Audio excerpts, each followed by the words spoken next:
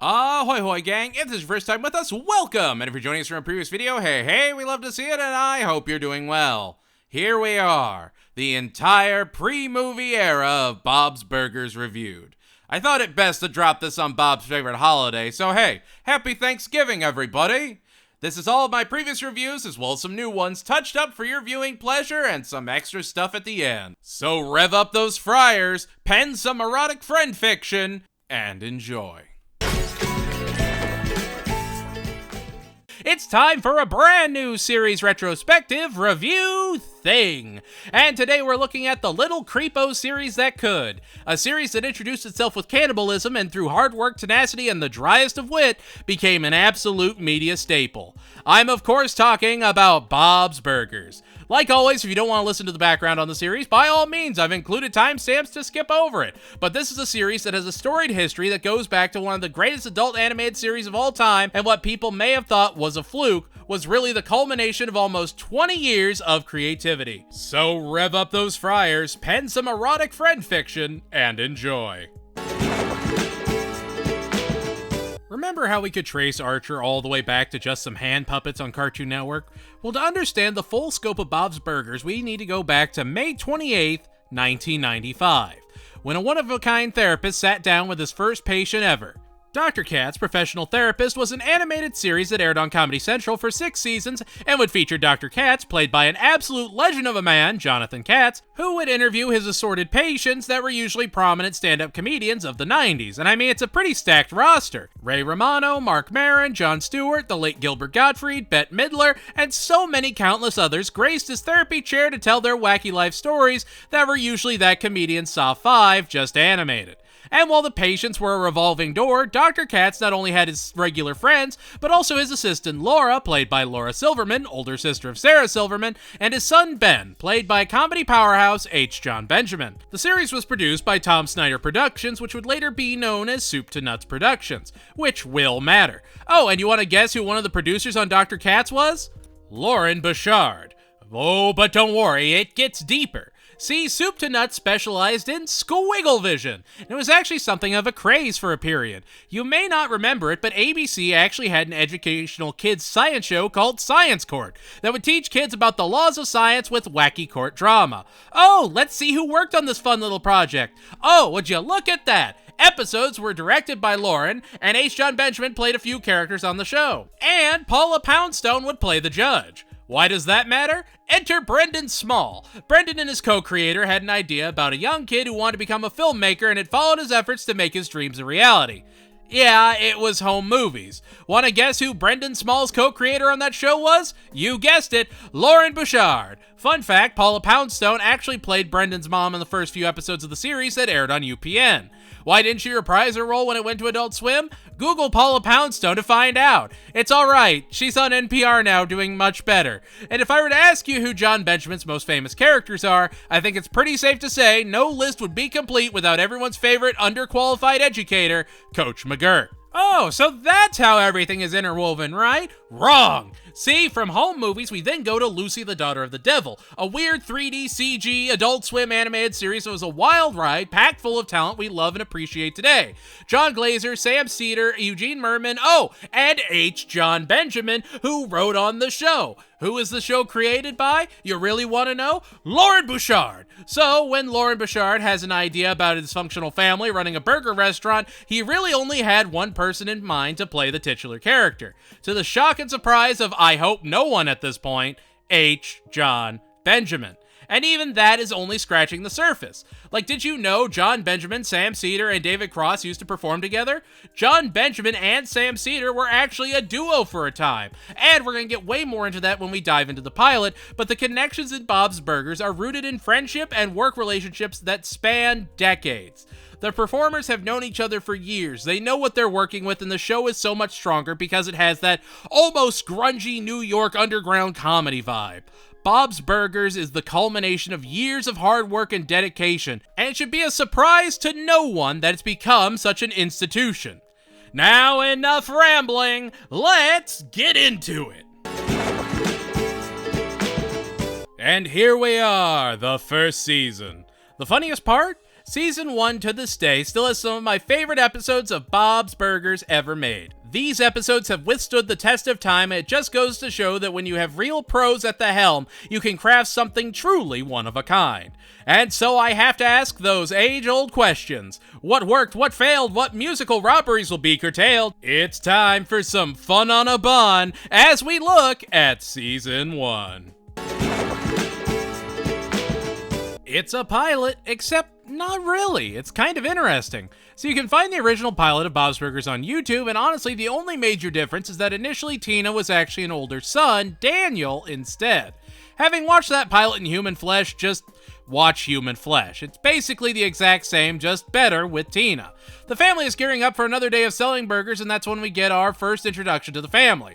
Bob, obviously played by John Benjamin, Linda, his wife, is played by John Roberts, and they have 3 kids. The eldest, Tina, is an awkward preteen played by Dan Mintz. Gene, the musically gifted middle child in a burger suit, is played by Eugene Merman, and their youngest, rabbit-ear hat-wearing daughter and petty criminal Louise is played by Kristen Schaal. And honestly, that's all great. There's no talking animals, Bob isn't a secret agent or a nuclear safety inspector, he's literally just Bob, the guy that makes burgers and wants to take care of his family. Of course he wants to be a famous chef, who wouldn't want to be? But he still goes day by day doing his thing. He hands out tasks for all the kids that he ultimately knows they're going to screw up, and he and Linda go to grind the meat when she reveals he forgot their anniversary again. But wait, then they get a surprise health inspection by Ron, played by delight of a man Ron Lynch, who you'd probably recognize from Adventure Time, but what's this? Oh, he was in Home Movies, Science Court, the Sarah Silverman program, Word Girl, another Soup to Nuts production, and then, of course, Bob's Burgers. He's been cooked into this formula right at the base. But you think that's deep? Follow me. This is Steven Crowder. You're on YouTube, so chances are high, one way or another, you've heard of this former conservative media darling and overall weird guy. The change my mind table guy? That's him. Why does he matter? Well, he really fancies himself a debater, much akin to Ben Shapiro. Only, much like old Benny Boy, he prefers to argue with a bunch of college kids rather than another professional orator. However, he would frequently go after the host of The Majority Report, one of the most successful political podcasts on the market. He kept saying he wanted to debate him and each time would find an excuse not to partake. Even Ethan Klein of the H3H3 podcast would try and mediate a debate between these two. Now, why does any of this matter to Bob's Burgers? Because the man Steven Crowder avoided debating is a man by the name of Sam Seder, who actually plays Hugo in Bob's Burgers. Someone on this beautiful marble we call Earth fears Hugo of all people. Sam Seder, of course, being a longtime friend of John Benjamin's and an incredibly talented voice actor and comedian, as well as political commentator. I want to talk about this not because of anything inherently political, just because these actors and personalities and shows are all interconnected in ways we may not realize or properly appreciate. And ironically, even a show as apolitical as Bob's Burgers will have to grapple with some very wild real-world events, but don't you worry, we'll get into it. And I can say all this because, yeah, it's a pilot. It gives us who Tina, Louise, and Gene are, and it's really just rapid-fire joke after joke, and it absolutely works. Hugo still has feelings for his ex Linda, and even remembers that it's her and Bob's anniversary, making Bob look even worse. Hugo posts a sign saying that the restaurant may serve human flesh, and a group of exotic eaters decide to try the scrumptious, potentially human meat-filled burgers and help the restaurant get much-needed sales. Imagine your pilot is based around a burger joint being accused of selling human meat. Magical. Oh, and totally just didn't bring him up, but there would be a neighbor that would pop up frequently. Mort the Mortician, played by Andy Kindler, who you'd recognize probably from Everybody Loves Raymond, but sure enough, he was in Dr. Katz too. He understands the optics of the burger joint next door to a mortuary serving human meat, and understandably dips out. This was on Fox. This whole first season aired on broadcast TV, and full disclosure, I loved it. Where other pilots I go, yeah, this was fine and that was fine. Here, all the jokes are wonderful and there's a very dark, dry comedy at play. Obviously, it'll lighten up as the series goes on, but I remember watching this when it first aired and being absolutely enchanted. Human Flesh is a juicy and well-seasoned 10 out of 10. When Linda's parents come to visit, Bob ends up falling into a crawl space between the restaurant and their home atop it. We actually get the first appearance of everyone's favorite handyman, Teddy, played by Larry Murphy, who, you guessed it, has been in a ton of stuff with John Benjamin before. Linda's mom, Gloria, would be played by Renee Taylor, who you'd probably know as Fran's mom in The Nanny. Tina hates when her grandparents visit because they, aren't quiet when the bed starts a-rockin', and she starts to lose sleep. Bob, meanwhile, instead of climbing out, accidentally gets himself stuck further and ends up starting to lose his mind, with his only friend being a glow-in-the-dark Coochie Kopi doll, and things get real The Shining real quick. Linda keeps Bob trapped in the wall as a punishment, the kids get in trouble at school, and we get our first appearance of Mr. Frond, the school counselor, played by David Herman. I genuinely want to know how people feel about Mr. Frond. He's an interesting character that, yeah, is absolutely just a David Herman voice you've heard 100 times, but hey, man's gotta work, and he honestly does a really, really good job with Frond. He decides that he needs to do a home visit because Louise convinced him that Bob is dead, and the kids are not taking it well. He goes, and Linda's mom sets him straight that there's nothing wrong with the kids or their family, and Bob eventually does come out of the wall. Yeah. They're a messed up family that has their issues, but they will always have each other's backs. Their return to normal at the end of an episode is vital for a series like this compared to, say, Family Guy or The Simpsons. Family Guy will come up with some giant out there plot line and then the last 30 seconds zoom to everyone watching TV before the credits roll. Bob's Burgers, on the other hand, never wades too far out from where it started and can always come back at a nice steady pace. There isn't some deep seasonal through line or anything. Most of these are one-off episodes, but that means the jokes and vocal deliveries need to be top-notch, and they consistently are. Also, we're only 2 episodes into the series, and they're already using experimental animation ideas like dream sequences and implying The Shining, and they're not afraid to really go out there. This is not a cookie-cutter series. Crawl Space is a perfect development on the formula and a fantastically cramped 10 out of 10.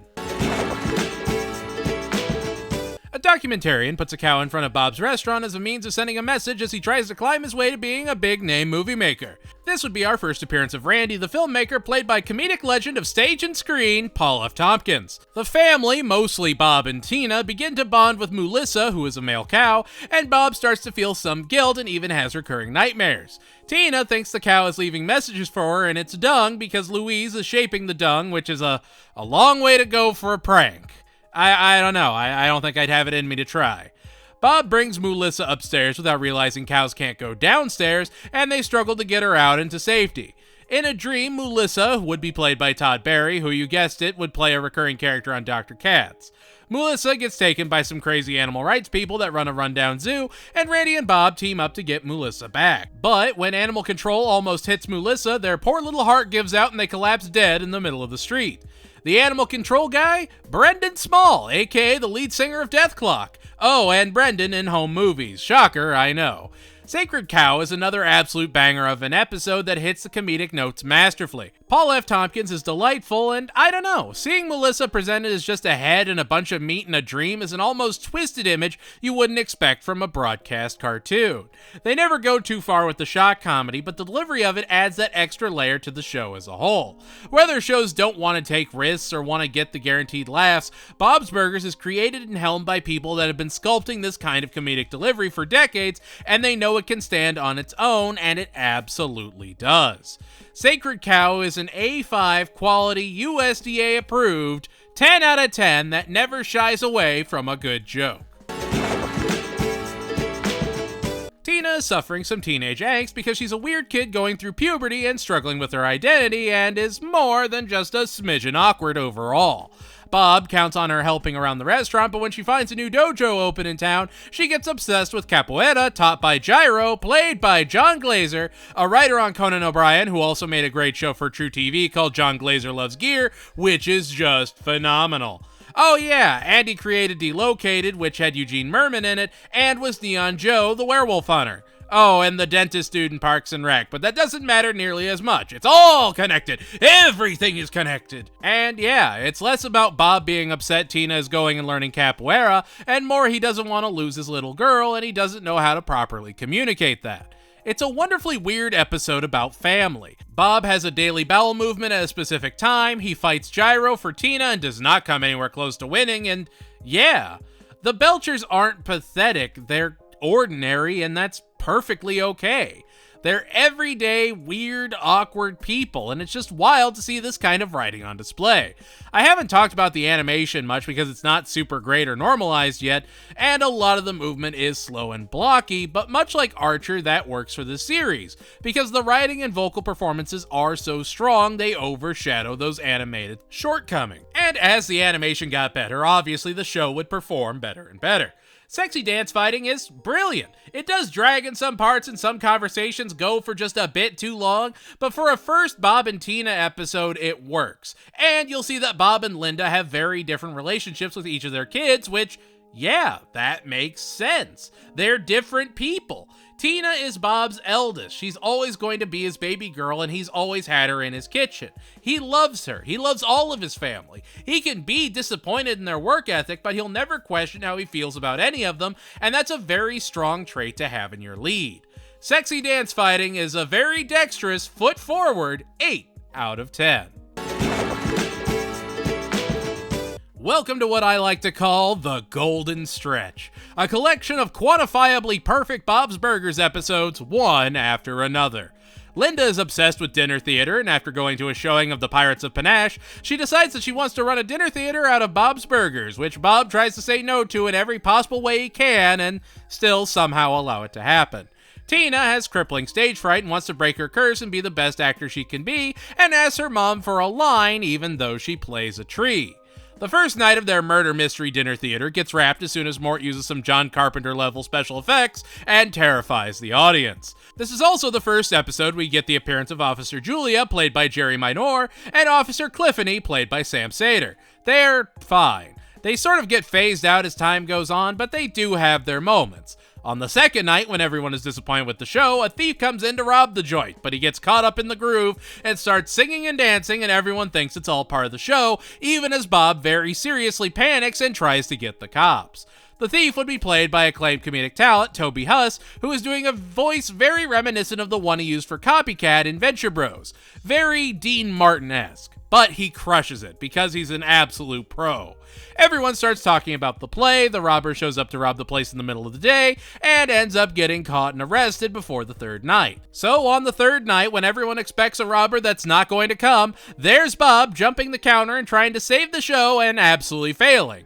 But his effort is enough to show he cares, and that's honestly the spirit of the show. So long as you try, that's good enough. Linda is always trying new things to leave her mark on the world. Bob is always trying new burgers. Tina is trying to be more mature and grow, and Jean is trying new beats. Louise is, I don't know, trying new schemes, trying people's patiences. She's a special case, an exception to the rule. Fact of the matter is, effort even in a failed venture is something to celebrate. These aren't perfect people. They don't do everything the right way, and they can even be the antagonists of some episodes, but you know what? They still love each other, and that's good enough. Hamburger Dinner Theater has a lot of heart and a lot of laughs, and is easily one of my favorite episodes of the entire show, bar none. It keeps that wild energy and just lets Bob have the best meltdown possible, and it's just great. Hamburger Dinner Theater is a stand-up ovation deserving 10 out of 10. With Tina's birthday coming up, she wants everything to be perfect, including inviting Jimmy Jr. from the rival restaurant Jimmy Pesto's over to share a slow dance and a kiss. Bob, in an attempt to make some extra money to make his daughter's dreams come true, approaches his landlord, Mr. Fischoeder, to see if he has any ways for him to make some quick cash. Mr. Fischoeder would be played by, and I cannot believe I get to say this, Academy Award-winning actor Kevin Kline. Just really wild that such a big name is an actual recurring guest star on the show, much less a genuinely fun character with a cape for Night Fog. Granted, he's not the only big name that will be a recurring star, but is a great one to start off with. He has Bob drive one of his taxis to make some extra coinage, and Bob begins to experience the nightlife of the town, even falling in with some ladies of the night. Steve Agee from Peacemaker as Glitter, Jack McBrayer, everyone's favorite nice guy, as Marbles, and Oscar Nunez of The Office, who played Oscar, as Cha-Cha. They help him navigate the night, and he may or may not have become their pimp. All while Louise tries to teach Tina how to kiss so she can get her big moment. Yes, Louise has no idea what she's doing. Yes, she's kind of bullying Tina through it, but also she's trying to help her sister, and it's kind of touching. They're weird, awkward people, but they do care about each other. Jimmy Pesto refuses to let Jimmy Jr. go to the birthday party, so Bob goes to confront him and he reveals that he'll let him go if Bob shaves his mustache and brings it to him as a trophy. Jimmy Pesto is a very interesting character. He would be played by Jay Johnston, who has been in everything from Mr. Show and The Sarah Silverman Show to The Capitol on January 6, 2021. Yeah, he was a very active part of the storming of the Capitol, and that's why you don't really see much of him anymore. Before that, though, he'd had a very storied and pretty downright solid history with great voice acting, even working in series like Moral Orel as the coach, and Mr. Pickles alongside the spinoff Mama Named Me Sheriff. But what can you do? We get our first incredible appearance of Marshmallow, Bob goes to shave his mustache to make Tina happy, and Cha-Cha and the girls give Bob some ABDL-themed blackmail to help Jimmy Pesto let Jimmy Jr. come to the party. Tina and Jimmy Jr. share a kiss and a dance, and she gets to realize her dream. The episode is really solid and shows that Bob is willing to go to any lengths for his kids. Tina's happiness supersedes what he feels about Jimmy Pesto and is willing to push all of his boundaries to make sure she gets what she wants. That being said, Tina keeps making excessive demands of Bob that force him to compromise himself time and time again. She should understand that her dad is doing the best he can, but she's a teen girl. She's gonna be an awkward, hormonal, angry mess sometimes, even when Linda tries to show her that her dad genuinely cares. It really showcases how talented the writers are that they can deliver a plot like this so masterfully while still packing it tight with jokes. Sheesh Camp Bob is a nocturnal and into the night 10 out of 10. Linda wants to be remembered and sets up a fancy B&B for the weekend to entertain lavish guests like Dr. Javid and his fungal beetles. Louise is adamant that she be left alone in her room and no one disturb her peace, and Teddy is jealous of the bed and breakfast guests. Now, the real cool thing about this episode is that it's a real showcase of the range of the voice actors. There's only one additional voice to the usual cast, and even she works on the show proper, just as a production coordinator. Nora Samuels of the BDSM couple The Samuels would be played by Melissa Barangalski, who played Melissa in home movies and has worked on more than a few Soup to Nuts productions. Again, these are all people that have a range and have worked with one another to some degree previously. And this episode is a perfect showcase of that with how they just play off of one another with more and more outlandish characters. Teddy pays to stay at the bed and breakfast, Linda gives him Louise's room, and Louise proceeds to vow revenge. Linda starts to spiral more and more when her guests just don't participate in any of her activities, and we find out that Teddy hates mascots as he tries to eat through the multitude of beetle bites he's sporting thanks to Louise spreading beetle pheromones all over his face. Louise then calls in an army of effectively professional furries, and Teddy fights his way through them with a vengeance. The episode is a fantastic first proper look at Teddy, and I adore how Larry Murphy plays him. He'll evolve through the show, but his first few appearances are definitely my favorites. Even just him having that zen smile at the end of the episode, pretty sure the fox is a chick, while Bob awkwardly tips the battered mascots is... oh, it's just perfect. I know it sounds like I'm gushing with each of these episodes, and I kinda am. When it first came out, this was a fresh show. It wasn't Family Guy or American Dad, it wasn't The Simpsons, it was something new, something rough, something much more raw, and I loved it. I loved what it was setting out to do, and I mean, I know a lot of people hated the earlier blockier style, but I really loved it. It's just, man, it is just good TV. Bed and Breakfast is a bacon burger deserving 10 out of 10. It's the art crawl! All the art shops on the pier set out their art for everyone to appreciate. Bob and the kids start bashing the art when we run into the elder owners of Reflections and the overseers of the art crawl. Edith, played by Larry Murphy, and Harold by Sam Sater. They're great, and I love them. Louise sees how easy it is to make touristy art and sell it for a mint and decides to get Gene and Tina into it while Bob heads back to the restaurant to discover that Linda's sister Gail, in an inspired decision, decided to adorn the walls of the restaurant with assorted paintings of different animal anuses. The very eccentric, cat-loving, and cat-abducting Gail would be played by #1 Nick Offerman superfan and comedic legend, Megan Mullally. She does great because, yeah, of course she does. She's a pro that can handle stage, screen, or animation cell with absolute effortless skill. She would be a recurring actor in both this and The Great North opposite her husband, Nick Offerman. When Tina and Gene just aren't cutting it with their paintings of their albino friends and new dentists, Louise ropes in the very eccentric Pesto twins, Andy and Ollie, played by Laura and Sarah Silverman. Laura Silverman, of course, having played Laura in Dr. Katz, and Sarah Silverman having her own healthy history in voice acting, not excluding Wreck-It Ralph. Will I review Santa Inc.? Do I have to? They're both great as Andy and Ollie, though, and they just have this weird, delightful twin energy to them. There's also a third boy with them, Devin Mitchum, who's also fun. Bob tries to use the kids' paintings to placate Linda so she won't be upset he took the anuses down. But when Edith commends him for taking down such vile garbage, he decides to demand Gail paint even more, bigger anuses. There's some back and forth. Linda paints over the butts thanks to a very inspired dream sequence, and she's finally honest with her very fragile sister. It's, just even more peak. Louise as this vicious art dealer works perfectly for her. It's great to see more of Bob being a rebel for the sake of being a rebel, and even having Linda have an internal conflict is just wonderful. We have our first technical appearance of Dr. Yap, and I just can't think of anything in the episode that felt out of place. There is such a steady pace throughout the episode that it just feels like a carefully crafted, anus-laden masterpiece of weird animation. Art Crawl is a tip to taint 10 out of 10. Louise and Bob bond over late-night TV and insulting whatever they come across. It's a sweet little bonding activity. However, when Banjo, one of Bob's favorite Western movie series, comes on, he's engrossed and Jean actually takes an interest, inadvertently pushing Louise out of the way and taking her time with her dad from her. Meanwhile, Linda is ecstatic that she gets to make the spaghetti for the Conflict Resolution Club fundraiser and prove that her food can be just as good as whatever her face's baked ziti from the year prior was.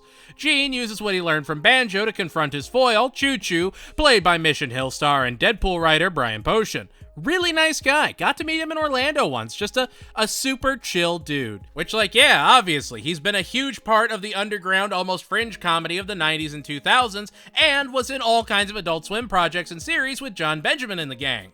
Jean goes mad with power, Louise acts out, and Mr. Frond really tries to push people to show their abs. Bob mocks him, they fight, and Jean ends up having to fight Choo Choo outside, only to run away with Bob and Louise. Louise reveals she missed hanging out with her dad, and they have a heart-to-heart and later a fart-to-fart. Tina gets weird about the club and starts treating a scenario like it was real, and Bob is forced to show his abs to Frond and resolve their conflict. Of the entire season, this episode personally feels like the weakest, and it's not even bad. It's just packed full of stuff that feels very rushed at points. There's almost too much conflict to resolve, an excess of conflict, if you will. I wish we had maybe 2 less side stories. Fold them in together, it's okay. But it is great to see Bob and Linda both acting out. Linda wants to prove another mom wrong, and Bob just sometimes has no filter and is gonna be honest when he should bite his tongue. They're stubborn and passionate, and it's great that the entire family is flawed like this. Spaghetti Western and Meatballs is a high noon 7 out of 10.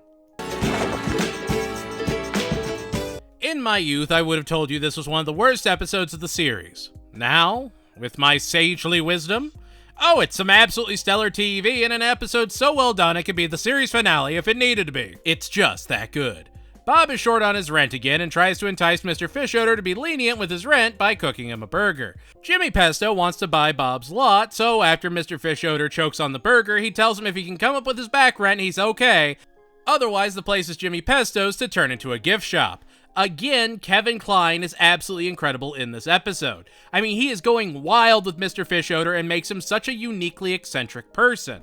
He makes him this enchanting phantasm of insanity given human form. Jimmy, in an attempt to deliver a killing blow to Bob, decides to sell pesto burgers. The only problem is, his burgers suck.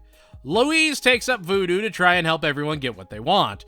Tina, her dance with Jimmy Jr., Jean, his first musical performance, and tries to get hair from Jimmy Pesto to ruin him. Andy and Ollie help her on her hair acquisitions, while Linda cheers Bob on in his crafting of Meat Saya sliders, and I don't know, huge credit to John Roberts for how he plays Linda. The way he can add such a caring inflection to her voice is honestly incredible. Bob, now desperate, starts running around in Jean's burger suit and starts running inside Jimmy Pesto's to hand the sliders out in his restaurant like a desperate man with nothing to lose. Bob needs this, and he is doing anything he can to get through it. This is his livelihood. This is where his family has their roots, and Jimmy Pesto decided to take that from him for a gift shop.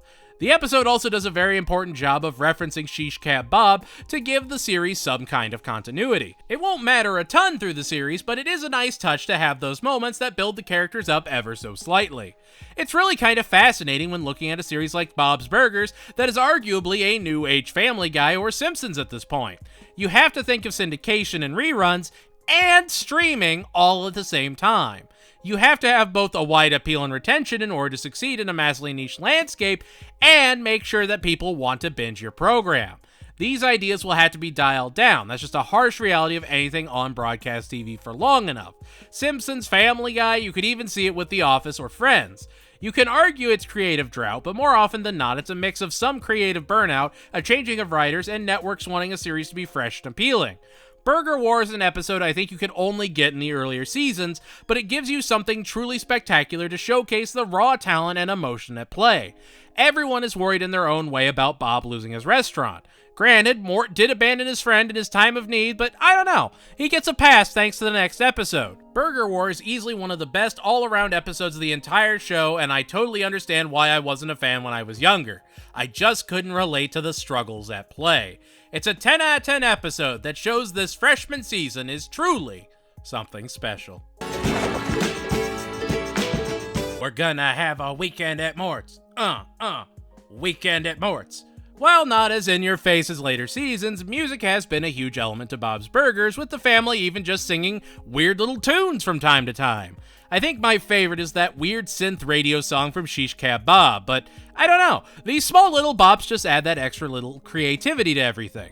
It's used sparingly and doesn't feel excessive. Yet. Hugo, being peak Hugo, tells Bob that he has to tent his house because of some green mold growing on the wall. So, Mort offers for the whole family to stay with him for a few days because he's just that cool. He even wants to babysit the kids.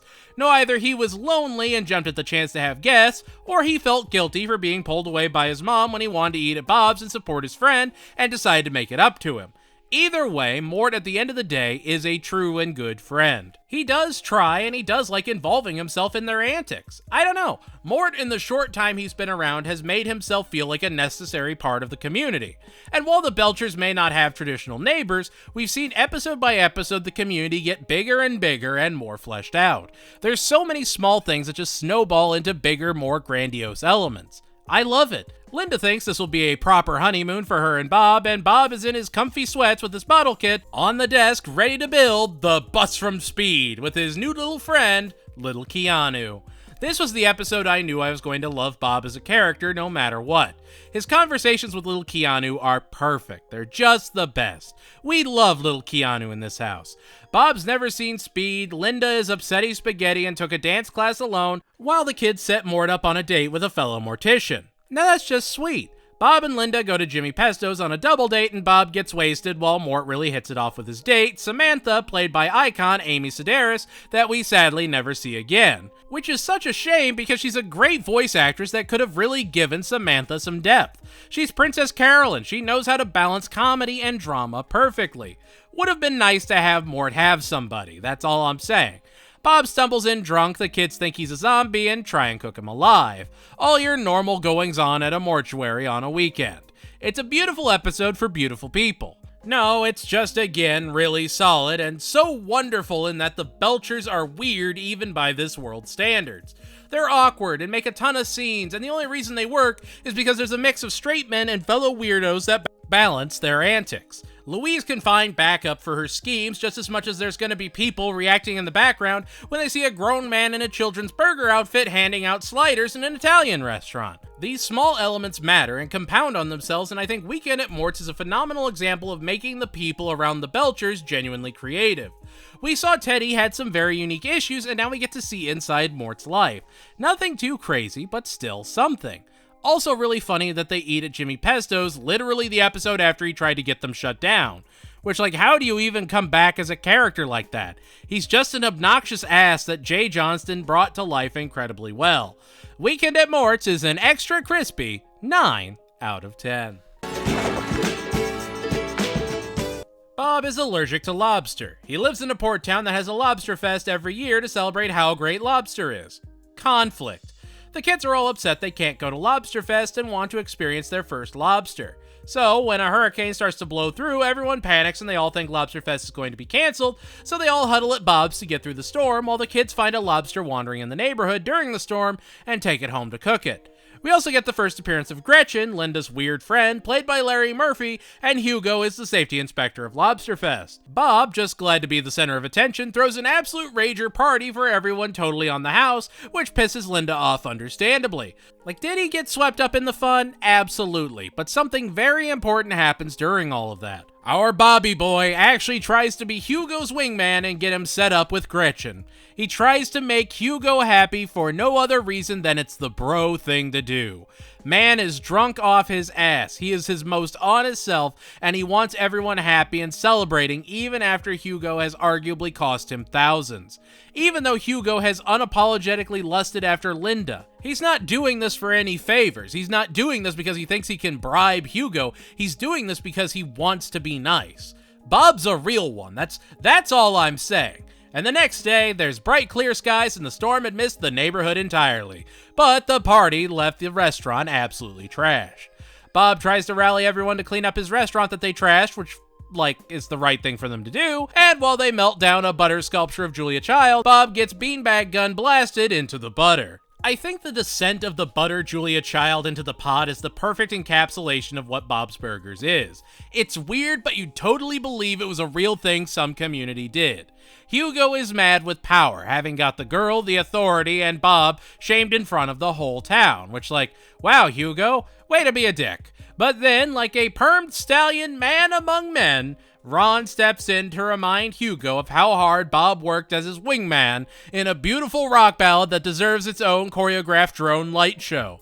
The song has the creative integrity of a modern Bohemian Rhapsody. And as Hugo's mind cries from the lyrical majesty escaping Ron's lips, he confirms that sure, there's Bob's hair and skin flakes in the butter, but it's still graded safe for consumption. The kids all regret eating their first lobster in shame, and it turns out Gene is actually seriously allergic to lobster and has to get an EpiPen shot so he doesn't, die. I love it. I love this episode like I have loved most of the season before it. Lobsterfest is a great community episode of the show, much like Shish Kebab Bob was for the nightlife. It shows us that the Belchers are part of a bigger beast entirely. This is our proper introduction to their quahog, to their eccentric neighbors. We get more of the school, more of Hugo, and that saint of a man Ron, and yeah, there's just a lot of genuine charm. Lobsterfest is a safe for consumption 10 out of 10. And here we are, the season finale. Bob gets some advertising at the wharf at the baseball stadium. It's a tiny itty bitty little sign. It's adorable. We get the broadcasters, Bert and Phil, played by Metacomics extraordinaire Tim Heidecker and Eric Wareheim. A broadcast TV animated series with two of the most influential comedians of the modern age as bit characters in the season finale. Sometimes things are just perfect and somehow manage to get even better past that. Gene wants to run in the mascot race and says he can promote the restaurant, so Bob goes down and tries to get Gene in the running and meets his hero Torpedo, played by Reno 911 superstar Robert Ben Garant, who does an absolutely stellar job bringing Torpedo to life. Tina becomes a bat boy, Gene gets put into the race and then proceeds to absolutely forget the restaurant to Bob's fury, and Bob finds out that Torpedo has been using his burger's grease to cheat his skadoosh throw. So he goes and talks with Fish Odor and his Wonder Dog, who explains to him that it's okay to cheat as his men take wood from the roller coaster to add more stands to the baseball diamond and shows all the Midway games are rigged. He tries to convince Bob it's okay to cheat, and Bob actually starts to agree until Gene cheats to win and he realizes that he has to course correct. He stops applying grease to Torpedo and tries to talk to Gene over the broadcast and tell him not to cheat while Mr. Fish Odor shoots at him. He keeps trying to prove his point until the entire roller coaster comes crashing down behind them. Talk about a spectacle for a season finale, having that coaster come crashing down. I love it. It's just such a poignant note, and then Gene gets pushed by Captain Peli Can, who cheats his way to victory, and everyone cheers. Which is just an absolutely wonderful end note. Like, sometimes cheaters are just gonna win, and it's the morally right thing to not cheat and fight fair. It balances reality and idealism in a perfect way. It didn't need those extra touches, but having them elevates the entire experience. I mean, there's a whole Wonder Dog bit that they carry from one scene to another, and it's just great that they have such minor attention to detail that you may not even notice it on your first watch through, but they still put it in. I know I didn't notice. Torpedo is just an excellent episode and a beautiful capstone to an overall delightful season of television. It never had to be this creative, it never had to have this much charm. As we compare it to something like Bless the Hearts, even though I love the first season of that show, I don't think there's an episode that comes close to Bob's Burgers this season, even at its weakest. This show is a passion project made by people that have worked together for over 15 years. These are pros bringing their all to make something truly special, and Torpedo is the perfect example of that. It blends traditional animated broadcast sitcom writing with what made things like home movies and Dr. Katz so special. This just ever so slightly off-kilter feeling and honest dialogue. Torpedo is a well-oiled and fantastically greased 10 out of 10. And there we have it. That was Season 1. Season 1 was a lot, but you're surprised when you get to the other side and realize what you just watched. This was a lot of people's first introduction to a show that would go on to be an absolute animated powerhouse, and look at what we got. Absolute banger episodes one after another. And I know that's probably controversial to some of the more modern day fans of the show because it has grown a lot from these roots, and I am excited to get into that, but what we got here is a beautiful foundation for the show to build off of. Next season is actually shorter than this one, as it's basically just the 9 remaining episodes of a 22 episode order. Even then, it's still got some absolute heat packed in there. We'll get the introduction of one of the worst characters in the show, an early morning cryptid, and so much more. And so the criticisms will be few when we dive into Season 2. It's Season 2! The second season! I know, blew my mind when I figured that out too. Season 2 really genuinely feels like a continuation of Season 1, but not in any canonical sense, in more they feel cut from the same cloth. Season 3, in comparison to the 2 seasons before, it almost feels drastically improved upon, which isn't bad at all. Just shows that these were all ideas they'd mapped for a full 22 episode season and just got broken into 2 parts. So let's see what they managed to work into a whole second season of the show Fox had no idea would succeed. Like always, let's ask those 3 age-old questions. What worked, what failed, what margarita mix consumption will be curtailed? Grab your crew because it's time to talk Season 2. Teddy makes a joke and gives Louise a fake treasure map to find the treasure of the old taffy factory that's about to be demolished. Louise doesn't realize it's a joke and decides to get Tina and Jean to help her explore the factory. Naturally, they invite friends, so Andy, Ollie, Jimmy Jr., and Jimmy Jr.'s best friend Zeke, in his first appearance, played by Bobby Tisdale, show up to look for the smuggler's gold. Zeke is a lot, but he's got a good heart and you can tell that he's doing the best with his situation, but him being so close to Jimmy Jr. makes Tina understandably jealous. She pretends to be like a book character to be more hard to get, and it just doesn't really work. The kids run through the factory, and yeah, sure enough, they get stuck in an elevator that falls into the basement, and they have to find a way to escape before it's too late. What are Bob and Linda doing through all this? Oh, they're having the most awkward, sex dice-involved couples night imaginable. When they realize the kids are missing and in danger, they run off to save them, and Linda had slipped Bob a Viagra previously, so he has to deal with that through the entire episode, which is just so normal, I guess? Like, it's such an insignificant yet absolutely valid issue to have to deal with in this chaos. It's so dumb, and yet it works. I don't know. The writing is really solid, and when Louise falls down a further tunnel and runs into a taffy man, she confides that she does love her family, she's just frustrated by them as the Belchers run up and save their smallest member. We then get an ending song, sang by Cyndi Lauper of all people, revealing there was in fact gold in the taffy man and the treasure was real the entire time. As the season premiere goes, honestly, it's a perfect example of how you reintroduce characters. Sure, Gene doesn't do much, but what he does do sets who he is as a character. Remember, they had to develop the show not only around broadcast, but also streaming, so they had to be consistent while also eye-catching for new viewers.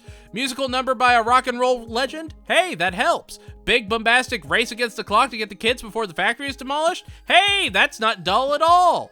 Like, genuinely, it's a really solid display of what Bob's Burgers does, and it's a great intro to new fans if they were late to the party. Season 2 definitely feels more like an addendum than a new season proper. It's the continuation of the story, especially with the inclusion of Zeke here and Tammy later on, and fills out the world before they take a very noticeable jump. The bell cheese is a well-chewed 10 out of 10. So, remember Officers Jennifer and Cliffany from the first season?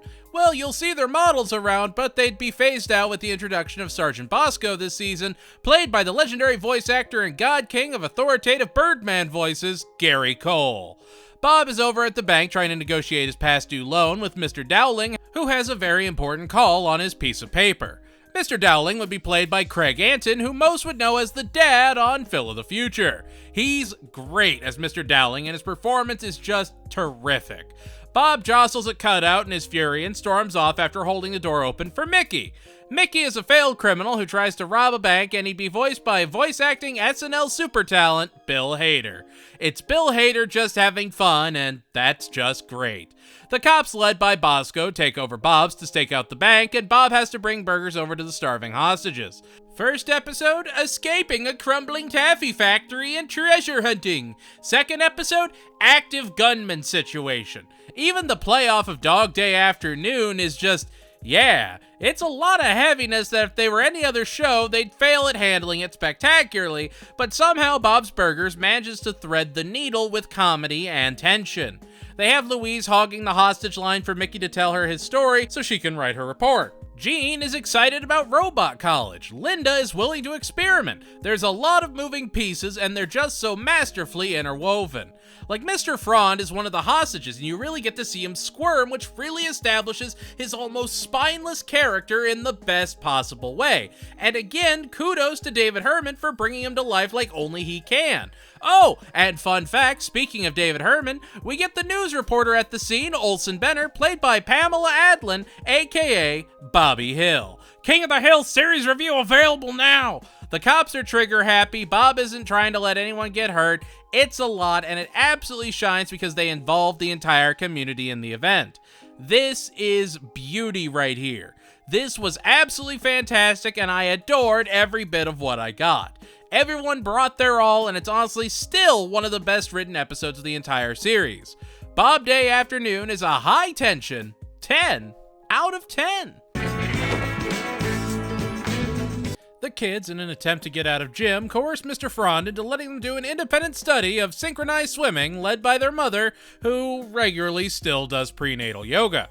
The B-story is Bob gets an ice cream machine and feeds Teddy a sponge. Great times.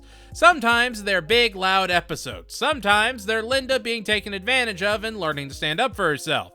The kids always manipulate her into doing all the work for them, and even in the class, they do whatever they can to blow her off until she finally snaps and just lets Bob deal with it so that they won't have to do summer school. It's a lot. Not gonna lie, it's a bit of a come down off the last two episodes, but it does still have some merits. It's a great display of Mr. Frond. We get a lot of great one-off jokes. The ice cream machine is amazing. We got Swirlet from this episode, but if I'm revisiting the series, synchronized swimming is definitely one I skip more often than not. It drags in some parts, and the kids are very actively the antagonists, which just feels a little disjointed to keep things going. They're always forcing it to go further and further to try and get Linda to finally snap. Louise roping Gene and Tina into shenaniganery is a very common trend and can be done right even later in the season, but this just feels unnecessarily mean to Linda, which, to the show's credit, the Empty Pool Showcase does rectify a lot of those issues, and John Roberts makes Linda such an almost familiar character that you understand why she feels so hurt. It's those small details that make this episode still absolutely a fine watch, even though it does drag in some parts and does have some weaker elements. The repeated classes, the skipping and finding excuses to get through the final synchronized swimming performance, it just kinda drags on to an uncomfortable degree. It's still absolutely a fine watch, but probably the second weakest episode of the season. What's the weakest? Stay tuned to find out! Synchronized swimming is a Caddyshack referencing 8 out of 10. You know, I would have said this was the weakest episode of the season when I was a kid, but now I absolutely know better. Bob gets an arcade machine to try and get some extra revenue. Burger Boss, a game he thought he was something of a pro at. He shows his kids his skills, gets up on the board, and then Jimmy Pesto, the diabolical diaper lover that he is, comes over and grinds all up on this man's machine, violating it in front of the whole family and getting first place on the board and writing Bob Sucks at number 1. This is where I hated the episode as a kid, and now I adore it. Bob stays up all night playing the game and keeps trying to beat Jimmy's score until he eventually develops carpal tunnel and keeps trying to play with his crinkled hands and the power of God and painkillers on his side. This man is popping painkillers like they're Skittles, and Linda understandably sells the machine once she sees how obsessed Bob is. However, Bob chases it down to basically a family fun zone and gets shown the door by the security guard, brought masterfully to life by Robert Smigel, who you'd know as Triumph the Insult Dog, who had a show alongside Jack McBrayer. All connected. He's great. Like, the character doesn't even have a name, and he's one of the most memorable parts of the entire episode because of his performance. Bob then decides to bring the kids to the fun zone, and they start raiding birthdays. Bob enlists the tutelage of a bullied kid, Daryl, played by Aziz Ansari of Master of None, and a somewhat recurring character. Gonna be real, glad we don't see a ton of Daryl. He's way too nerdy for me. I get what Aziz Ansari is doing with him, but it's just, it is grating to the ear. It just hits it wrong.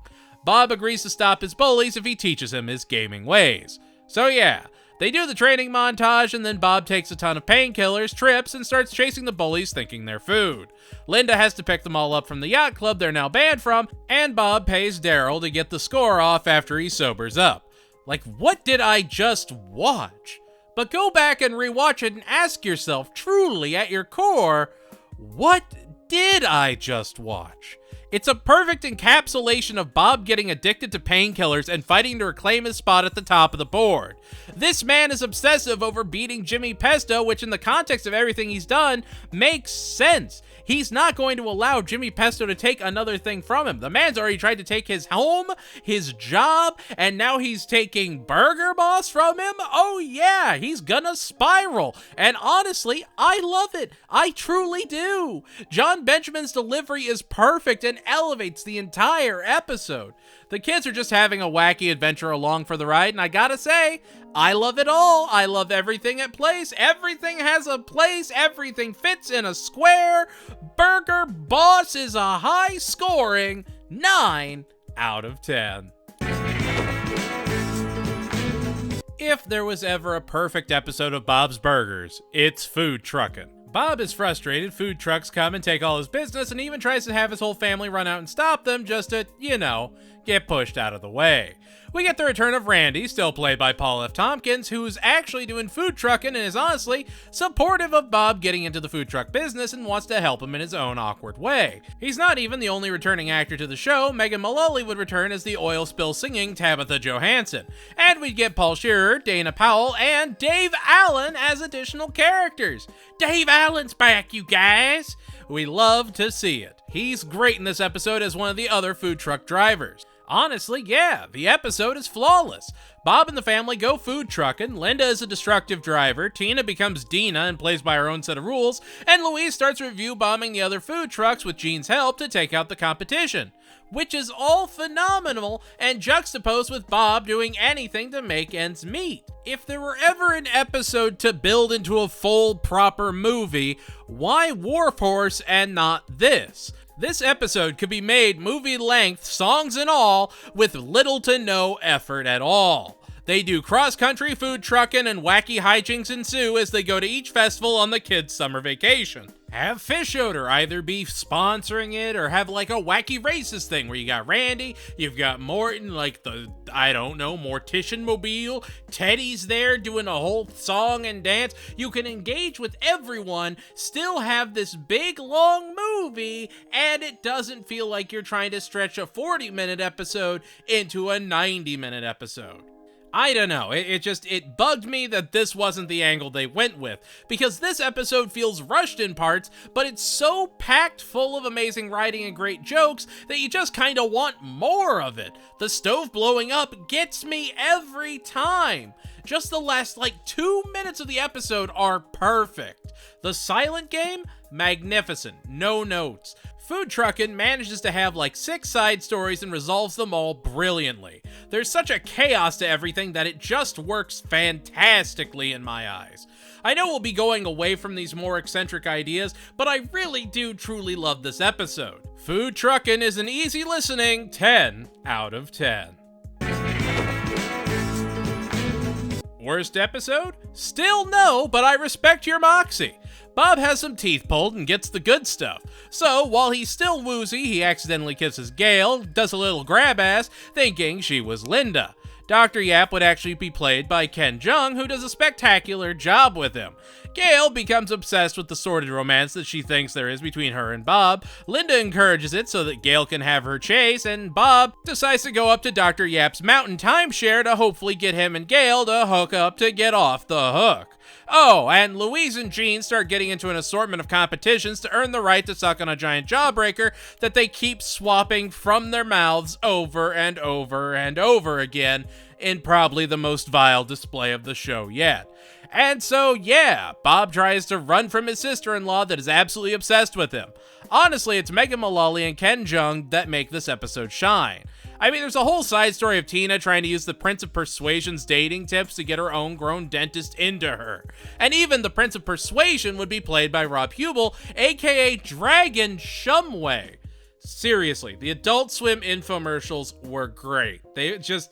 Oh, Dragon Shumway is one of my favorites. Fun fact, Randall Park was actually in the Broom Shakalaka one. And who could forget Too Many Cooks? Dr. Yap is fine. You have Tina hitting on her dentist and Jean and Louise swapping this jawbreaker while Linda pushes Bob to humor Gail until she suddenly gets upset over it. It's so much going on in one episode being approached from way too many angles. There are absolutely some great jokes, but they very easily get lost in the constant stream of things happening. They never let things breathe. It feels too crowded and it really only involves 6 people. It's weird. Still not horribly bad overall, but just a lot. Dr. Yap is a twice daily flossing 8 out of 10. Bob and the kids are going down to the farmer's market where they meet a great artist and Bob's occasional food friends. Pepe, played by Oscar Nunez, Reggie, played by Eddie Pepitone, and Tran, played by Russell Peters. They warn him that the Moody Foodie has hit each of their restaurants and he's got a pattern, so obviously he's coming for Bob next, and he needs to be careful. The Moody Foodie would be played by nerd of all nerds, Patton Oswalt. So, Bob begins to prepare, and we get our first introduction to the mailman Mike, played by comedic SNL wonder legend Tim Meadows. Bob tries to put on a good show for the Hasidically hidden foodie, and his kids are just understandably his kids and naturally screw everything up. So, he writes a horrible review and is ready for Bob to completely fail. Bob, then, as he's at his lowest point, decides to break into the Moody Foodie's house, tie him up, so that he is forced to give him the second chance Bob believes he deserves. I kind of love that Bob never takes the moral high ground. He'll arguably do the right thing when things go to the point of no return, but he's not like Hank Hill. He's not the voice of reason in his neighborhood, or if he is, it is very rare. He's very efficiently going to make his life way harder than it ever needs to be, more often than not. So yeah, he starts tearing into the foodie's mail, references Tin Cup, the other restaurant owners torture the foodie, and the Moody Foodie has a change of heart when he tastes Bob's burger with the cops on the line. The family watches Tin Cup. I mean, even then, at its absolute boiled down core, the episode is just amazing. Moody Foodie is just great jokes, great performances, and a great time, all wrapped in one. It's just this display of controlled chaos, and yet there's never a point where it doesn't feel believable. They have steadily worked out to this point, and they know it's safe within that parameter. They know what the audience is comfortable with watching. We've seen Bob do more and more wild things, and this feels like a natural progression of who the Belchers are at this point. They're gonna torture a guy, but they're gonna do it as a family. And like, you can argue they do that in American Dad or Family Guy to an extent, or even The Simpsons, but Bob's Burgers shines when the whole family is flawed and encouraging each other to go deeper into those flaws.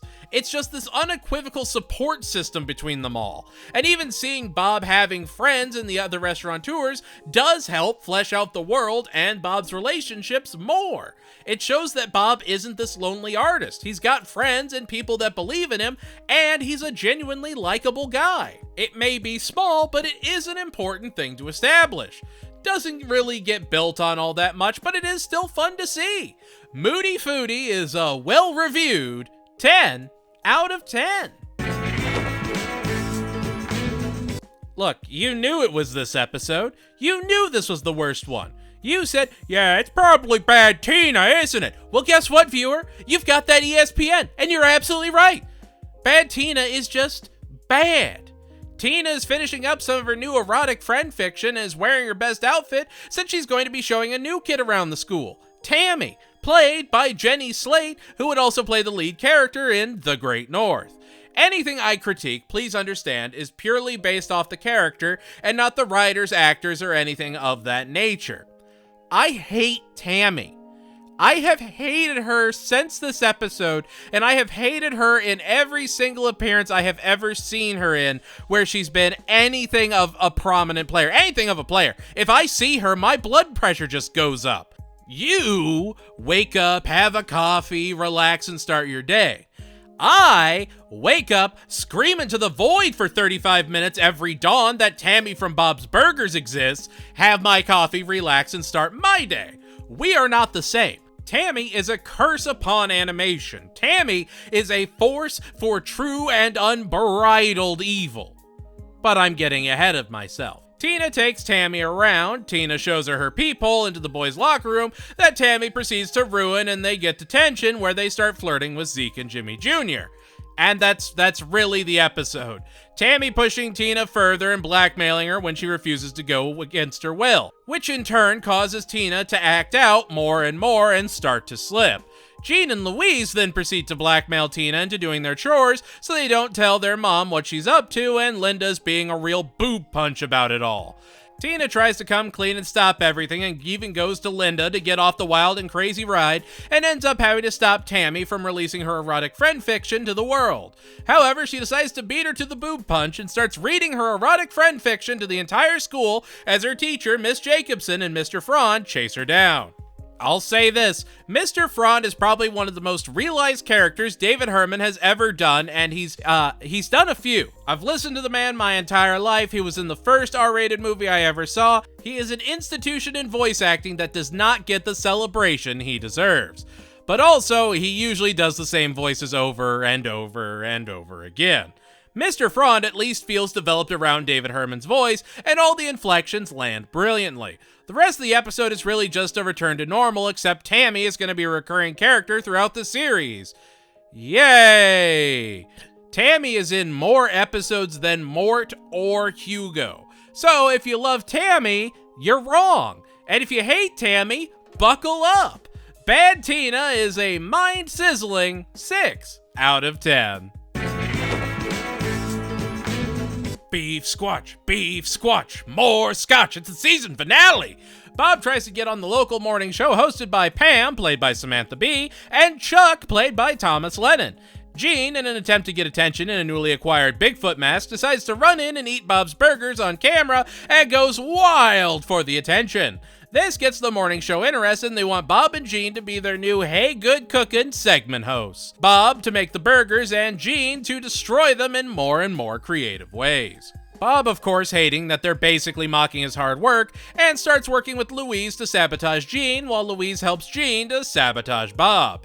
Tina also is introduced to her new boyfriend, who just kinda assigned himself to her, Nathan, who would be played by curse specialist and the guy always ready to help with his really good grades, Nathan Fielder. He's great, because of course he is. I just genuinely wish he was in more of the show.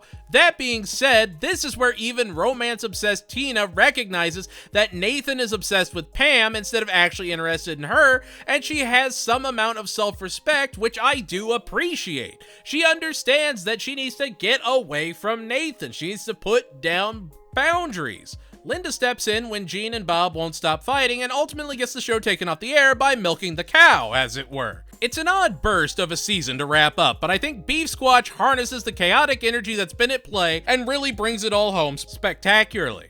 If I have to choose between Torpedo and Beef Squatch, it's a thin margin for me to say Torpedo is the better season finale.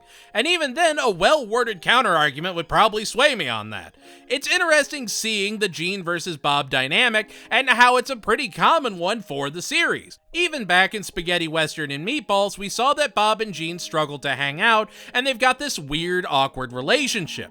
Here, they both want the spotlight and actually have something they're competing over be a shared passion. Bob has always wanted to do bigger things and be that kind of celebrity chef, and Gene wants to do something with show business, probably music related. They have a shared passion for fame that could unite them, but instead has them charging at each other with a vendetta. The Belchers are not perfect people at all, and the fact that they are usually the antagonists of their own stories is honestly perfect. It's what helped American Dad stay fresh for so long, and by letting everyone be terrible from time to time, you allow yourself more pieces to use to keep fleshing out story after story, which is super important when you had to produce 22 episodes a season instead of, say, 13 or the usual 10. And when we look at the next season, that's when the magic of this formula really starts to show. But for now, Beef Squatch is a show-stopping 10 out of 10. And there we have it, that's season 2. I'd be very curious if someone could sort of fuse this in season 1 into a proper one-season order. I feel like it could be done, it just might need some finagling in different parts. Ultimately, yeah, another incredible season. While there might have been a dip here or there, it was never bad enough to bring down the season as a whole, but with a shorter episode order like this, those little marks and mistakes are easier to see. That being said, season 3 is really where we hit our Bob's Burgers stride. It's a significantly longer episode order that really lays the groundwork for what you can expect from the show going forward. We'll get a mutiny, a mannequin, a museum, and so much more that will make you squeal with glee when we sail into season 3. It's season 3! Our first proper episode order of the series with a hearty 23 episodes to go through. So let's not dilly nor dally. We've got to ask those 3 age-old questions. What worked, what failed, what smart toilet heist will be curtailed? There's praise to decree here in season 3. It's our season premiere! After the leader of a biker gang is sent off at Mort's, the entire gang proceeds to hang out at Bob's, and Critter ends up giving him a card to call in a favor whenever he needs to. Critter, the new leader, would be played by Ben Garrett, who was also Torpedo in the last season. Mudflap, Critter's partner, would be played by Wendy McClendon-Covey, so it's a little Reno 911 reunion. Oh, and Louise gets her ears stolen by this little blonde jackass named Logan. Logan would be played frustratingly well by Kurt Braunohler. Like, I hate the character, but the delivery is done really, really well. There has never been an episode where I went, you know what? Logan is a positive addition. Rudy? Jimmy J? Oh, you betcha. Hell, I'll even give you there are some okay Tammy episodes. But Logan and his family? The actual worst. His mom, Cynthia, would be played throughout the series by Lindsay Stoddard, who, fun fact, is also in Central Park and The Great North. Louise uses Bob's one favor to have the bikers bully Logan into giving Louise her hat back, and Logan's parents storm Bob's to throw down with the bikers until they all come together as Mudflap gives birth to Critter's kid. On the one hand, this is not an episode I revisit often because I am just not a fan of Logan. But on the other, this is a genuinely solid episode that starts to establish the new season status quo that'll be cemented in season 4. We're starting to see the series change and start to be more focused around the kids. Granted, that was probably studio notes for the next production cycle of the show, since I'm sure the kids tested incredibly well. But if we look at seasons 1 and 2 combined, Bob and Linda are the focus of the A story 16 times over 23 episodes. In season 3, at most, it's 10 stories not focused around the kids in some way. The main characters of the show are quickly becoming Jean, Tina, and especially Louise. And it's not a bad thing at all that the show is evolving like this. American Dad in its 3rd season was starting to become more and more apolitical and going more deep on the weird stories and Roger's personas. The Simpsons pivoted hard into Bart when he was a huge craze. The jokes are still great, the performances are incredible, and overall, Earsy Rider is a hog wild 8 out of 10. It's our first Halloween episode! This would start the tradition of Bob's Burgers having holiday episodes that obviously would air close to those holidays. I don't know, I kinda appreciate that they're not, say, Treehouse of Horror or Christmas Fighting Magical Santa because reasons. It's just a family on Halloween, and for our first holiday episode, it's kinda incredible. Jean, Tina, and Louise are flying solo this year as they try and hit up King's Head Island to get some of those king-size godsend super bars. While the kids are away, Bob and Linda reluctantly go to Teddy's Halloween party, where this grown-ass man is in a tiger onesie, and I just need to say, the passion Larry Murphy puts into Teddy sells him. That man is always at a 10 and never comes down.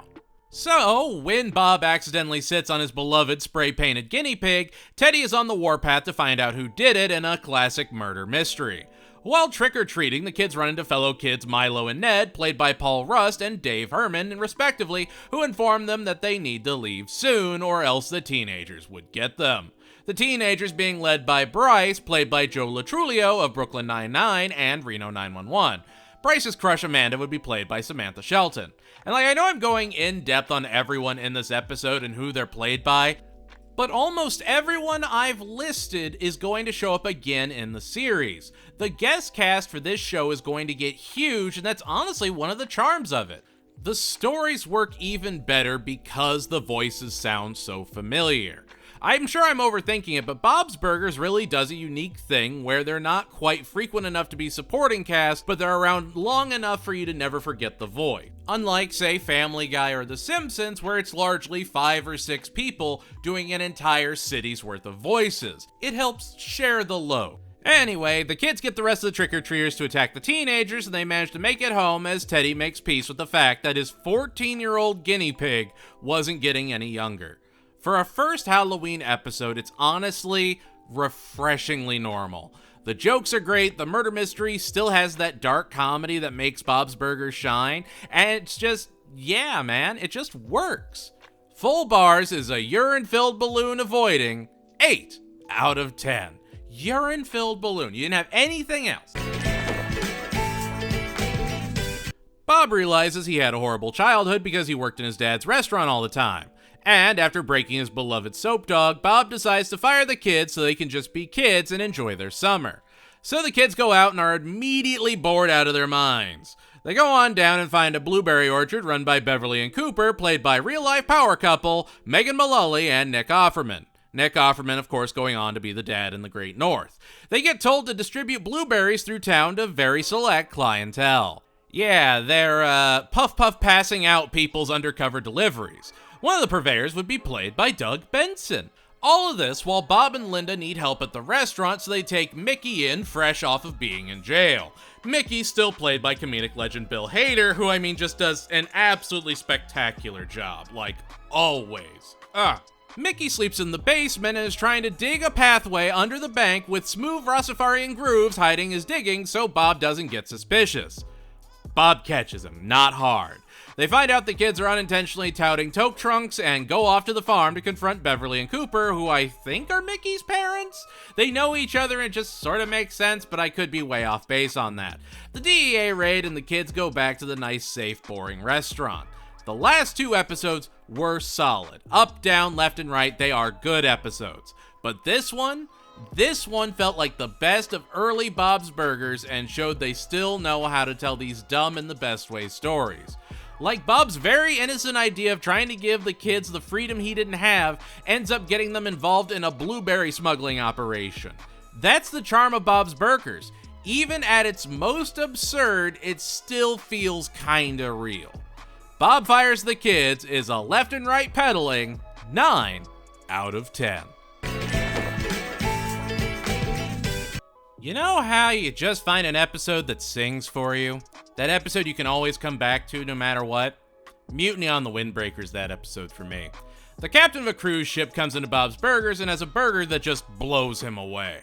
So he begs Bob to come and enjoy dinner on his cruise ship, with his kids, of course, being welcome as well. Everyone gets on the boat, the captain takes off, and that's our episode. The captain has gone rogue and is holding the family hostage on a cruise ship, and it's perfect. Captain Flarty would actually be played by Jeffrey Tambor, who was also Len Trexler in Archer, another John Benjamin-led series. He's just sort of a perfect character, capybara and all.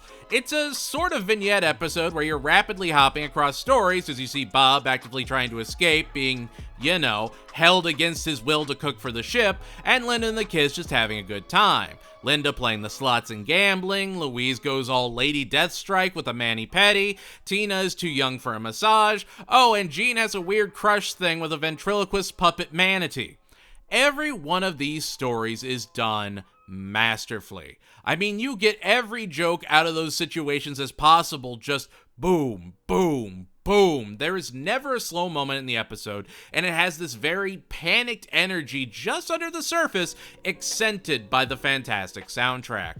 Also, oh my god, Dave Herman as Duval might be one of my favorite voices he's ever done. Can you tell it's Dave Herman? Absolutely. Do you care? Absolutely not. It's amazing. He's just so French and so up his own ass in the best way possible. It also shows that Bob is the most level-headed member of the family a lot of the time. He has his slipping moments, but they were in active danger and he's trying his best to get out. He wasn't the active antagonist. He's just trying to save his family from a food-poisoned, vomit-inducing cruise that makes Margaritaville look like Viking. I love this episode, and it's easily one of my favorite of the entire show. And it shows why the show can be such a comfort show to some people. Even in a situation you could argue is jumping the shark, everything is still potentially normal. It's familiar, and they're able to make it just another vacation for the Belchers. It's funny, it's some of the best delivery of the show, and just utterly phenomenal. Mutiny on the Windbreaker is a Kiki approved 10 out of 10. We had our first Halloween, and now it's time for our first Thanksgiving episode. Thanksgiving is Bob's favorite holiday of the year. He adores having his family together and making the best turkey he can, and it's honestly really sweet how much he loves his family and actually looks forward to spending time with them.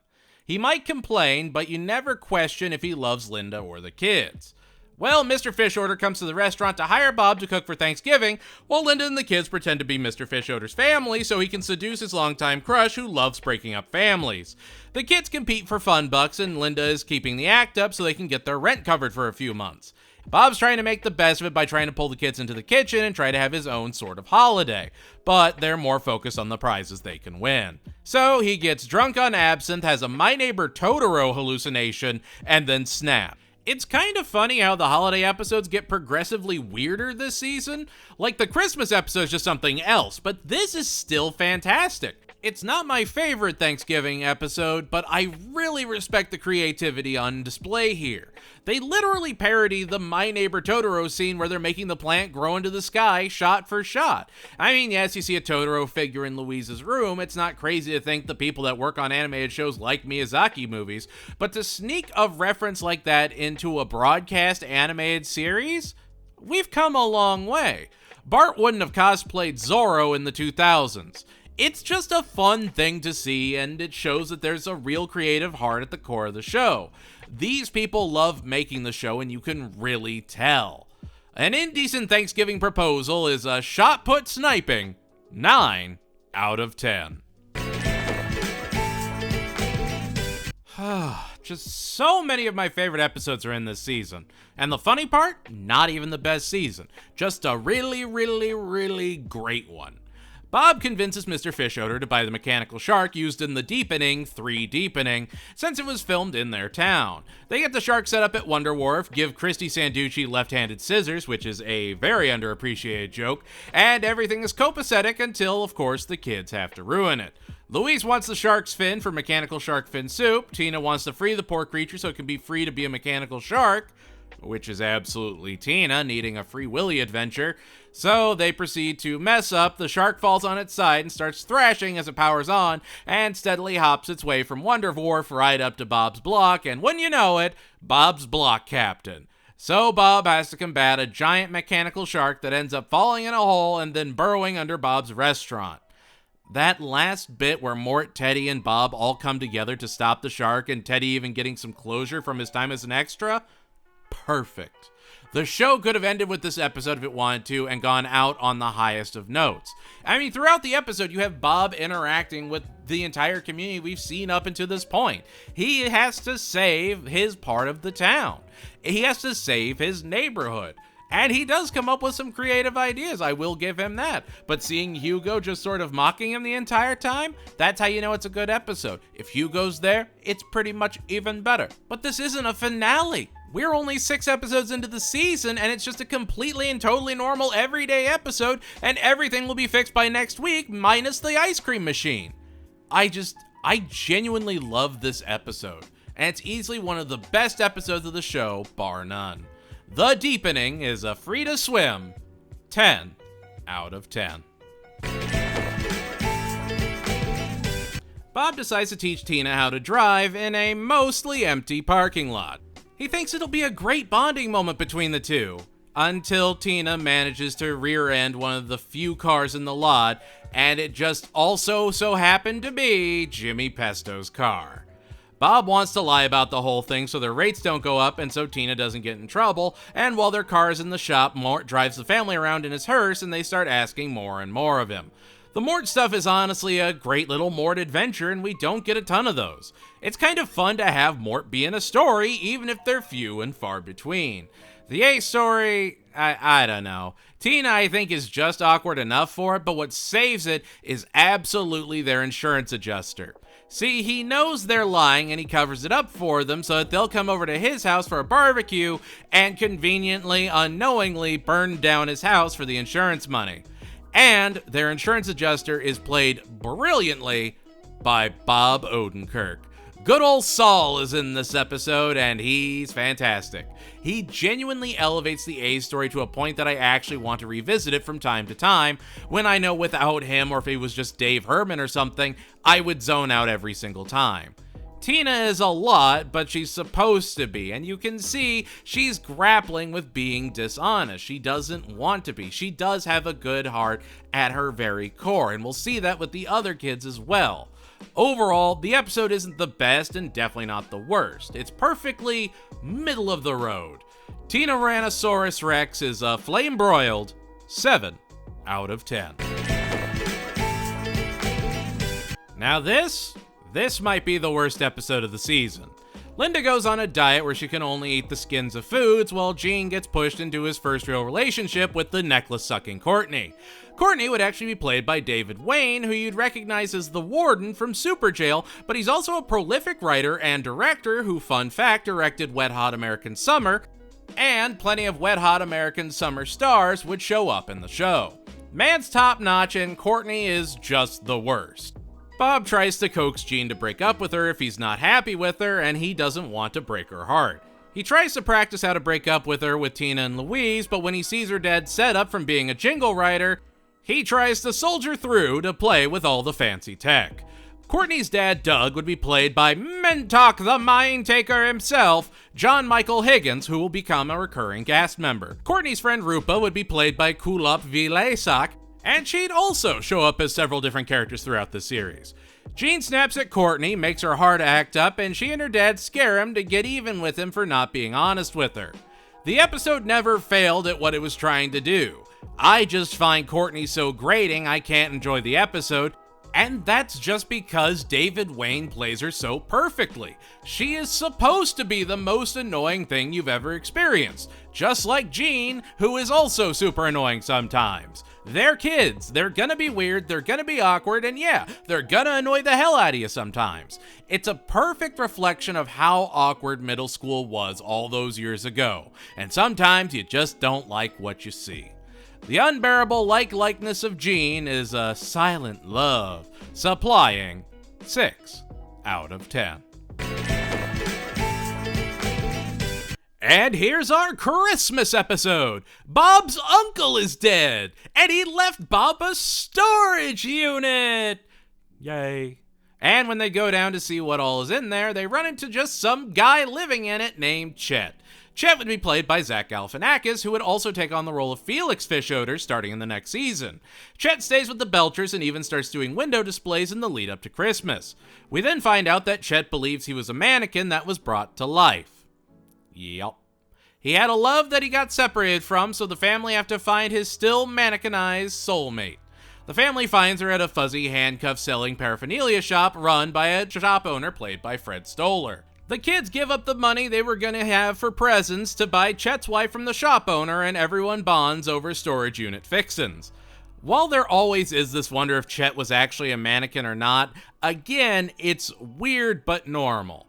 It's out there yet familiar. It's flawed, but what family isn't? The episode just has such an incredible tempo and never really lulls. It is joke after joke and even manages to have an emotional core with a mannequin man.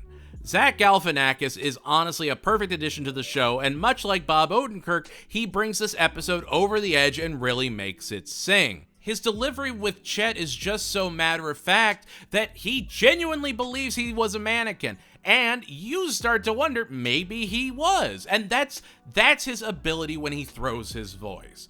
Zach Galifianakis will make you believe whatever he wants you to when you hear him behind a character, much like Felix Fischoeder. He is a wonderful part of the show and really makes this episode stand out. I cannot emphasize that enough. Mort's mom, also fantastic. Love seeing her. You know, it just has that wonderful dark humor energy to it. When he has that horror display because he's just feeling completely lost and devastated, that's amazing. That's incredible. That's just good TV. And they're pushing the boundaries of what broadcast animated comedies could do, and that's fantastic. Bob Rest Ye Gentle Mannequins is a Kim Cattrall channeling 9 out of 10. Get it? Because she was the mannequin in Mannequin. When Louise and Linda keep fighting, Linda is determined to bond with Louise whether she wants it or not. She decides to take her to a mother-daughter bonding group led by Dakota, played by returning great Tim Heidecker. Linda bribes Louise to stick around, and they start competing against Logan and Cynthia from earlier in the season. The B story? Tina gets self-conscious about her leg hair and wants it shaved or waxed off.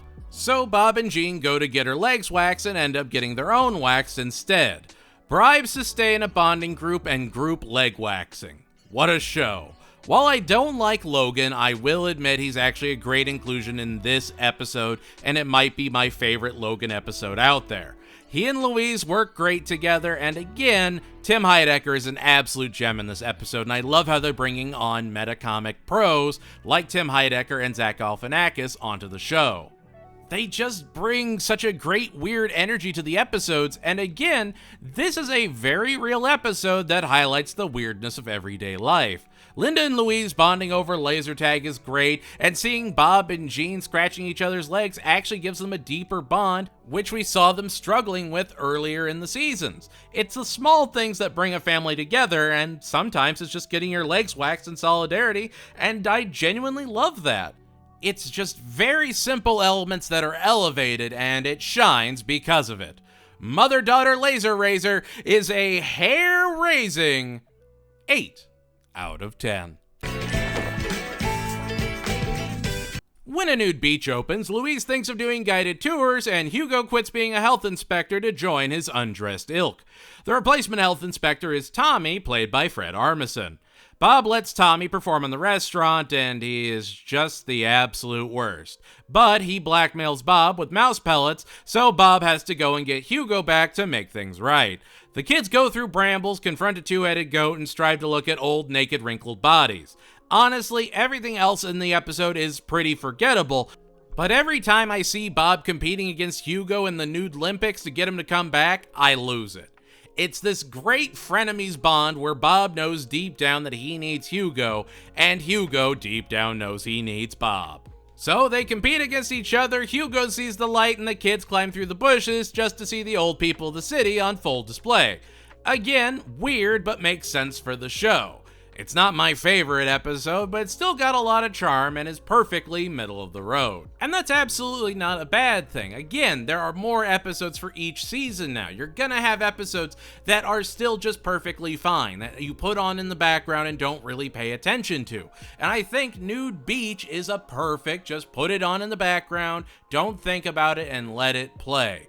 You'll listen to Tommy sing and go, wait, is that Fred Armisen? Wait, that's bad. I don't know how to feel about that.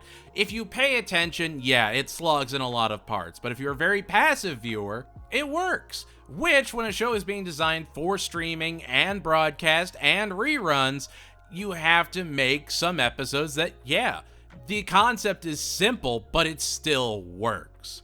Nude Beach is a rat-free 7 out of 10. If there was ever a perfect episode of the season, it's absolutely Broadcast Wagstaff School News. It's a kid-centric episode that really shows they can carry episodes at this point. Tina is a part of the school news group under Mr. Grant, who would be played by recurring guest star Will Forte, who would also be in the main cast as Wolf in The Great North. Mr. Grant tells Tina she needs to find a gripping story, even if it's not real. Tammy is also just the worst in this episode as one of the anchors. So, while Tina is talking to Mr. Bronca, she finds out about a heinous, foul, truly terrifying menace, a serial pooper, aptly codenamed the Mad Pooper.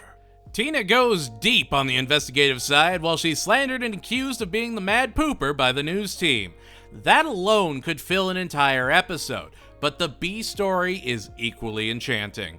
Louise convinces Gene he's turning into Bob, so Gene spends the entire episode pretending to be his dad.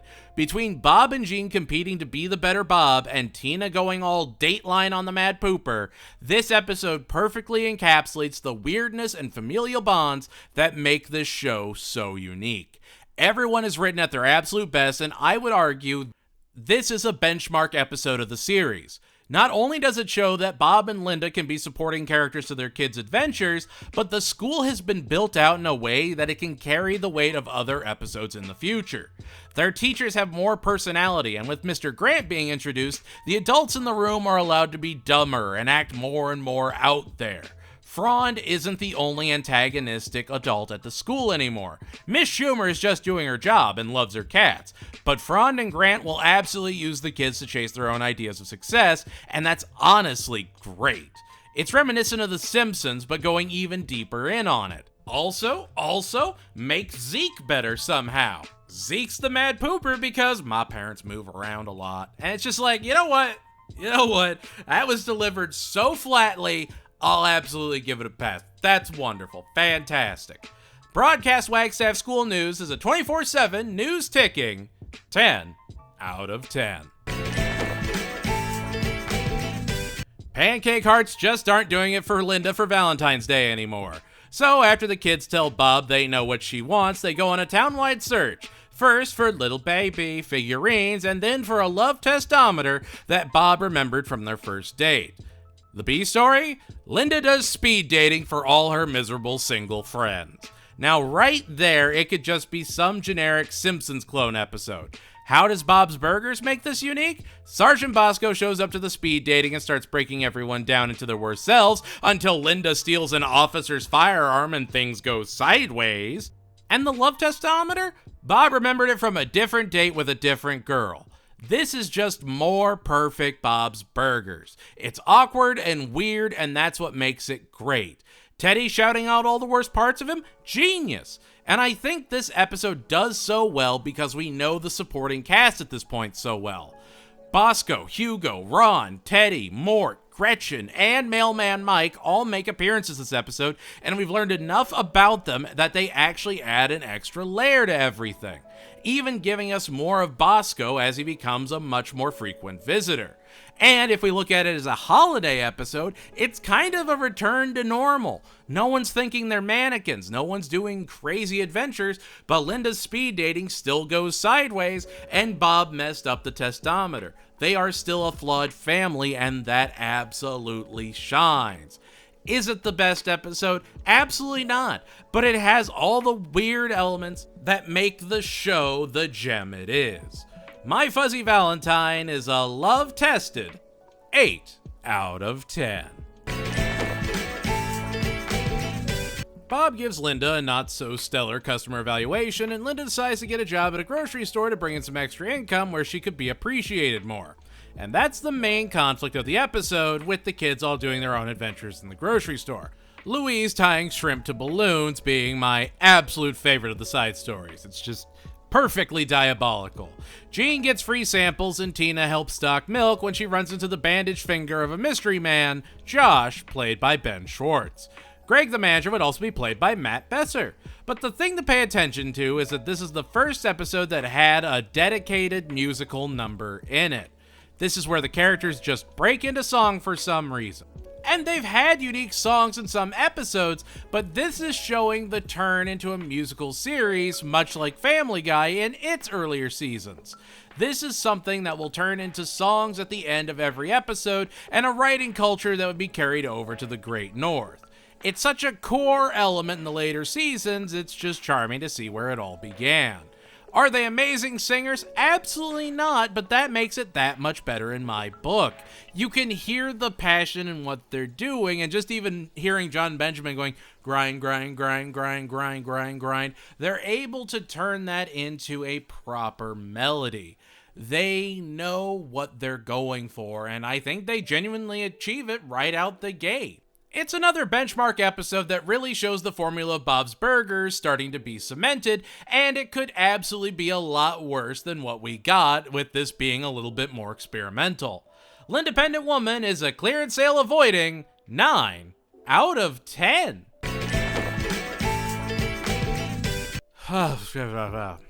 Jean can't take care of anything and then finds a smart toilet in the woods and wants to save it thinking it's actually alive. Oh, and there's a guy named Max Flush who's looking for that there smart toilet. And Max Flush would be played by Neil Flynn from Scrubs and The Middle.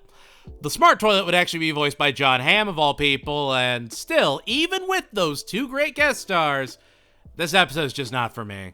It's E.T. with a toilet and Jean. It's fine. Personally, it's right down there with the unbearable likeness. It's just one of the weakest episodes of the entire season, and one episode I just don't revisit. The jokes are okay, the focus on Gene just feels so forced, and I don't know. Gene episodes are really hit or miss for me, and I think it's just because he's so loudly awkward, I guess. Tina, you expect every episode with her is weird and she melts down. Louise be scheming.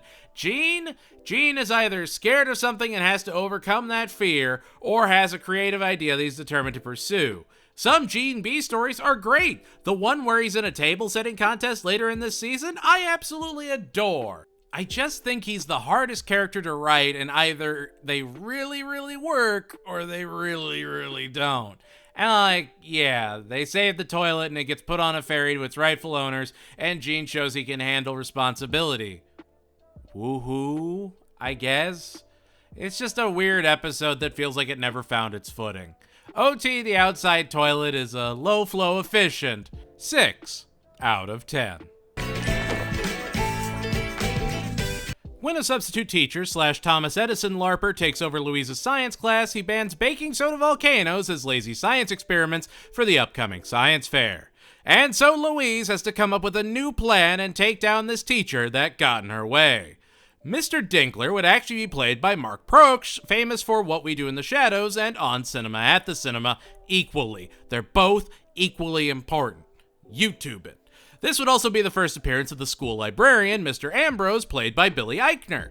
And while most people know Billy Eichner for stuff like Parks and Rec or Billy on the Street, know he's a very expressive actor, it's kinda great that he can put that same energy into his voice acting that really makes Mr. Ambrose so much more annoying and dramatic in the best way. He's just so much all the time, and he's encouraging Louise by telling her to look up Topsy to take down Edison. Topsy, of course, being the very real elephant that Thomas Edison actually really electrocuted at Coney Island and became a video people could watch whenever they visited. Which is very reminiscent of Archer in a way. Archer makes obscure history and literary jokes all the time, and here the kids are turning the struggle of Topsy into a romantic musical between Topsy and Edison, with Tina playing Topsy and Gene playing Edison, with Mr. Fischoeder and Gail playing their singing voices.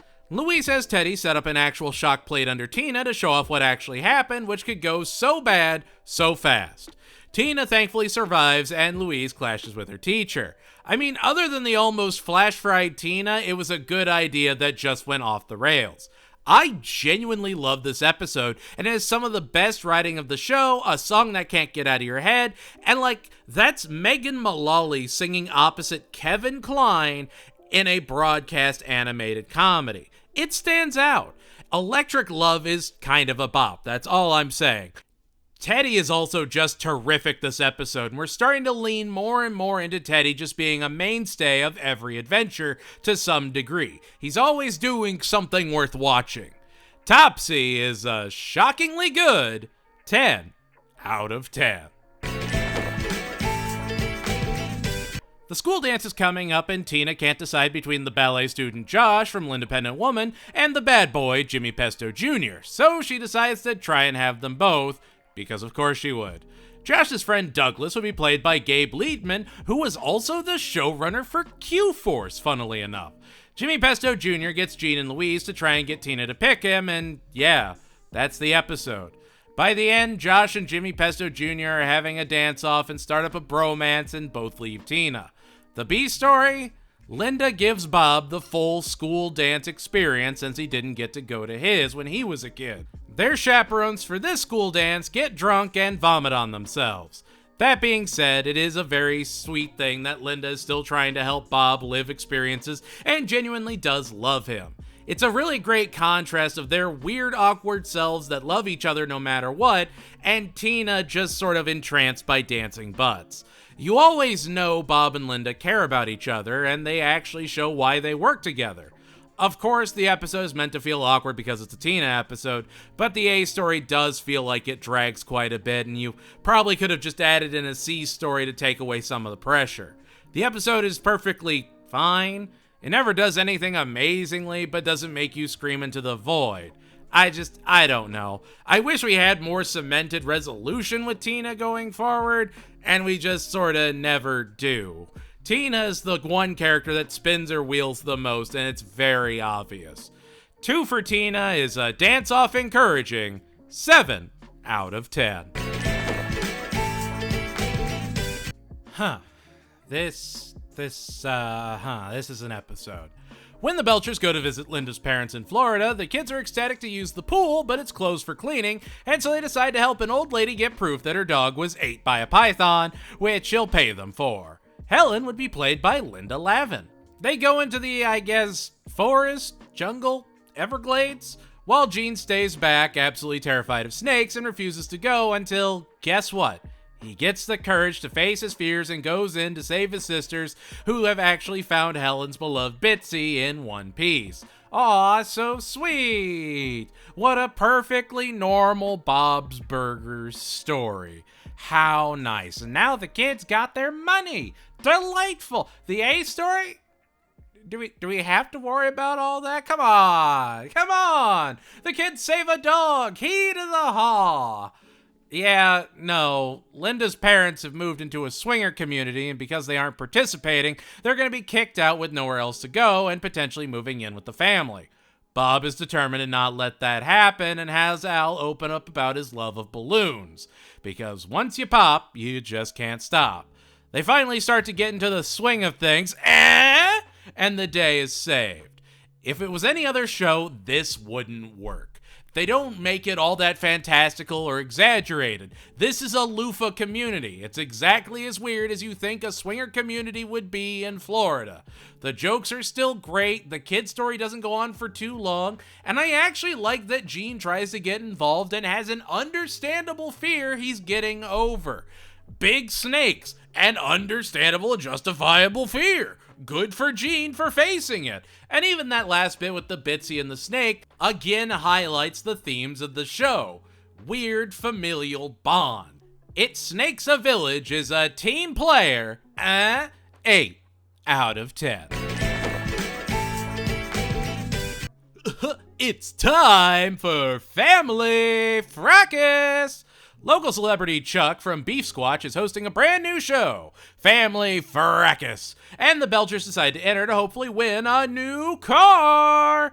They keep winning and infuriating Chuck, who then helps Jimmy Pesto cheat, and they go to Pam's new court show to argue over it. And that's the whole idea to the episode, and it's great. The producer helps Chuck sabotage the case because of course he would, and Jimmy Pesto gets a brand new minivan.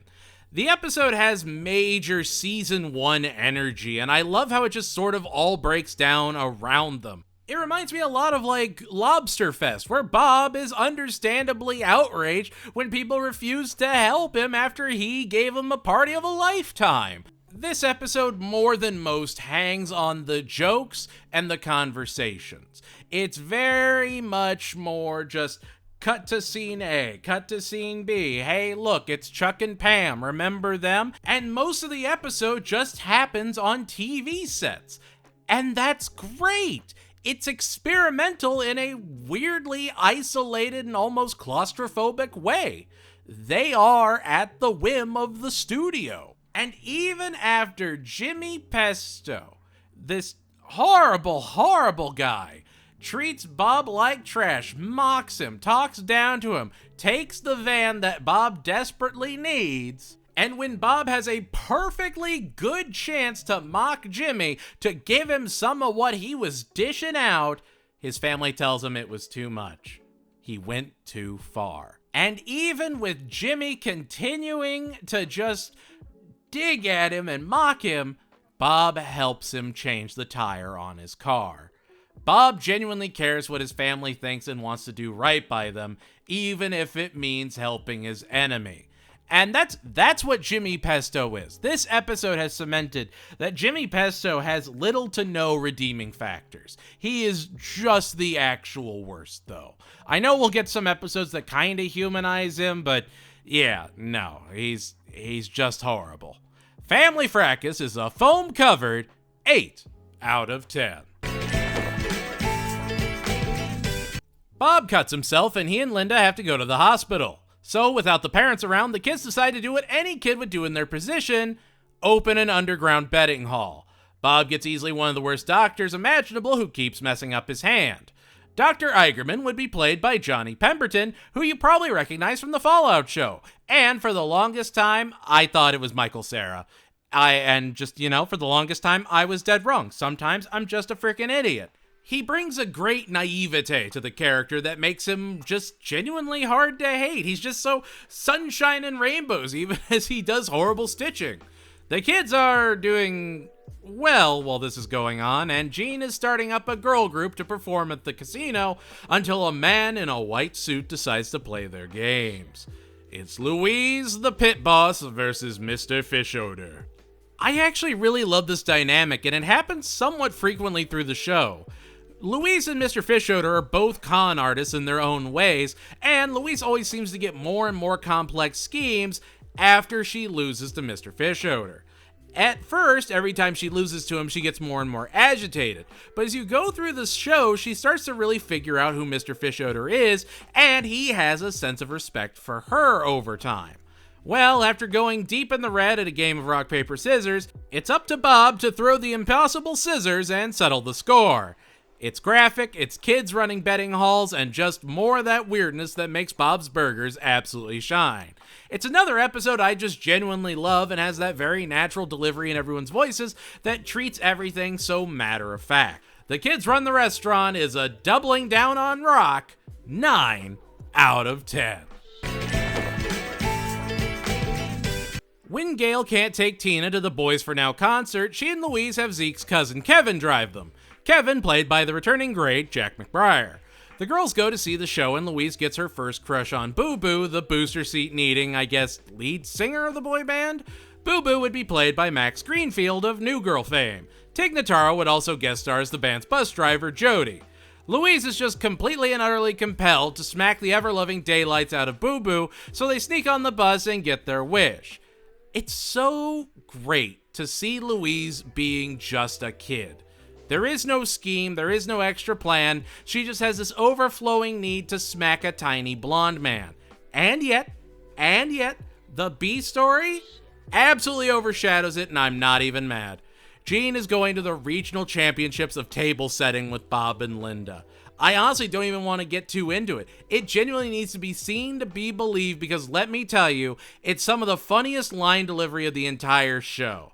Like, I know I've said, like, Gene episodes are wishy-washy, but Eugene Merman does such a great job with Gene in this episode that you kind of understand why they have Gene there at all. The way he's presenting his menstrual celebration, he's just so confident, so amazing. He's just showing off a second impromptu setting with, a tampon straw.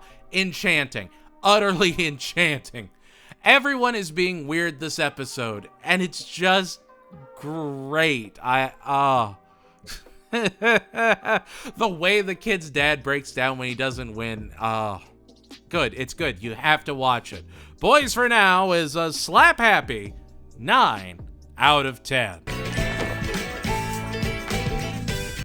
These seasons are so long. We'll finish strong. It's the museum field trip. Bob is chaperoning and helping Mr. Frond while Linda is at home. Everyone has to buddy up, so Gene is with Zeke, who pulls out a memory map. Louise is with everyone's favorite regular-sized guy, Rudy. And Tina is with the nerd she hopes she can fix, Henry.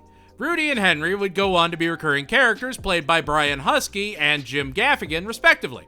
They're both great in their roles and add a ton to the show, as we'll see later on. Linda closes the restaurant to be with the kids and starts protesting with the striking museum workers, while Frond flirts with a docent and Louise, Rudy, and Bob sneak off to another exhibit.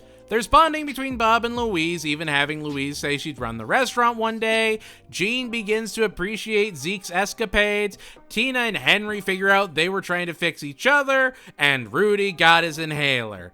It's another perfect Bob's Burgers episode. Everyone is their best selves, and it really shows they're still getting more and more creative as they build out the world. It's got some of the best jokes of the season, flows super well, and they always seem to give each story just enough time to really shine.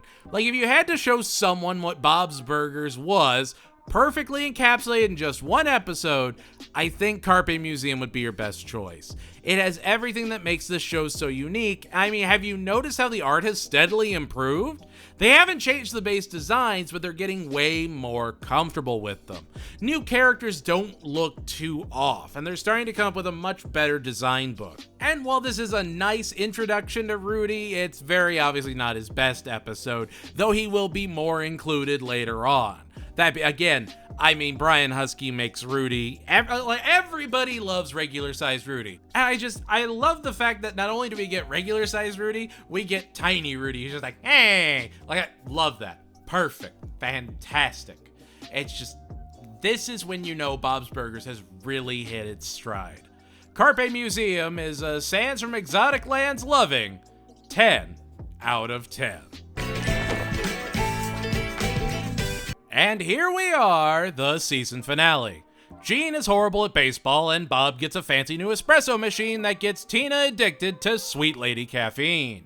Linda wants to give Gene a chance to shine and signs him up for the Duke of Diamonds training camp after pawning Bob's espresso machine.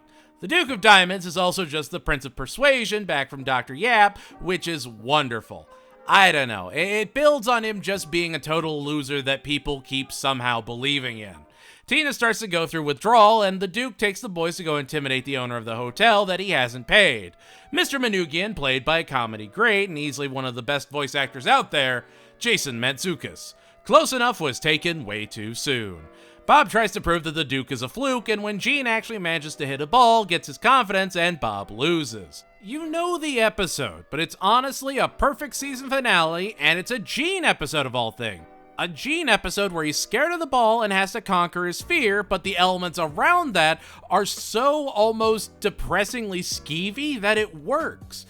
Gene is getting confidence boosts from the teachings of an inkjet printer repairman. This is the weirdness of Bob's Burgers, and this is its charm.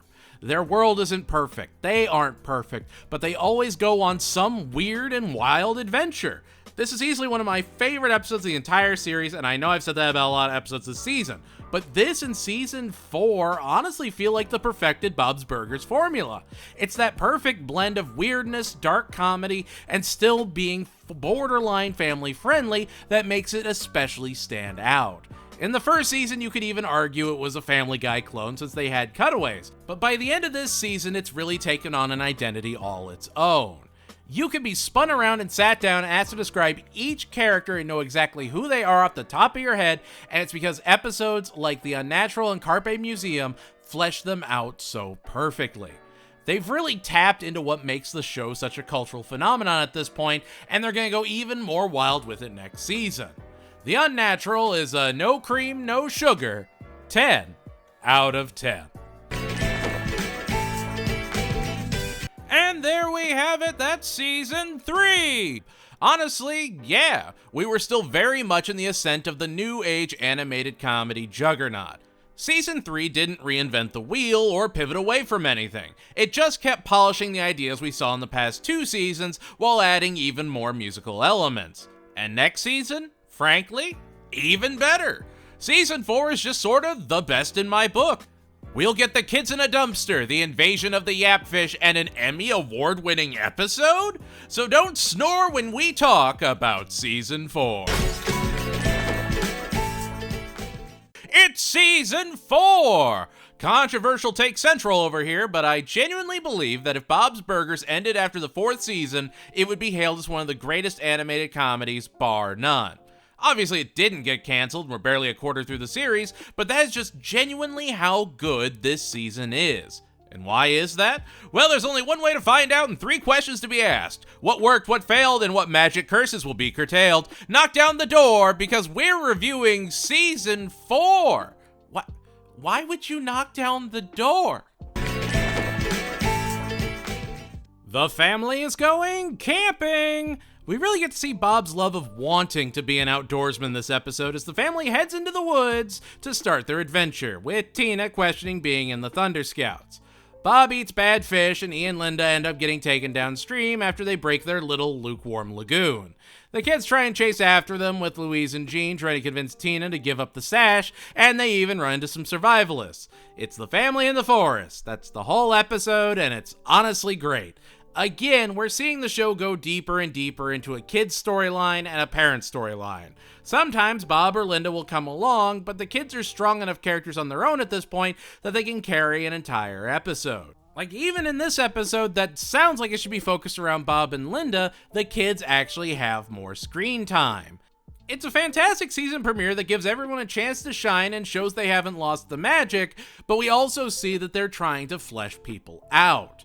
This is taking place in the woods. They are changing locales more and more. They feel that the family is strong enough to leave the restaurant at this point, and that's important. These characters have developed to the point that they can start exploring their world. A River Runs Through Bob is a puffy vest accentuated 9 out of 10. Do you get it? Fortnite? Floss, damn you, floss! Louise, Jean, Tina, Andy, Ollie, and Daryl have mapped out the perfect trick-or-treat route to get only the best candy, and with Linda and Bob making their dragon costume, they're sure to have the biggest haul of their little lives. We also meet Millie for the first time, someone that really likes Louise. Millie would be played by SNL alum Molly Shannon, who does an absolutely fantastic job bringing this creepy little girl to life in the best possible way. The gang go to hang out in their fort, but when they get trapped and Millie is their only way out, Louise snaps at her and she starts tormenting the kids, while Bob and Linda get tired of waiting for the kids that they did all this hard work and take the dragon costume out themselves. The kids manage to escape in the last minute, and honestly, one of my all-time favorite Halloween episodes. Full Bars, I think, had to do a lot as the first Halloween and even holiday episode, but now they know how weird they can go and people would still enjoy an episode.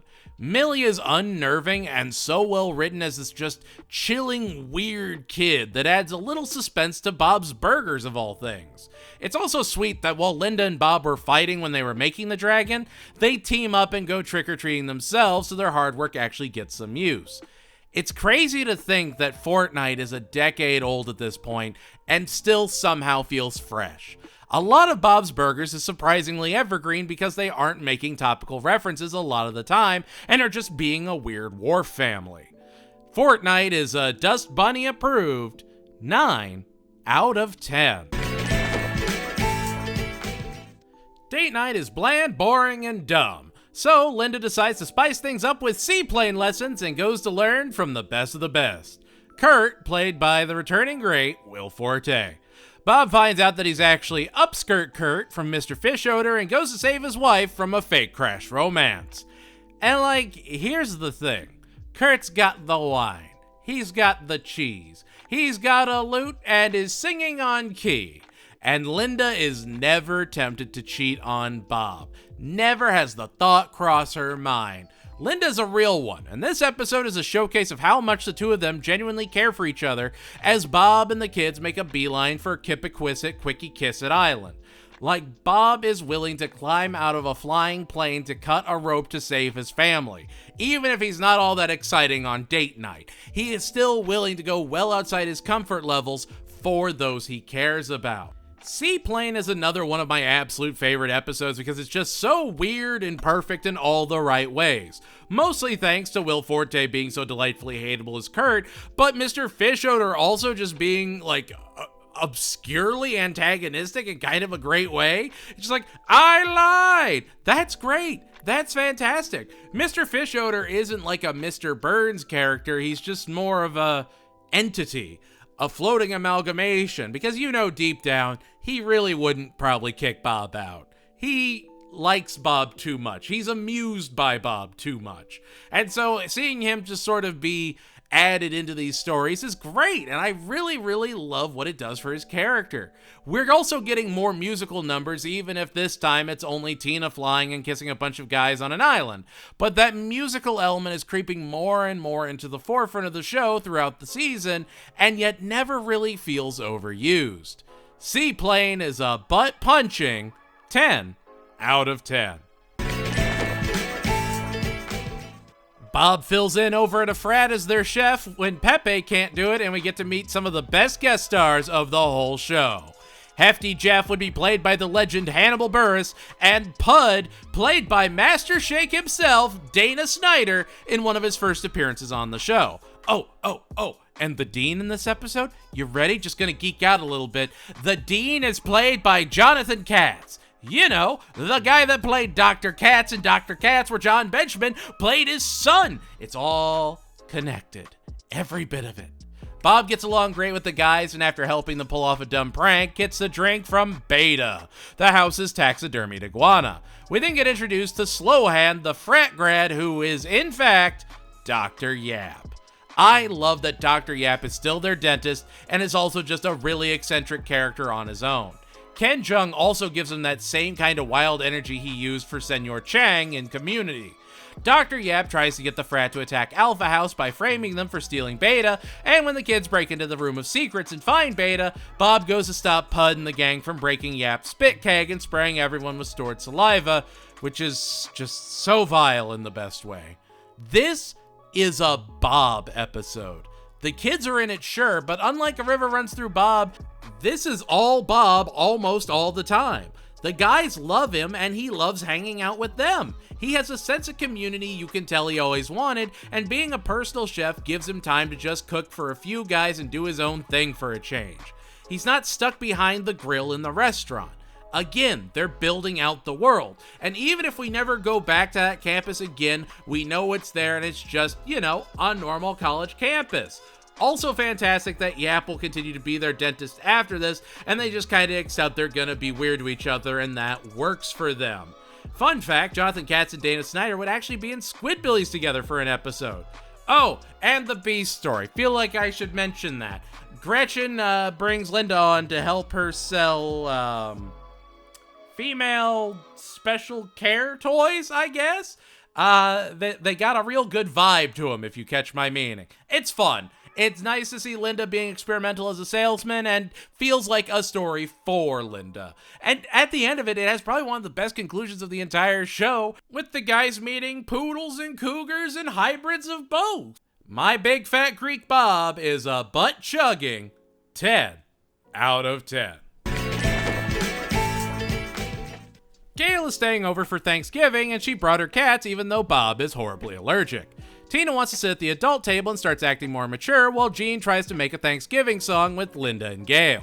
Seems super simple, right? Well, after setting up a brine on his turkey, Bob wakes up to discover the turkey in the toilet. He thinks someone sabotaged him and the next night finds another one. Bob also has this really great back and forth with the butcher that keeps thinking Bob is hitting on him with all the turkeys he's buying, and it's kinda great. Maybe Bob's bi, who knows? That's part of the fun. Turns out it was actually Bob that was putting the turkeys in the toilet thanks to his allergy medicine making him sleepwalk and think he was potty training Tina again. His subconscious got spooked that Tina was growing up right in front of his eyes and he didn't want her to grow out of being his little girl. Bob's love for Thanksgiving is still fantastic, and the emotional core of the episode makes a ton of sense and gives it that extra layer of depth. Bob loves Thanksgiving because he gets to spend it with his family. He gets to see them all happy and they're all together. And the more we learn about Bob, the more that makes sense. His mom died when he was a kid and it was really just him and his dad. So for him to have his kids, Linda, and even Gail to an extent, makes him love the holiday that much more. That being said, personally, I preferred the last Thanksgiving episode, but I like the weirder episodes, and that's just absolutely a personal taste.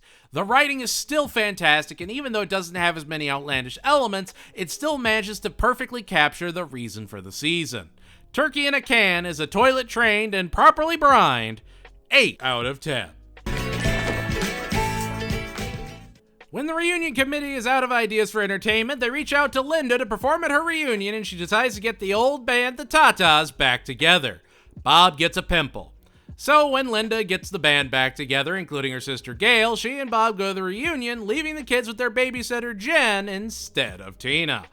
Jen is a big old dollop of flour-covered mayonnaise. A whole lot of nothing, but in a creative way. Jen isn't a bad character. She's just intentionally bland. Like the kids tickle Jen and make her snap, and she accidentally gives Tina a black eye just whipping a fist out. And then Louise and Jean give themselves black eyes so Jen doesn't get fired, and Jen drives them to the reunion. I genuinely believe Jen is one of the best parts of this entire episode. Bob being a star of the party because of the pimple? That's dumb and fun. Let him have it. Linda feuding with everyone because she was always the last choice? It makes sense for who Linda is, and she's absolutely a flawed person like all of us, so yeah, that works. And it's Jen that gives Linda the genuine advice that she should just play and have fun with it if she just likes playing. See, again, there's Jen right in the thick of it, and while Gail sings about Dino Dematopoulos and how she wants him to make her yogurt Greek, don't forget that gem, everyone cheers because they did it their way. There's an emotional core, great jokes, and the kids even start to have a bond with Jen, who will become yet another recurring character. The show celebrates the past while also setting up the future. Purple Rain Union is a ta-ta rocked 9 out of 10. Look, I know there was a big gap between season releases. I know. But it was when I got to this episode, I remembered what it was all about. Why I wanted to review this series in the first place. This is my favorite Bob's Burgers episode of all time. Bob subs for the home ec class and Tina wants to be teacher's pet.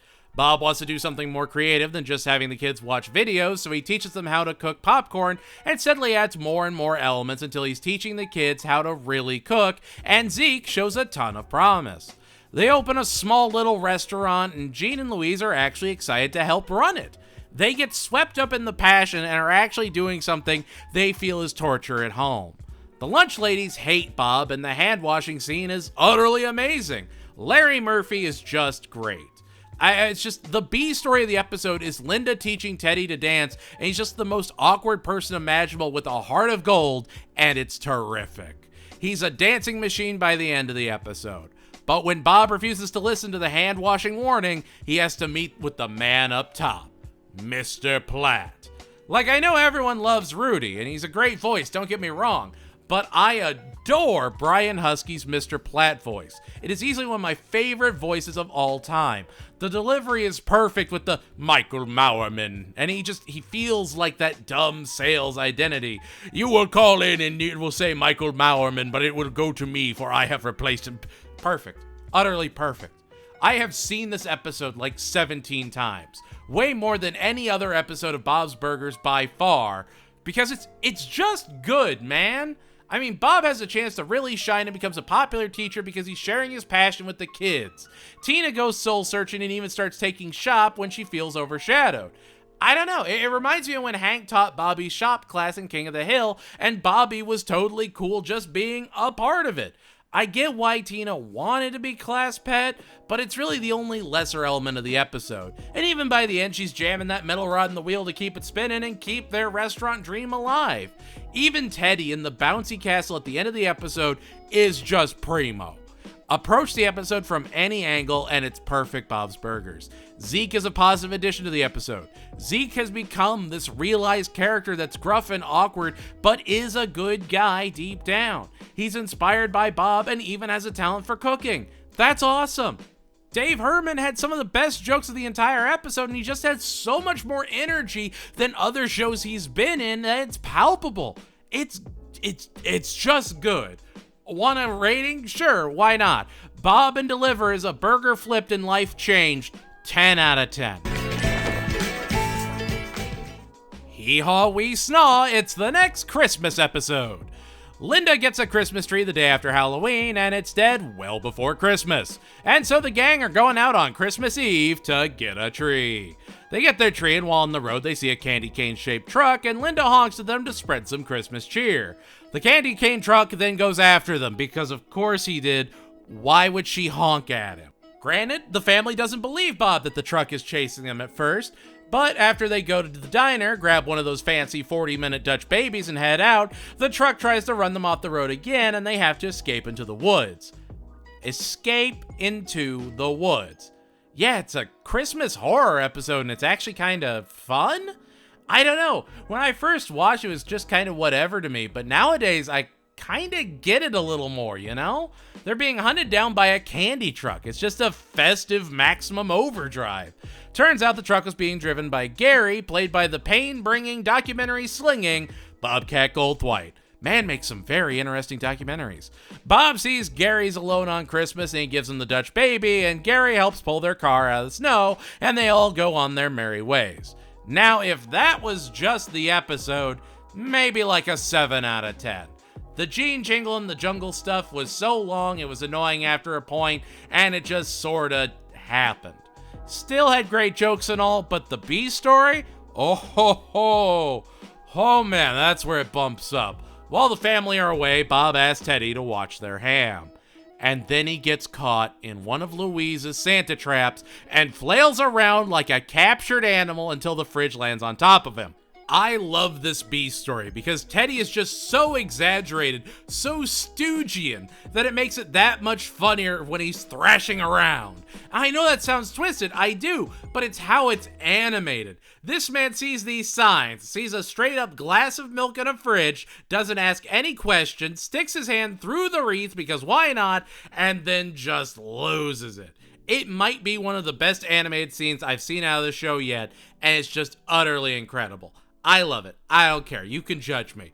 Christmas in the Car is a Dutch baby savoring 9 out of 10.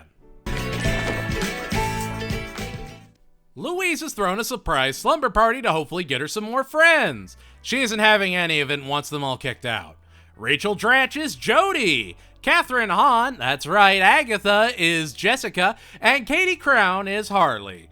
She manages to get Jody and Harley out, but Jessica? Oh, she's not going anywhere. I gotta say, Jody's unclean gets me every time. And while Linda wants Louise to have the best sleepover possible, she's also dealing with a domestic threat in a kingdom not so far away. King Trashmouth, her beloved gay raccoon, has been ousted from his trashy throne by the dreaded El Diablo. So how does she help? She brings Trashmouth inside. I am so glad Trashmouth is a recurring character. You know, just between him and Ginger, they shape Linda. Linda's gonna do some wild things sometimes, and Bob throughout the episode is just sort of riding the wave. Louise and Jessica have a very extreme game of hide and seek and actually start to bond a little bit. It's a solid episode that, sure, it did feel a little stretched out, but the jokes were still great and there's this wild energy that helps keep the tempo. Plus, it's fun to see that while Louise is doing, spy stuff and whatever, she has another friend that she can play off of. And again, Jessica will appear throughout the series. Only 3 times so far, but it still kind of counts. Slumber Party is a tie-dyed and delightful 8 out of 10. Tina is working to be Jimmy Pesto Jr.'s assistant for the big Young Magicians competition. Jimmy Pesto Jr. couldn't care less, but she is determined. Bob puts a sign up that magicians eat for half off because he really, really loves magic. And sure enough, a group come in led by the stupendous Mars Sazerac, played incredibly by Andres Dubuchet. They do some tricks while Bob then proceed to order fries and water and take up all the booths without doing anything. Bob eventually kicking them out and getting cursed by Sazerac, which is just honestly kind of fun. Like, is it real? Is it fake? I don't know, but it's fun. And Bob is determined to get Sazerac's book and take his name out of it to end the curse. Tina quits being Jimmy Jr.'s assistant after he stopped a trick in the middle of the part and left her trapped in a box. She decides to get even and beat him at the Young Magicians competition. When she goes to the magic shop with Jean and Louise, she meets Horace, played by acclaimed filmmaker and sometimes funny guy, Jordan Peele, who would be a recurring guest on the show, even showing up in a couple more episodes just this season. Horace gets her hooked up with the latest and greatest escape jacket, and Louise tempts Tina to sabotage Jimmy Jr.'s set, but she decides that she wants to fight fair. Louise has other plans. They make a CD of impossible music to dance to, and the night of the competition, put it on, and Jimmy starts to flounder until Tina goes to help him. All while Bob is getting his own revenge on Sazerac, a grown man fighting a grown man, by sneaking into his green room, tearing his name out of the magic book, and licking all of his cold cuts. I can't. That's his revenge. He licks Sazerac's meat. Turns out there's a note on the back of the page he ripped out saying that Sazerac farted on the aforementioned meat. To have that kind of foresight, my God. Sazerac really kind of steals the show. He's such a big character and has this almost commanding presence. Andres Dubuchet really delivers from the core, and it gives Sazerac this almost unequaled confidence. He knows he's unstoppable, and yet he's a broke-ass magician, and both can be true at the same time. It's more perfect Bob's Burgers. Weird, almost supernatural, and Tina is an awkward teen with a heart of gold. Like, Tina really comes into her own this episode, and she's really building a sense of who she is, not just who she wants to date. You can't have too much growth in your characters if you're on broadcast TV, but there's minute adjustments you see adding up if you watch a season in order. Presto Tino is a straitjacket escaping 10 out of 10. Bob wants to compete with Jimmy Pesto on Super Bowl Sunday. He's got an itty-bitty tiny widow TV, and some of the booths sit away from it, but he's determined to make it work. He takes out what little money he has and decides the family is going to make a commercial with Louise directing and Randy from Food Truckin' and Sacred Cow returning. They do a whole come meet our family and let us meet you thing, and when Teddy can get a retired football player to do the commercial, they start to do a more professional shoot and take out a lot of the family elements. So Bob has to decide between the two shoots, much like the Bless the Hearts episode, where Jenny struggles to make a commercial that could save her city. It's a lot of similarities there, even though Easy Commercial did come first. Sandy, the football player, even doing an ad for Jimmy Pesto too. Oh, you want the B story? Gene holds his movements in until he can have a super bowel. Now, are you somehow a more complete person knowing that information? I'm certainly not. It's dumb and it's Gene. What can you do?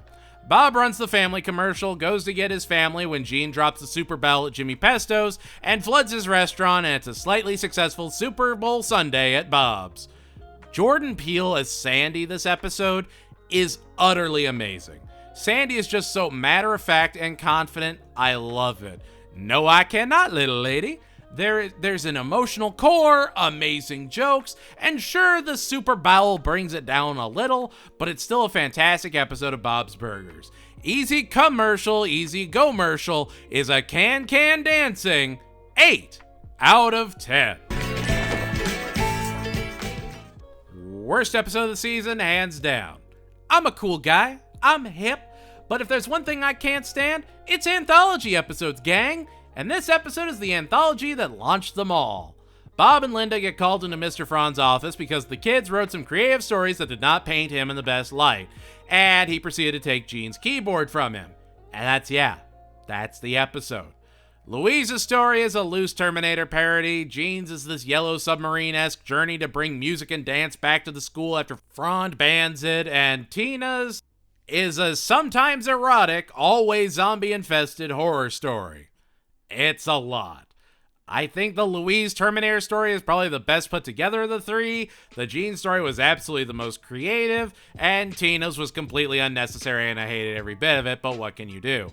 I did appreciate the end of the episode where Bob and Linda just sort of know their kids and grab the keyboard when Mr. Fraun leaves. They're not about to tell the kids to change who they are to fit into society, and Mr. Fraun can be a real boot punch sometime. They genuinely have their kids' backs, and that's a very important thing to show.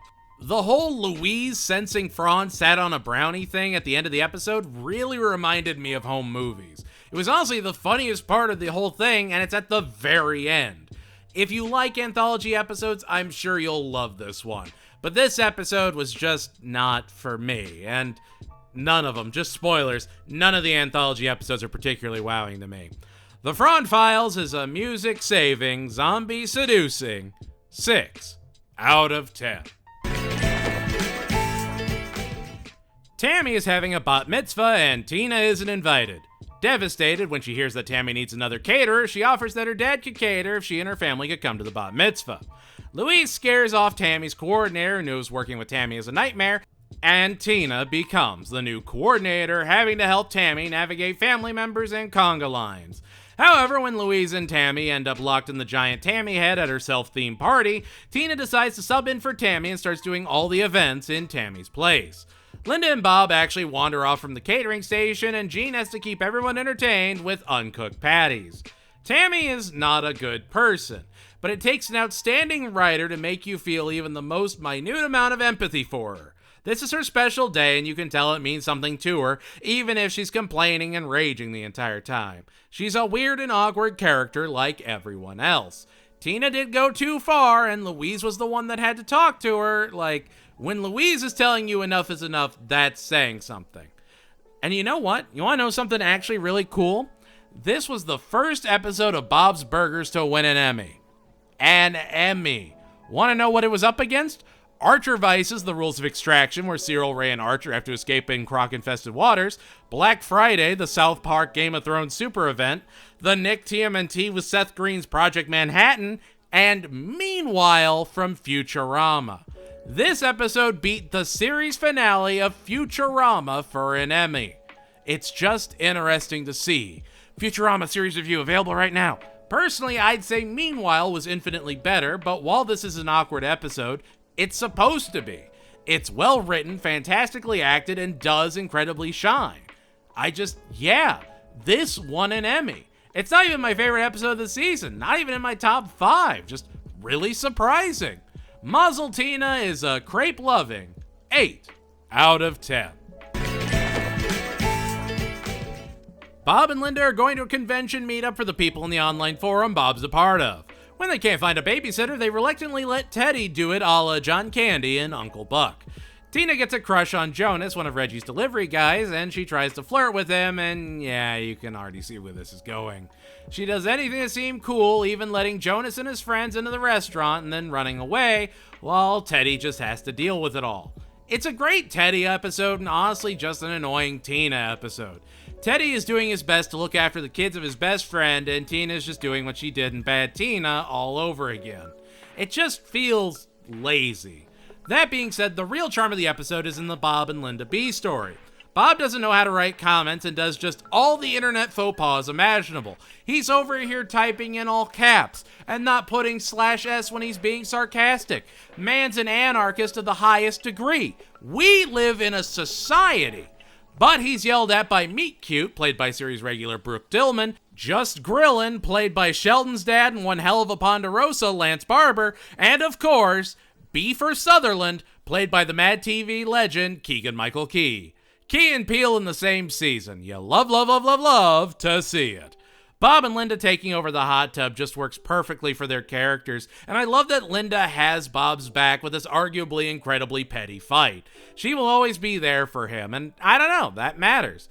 Uncle Teddy is worth watching for the Bob and Linda story alone, and the A's story is still just kind of okay. It's not the worst of the season, but it's definitely down there. Uncle Teddy is handyman approved and upvoted 7 out of 10. Now you see, this is why I can't be mad this season for anything. Don't like an episode? Just wait and you'll get thrown right back into peak again. It's like waiting out rain in Florida. Another favorite. Wow. Shocking. Wow. Linda and Bob sign up for a wine tasting on a train where kids are permitted, but not really welcome. The kids are walked back to the kids' corner in the caboose by Ethan, played by Wet Hot American Summer's Michael Showalter. They see a tantalizing chocolate fountain on the way, but when we get to the caboose, we get to see everyone's favorite regular-sized guy joining the crew this episode. Everybody knows it's Rudy. Actually got an inhaler for that bit. Turns out Rudy's dad brings him here frequently while his dad goes on dates. Oh man, kid's in there with a little beanbag. You good, my brave little Rudester? The kids plan to steal the chocolate for the chocolate fountain while Rudy just wants to appreciate his best beanbag friend. Meanwhile, Linda and Bob sit with Rick, a very confident sommelier played hauntingly well by Matt Walsh. Matt Walsh! Yeah, he was probably that guy you saw in that thing. I swore for the longest time this was Tim Heidecker, but no, it's Matt Walsh giving an absolutely perfect career best performance. I love Rick and all his weird ways. He's just so delightfully horrible. Bob competes against Rick in a wine-off led by Linda, and the kids rob a train.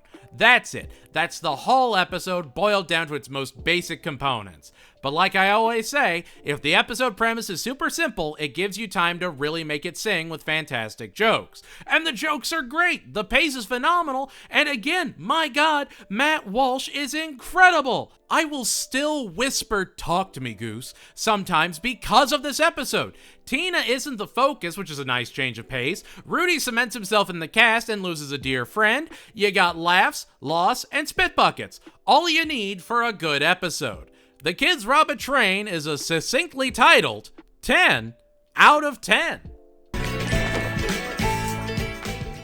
This is probably one of the most predictable episodes of Bob's Burgers imaginable. Linda thinks she's psychic. That's the episode. She helps Mort find his wallet, tells Teddy to look for a woman in a yellow dress, tells the kids what horse to bet on, and finds a statue underwater. Is it context clues and sharp sense of observation, or psychic power? Ooh. Well, because she found the statue with her psychic powers, Sergeant Bosco needs her to help him catch the little boy bandit. And the kids use Teddy to bet on a horse. Now, why would they set up the kids going to the horse track? Sure enough, when Bob gets to the track, he realizes the little boy bandit is actually a jockey. Linda realizes she's not psychic and the kids don't win their bet. Now that being said, the episode is fine. The more you watch it, the less appealing it is. Get it? Like an orange? Ha! Almost done, folks. We'll finish strong. I do appreciate that Sergeant Bosco is showing up more and more, and that the family is being pulled out of the restaurant more. They're going on trips or riding trains because the story was never about the restaurant, it was about the family, and now they can hold their own as fleshed out characters. See? It's all making sense. This episode is predictable because you would absolutely believe Linda thinks she's psychic, and it's not trying to subvert your expectations or anything. It's Bob's Burgers. It doesn't need to be a clever whodunit. So yeah, if he's not at the music hall where they are, of course he'll be at the other setting, the horse track.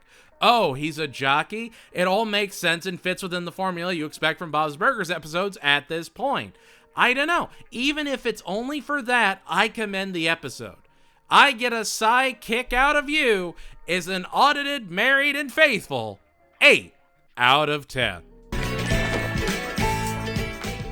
Remember how I said Bob's Burgers doesn't tackle topical ideas as much? Hey, look, an episode about bronies right in the height of brony culture. Hee-haw, we snaw. Fun fact, my first, thesis I ever wrote in college was on brony culture. Wild thing to research, I tell you what. Tina is a huge fan of the Equestronauts, and even has a very rare chariot doll she got when she was a little girl. Naturally, it's time for the big Equesticon, and Tina is ready to meet like-minded girls with a passion for horse-themed collectible culture and friendship. Can't forget the friendship. It's magic, you know. Sure enough, the place is swarming with Equesticles, adult male fans of the series made for little girls. She meets their leader, Bronconius, brought delightfully to life by Paul F. Tompkins, which, I know I've talked about him before, but Bronconius might be a career best performance. He's just so delightfully weird. I love how much he makes my skin crawl. It's so hard to describe, but it's a rare talent to play such a, I'll say it, wonderful villain.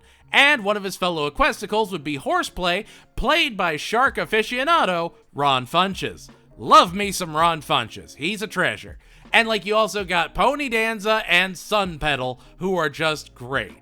Okay, the Equesticles are not the antagonists of the episode. Bronconius is. Bronconius is the sole source of conflict, and that's very, very important. Anyway, when they get home, Tina decides to teach Bob everything about the Equestronauts so that he can sneak in as a fellow Esticle and get into Bronconius' inner circle to get her beloved chariot back. He absorbs all the information, even some non-canonical zombie horse-themed fanfiction, and quickly slips into Bronconius' ranks. He brings up Zombie Horse, and when Bronconius is about to punish him with a tattoo, his family come in and save the day. Tina appeals to the Equesticles, and all is right with the world after hotel maintenance opens the safe for them and gets Tina's precious chariot back. I love it. It's just more peak and another really great Bob episode. Bob is a likable guy, and sure, he can't get along with people on forums, but he's always genuinely trying to be friendly, which is such an important trait for a main character to have. And the last scene with Tina putting away Chariot because she doesn't want to play with him anymore, and Bob almost gets tattooed over it, and he's just like, "You play with that doll right now!" It's just perfect. It's very easily a top 10 episode, and one of the best of the entire season, no question. The Equestronauts is a Friends Forever 10 out of 10. The kids find ambergris on the beach, and Louise wants to sell it on the black market and goes to Mickey, who's now working at Wonder Wharf. Oh look, Louise gets obsessed by greed and tries to snatch the ambergris, which was stolen by Tina, who eats it into frying oil and it disintegrates. Wait. Oh, and the nose, the black market informant / carny, would be played by Dom Herrera, who, you guessed it, was a frequent voice on Dr. Katz. I have to mention that. He is actually a highlight of an otherwise fine A story. Now, the A story, bit of a boot punch. It's just sort of there. It's everything you expect from the same old story. Now, could the family have used that money? Absolutely, but let's not worry too much about that. Doesn't matter. The B story? Now, that's a story with some hair on its chest. Mr. Fischoeder comes to the restaurant and introduces his young brother Felix, played by the returning great Zach Galifianakis. Felix is just as, if not more eccentric, as his dear older brother. So when Bob asks Mr. Fischoeder to fix the water in his bathroom, by Jove, he's got the perfect man for that brown water involving job. And so Felix begins his remodel of the bathroom and plans its big ribbon cutting. Bob never gets to see in, and at the grand unveiling, it's the most mind-bending bathroom you ever did see, and it's just great. Zach Galifianakis is a pro at meta-comedy. He was on Tim and Eric. He does Between Two Ferns. He understands the thresholds where being weird hits that sweet spot of being utterly hysterical. If you've ever seen Baskets, you can see he knows at a conceptual level how to make people crack up, and it's so great to have him as a regular in the series as Felix. Felix is weird, annoying, and purposefully the worst. If Felix wasn't in this episode, it'd be like a 6 out of 10. But the B story absolutely pulls it from the muck. Ambergris is a well-sniffed and black-tiled 8 out of 10. Whoa, look out! It's a Yap attack! At the yearly cleaning of teeth, Dr. Yap discovers that Louise has a cavity. Louise hates needles and is understandably afraid of having her tooth worked on. Her parents are adamant she has to get it done, and she runs away.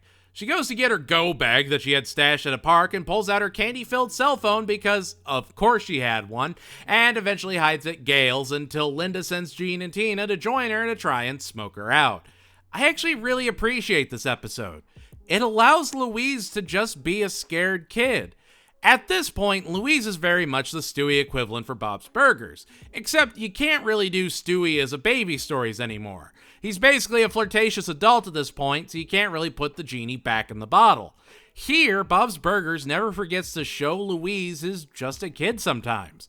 She can put up a tough front, she can scheme, but she is a kid, and that's why the ending works so well. They spend all this time watching Gail freak out and be terrified of every little thing. She pretends the world is ending just to get a sound night's sleep. She's a lot, and we love her for it. Because when Louise bites into some well-planned ice cream, Gail reassures her about going to the dentist. She doesn't feed into her fear. She doesn't want the fear to beat her. She helps come up with a roleplay scenario that puts Louise at ease, and they get that tooth out. And a very important note, Dr. Yep is super professional and level-headed through the episode.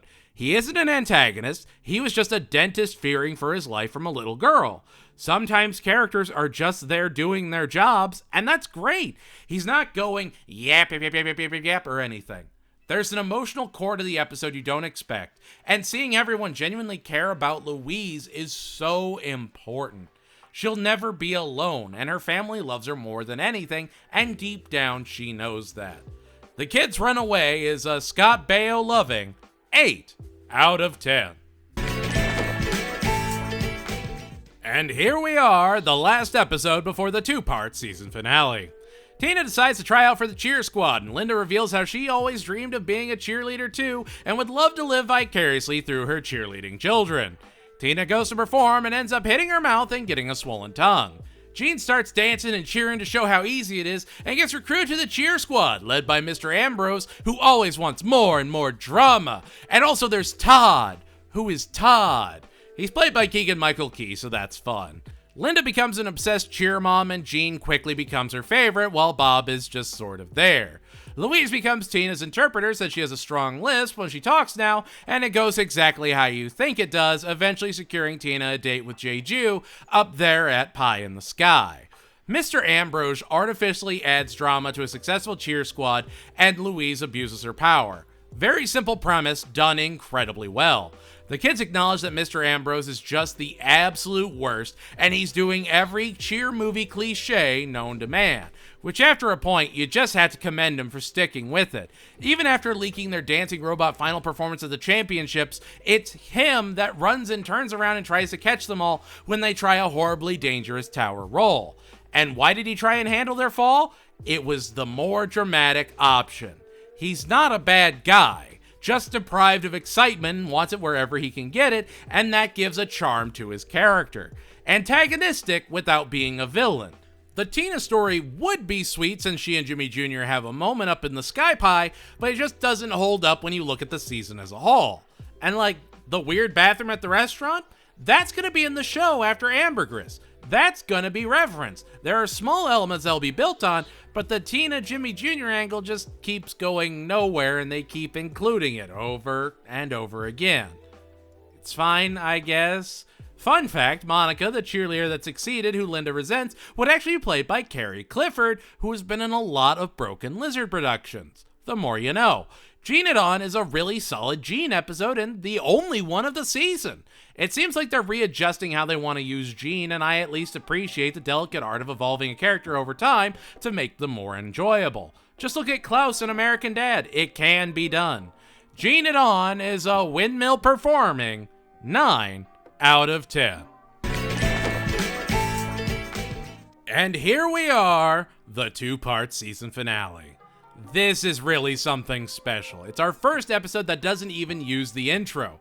It's going for a much more dramatic and cinematic angle, and honestly, this is why I think if Bob's Burgers ended in the 4th season, it would be perfect. This is a perfect series finale if it needed to be. Felix has a new girlfriend, and it's Fanny, a soon-to-be superstar who loves money. Jordan Peele is perfect as Fanny. She is perfect. Felix wants Bob to help him to convince Mr. Fishorder to sell Wonder Wharf so they can put in high-end condos, and Bob could even have a bistro. Ooh, Bob's Bistro. Tina locks herself to a horse at the merry-go-round, her beloved Mr. Goiter, so they can't destroy him and take away part of her childhood. Linda takes Fanny around, Bob sings to Mr. Fischoeder, and yeah, it's amazing. John Benjamin is not a great singer, but there's so much charm and heart behind what he's singing. He's trying his best. Bob is trying his best, and it shows. This hasn't been built up to other than, Felix coming in and ambergris. But now we are actually seeing a true and proper conclusion, a proper finale. This is Bob's Burgers at its absolute best. This is everything you could ever want from the show, all in 2 episodes. And sure, the Tina story kind of falls by the wayside, but when Bob convinces Mr. Fischoeder not to sell, Felix decides to take them under the pier as the first part ends. What's this? Suspense at the end of a part 1 of a 2-parter? In Bob's Burgers? Unheard of. And yet, here it is. Speaking of cinematic angles, when you watch the episode, the sun is setting more and more until it's dusk and Felix is taking them hostage at the end. It's so good. The critic inside of me is whole. Great jokes, amazing writing. Not gonna judge it till the end of part 2 since it could fumble at the goal line. You never know. But this? Oh, this is good. It didn't, you guys. It didn't fumble at all. It's just more peak. Felix ties Bob and Mr. Fischoeder up under the pier and figures the tide will fix all his problems as he goes up and tries to not listen to the telltale heart under the pier boards. Bob then decides to call the family or text them and they try and decipher what he's trying to say. Now, Fischoeder may mock Bob, but you can tell there's an amount of respect between the two. He enjoys Bob. He's amusing to him. He can really tell they've developed a sort of rapport. This isn't the Fischoeder from back in Torpedo or even Sheesh Cab Bob. Their relationship is a little bit deeper, and Mr. Fischoeder will start letting Bob a little bit more and more in as the seasons go on. The kids are able to figure out Bob's under the pier, and they take paddle boats to get them when Fanny and Felix try to stop them. Fanny regales them with her bop about that funky Mr. Dance Floor, and gives them enough time to have the Ferris wheel fall into the water and swim to safety, while Felix gets off the hook and Mr. Fischoeder gets his one free punch. It's a perfectly enclosed story. Even at the end, the family is walking off together and everything is at peace. This 2-parter is easily one of the best 2-parters out there. It's the pinnacle of what Bob's Burgers could do at this point and is still showing that they have room to keep growing. This is their best foot forward. Honestly, I'm surprised this wasn't what they selected for the Emmy nomination. Genuinely, if you want to be a better writer, especially for animation, watch this 2-parter and really pay attention to what they're saying and what they're showing. This is the perfect balance of show and tell that even culminates in a large set piece dropping. Remember back in Torpedo? The first season ends with the roller coaster collapsing in the background. Now it's a Ferris wheel. It's just, I don't know, it's great. And I am a better creator for watching it. How Bob saves/destroys the town is a true and proper Mr. Dance Floor approved, Mr. Goiter memorializing 10 out of 10. And there we have it. That's season 4. Season 4, in my personal opinion, is just perfect Bob's Burgers. The finale is a perfect benchmark, showing that the show can't fall back from this point. The foundation is there for Bob's Burgers to take off as a true animation domination superstar. And while I adore season 4, that's not to say the next season is bad at all. We'll get a fiery friendship, some B-movie lovin', and the Bob Father, all when we go live with season 5. It's season 5! How do you follow up one of the greatest season finales of all time that perfectly encapsulate what your show represents? How do you maintain any amount of momentum? You steer all in on what people loved of the earlier seasons and keep throwing anything and everything at the wall. Season 5 is a lot, but not once could I ever say it's boring. So, does season 5 stand up? Well, there's only one way to find out and 3 questions that must be asked. What worked, what failed, what avian invasions will be curtailed? I feel so alive because we're talking season 5. It's our season premiere, and it's a Gene and Courtney episode. Yay! The episode is pseudo-told in flashbacks, but it really just boils down to Gene and Courtney competing to have their musical performed in front of the entire school. Gene promotes a musical based around the Christmas classic Die Hard, and Courtney wants to do Working Girl with her dad, even promising Carly Simon would show up. Courtney ends up getting the musical, and Gene decides to put on a rogue competing musical in the basement boiler room. Oh wow, something happens and the musicals get stalled, and Gene decides to work together with Courtney, and they put on the ultimate fusion of workplace comedy and whatever Working Girls is. I want to say Star Wars in Manhattan? Harrison Ford was in both movies. That's about it. It's a very predictable episode, but it uses the entire school, shows the kids being kids, and comes in guns a-blazing with all the musical elements you can handle. Even the credits have Carly Simon just showing up literally for the end bit. You could see any other show do this story and have it be a perfectly decent episode of the series, but Bob's Burgers just takes it that extra mile. It's a Gene and Courtney episode that actually works for both their characters. Courtney isn't the absolute worst this episode, and there's just so much forward momentum that it feels like a proper season premiere. It is so upbeat and honestly one of the best Gene episodes ever. I love his relationship with the music teacher, they're just the best. Genuinely, any critiques I have are minimal. Yeah, there's a Tina subplot about fighting to get a role, and it's just kinda whatever. But the A story is just so all-encompassing it doesn't really matter. This isn't a complex episode, but it has so much passion in it you're excited to see what they have in store for the rest of the season. Work Hard or Die Trying Girl is a boiler room belted out 9 out of 10. It's our Halloween episode! Woo! Tina thinks she's dating a ghost in a box, and ghost hunters come to Bob's and do ghost hunts while eating. I was genuinely so excited to see what else they had. So excited! Yeah, man, I don't know. Andre Royo from The Wire guest stars again. Jordan Peele's back. Woo! Oh look, Tammy wrote that the ghost is now dating Tammy because she doesn't want to let Tina have anything, even if it's just a ghost boyfriend. Tammy is just not a good person, and I would argue just genuinely kind of dumb. Tammy as a character farts, needs all the attention, and actively will sabotage anyone with no amount of remorse. She'll apologize if she's told to, but will never really mean it. There's only so many ways you can tell a story with a character like Tammy and have it be any kind of entertaining. This is not one of those times. I'm sure it's personal opinion, but Tina and the Real Ghost is honestly one of my least favorite episodes of the season, and arguably my least favorite Halloween episode overall. It's really only somewhat Halloweenish in the final bit in the crypt, which is a great scene, and Tina does have some sort of self-awareness by the end, but it just feels like too little too late. The jokes are fine, obviously the ghost hunting part is the highlight, but overall it's a perfectly missable experience. Even the ghost hunting, it just feels so predictable. Oh, they're ghost hunting and attracting business. Oh, they're eating for free. They get to leave, and when they get asked to pay their bill, they pretend that they were ghosts this entire time. Ha ha ha ha ha ha.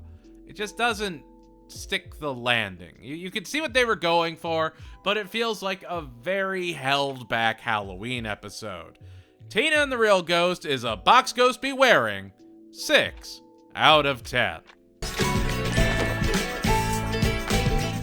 Teddy thinks he and Bob are best friends, and Bob is terribly guilty and thinks that he's slowly making Teddy more and more unhealthy, so he decides to ban Teddy from eating his burgers. The two end up going to a stuntman training camp to try and help Teddy get into shape, and Bob admits that he doesn't consider the two friends breaking Teddy's heart and sending him to go finish a burger challenge that Bob has to shut down and show that he does in fact care about his friend. It's, again, a very predictable formula, but it's nice to have a Teddy-centric A story. He hasn't had a ton, but they'll start becoming more and more commonplace. Teddy is just desperate for anyone to acknowledge him and just wants to be a friend. He's a lot, but he loves a lot too. And you really start to appreciate Bob and Teddy's awkward friendship for what it is, and even if the premise is basic, the jokes are still phenomenal, and it's a genuinely great A story, even bringing back Tim Heidecker.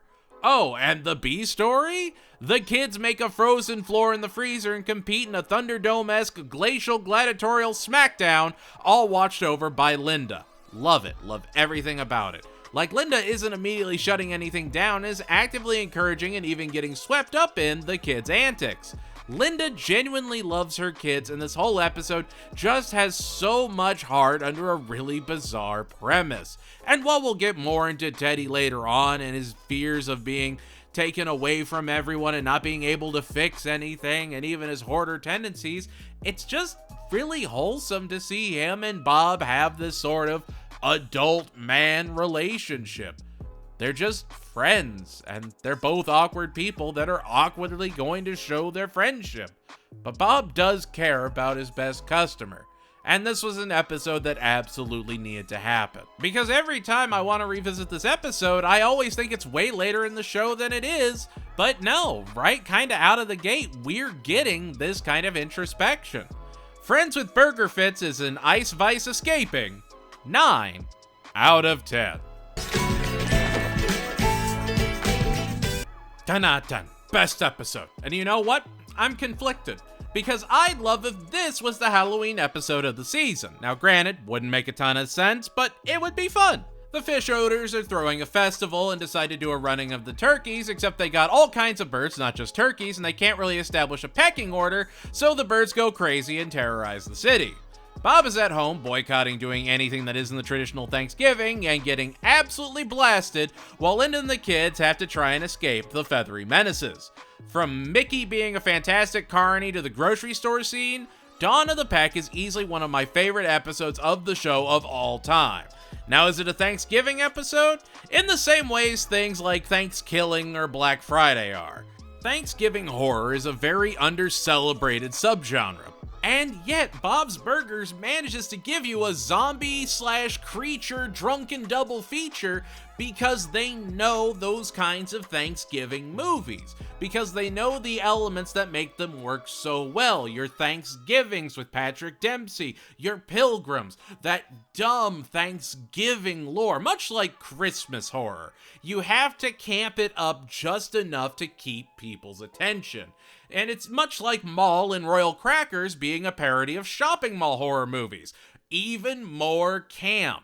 This episode was genuinely sculpted with love, has some of the best performances of the entire show, and I love Drunk Bob. He's the best. This is an episode of Bob's Burgers I revisit time and time again, and honestly one I'll absolutely watch every Thanksgiving because it's just that good. I mean, it's got a stacked cast, brilliant jokes, regular-sized Rudy, and that holiday sense of unity that really brings it all home. And it's a testament to the powerhouses you have as regular people on the cast.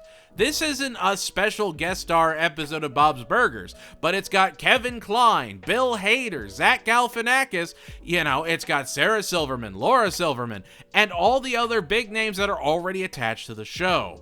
It's just something truly special. Dawn of the Pack is a gobbled up and pack leading 10 out of 10. Bob is in a local burger cooking competition hosted by Chuck, the local broadcaster, where he faces off against Jimmy Pesto and celebrity chef Skip Maruch, played by Silicon Valley superstar Kumail Nanjiani. Bob forgot his black garlic for his burger, and so Gene has to fight his impulses to be weird and distracted and go and get Bob's black garlic before the time is up. The kids end up getting into a fight with a spice shop owner after Gene ruins Bob's black garlic and they have to replace it. Fun fact, this would actually be the first appearance of vocal and comedic wonder legend Andy Daly in the show. Memphis Stormfront American Dad and Ron Dennison in Royal Crackers, two equally great shows. Yeah, that's kind of the whole episode. Gene fighting to pay attention and help his dad, and Bob panicking as he tries his best, even having Linda suggest that putting Gene in charge of his most crucial element is kinda self-sabotaging in a way. It's a bit of a toss-up. Bob gets the black garlic, gets it on the burger, and loses to Skip, who actually loves Bob's Burger and spreads the word about his restaurant. On the one hand, it's great to see Bob competing and getting the respect of other cooks in the area. On the other, it's a Gene episode focused entirely around Gene being Gene. Don't like Gene, it's gonna be a rough watch. It's perfectly fine overall. The spice shop owner really helps keep the tempo, and much like in Archer, I wish Kumail Nanjiani just had a chance to do more. He just feels very limited. While we will get more of Skip later on, it's again just not enough. Give him more. If you're going to give Aziz Ansari so many times to play Daryl, give Kumail Nanjiani more to do with Skip. That's all I'm saying. It just feels really limited, and Chuck just doesn't seem to fit in the episode, which is coming from a guy that genuinely loves Thomas Lennon in anything. It just feels kinda overdone, especially following Family Fracas. Best burger is a medium rare, yet under-seasoned 8 out of 10. It's the Christmas episode that everyone's been waiting for! We get to meet Bob's dad, Bob! Big Bob would actually be played by the mickiest man on the cast, Bill Hader. They go to Big Bob's diner where we actually see his regulars, Max, played by Jordan Peele, and Henry, played by special guest and TV legend, Carl Reiner, who, for those keeping track at home, was also Tilly's boyfriend in King of the Hill, and in an episode of The Cleveland Show. And all that is way more interesting than the B story of the kids go into the diner's basement and try and build the best Christmas present for their grandpa, with Gene taking a bean bath. The Bobs compete over their burgers, and when Bob Jr. clenches the Henry vote, his dad walks off broken to line dance. Bob needs an intervention from a gay bar operating Santa, who takes him over to the bar to make up with his dad. His dad had held on to the first review Bob's Burgers ever got. He was gruff and awkward, but he does love Bob in his own way. He just doesn't know how to express it after Bob's mom passed, which really puts how Bob grew up in perspective. Bob was always at the restaurant because it was just him and his dad. Thanksgiving is so important to him because he has the family he didn't have growing up. For once, we actually get to really look into Bob's past and appreciate what he did and what his dad did. He earned his dad's respect, and while his dad always wanted to run the diner as the two of them, he still respected that his son had to go out and do his own thing. They love each other, they just don't know how to show it. We even saw that earlier in the season with Bob not knowing how to really be friends with Teddy. And by the end, when they're looking at Linda and the kids stepping up to run the diner, Big Bob tells Bob he's got a great family. It's a wonderful Christmas episode that really captures the reason for the season. And Nick Offerman is great in it. He shows up as the bar owner, and that's wonderful. But there's just this genuine emotional core that gives an incredibly satisfying conclusion to this episode and makes it stand out. The kids are honestly the one thing that takes away from the episode, since you just want more of Bob and his dad, but you can't exclude them from a Christmas episode. It just feel weird. Just feels like their scenes could have been shorter overall. Again, didn't need Gene's bean bath. Father of the Bob is a line dancing, scandal watching 9 out of 10. Tina has to find a mole in her Thunder Girls troupe that's been reporting their sales tactics to another troupe and always getting the jump on them. Tina enlists Louise's help, and they even infiltrate the other troupe to get to the bottom of the mystery.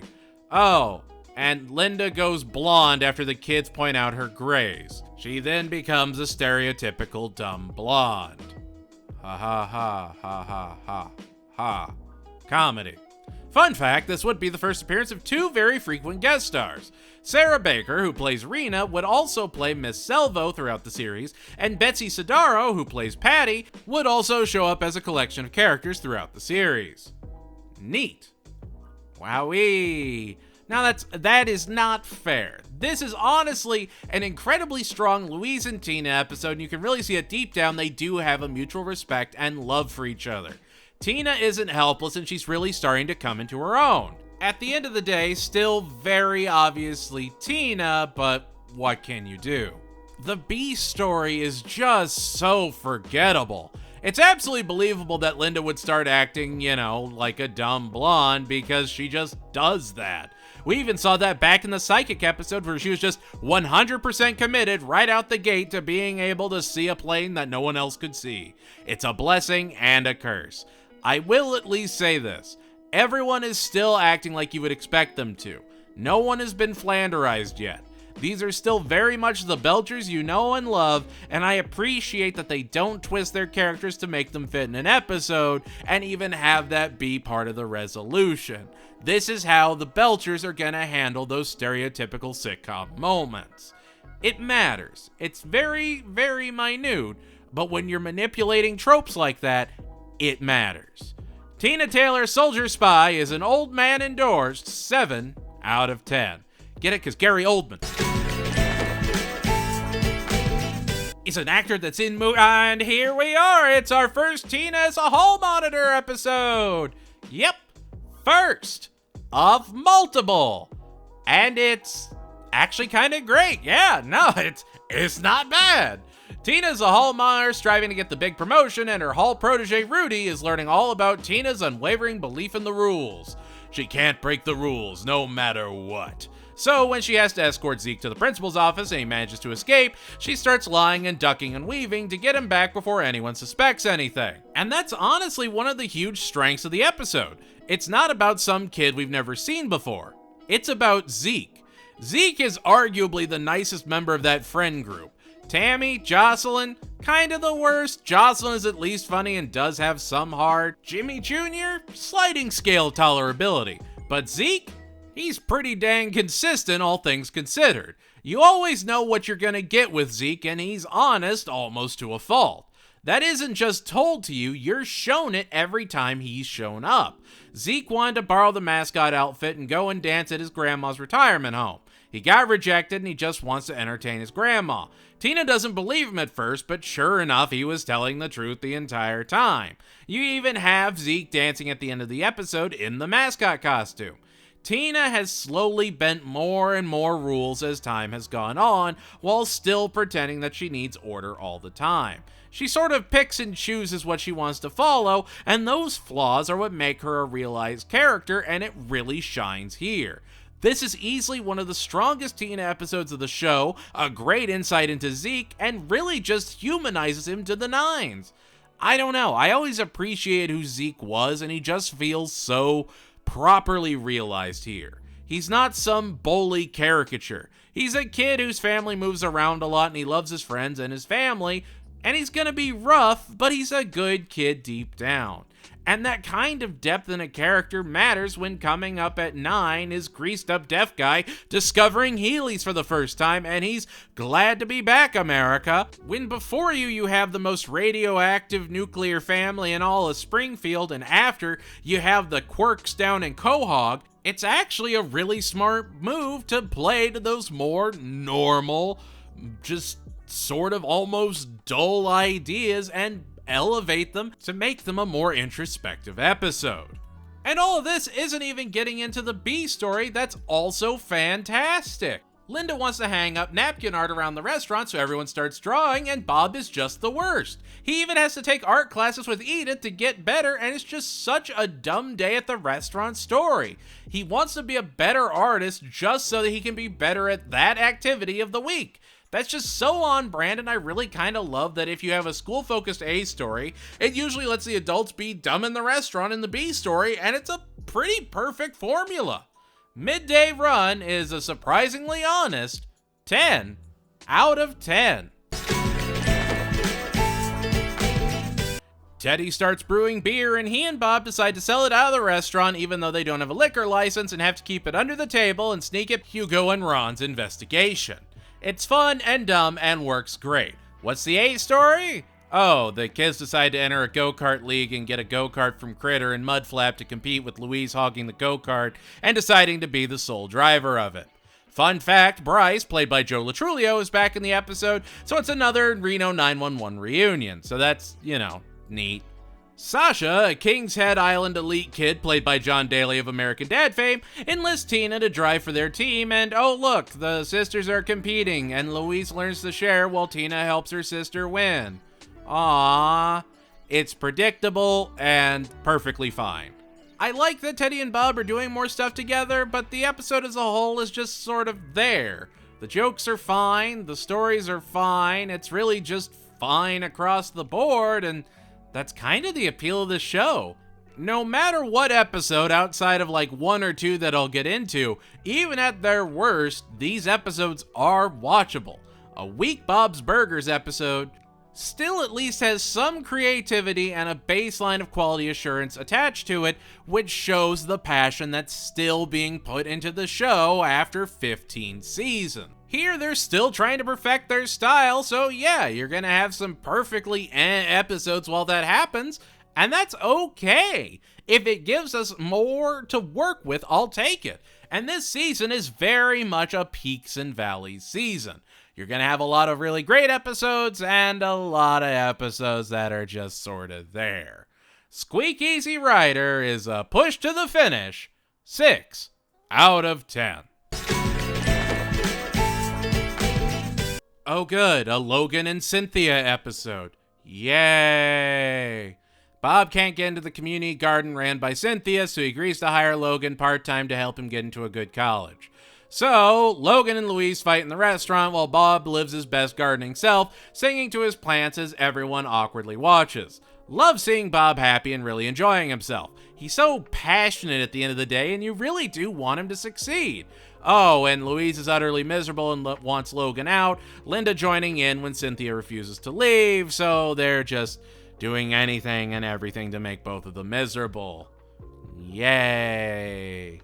Again, it's an episode that's just sorta there. There are some positives with Bob being into gardening, but otherwise the episode just drones on and on and on. No, I don't care what Tina asks him about how high school boys are. It's never funny enough to justify taking so much time to focus on Logan. Oh my god, it is painful. It is genuinely painful whenever I see a Logan story because he's just the worst. Dermot and the Venture Brothers, that is a real teen boy. Logan, I don't know who he is. He's just awful. Like the episode felt surprisingly flat, like just an honest and true filler Logan story as an excuse to get Bob in the garden. Everything around the gardening segments just feels so arbitrary and unnecessary. You could have just as easily had him breaking into song and having him kicked out for that. You didn't need the Logan and Cynthia element, and it doesn't really do anything for the episode as a whole. It's just perfectly fine. Good song though. Late Afternoon in the Garden of Bob and Louise is a bean sprout serenading. 6 out of 10. It's the Valentine's Day episode, and probably like my second least favorite Valentine's Day episode ever. Yay! Tina and Daryl pretend to be dating so that Daryl can look mature and romantic in front of his crush and Tina can get tutoring for math. But Tina warns Daryl not to actually fall for her, otherwise it might ruin their plan. Wanna guess what happens? Yeah. Tina falls for Daryl and tries to sabotage their plan because she got so swept up in her own fantasy. It's already weird with it being Tina and Daryl, and then it just gets more and more awkward the more it goes on. Which, there are good awkward Tina episodes. This is just not it. It's just, it's so exhausting. I'll be honest, I don't really like Daryl all that much. I think he kind of outstays his welcome. Granted, it's also just that whiny voice Aziz Ansari does for the character, and I'm sure that's a personal opinion. Daryl's just not for me, so to have an entire episode about Daryl, it's gotta be good. And there are episodes later in the show that do handle Daryl well. This one just doesn't. The B story for the episode, though? Linda came up with 7 days of fun Valentine's Day activities for her and Bob to do. If this B story didn't exist that culminates in Bob doing a striptease where everyone can see, the episode as a whole would just not be worth watching. Daryl's already pretty low on my list of entertaining recurring characters. He exists to complain and be smart, and that's about it. But Bob and Linda genuinely love each other and just struggle to effectively show it. Linda has a lot of ideas that are kinda great in concept, but do sort of struggle in execution. But Bob is willing to do however many days of Valentine's activities if it means he gets to spend time with his wife and it really makes their marriage shine, and is a great example of a realistic couple just trying to be affectionate with each other. I do at least appreciate that. Can't Buy Me Math, though, is a secret item locating 6 out of 10. It's the big race for class president. Now, I think we can all agree this season the peaks have never been higher and the valleys have never been lower. There's a lot of fluctuation, and this episode is a prime example of that. It's Jimmy Pesto Jr. versus Henry in the school-wide smackdown. However, Millie decides to run and starts outperforming everyone, determined to force Louise to be her friend. Louise joins Jimmy Jr.'s campaign and runs it into the ground in an attempt to stop Millie, and Millie yells about her diabolical scheme in front of the school and promptly gets voted out. All orchestrated by the chess-loving mastermind, Henry. Legitimately a gorgeous A-story that is one of the strongest of the entire show, bar none. Love everything about it. Millie is super creepy, Henry is severely underrated, and everything just sings. Ha. And if the episode was just that A story, it would be great. But it's got a B story. And that B story takes this up to an entirely other level. Bob buys an expensive Japanese chef's knife delicately crafted with the art of folding steel. He starts showing off how impressive his incredible knife is, and Teddy starts to brag about how great his hammer is, so the two begin to compete. Which would win, knife or hammer? Now look, there are perfect animated scenes that honestly make life worth living to me. And one of those scenes is when Teddy throws the knife down on the counter and just starts smashing it with his hammer. Just going at it as hard as humanly possible. And it's amazing. The end song that Teddy sings is perfect. It is a concerto of angels singing on high that they have not lost their edge at all this season. This is where the spirit of Bob's Burgers shines. This is art. Transcendent beauty on high. A handyman just hammering the ever-loving crap out of a $300 knife. It's absurd, it's real, it's genius. The Millie-Churian candidate is a wonder-filled 10 out of 10. It's an anthology episode. Wait. It's a Gale-focused anthology episode. Peaks and valleys, people. Peaks and valleys. The first story is Gene's country music ballad of Joe, Gene, and Gale. Get it? Joe, Gene, Jolene, That's the episode as a whole. The second story? Oh, it's a Little Women thing with all the Belchers. Isn't that fun? The third one? Romance, Game of Thrones, but cats instead of dragons. Isn't that dynamic and cool? Can you tell that that's Louise's story and it feels super original? If you like the anthology episodes, I am so happy you can appreciate the beauty of a sunrise. But every time I see one of these things coming through, I scream into the void. It is so rare for an anthology episode of any show to actually serve any amount of purpose. I don't know. We moved a long way from human flesh, and these anthologies just sort of show we're gonna keep moving away from that exceptionally dark comedy of the earlier season.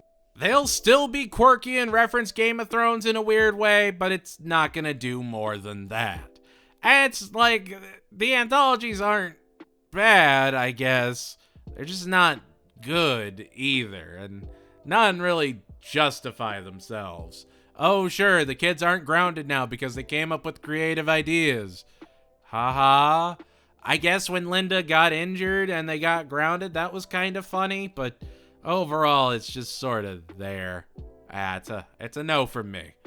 The Gale Tales is a cat turd thrown sitting 5 out of 10. Bob and Gene go to get a refund from a drone salesman when Bob's drone breaks on the very first flight. I know it's a remote helicopter, but it's the drone episode. While Bob and Gene are living their best high-flying adventure, Linda and Louise help Tina fake it till she makes it, reviewing Call of the Wild for her book report that she has to present in front of the class. I actually really enjoy the Bob and Gene adventure where we also get the return of Dana Snyder. Granted, both stories do drag out and the whole episode could probably be 3 minutes shorter and absolutely sing, but the model shop parts are fantastic, and Tina just learning how to lie better is terrific. There's just a lot of nothing back and forth that go nowhere, which is so disappointing because this episode has some of the best jokes in the season. The end bits with Tina's presentation are honestly fantastic.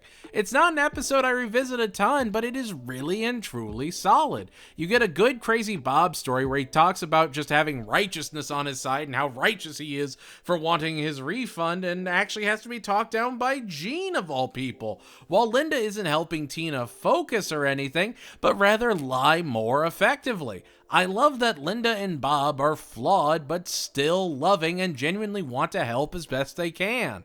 They're not putting watermelons packed with explosives in their kids' laps and then running out, but they're also not putting their hand on their shoulder as the sun sets, telling them that making the right choice isn't always the easy choice. Now go get that fishing rod and let's wash up before Ma has dinner on. It's just very much a good balance in between. They're just weird normal parents going all in on being weird, normal, and supportive to a fault. Lil Hard Dad is a drone destroying, inner beast unleashing 8 out of 10. Louise is chinchilla sitting while Tina does her first paid babysitting gig on Bob and Linda's date night. Yep. Louise, of course, only watching the chinchilla as a way to get at Wayne, who usually watches the chinchilla. Wayne would be played by Andy Richter. Oh no, the chinchilla got out and got picked up by Jonas, the kid who worked at Reggie's back in Uncle Teddy, and the kids have to go around town trying to get the chinchilla back, and wacky hijinks ensue. Meanwhile, Linda and Bob go to trivia night at a bar for their date night. Peaks and valleys. I hate Wayne. Andy Richter is great at playing annoying characters and, yeah, succeeds at making Wayne very, very annoying. And when you have him going around with the kids, yeah, it bogs the episode as a whole down. Did you care about Jonas? No? Well, here's more of him. It just doesn't work. If you like kid adventures that are like the adventures in babysitting, congrats, this episode is for you. Otherwise, the Bob and Linda story is fine, but predictable. I don't know. Nothing in the episode really stuck the landing and just seems to get by with just as much forward momentum as humanly possible. Oh look, a heartfelt moment at the end of the night where Louise gives Wayne the chinchilla he's bonded with, even though the chinchilla likes her more. Aww. Just never really feels earned. None of it feels worth it. It just feels dragged out and empty. Adventures in Chinchilla Sitting is a dust bath enjoying 6 out of 10. The kids have weakened attention when they could be enjoying the Cotton Candy Festival. And so Mr. Frond has all the kids in detention compete to leave early by doing a school-based Project Runway. You know what? Seeing Mr. Frond run around and try to make a fashion show a thing is just so Frond in the Frondiest and best way. And huge kudos to Dave Herman for really trying with every character he plays in Bob's Burgers. And he does a lot of them. He has brought Mr. Frond to life in a way really only he could, and he makes him that nasally, chaotic guidance counselor that really, really shines. And he's also Mr. Bronca. Like, he plays so many characters in this episode alone. Like, make no mistake, I don't dislike this episode at all. Tammy is still the complete and utter worst, but you know what? It works in the context of the episode. And the B story? Bob and Linda are positive the magazines a girl is selling door to door are a scam, and they try and get her to understand Turtle Camp isn't real until her boss comes in to shake them down. That feels like a season 1 B story if I've ever seen one, and I kinda love it. And you know who the girl is voiced by? Jenny Slate. Again, Tammy is the worst, but that's because Jenny Slate is so good at making her the worst. The voice talent sells the show, and this episode is a perfect example of it. No special guests, no extra angles, just a school and a restaurant story. It's one of the most basic episodes of the season, and arguably one of the strongest because of it. The Runaway Club is a coup-surviving, fall-fashionable 9 out of 10. Finish strong. Gene gets a band together with himself, Tina, Louise, Rudy, Daryl, and Peter Pescadero, and they practice during lunch to become the next big musical thing. Yep. Oh no, Gene knows nothing about music and gets kicked out of the band and wants to give up music forever because of it. Because, he didn't bother to learn anything about music, even though he's so passionate for it. Don't worry, he gets his passion for music back by the end of the episode. We'll have a return to normal no matter what. The B story? Linda has pit rash and has to let her pits breathe in the restaurant. Ha ha ha. It's nothing. This, I would say, is the weakest episode of the season and one of the worst of the series. Again, compared to everything else I have watched, still not completely and utterly horrible, but definitely not an episode I want to revisit any amount of times. I would be genuinely shocked and appalled if anyone said their favorite episode of the series was the Itty Bitty Ditty Committee, because there's even other episodes that do this idea, but better, later in the show. This episode just feels like an afterthought that never really goes anywhere. Now, is it as bad as Everybody in the Family Gets Worms? I don't think so, but it's close. The Itty Bitty Ditty Committee is a birthday jamming, pit airing 5 out of 10. Peaks and valleys, gang, peaks and valleys. And honestly, it's all uphill from here. It's Linda's birthday, and Bob is working to make the best mayo-based home spa day he can, and needs to get Linda out of the house so she gets sent grocery shopping. She drives past a chalk festival, and when she gets boxed in the grocery parking lot, she goes on an adventure, with Bob having to go around town trying to find his wife. It's a Linda episode. The subject of the episode is just Linda, and it's honestly fantastic. Linda feels like her birthday just shows she's getting older and she doesn't want to celebrate it. Meanwhile, Bob is going all around town doing the things Linda does with the kids to try and figure out where she could be. He's petting puppies with Louise, going to find the best places to drop trow, and gaining a new appreciation for his wife and best friend in the process. It's a celebration of Linda as a person, as a wife, as a mother, and really does show that she does a lot for the family even if they don't realize it. And it's not like she's being neglected. Bob sent her out so he could work more on her surprise. It wasn't an afterthought. He was going all out on trying to make it the best birthday he could for her and really blow her away. He didn't forget, he didn't rush to get something at the last minute and try and fix things after the fact by sending her to a mental ward or anything. He loves her, and she loves her family, and that's never questioned this episode, which is so refreshing and so genuinely satisfying.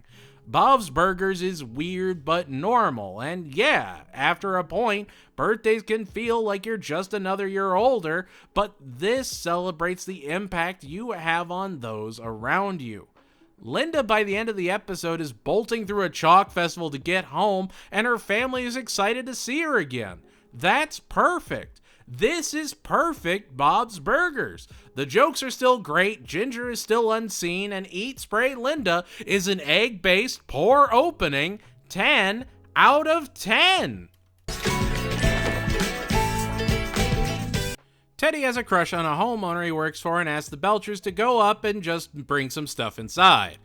However, once they're there, they end up hanging out in the mansion as a horrible storm rolls through and traps them, Teddy, and the homeowner Helen in the house, as Linda starts to think Helen is something of a Black Widow.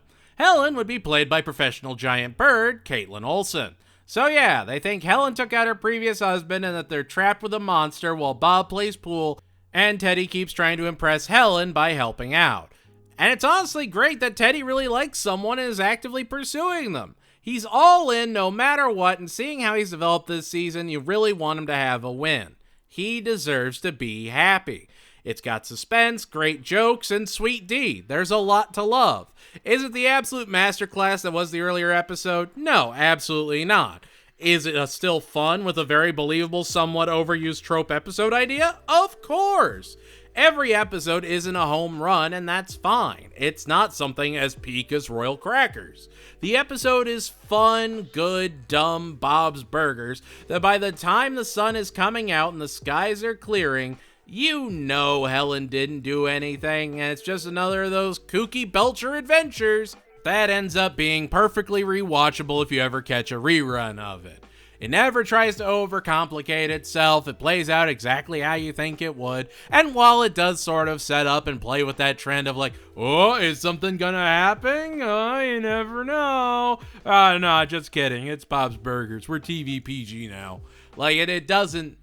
It's a little disappointing, I guess, but if it did actually do anything with the murder house, it would not be Bob's Burgers at that point. Housetrap is a bird-loving 8 out of 10. Bob and Louise are huge fans of the classic Wandering Samurai and Daughter story, Hawk and Chick, a very obvious reference to the manga, film, and TV series Lone Wolf and Cub. They're at a market and think they recognize the actor that plays Hawk and start to tail him back to his home, where he reveals that he and his daughter haven't talked in years, and Bob and Louise are determined to change that by organizing a special one-night midnight showing of Hawk and Chick to reunite the two. Hawk is played by Kojima, who is voiced by Kisuke Hoashi, who would also show up in more episodes later in the series.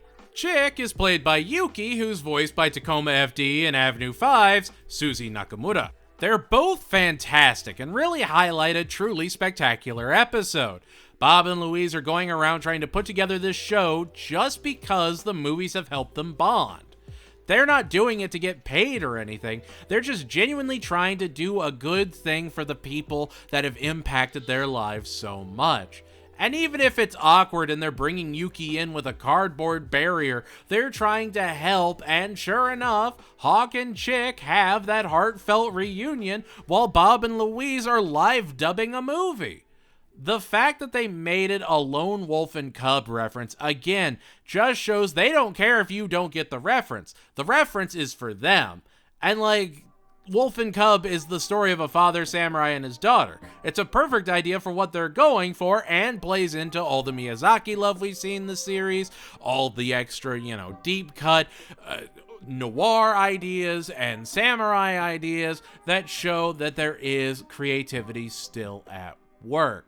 There aren't as many jokes this episode, but the emotional core of the episode really pulls you along and makes it stand out as one of the best episodes of the season.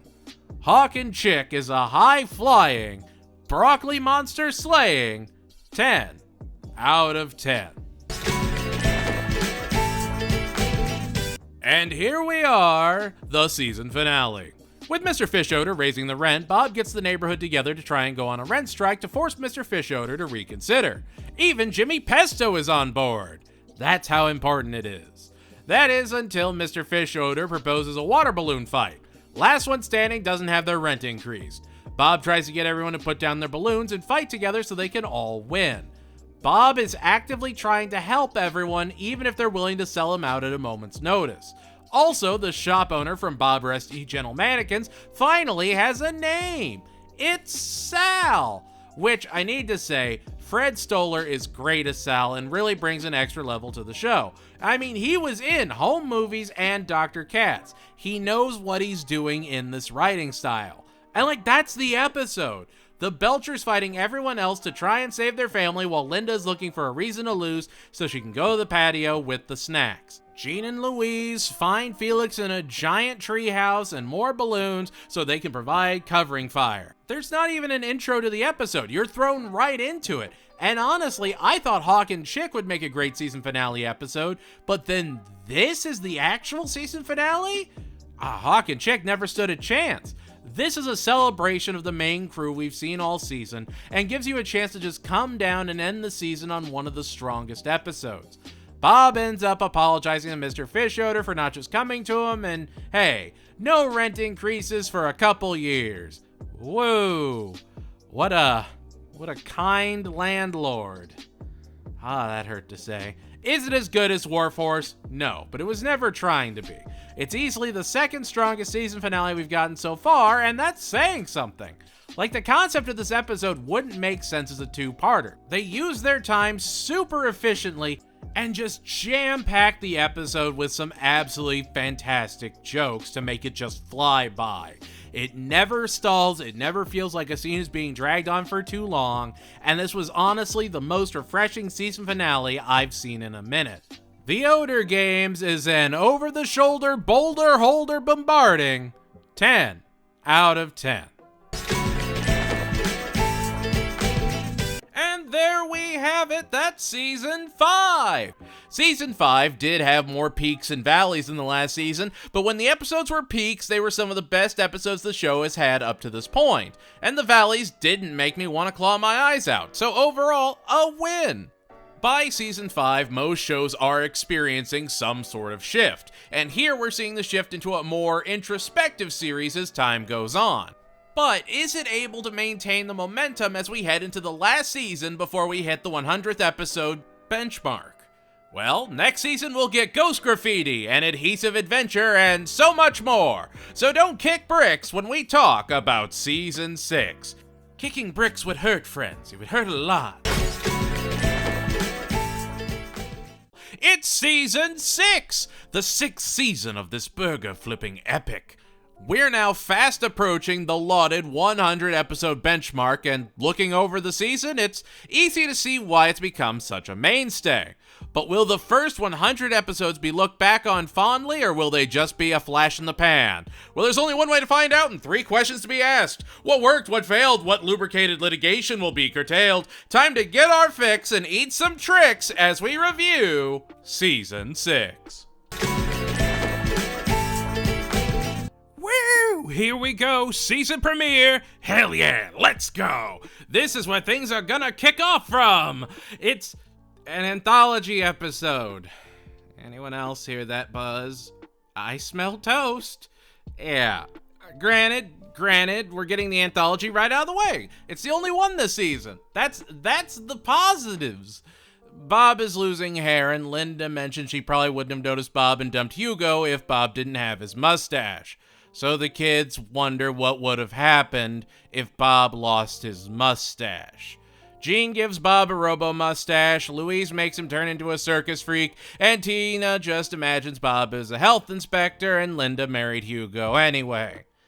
Tina starts to freak out about how everything is coincidence and chaos and has to be talked down. And yeah, that's a genuinely wild thing to think about and can mess with a kid, but it just sort of drags on. It never does anything bad, it's just fine. It's an anthology episode. I'm just so tired of them, and I have to accept they're always going to be there. And you know what? In the context of anthology episodes, this is not my least favorite one. My least favorite one's coming up, and I think you all know what it is, but it's not great. It's just, I don't know. Sliding Bobs is a Dollar Shave Club sponsored 6 out of 10. Alright, second episode of the season, let's go! There's a landship celebration coming to town, and Bob thinks it'll be great for business until they drop off 2 porta potties in front of his store, and that's all he gets. Meanwhile, Tina finds out Jordan is the ghost boy graffiti artist, and in an attempt to prove she's cool, starts going around with Jordan, helping with his jobs until she starts to have second doubts about tagging the landship and starts to clean up after Jordan. Jordan will be played by the returning master of really good grades, Nathan Fielder. And honestly, it's a fantastic Tina episode where she's frantic, yet controlled. She's always improving as a character, and it's great to see that she's still coming into her own and not just being used to crack jokes. It's funny that it's a lot like the Beef Squatch episode, which also guest starred Nathan Fielder, where he was using Tina to get into the green room. So there is that element to it, and it feels a little too aware for that not to be the case. And also just Jordan always going yeah, baby, come on, give me another smackaroo, and just keeps kissing her in the most awkward way imaginable is terrific. The jokes are great. Everything about the episode is actually really refreshing compared to the anthology. It's a solid episode. And I never thought I'd see the day where a Bob story detracts from a Tina episode of all things, and yet here we are. And really, that is just the Bob story being okay. It does have a kind of satisfying conclusion, but it doesn't really do anything to bring itself over the edge. Oh look, he has a longer line than Jimmy Pesto now. That feels fresh and original. It's just, it's okay. It's genuinely still okay. We are 6 seasons in. We're coming up on the 100th episode, and if I go, you know what, that was actually really good, that was fine, that was okay, that's a huge celebration. The land ship is a blue water refreshing 8 out of 10. It's our Halloween episode. Ooh! Louise tells the family that she's never been scared before, and Bob and Linda are determined to change that. They take the kids up to a house and put on a very predictable haunted house that they're fumbling through until the power cuts. They start running into cultists and are hunted by this bearded man, and Louise starts to lose it more and more. Louise gets genuinely scared, and everyone reveals they were all in on it, and it was just an attempt to get her to be properly spooked. The family is willing to bring in all kinds of people, set up a house, play a pretend fake first haunted house to lull her into a sense of security, to then proceed to terrify this young girl so that she has a true and proper haunted Halloween. They are willing to give up their time for Louise to experience this. And that is genuinely so wholesome, and probably the most wholesome lawn burning I've ever seen. And deep down, you can feel right when they get to the house that's intentionally bad. You understand just the concept of how episodes are shaped. You think, okay, Bob's Burgers, would they really put on that bad of a haunted house, especially considering what they were able to do back in Hamburger Dinner Theater? It's just... Bob's Burgers does this really great thing where it doesn't break the fourth wall, but it does play off of you being a more educated viewer. You've seen a ton of television and movies. That's just part of the human condition at this point. You understand those tropes. You understand story structure, even if you don't really realize it. And Bob's Burgers does this wonderful job of feeling familiar, like you've seen this trope before, but shaping it around how the Belchers would approach it, rather than shaping the Belchers to fit that trope. And this episode is a fantastic example of that. And it's really, really good for like 18 solid minutes of a 21-minute episode. The episode actually ends with a Boys for Now music video that everyone starts commenting over for some reason. It's just sort of there. It's just odd. It's not bad. It's not good. Just genuinely feels like filler. I don't know why it's there. The Haunting is a spooky yet celebrated 9 out of 10. Hey look, our Thanksgiving episode. There's a snowstorm on Thanksgiving and Gail has hurt her leg and needs Bob to come out and pick her up. So naturally, Linda and the kids have to cook Thanksgiving dinner while Bob braves the treacherous Thanksgiving blizzard. So Bob struggles to deal with Gail and has to box a Mr. Business to traverse the snow. Mr. Business gets out and runs through the snow, and Gail reveals she was never actually injured and just pretending because her boyfriend, Mr. Frann, dumped her. He said he was going to visit his aunt for the holidays, if you could believe that. Little monster. It's interesting because Mr. Frann being Gail's boyfriend would actually be a story element a couple episodes later as well. It's a perfectly fine Thanksgiving episode. It's definitely my least favorite of the Thanksgiving episodes so far and feels intentionally chaotic. It's a good Bob and Gail story, but so much of it could have been scrapped. It just never feels complete, you know? Granted, the imagery of Bob and Gail walking outside in that pure white landscape, it actually really kind of works. And it does have some pretty interesting shots that made me appreciate the animation of the show, which, like, it's Bob's Burgers. It's rare that you come across scenes that you're actually like, oh, hey, this is actually like an animated series that has creative decisions. Like when Bob's patting his shoulders to get Mr. Business to come down, that's an actual, like, animated shot.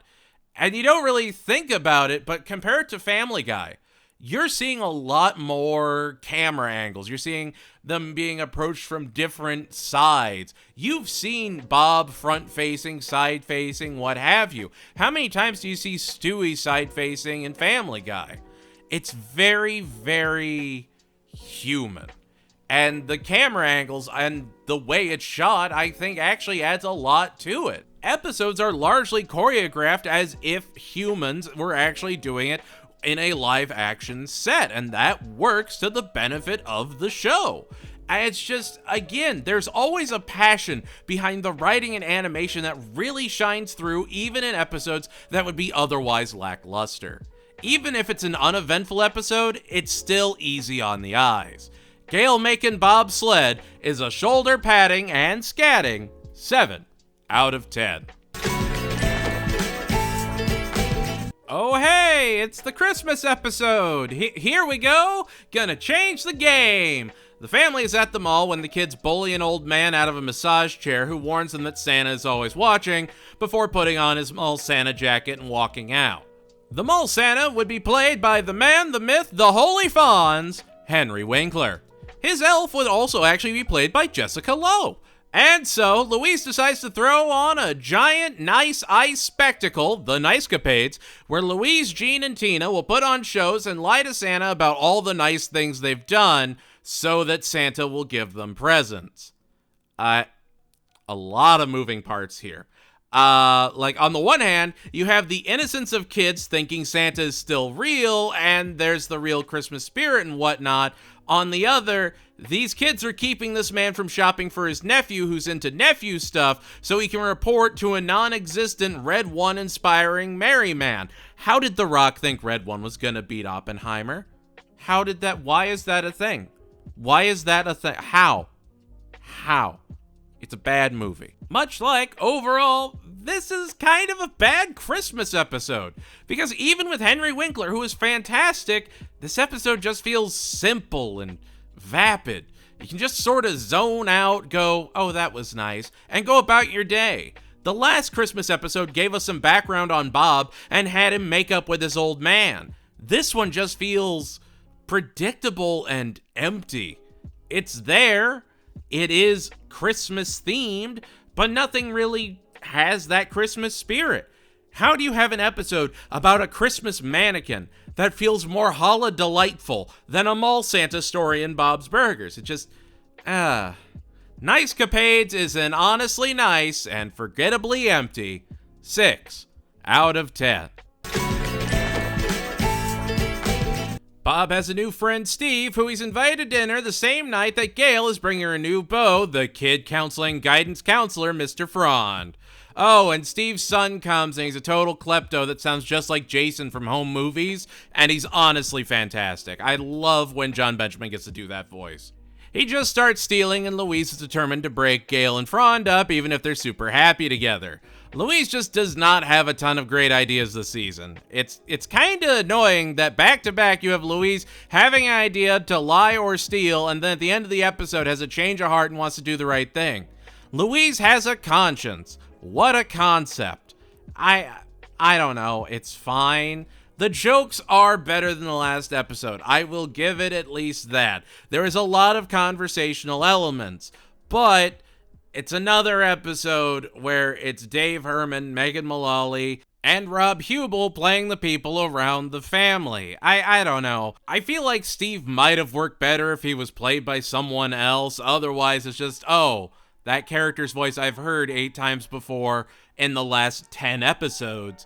Yay. He's not bad, don't get me wrong. I absolutely love the actor. It's just, he doesn't really work for what Steve's doing in this episode. You know, you even give him to like an Andy Daly or Larry Murphy. Give it to someone else sometime. Again, the episode just sort of feels there. I wish it had even any amount of depth to it, but it just feels like you've seen it before. Which, like, we're almost 100 episodes deep. Not every episode is going to be a banger, just wish we saw a rebound soon.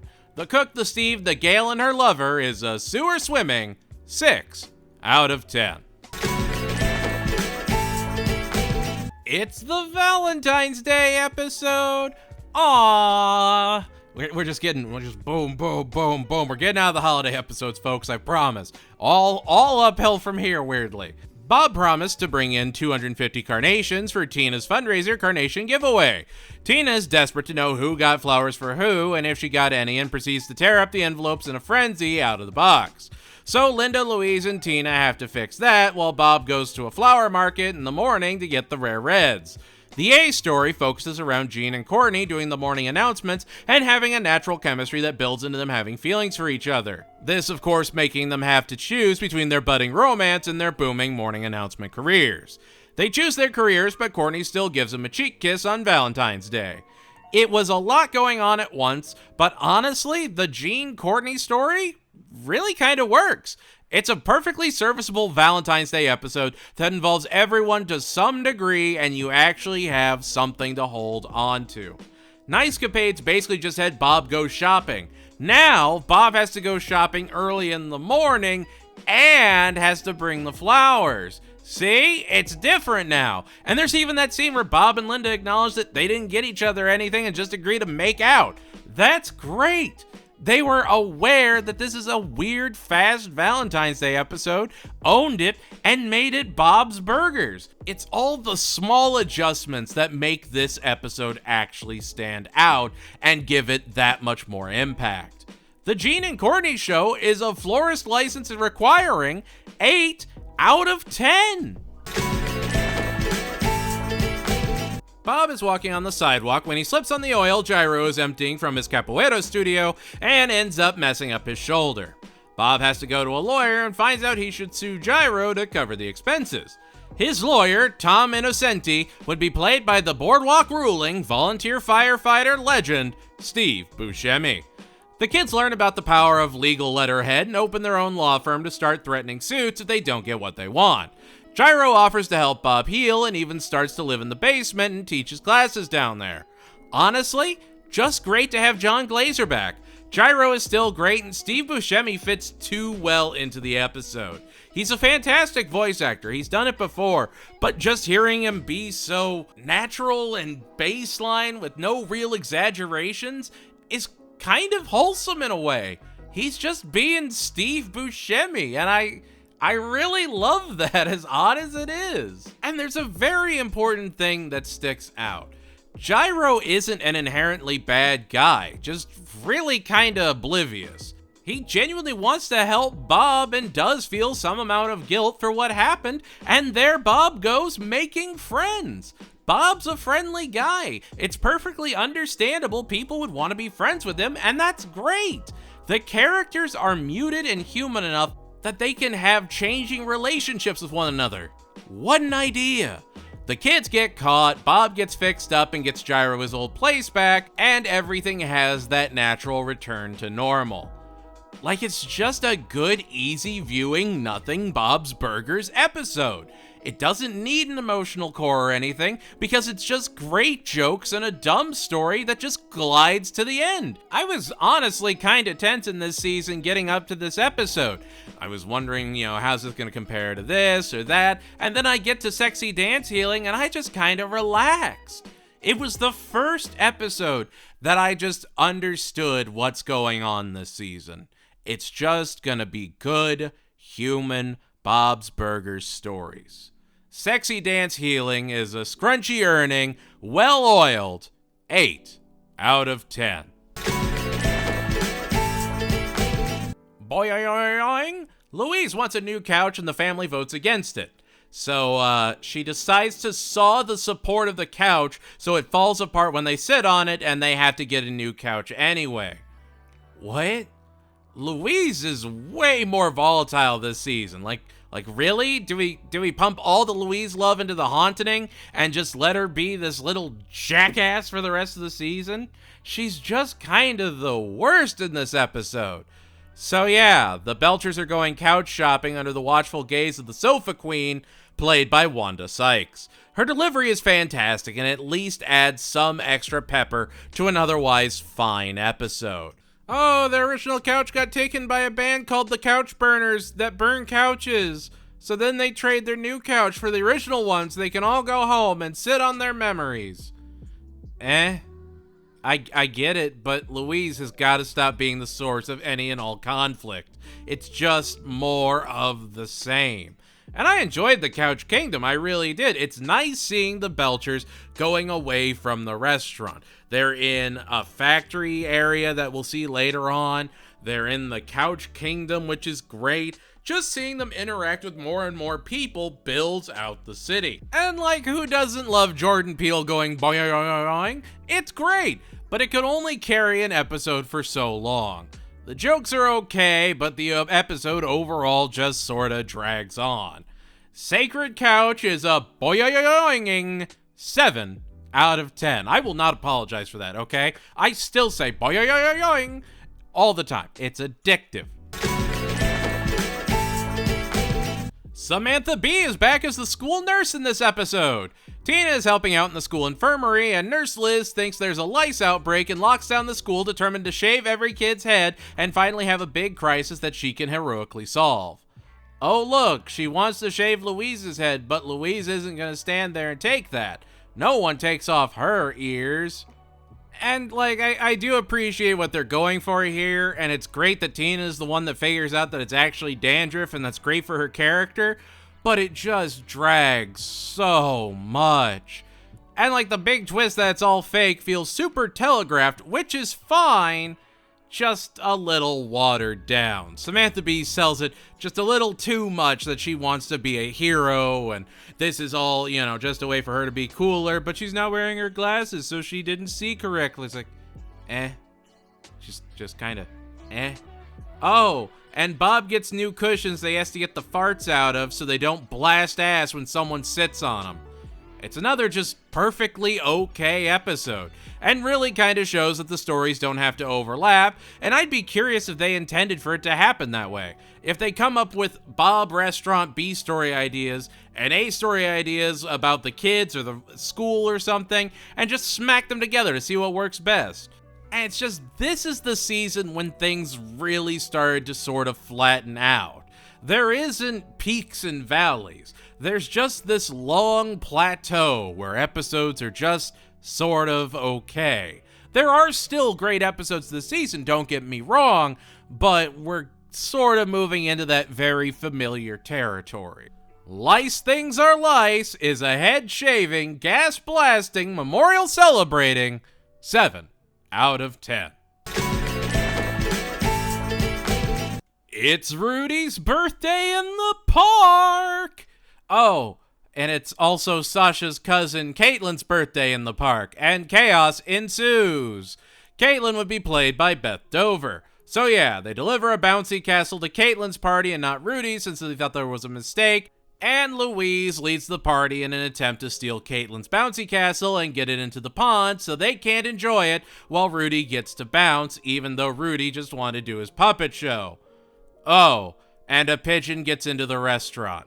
So, exciting things are happening for everyone today. Oh look, Louise has a crisis of conscience and realizes that this isn't what Rudy wants and tries to make things right while they're in the ranger station. Oh, Bob is taking a bath with the pigeon and has conquered his fear. So nice. The Bob Pigeon story was better than I thought it was going to be, and it was fun to see Sasha, but it was really just more of the same at the expense of Rudy. You've seen it before, and it never takes any risk that would make it stand out in any spectacular way. It honestly felt a lot like the kids rob a train, even having Rudy's dad flirt with Caitlin's mom. It just sort of sits there, feels awkward, and then concludes with Dave Herman yelling at everyone, which is how too many episodes end up. I love Dave Herman, don't get me wrong, but I'm so tired of him being every security ranger, every Mr. Fran Bronca, whatever. He's always there. And you genuinely feel for Rudy, don't get me wrong. Rudy is still a fantastic character. You want him to have his little puppet show and just be the best little Rudy he can be. It is a great Rudy episode, but otherwise it's just sort of there. House of 1,000 Bounces is a preteen startup celebrating 7 out of 10. Gene hears tale of a two-assed goat and takes the rest of the kid group to search for the mystical creature and has to keep them roused with motivational speeches so they stay inspired to keep going on their journey of destiny. I will say, it's a Gene-led adventure, and he is so passionate about it that he's willing to carry kids through poison ivy so they don't get rashes.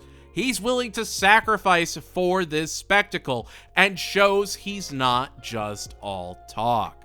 Gene faces his fears for something he wants to see, and the fact that Zeke is all on board for it actually makes the episode shine.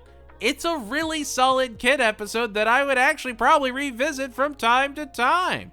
The B story has Bob and Linda competing at their version of horse when the restaurant is slow. They get super competitive and mellow out by the end of the episode.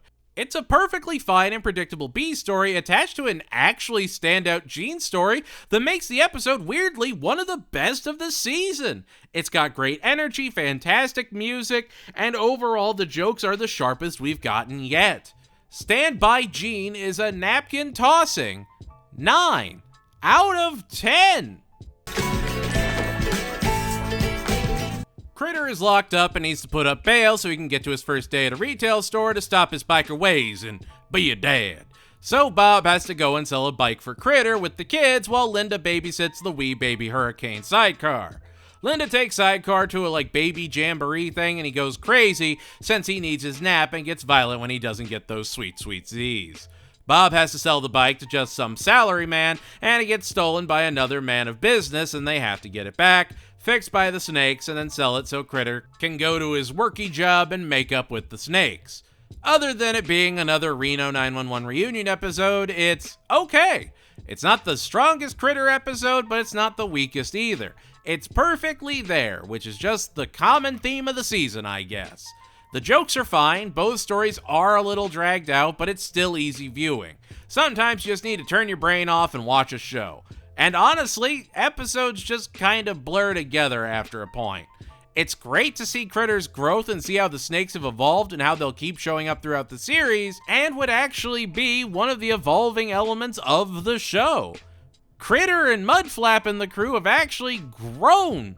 They've become parents, they've become responsible. They are changing, and with them, the stories you can tell with them change. And that actually really works for them. It's like if Snake from The Simpsons all of a sudden just started running a grocery store.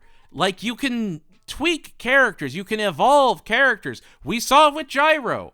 If you give characters room to change, you are given more opportunities to make those characters feel unique. I know this all sounds super simple, but when you have caricatures rather than characters in, say, Simpsons, Family Guy, and even American Dad to an extent, it detracts from the potential. I actually think that's why I have such a problem with Louise this season, because it's usually Louise does bad thing, has conscience, changes mind.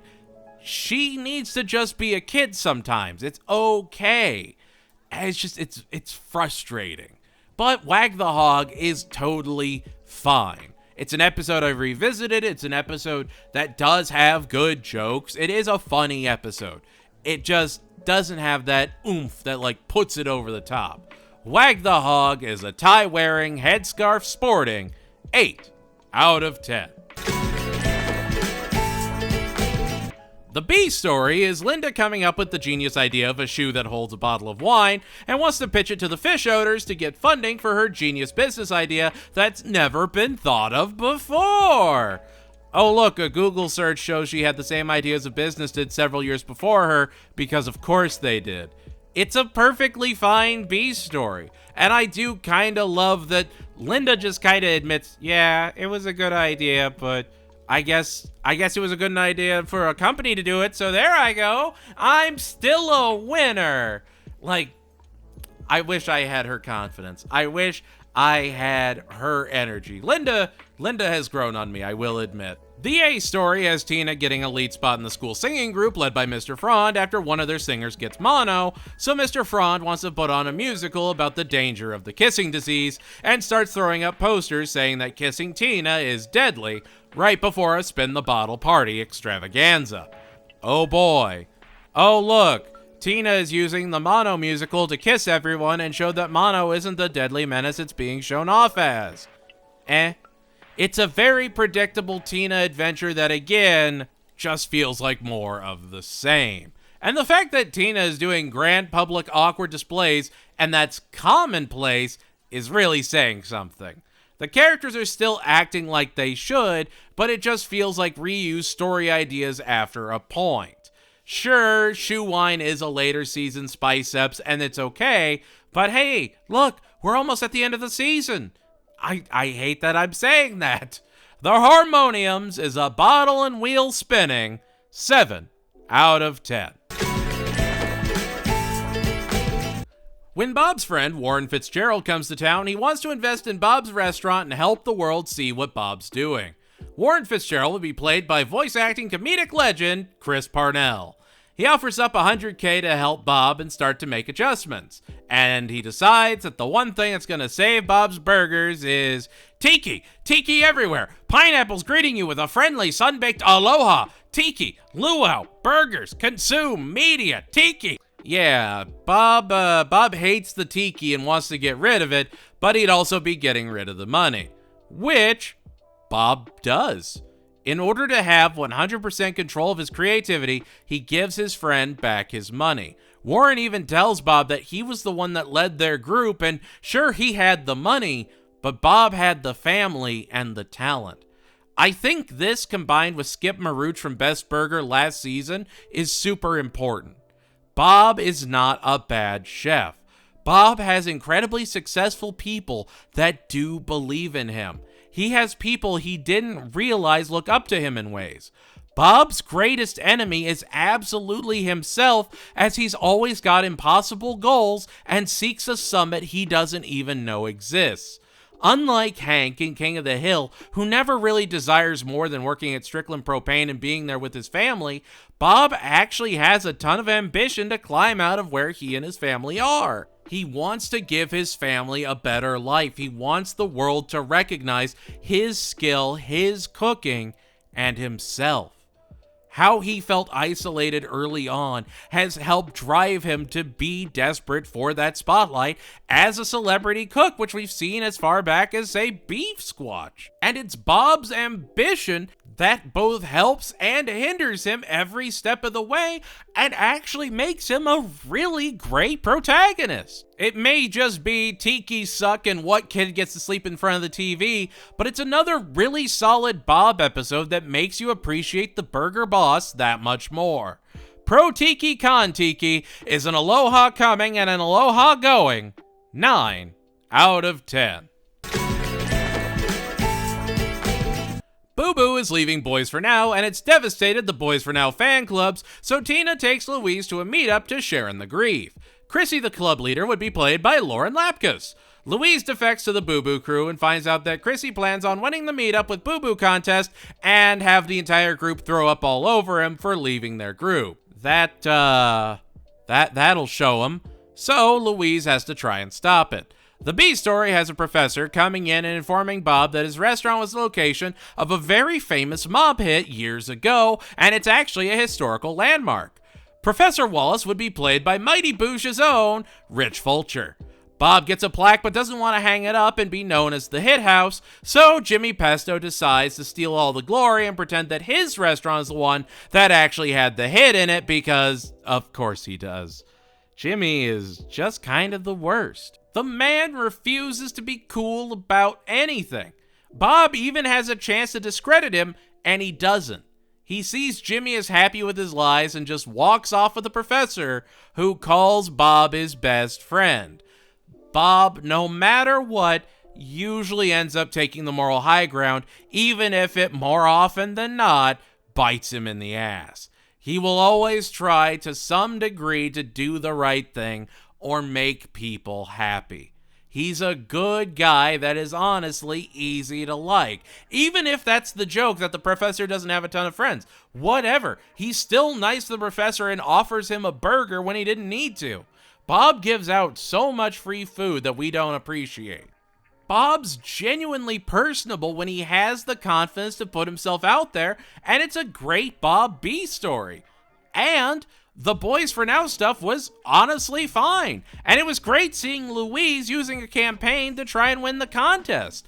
This is a solid Louise episode where she's not having a crisis of faith and has to fix what she did by the end of the episode. She's actually fighting back against another antagonist. She is not the source of conflict. It is so refreshing to have a normal Louise episode for a second. Bye Bye Boo Boo is a roller coaster ride of a 9 out of 10.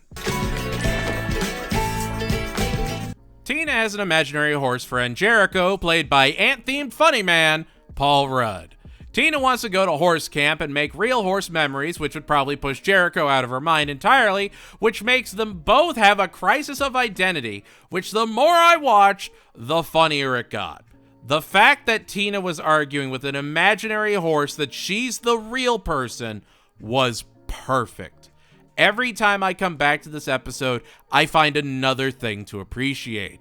Bob sacrifices fixing the fryer so he can send Tina to a local horse camp, while Linda hosts restaurant camp for Gene and Louise, who look at it as a way of getting out of actually working in the restaurant. So basically, just synchronized swimming again, right?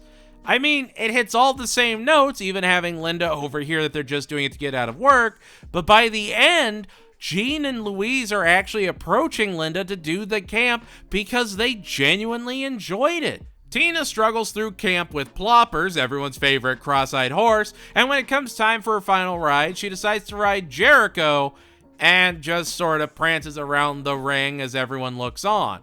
And you know what? People start absolutely adoring it. They love watching her just riding with a passion. And I'll say this, even wilder, Tammy was actually fine in the episode since she was just sort of there. I did not dislike Tammy here at all. Her and Jocelyn genuinely added to the episode and the wild fascination Tina has with horses. It's a perfectly solid and actually great episode. Like, you even have Bob and Teddy fighting over his lack of fries without the fryer. There's so much going on that no story stalls and they all get the right amount of time to shine.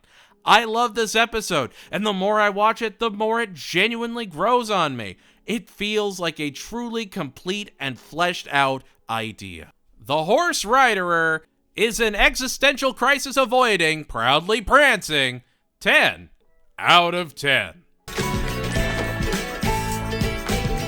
Tina's helping at a retirement home reading a resident's mail for a Thunder Girls badge. Meryl, the person that Tina's helping, would be played by the late comedic legend with almost 80 years in the game, Cloris Leachman. We also find out this episode that Sergeant Bosco's mom lives in the retirement home, and we'd actually see more of the home and its residents as the series continues.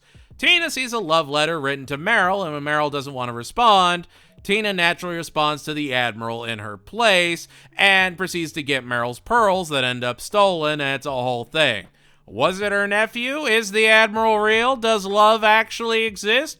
Tune in next week to Bobby's Burger Z to find out. Oh look, the Admiral is real and so is love. How romantic. The B story? Bob impresses some popular local chefs who have him open the restaurant at midnight and becomes a part of their partying cooking crew. Naturally, all the late nights take the poor man out as he struggles to stay awake and hang out with his new buddies. Again, Bob making more friends and impressing pros. It was such an ongoing theme that Bob only had one friend in Warren Fitzgerald or Teddy, but even those are questioned with the existence of Mort, of Ron, of, at this point, Mr. Fishoder, and so many others. Bob has friends. He's a likable guy, and this is really kind of how you rehab his image and sort of elevate his status. Sure, by the end he's having Linda tell the crew he's dead so he doesn't have to go out with them, but the fact he's included at all is such a great touch. The episode is another solid banger. It actually has some depth to it and a heartfelt story. It's everything you need and so much more. I'm really kind of about it. A Tina episode where I'm not creeped out. Sure, she shouldn't have written the letter, but that's such a, sitcom thing to do.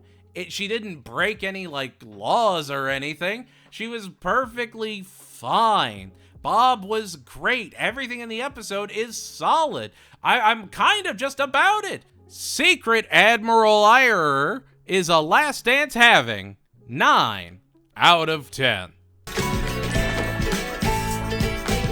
And here we are, the season finale and the 100th episode. The kids are having a prank war, and Skip Maruch calls Bob to let him know he sent a magazine crew to interview him and show off that he's an up-and-coming cooking superstar.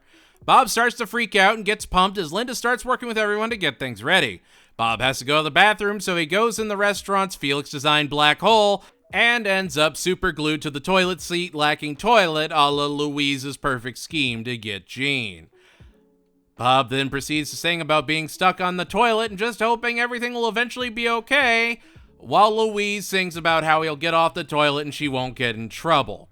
Makes it real hard to like Louise this season, not gonna lie. But the whole town is coming together around Bob as word gets out that he's prepping on the crapper while Teddy and Gretchen try to get him free. The interviewers come while he's still on the toilet, and everyone cheers for Bob, even as they say there's no interview. We later find out they did do the review and celebrated Bob, even though they didn't get an interview. Bob also gets off the toilet. It's a lot, yet very, very simple. Bob is stuck on the toilet on one of the biggest days of his life, thanks to Louise. That's it. And yet it feels like a 100th episode that they really wanted to do. Remember King of the Hill's 100th episode where Bobby lived in a doghouse and that was it? This is very much not that. You get a shot of everyone. Regulars like Keegan-Michael Key, Pamela Adlon, Ken Jeong, Tim Meadows, and Rob Hubel all show up, and it feels like the city is coming together behind Bob to celebrate his accomplishments. It's just good, easy, celebratory fun. I actually really love this episode, and it works not only as a season finale, using a lot of the same elements as the Oder Games last season, and a true 100th episode celebration that still feels very in-world and well-earned, but also just a genuinely good standard episode. It can just be watched and appreciated. It is solid on its own and needs nothing around it to be a conceptually perfect episode. Glued Where's My Bob is a resin-repealing, show-stealing 10 out of 10. And there we have it. That's Season 6. Season 6 was very much a season that existed. It had some really high highs with episodes like The Haunting and Glued, but it was also a lot of the same after a point, which, compared to something like Family Guy that has had to find ways to get wilder and weirder, Bob's Burgers really doubles down on just stories of the kids and the restaurant. Sometimes they're the greatest thing you've ever seen. Sometimes it's just another usual day, and that's honestly fine. Remember, a steady run of fine episodes is better than a dive into the depths wondering what happened. And looking back at the show here at the 100th episode, I don't think there was ever a time I really regretted starting this review of the series. It's a celebration of family, of ambition and creativity. It's a celebration of how normal everyone being weird is. We all have quirks and things that make us unique, and Bob's Burgers has steadily become more and more introspective and relatable about the human condition, which makes it easy to see why it's become such a comfort classic. We've come a long way from human flesh. And looking at Season 7, it's honestly got a lot to love. We'll get a creepy Christmas, Louise lawyers up, and a new water-based faith is sweeping the nation. So don't go to heaven before we talk about Season 7. It's Season 7! Our first season after the 100 episode milestone and around our halfway point in the pre-movie era of the show. At this point, Bob's Burgers was very much entering the mainstream in full force. It was a streaming success and was testing well with really every key demographic, and looking at Season 7, it's easy to see why. We're gonna get lactose litigation, LARPing, the voice of an angel, and so much more. So it's time to ask those three age-old questions. What worked, what failed, what egg hunts will be curtailed? Crank it up to a Spinal Tap 11, because it's time to review Season 7. Louise has the flu and is excited that she's going to miss school until, she actually gets sick and starts to run a real fever. Which, of course, gets worse when she refuses to take her cold medicine because she doesn't want to get groggy. I'm so conflicted, because on the one hand, I'm excited Louise is being a kid, but also she is being the worst parts of a kid, and it's just, it's so annoying. It's so annoying. But again, kids do that. It makes sense. It's just, She asks for a Coochie Kopi doll, and Linda ends up dropping it in the toilet, and they end up melting her precious Coochie Kopi, profusely apologize, and then Bob goes out to find another one, while Louise wanders around the dreamscape with her melted Coochie Kopi that would be referenced for the rest of the show, even showing up in the movie. It's okay. Like, Louise says she'll never forgive her family for melting her toy while trying to fix it after an accident happened. Remember when Louise superglued Bob's ass to the toilet? Remember when Louise sawed the support of the couch so it'd break and they'd have to get a new couch? They weren't even being malicious. They didn't sell the Coochie Kopi or anything. An accident happened. Granted, I'm sure it just stands out more to me since I've been marathoning the series and it was literally in the last season. It just feels that much more frustrating. Like, yeah, a kid isn't gonna have that kind of introspection a lot of the time. And sure, the dreamscape is her fevered brain telling her to love her family, and it's all just kinda there. It is inventive, and I do see a lot of people loving the visuals of the episode, but other than those, it's really just kinda fine. Oh, and Amy Schumer guest stars as a customer at the toy shop. She's in it for like 3 lines, so, you know, they're not playing around with guest stars this season. Keep up. Fluies is a Castle rating, and medicine finally taking 7 out of 10. Teddy wants to impress his ex-wife, so he brings the Belchers out on his new boat so he can drive past her boyfriend's place and show off how rich and successful he is. Tina wants to prove she's responsible enough for a cell phone and carries the restaurant eraser everywhere to show she won't lose it. Simple and straightforward plot, so you better hope those jokes are great. And are they? Oh, you better believe it! It's a Teddy-centric episode where he's effectively making peace with his old relationships and moving on. The handyman fixing himself after he gets the family marooned on an island populated by long-haired longhorns. It's all about healing and developing as an individual, and Teddy is absolutely incredible this episode. Love it. Love everything about it. Larry Murphy is such an integral part of why Bob's Burgers is as great as it is, and to take the time to focus on Teddy really gives him a chance to just completely and utterly shine and leave it all out there. And as we get deeper into the show, we're going to get more and more Teddy-focused episodes, and I'm absolutely here for that. He has grown into an incredible character. Also, it's a family leaving the restaurant episode, which is fantastic. They actively go on an adventure. Teddy makes life infinitely more difficult, and even by the end, he's setting the boat on fire with Bob's wallet and their keys in it. Teddy is a lot at all times, and I'm so glad we had an episode where Teddy is just his most Teddy self and letting himself be vulnerable in front of the family. The Tina story absolutely feels like an afterthought, but I think that's the point. It's everything for Tina for a minute in the moment, while everyone else is just more determined to, you know, survive. But even as they're climbing the mountain, sure enough, Linda is telling Teddy to, hey, get it all out. Pretend I'm your ex-wife and just yell everything you want to yell out. And he gets it out. He cleanses himself and sees what unrequited love gets you when he learns more about the island's owner. Now, it is a bit of a, oh, he got all these longhorns because he loved the woman so much. Yeah, okay. And I'll tow you back. That's really convenient. Thank you. I'll see you next Sunday at 8:30. It's just good Bob's Burgers. Yeah, it's a little coincidental, but who cares? You run with it. See Me Now is a high-flying, flare-firing 10 out of 10. It's our Halloween episode. Woo! Tina has a great idea to go as a hot mess for the Halloween costume contest, and then Tammy steals her idea because she's Tammy, the absolute best character ever written. Tammy exists to be the worst. So, Mr. Ambrose tells Tina to awaken to the power of the dark arts, and she becomes a witch threatening to curse or hex anyone that gets in her way, even crossing the crossing guard, who turns out to be, you guessed it, an even more powerful witch. I would believe crossing guards would do that. And yeah, she has to get uncursed and get rid of her spooky witch powers. Wow, what? Tina went mad with power? That's never happened before and will never happen again, and I am shocked and appalled that they would insinuate such a thing. The B story has Bob trying to figure out who keeps stealing his pumpkins, and it turns out Mr. Fishodor has been stealing everyone's carved pumpkins to make a giant display for people to walk around and appreciate for a nominal fee. It's absolutely something he would do, and the shot of it is, man, it's honestly one of the most gorgeous shots of the whole season. I would make that my computer desktop screensaver. And I feel old saying every bit of that sentence.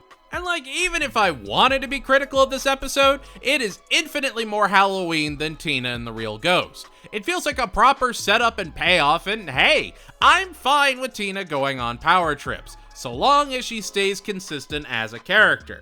Is it my favorite Halloween episode? No, absolutely not. The Haunting exists, but it's still absolutely solid.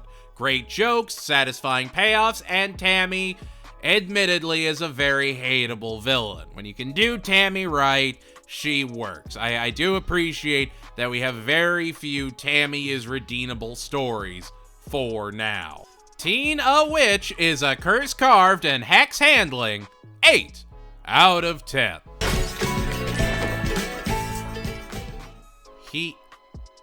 Huh?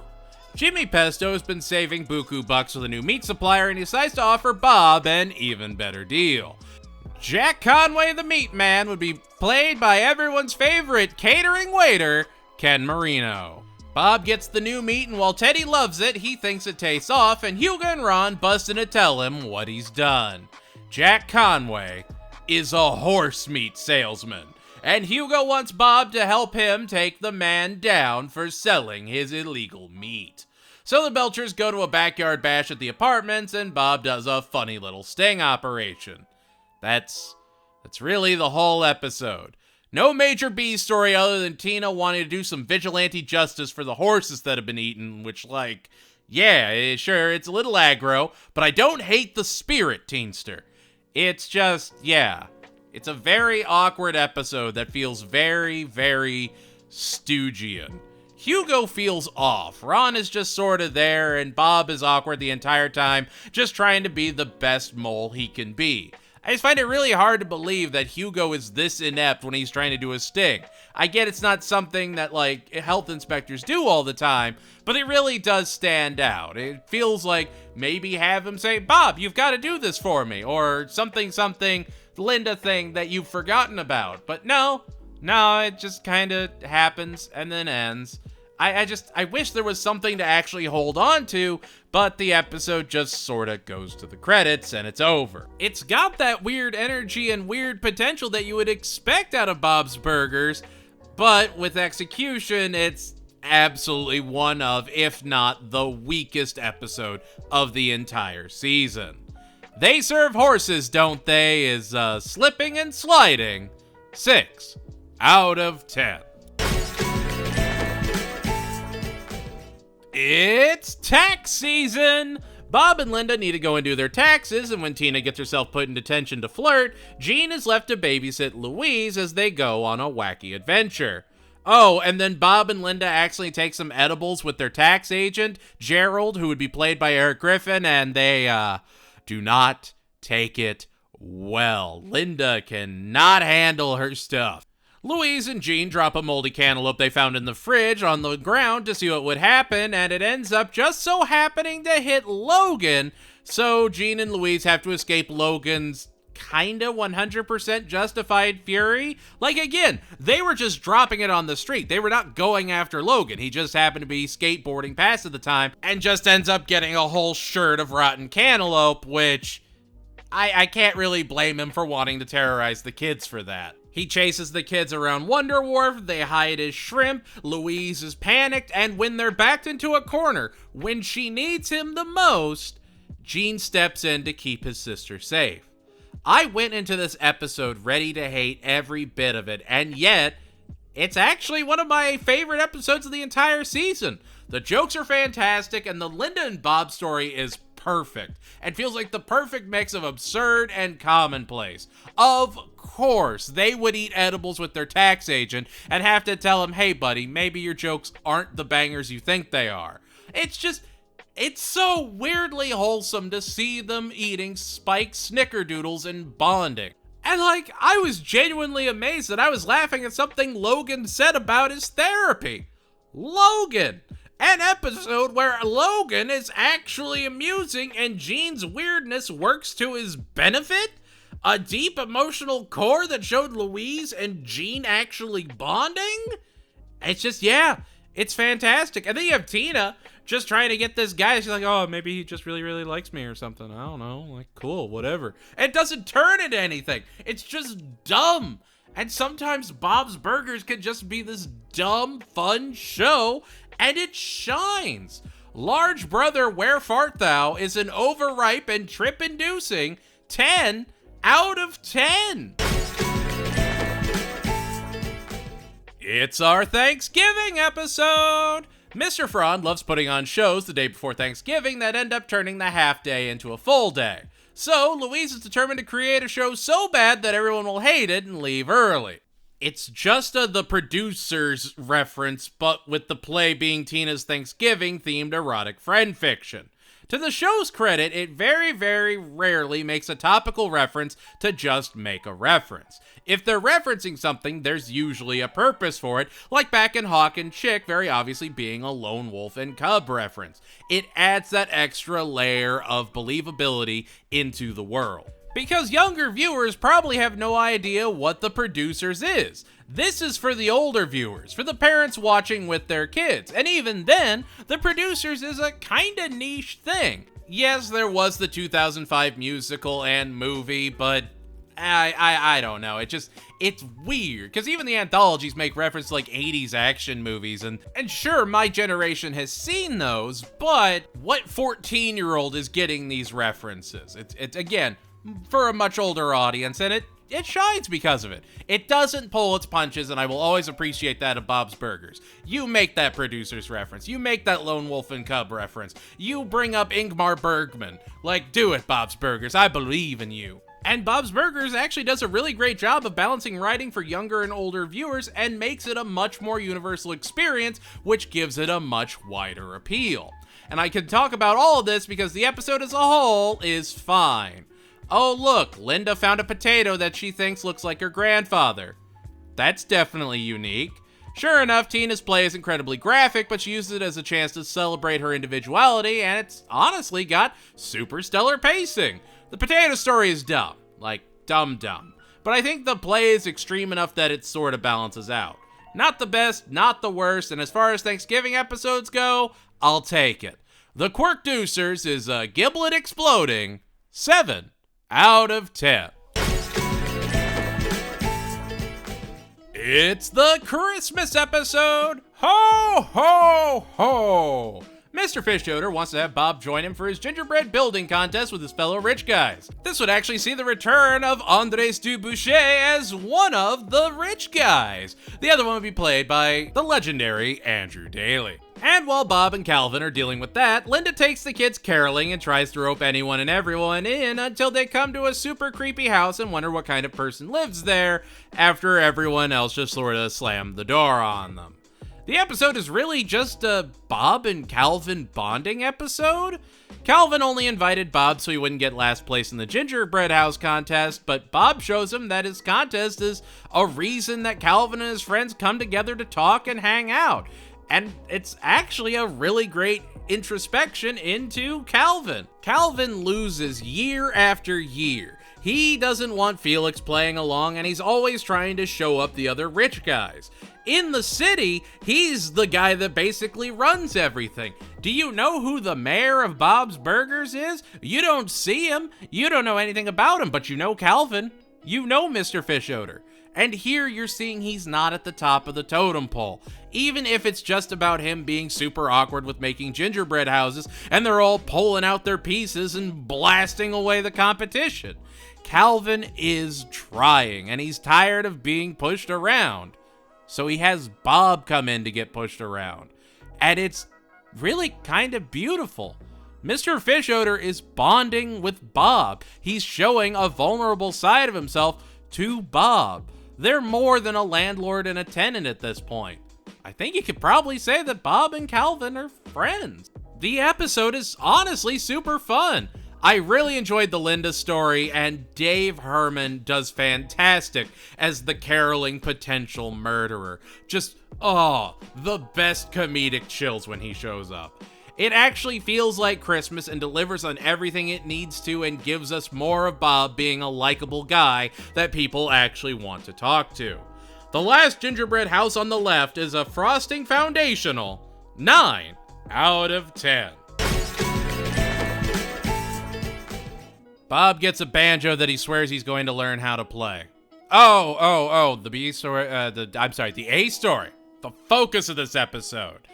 Tina sprains her ankle and has to use a little robot to get around the school while Jean and Louise have their own fun with the robot, and, look, they're telling the security guard that they are their boss now.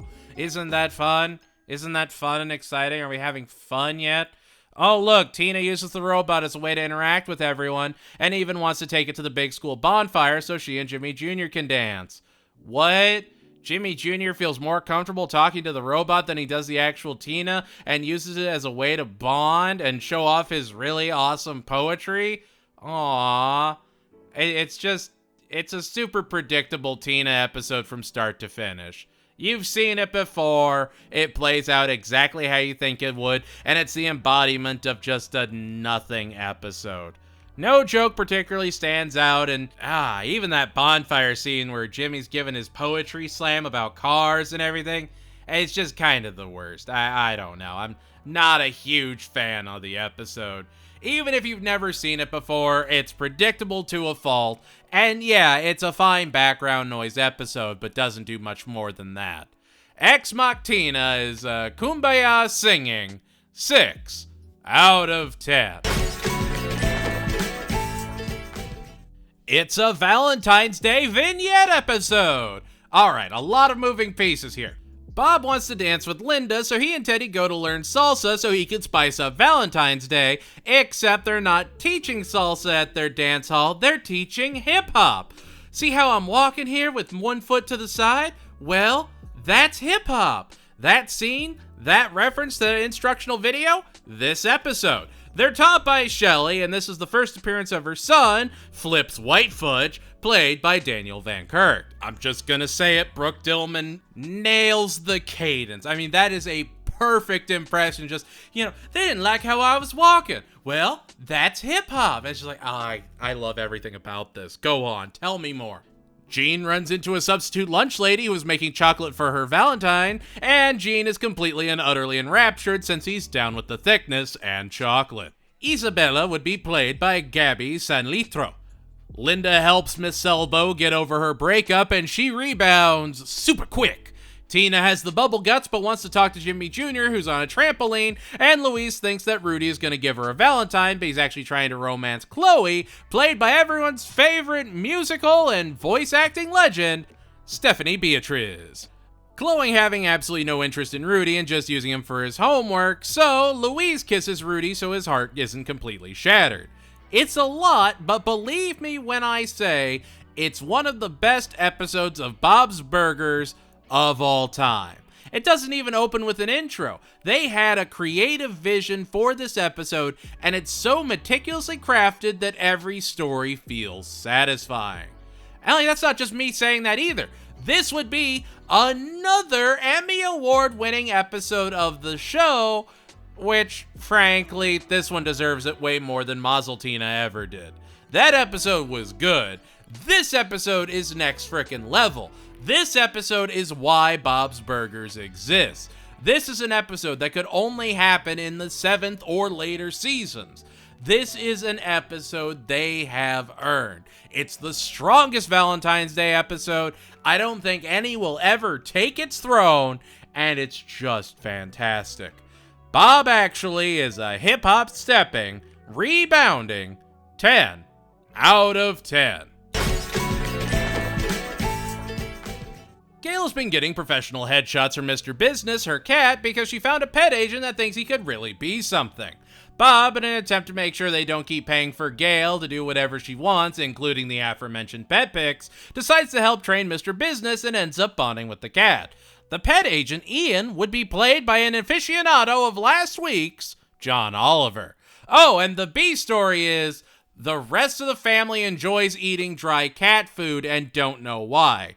Are they eating real food and thinking it's cat food? Nope, it's just straight up cat food Tina found under the sink, starts munching on, going, why do I like this? Jean and Louise get in on it, and when they're at the cat show, oh look, there's Linda sampling all the cat food. Definitely on their side of the family. Not that they hid it. Well, Bob knows that Linda eats cat food sometimes. It's just like, Linda, I thought you would stop. Come on. Linda, no. There's no twist, there's no subversion whatsoever, just cat food tastes good to them. And honestly, really love the episode. It's so dumb, but in a way that at least feels like controlled chaos. They are absolutely doing the dumbest things imaginable, but it's exactly how the Belchers would handle generic pet competes and show trope episode. Now, I'm not about to sit here and say it's better than Bob, actually, but it's definitely worth a revisit every single time I go through the season. Also, John Oliver is just terrific in it. He brings this high energy, he's constantly firing back, and it really feels impactful. There's no business like Mr. Business is a chef cat imitating 8 out of 10.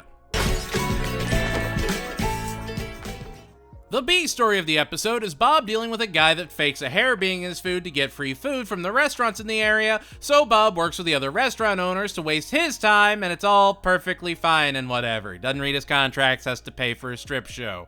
Yay! The A story, though? Now that's the good stuff. Louise is part of a mock trial where after the first cases with fictional characters don't really go anywhere, Louise is left defending Mr. Frond in the case of who ate Mr. Ambrose's yogurt.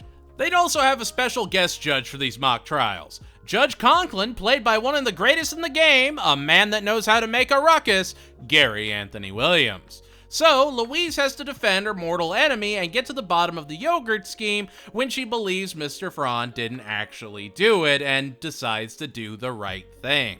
Love everything about the episode, and while the Bob stuff isn't as strong, it's still not bad at all. But this is one of the best Louise stories of the show, and it's easy to see why. It uses her strengths without making her the source of the main conflict.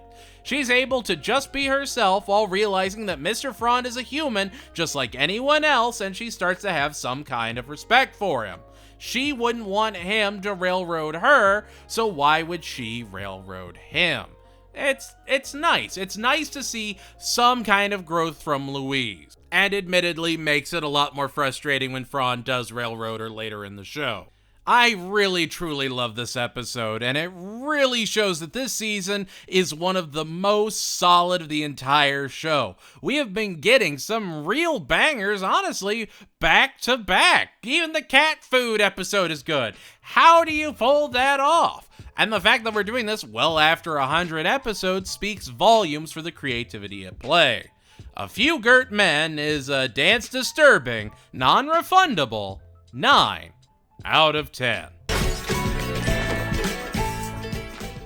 When Gene's favorite candy, Chunky Blastoffs, gets its formula changed, the family goes to the production plant for a tour, and he's able to sneak away and meets the last living sprat, Ferdy, played by hat-wearing 30 Rock working Judah Friedlander. Ferdy is just a giant man-child that gives up on everything much like Gene does, and the two try to get Chunky Blastoffs back to how they were, with Gene actually putting in a lot more effort than he ever has before, and desperately tries to bring back his favorite candy, with no luck. He ultimately does a rousing speech that does motivate the board, but when the costs are too high, they aren't able to do it.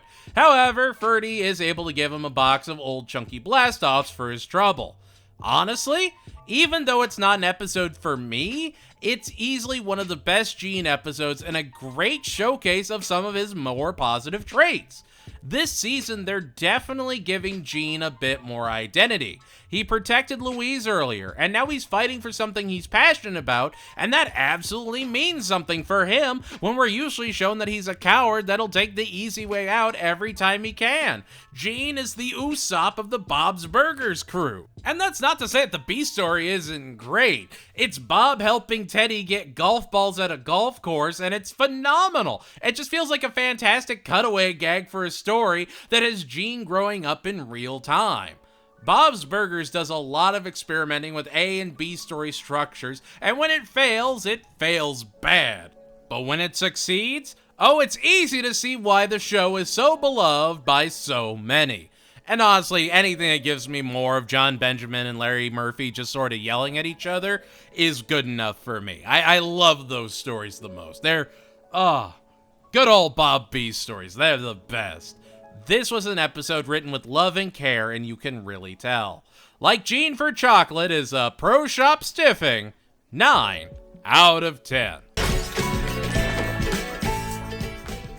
Alright, this might actually be the worst episode of the season. Tina and Linda are on a school trip to listen to a female astronaut speak, and Tina meets Dylan while Linda meets a fellow mom and Amy, who tells Linda to get used to her daughter blowing her off and not needing her till they're in their 30s, and Linda refuses to lose her tiny precious baby Tina. Oh look, Linda overcorrects way too much, tries to be a cool mom, and ends up getting herself kicked out after messing with the fountain, and has to sneak her way back in and make the whole experience as awkward as humanly possible. Yay! Amy, Dylan's mom, would be played by Carrie Kenny, another Reno 911 alum, so that's cool, but yeah, that's the whole episode. Predictable and empty. Oh, the B story is Bob didn't have a bachelor party, so the kids throw him one until he has to pick up Linda after she gets kicked out. Cool. It's an empty episode, which is so disappointing right after I said the show really hit its stride. But, like I said, sometimes experiments fail. You just gotta celebrate that they're still trying new things. Linda is an awkward mom who panics at the drop of a hat. It makes sense she wouldn't want to lose her bond with Tina, but also she needs to have some more faith in Tina not turning out like Dylan. It's just a weird, awkward episode that never really delivers on what it's going for. Oh, look, an astronaut that does karate. That's so fun. I also kind of wish they had gotten like a special guest star for the astronaut, maybe even an actual lady astronaut. Come on, Buzz Aldrin was in Futurama. You can get someone for this, I'm sure of it. The episode just felt like an afterthought. The Grandmama Pest Hotel is an apple juice shot taking 5 out of 10. When Tina's favorite aquarium is about to get shut down, the kids try to help rebrand the aquarium as a religion, and the tax agent finds himself so enthralled by the teachings of aquaticism that he becomes a devout follower, and they have to try and keep the lie going as long as possible. Bob and Linda compete to see who has the best customer service skills. I think the thing that bugs me the most about this episode is the lack of new guest stars. Everyone in this episode is a voice you've heard earlier in this season, and it's just starting to feel very samey. The idea isn't bad, the episode as a whole just feels sped through. The third act is also just sorta there. I keep looking at this episode and think, oh, I'll finally have something to talk about with it, but no, not at all. I know the episode, I know I watched it, but the moment I look away, I forget all about it. It's the silence from Doctor Who if they were a Bob's Burgers episode. The kids save an aquarium. That's it. That's the plot. Yeah, sure. Aquatic education. It's just, the jokes are weird and don't really do anything for the overall show. It just feels awkward. And I cannot emphasize enough, the speed dating at the end of the third act just feels way too long. It's not for me. Sometimes the concepts are really just that simple and the jokes don't justify it. It's okay? I don't know.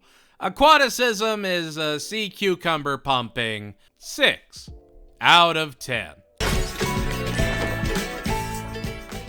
All right, here we go. The good stuff. Just inject it right into me veins. Tina joins debate club where she starts to learn all about bringing some real passion to debates and wooing Henry, who uses some manipulative counterpoints to get the two to date. Fun fact, this would be the first appearance of Mr. DeSanto, who would be a recurring teacher later on, and he'd be played by everyone's favorite big mouth man, Nick Kroll.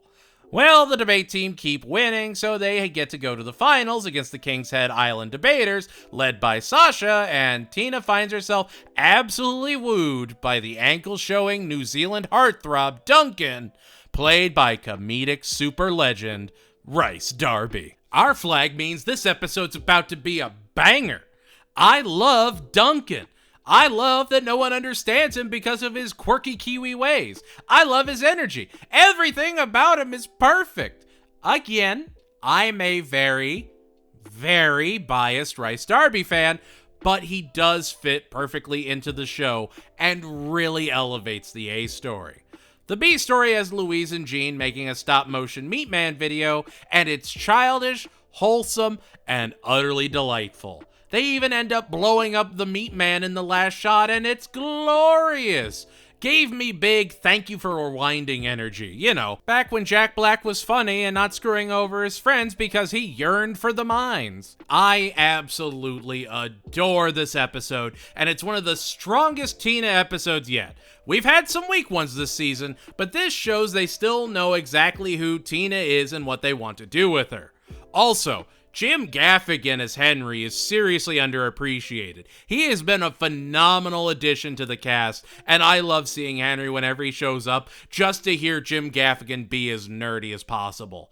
I don't know, he hits the ear right, you know, but I'm biased. He's a fellow Hoosier. Ain't Miss Debatin' is a source supported 9 out of 10. It's time for the yearly Easter egg hiding contest! After Linda gets some booze from a grocery store parking lot, the best place to get it, she and Bob hide eggs all around the house, and when the kids find all but one, the search becomes frantic as the entire place reeks of rotten egg. They search top to bottom, don't want their home burned down, and sure enough, there's a raccoon that stole the egg and has it in the vents. That's the whole episode. No B story or anything. It's just the whole family looking for these eggs, the kids hating how competitive Bob and Linda get over it, and everyone just trying to survive. Yeah, that is how Bob's Burgers would tackle the generic everybody does an Easter egg hunt episode. And yet, it does show the competitive spirit between Bob and Linda and how they keep their passion alive with these little contests. They're always trying to beat each other, and everyone still very obviously cares for one another throughout the debacle. It's not a bad episode at all, and it's probably the better version of this frankly overdone trope. It's just an episode you'll either love or hate. It's self-explanatory, there's nothing too deep about it, and it's an episode I just don't think I can watch anymore because I've seen it just too many times, even though it's still incredibly solid for what it is. Eggs for Days is a served on some bacon trays 7 out of 10. Teddy watches the kids and throws his back out, so the kids have to skate him down the street to hopefully get his chiropractor to fix him. Teddy is watching the kids because Linda and Bob are going to LARP through Linda's favorite British period drama by working in a fancy mansion and having rose garden discourses and being all fancy. Ooh, gonna have a parfait, yeah. This would actually be the first appearance of Jessica St. Clair in the series, who would play Nancy this episode. She also plays the mom in Royal Crackers. Look at that, a bunch of people that are really talented are in Royal Crackers. Maybe you should watch it on HBO Max or something, just saying. Bob begins schmoozing with the haves, and Linda helps the have-nots rebel so they can have their hoity-toity parfait delight. Oh look, a simple to explain plot. Do the jokes justify it? Absolutely. Another absolute banger of an episode that shows we're going into the last stretch of the season on a super high note. The Teddy stuff with the kids is absolutely fantastic, and they get a free lesson in physics. Plus, again, you see Bob being super personable, even when he has no idea what he's talking about, and it works fantastically. It's just a fun episode of Bob's Burgers that really shines, mostly because of John Michael Higgins as Mr. Perkins. He'll play more and more antagonists as the show goes on, but he's just so nose in the air that he works perfectly. Again, the revolving roster of guest actors is so diverse and so talented that it really shines when you have the right combination together, and it's not just Dave Herman talking to himself. And I think that's why aquaticism is so frustrating for me. You have all of these frequent guest stars. Maybe experiment with it a little bit more. Give us something just a little bit more edgy. Bring in more guest stars like we'll see in later seasons. Just seemed like an afterthought episode, especially compared to something like Zero LARP 30, where people like Dave Herman and John Michael Higgins are in the episode, but they're playing characters that are at least expressive enough they feel unique. Zero LARP 30 is a brandy and cigar enjoying 9 out of 10. Bob wants to take Gene to a laser rock show he went to when he was a kid so he can share the experience with him. Linda takes Tina and Louise to see Gretchen at the Totally Not the American Girl doll shop, where they decide to work together to smuggle a dinner doll out of the store, and Louise actually falls for it a bit, because she's allowed to just be a kid sometimes, and that's fine. The B story is fine and whatever and predictable, but I'm glad it's there to break up the A story. We also do get more of Gretchen, and she is admittedly a fun part of the episode. Larry Murphy gets to be somewhere in the episode, and I stan it. So, when Bob and Gene get into the show, Gene runs out because it's too loud and jarring, so Bob has to take Gene back to the car and just plays the music from the show to him and tells him the story, and the rest of the episode is them sneaking in with the help of a scalper voiced by famed insomniac Dave Attell and good/evil Nick played by Wyatt Cenac, who you'd recognize from BoJack Horseman. A dad wanting to experience a rock opera with his son, and it's easily one of the most wholesome episodes Bob's Burgers has ever had. Now, am I a filthy, dadless, biased viewer? Absolutely. But there is a magic in a father and son bonding over media that really sings through here. Bob is always considerate of Gene, and even when they get in, he's fashioning earplugs so Gene can better enjoy the show. I had sensitive ears and grew up in a racing family. Those moments just being next to your dad as he smiles and watches what he loves means the world for a kid, even if it's not something you initially enjoy. And it's so wonderful to see Bob making it as accessible for Gene as possible so that he can hopefully love it just as much as he did. You learn to love things through the passion of those around you. This episode is beautiful, and honestly, every part is perfectly paced and does everything it needs to. The Labyrinth is an espionage mastering, rock saving 10 out of 10. Linda is helping out at the school when she hears that Louise has in-school suspension because she stood up to a bully.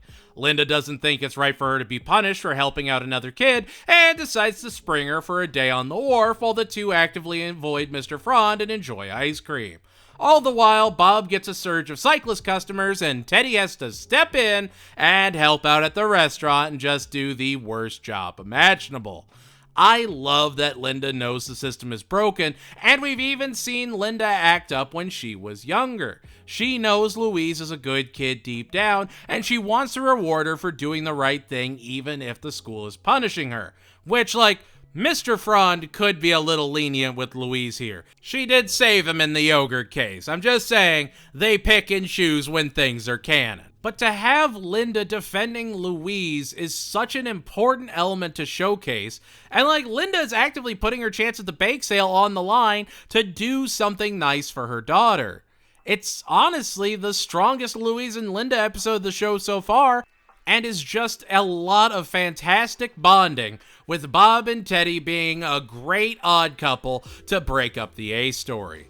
Again, it's a perfect experimental A story finding an experimental B story and absolutely shining. They don't interact at any point. They're just their own standalone adventures, and when both work, they both sing. Thelma and Louise, except Thelma is Linda, is a mom-pushing, order-taking 9 out of 10. I hear the drums. Things have been quiet for too long. We only have 3 more episodes of the season, and we haven't had a single one yet, have we? Have we? You don't even know what I'm talking about. Or maybe you do. Maybe you think it's weird too. Yeah, that's right. You didn't think I'd be talking to you several hours into a very long video. Yet here I am. I'm calling you out. How's it going? Hope you're enjoying the video. Make sure to subscribe. What, did you think we were going to get a season without one? You must think I'm a fool. Good things never last, dear viewer. Good things never last. When Linda is sick, she can't make it to school to watch the kids' performances, so the kids all, you guessed it, tell their stories about their shows in this season's anthology episode. They're all based around Mother's Day, and this would be one of the first Mother's Day episodes of the show, which it's crazy how many holiday episodes there are a season after a point, and how creative they still manage to get with some of them. So yeah, first one is a Western about a town with no moms. It's actually Louise's story, so she's not bringing up the rear for a change. A weird creation myth story follows, where Gene effectively creates his own mom, and that's a whole thing. And finally, Tina's story that talks about the most important moms of them all, Ripley and the Alien Queen from the Alien franchise. And you know what? Maybe I'm just a sucker for the play elements, but it's personally my favorite anthology episode yet. I love a good play layout, hence my love for American Dad's Blood Crieth Unto Heaven. And while most anthologies feel like a very cheap attempt at shoving 3 partial ideas together to make an episode, there's at least consistent themes that bridge each of these stories and make the episode stronger than the sum of its weird parts. Tina's is probably my favorite, and Jean's is definitely my least favorite, but overall, the first anthology I didn't feel like it was a total waste of my time. Mom Lies and Videotapes is a cable suspended 8 out of 10. There's an opening on the Bog Day Parade for a new float, and Teddy tells the Belcher family to enter since they'd automatically at least get 5th place and walk away with $500 dues. The family builds a float, Jimmy Pesto builds a float to compete, and tries to push them out of the race, with the Belchers ending up rained out and in pickle costumes, already struggling and giving up knowing Jimmy Pesto is going to wow everyone with his especially damp pizza. They fight their way through, take an unsanctioned detour, and Teddy loses his tether to society while being holed up in the driver's seat for like 10 minutes. But when Bob starts to have hope and believes in everything, things start turning around. He stops dooming and glooming and just starts dancing and bringing that same energy Linda wanted, and gets the people to not only push his float to the end, but gets them to love his burgers and get that party roaring. I love the shirt cannons they have, and Tina blasting Jimmy Jr. during that final stretch with one is easily one of my favorite scenes of the entire show. Honestly, this would be a fantastic season finale episode. It has a deep emotional core, some of the best jokes of the season, and of course they're all in pickle costumes because Linda just kept making them, which is so delightfully on brand, it just works. They're involving the community, they're going through town. It's everything you could expect from a Bob's Burgers season finale episode, all in one. It's a perfect example of what mid-season Bob's Burgers is like. You're starting to see that more emotional transition creeping more and more into the formula, but it still has that sharp, dark comedy that made the show so unique in the earlier seasons.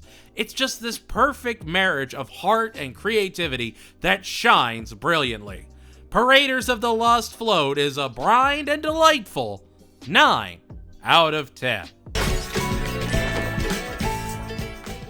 And here we are, the actual season finale. Bob is going to the last day closing sale at an outdoor goods store while Linda and the kids go and watch Gail's one-woman show.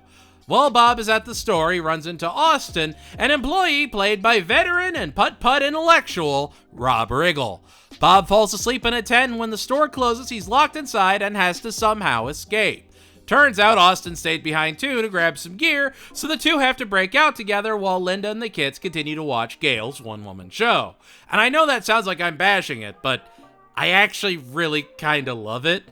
Here Bob is being his most athletic and creative self he's ever had to be, other than when he's cutting a plane free, and Linda and the kids have to watch Gail's one-woman show. Which I just need to say, Rob Riggle and Megan Mullally make this episode sing. Sometimes literally. Gail, I would say at this point, is her most perfected self. She's weird, she's wild, but compare her to the other eccentric characters in other shows, and she's still incredibly unique. Crazy cat lady? Sure, yeah, kinda, but she also eats lipstick and does one-woman shows while attracting Greek men at class reunions. She's just kind of her own thing. And Austin is the absolute best foil for Bob as he's trying not to die. He's just so optimistic and positive and just, yeah, he's so vibing and perfect. Now, yes, I do still think Paraders of the Lost Float should have been the actual season finale, since it had more of a community story and wasn't really broken into an A or B plot, but that's not to say this episode is bad at all. It works for everyone, the jokes are great, And John Benjamin as Bob in this episode is really something special.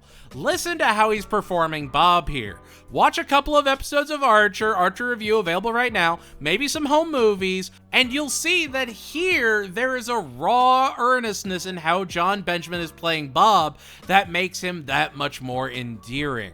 There's a passion behind the voice that really makes it go that extra mile. Get it? Like the name of the episode. Boosh. Into the Mild is a standing ovation deserving 9 out of 10. And there we have it, that's Season 7! Season 7 was really more of the same. Except when the same is a steady stream of quality, it's really more just maintaining the status quo. There isn't any noticeable dip in creative talent or the quality of episodes, and even if some episodes just don't work for me personally, overall they're still exceptionally structured and even had an anthology I didn't completely hate, which is a win in my book. And next season, we're also going to get some really special stuff. We'll get a bleak two-parter, a new game dominates recess, and a hoarding handyman. So don't be late when we review Season 8.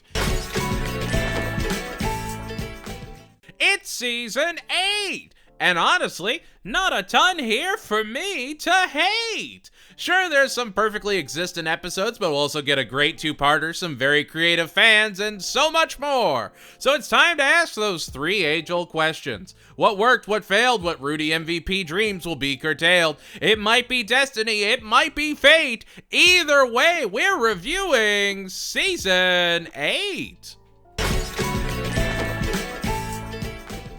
It's the season premiere! And it's just something really, really cool to watch. While The Simpsons sometimes does special couch gags, Family Guy will play around with different animation styles, Bob's Burgers decided to do something all its own. They have a fan-animated episode where different segments were done in different styles, and it's just something to behold. It's absolutely more spectacle than story, but 8 seasons deep, they've absolutely earned an episode like this. The story is still fine, just not obviously why you're watching. The Belchers do brunch because they've never talked to any chef or seen the bear. This would actually be the first appearance of Dalton, a brunch aficionado and social media personality, played fantastically by John Early. The kids want to show they're responsible enough for a dog, so they hide Felix where Calvin can't find him so he can beat Calvin's record at hide and seek. It's perfectly okay. I'm not gonna rate the episode because I just think that's uncalled for. This is a must-watch episode of Bob's Burgers, and ironically, much like the Tweakin' Craig Yowie South Park had, it shows the fan love for this series. It shows the creativity of the people that call this their comfort show of choice. Bob's Burgers has become an institution at this point. How many animated series see 8 seasons, much less 14 or 15? How many have fought the uphill battle Bob's Burgers did to be respected in a world of Peters and Homers?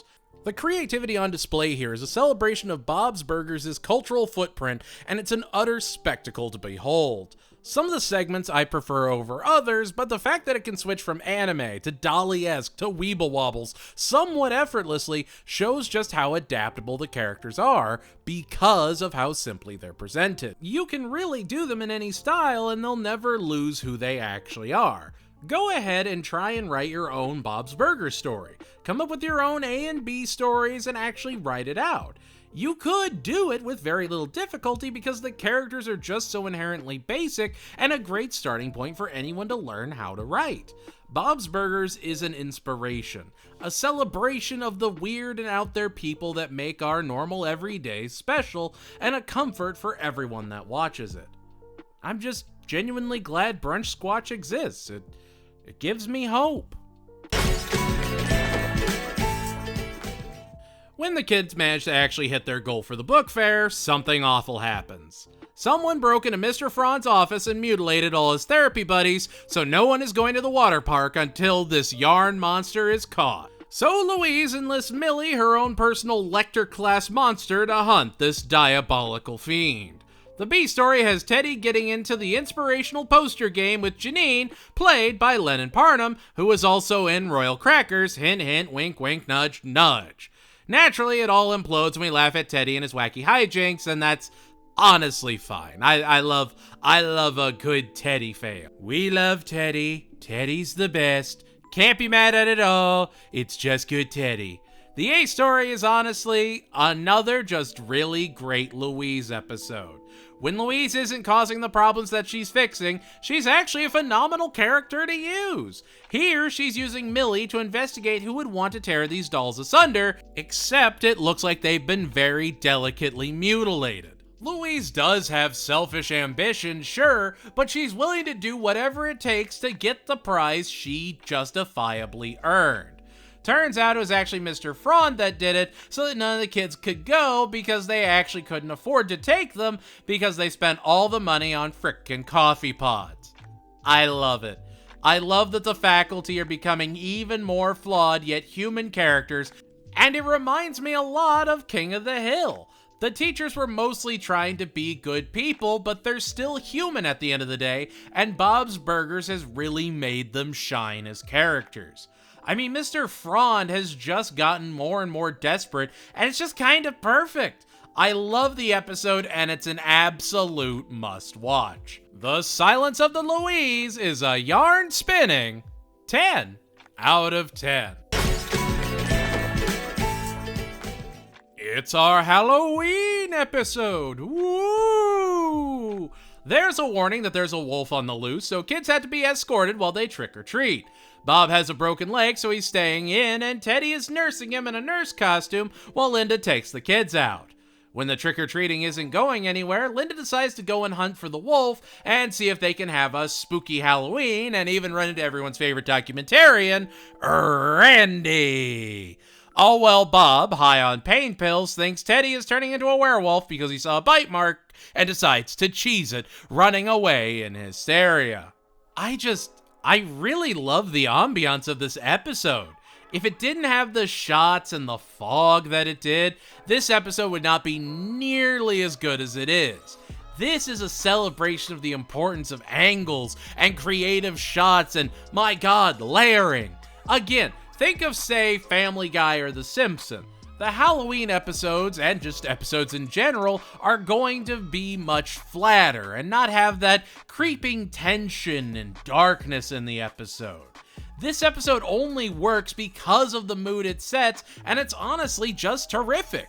You could take so many Bob's Burgers episodes and film them for a live-action series. It's very easy to do, but the fact that they take the time to actually make it an animated series and carry over all those creative camera angles that we take for granted in live-action series really shows how much care they're still giving 8 seasons in. It's one of the stronger Halloween episodes and one I revisit at least yearly. It's just a ton of fun. It's got mamas, it's got llamas, it's good. The Wolf of Wharf Street is a moon howling and candy enjoying 8 out of 10. Just gonna say it right now, one of, if not the worst episode of the season. Tina decides to open her own babysitting agency, and oh look, there's Tammy opening her own to get money to color her hair because her parents won't pay for it because Tammy is the worst. Gee, I sure hope she farts and does something awful. This episode is sponsored by the I Hate Tammy Club. Tammy and Tina then have to compete at babysitting the same girl, a tiny little menace named Kendra, played by Maria Bamford. Oh look, Tammy invited the friend group over to get Tina in trouble, and now Kendra is running around trying to smash them all in their dingalings. I hate it. I hate it so much. Oh, Kendra is creepy with the little bear doll? Oh, that's so fun, I guess. Like, Tina called Tammy out at the start of the episode and called her horrible, which she absolutely is. But then Tammy sends it right back at Tina and says it hurt her feelings, and Tina actually apologized? No. Don't you dare apologize to whatever Tammy is. She's nothing. And like, if you're gonna have Tina apologize to Tammy, have Tammy be the one that saves the day. Have Tammy actually be doing a lot of nice things this episode, and maybe have you think, oh, well, maybe Tammy's not that bad. Have her relate to Kendra and be like, yeah, moving sucks. I hate it. Oops, that wasn't me. But that doesn't happen. None of that happens. Tina is the voice of reason, because she has to be. And it makes no sense. Zeke, Jocelyn, Jimmy Jr., all have been given justifiable reasons for why they are how they are. Jocelyn's a moron. Zeke's family moves around a lot, but he's a nice guy.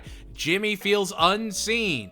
Tammy has been given time and time again to grow and show improvement, and she chooses not to. The B story has Bob and Linda getting a gift certificate to a burger bar where they get to try out a new high-end burger, and Teddy doesn't want to be caught eating at the burger bar, cheating on his favorite burger place, so Louise and Jean agree to smuggle him out of the restaurant until he gets caught by Bob. They all awkwardly agree the burger is nowhere near as good as Bob's, and that's it. I get it. And you know what? The B story is at least pretty great. The A story just detracts from so much of the momentum of the episode that it brings it all to a slogging halt. I have no desire to care whatever happens to Jocelyn, Tammy, or Jimmy Jr. They've been too horrible too many times to count to care. Zeke, only the best, deserves everything in the world.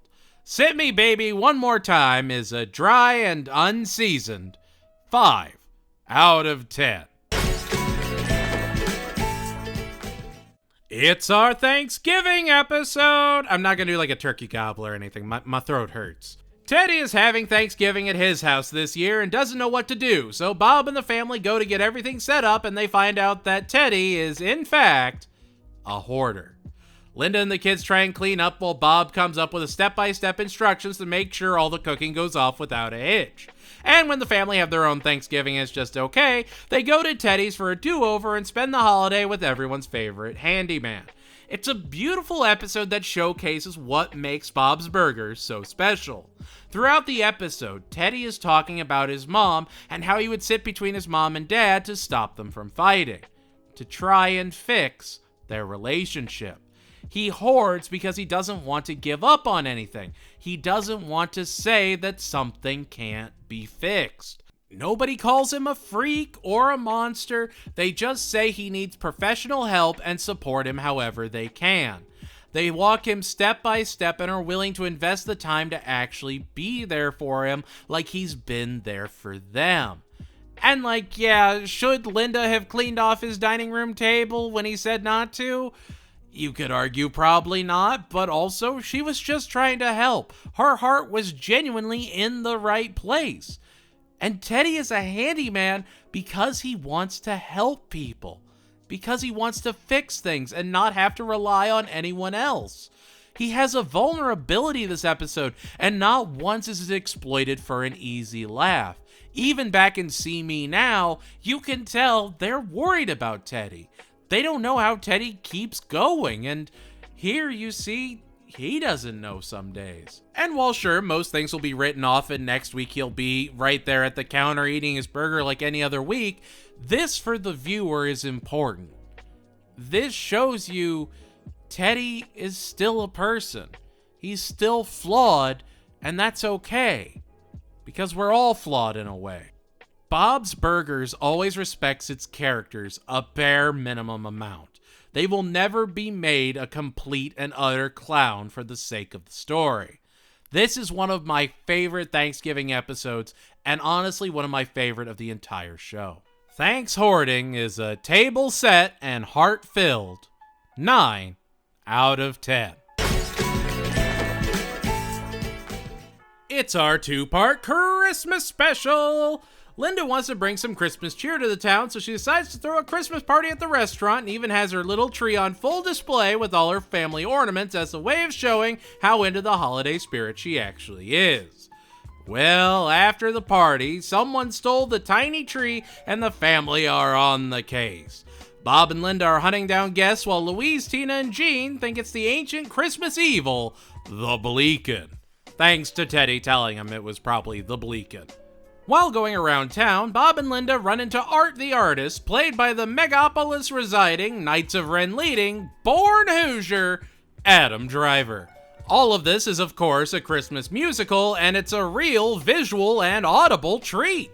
The first part ending with the kids in the industrial part of town and Bob and Linda rushing to find them.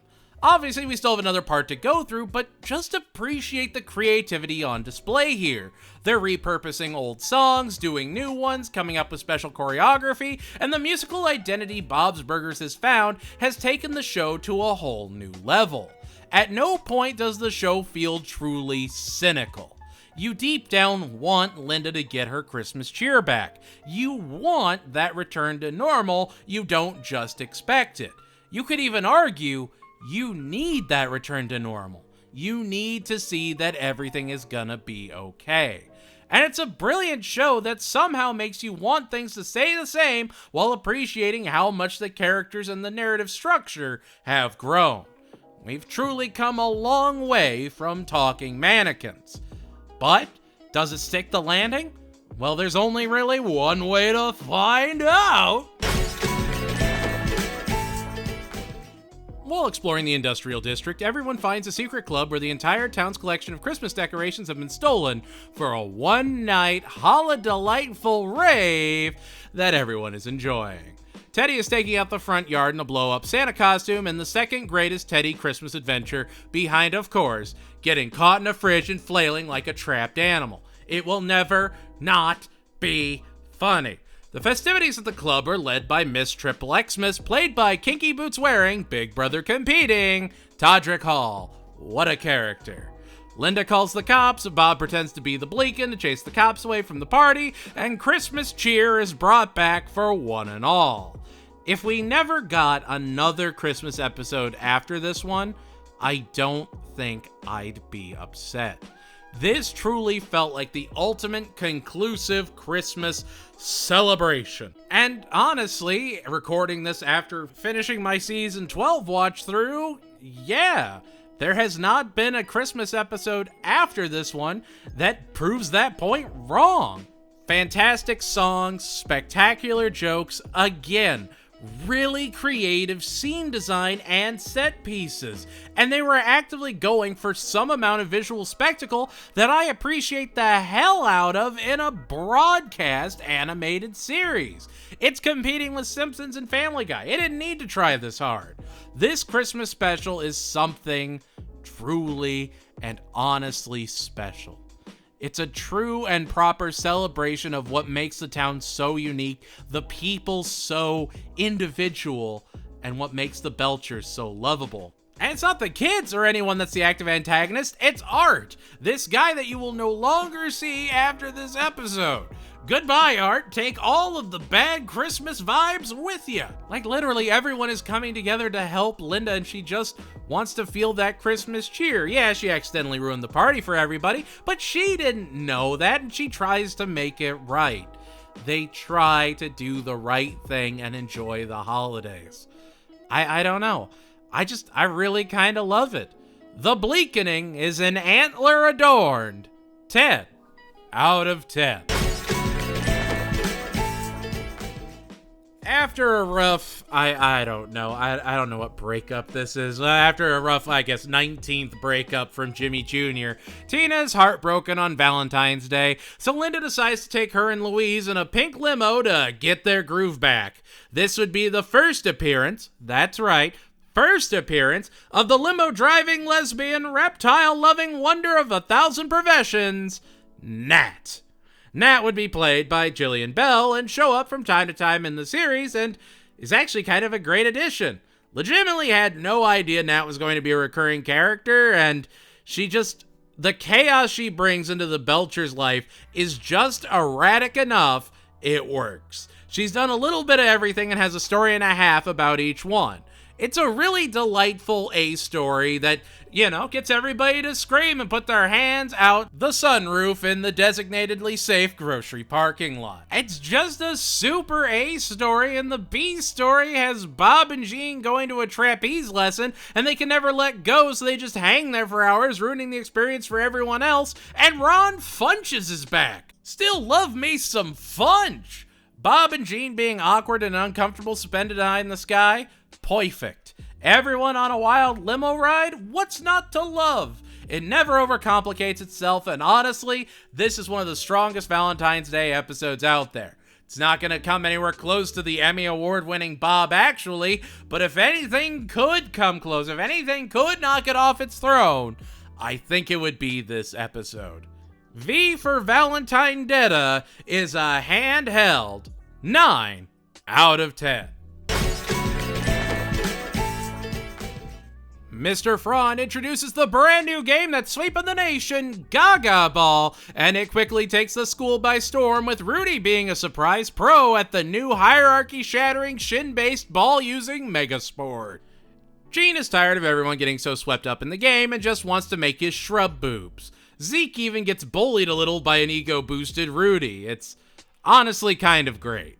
The B story has Linda going to read to the kids at the library and sculpting a persona that'll blow that damn book wizard out of the water. I appreciate that Linda is going through all this work just to impress a bunch of kids and do something nice for her community.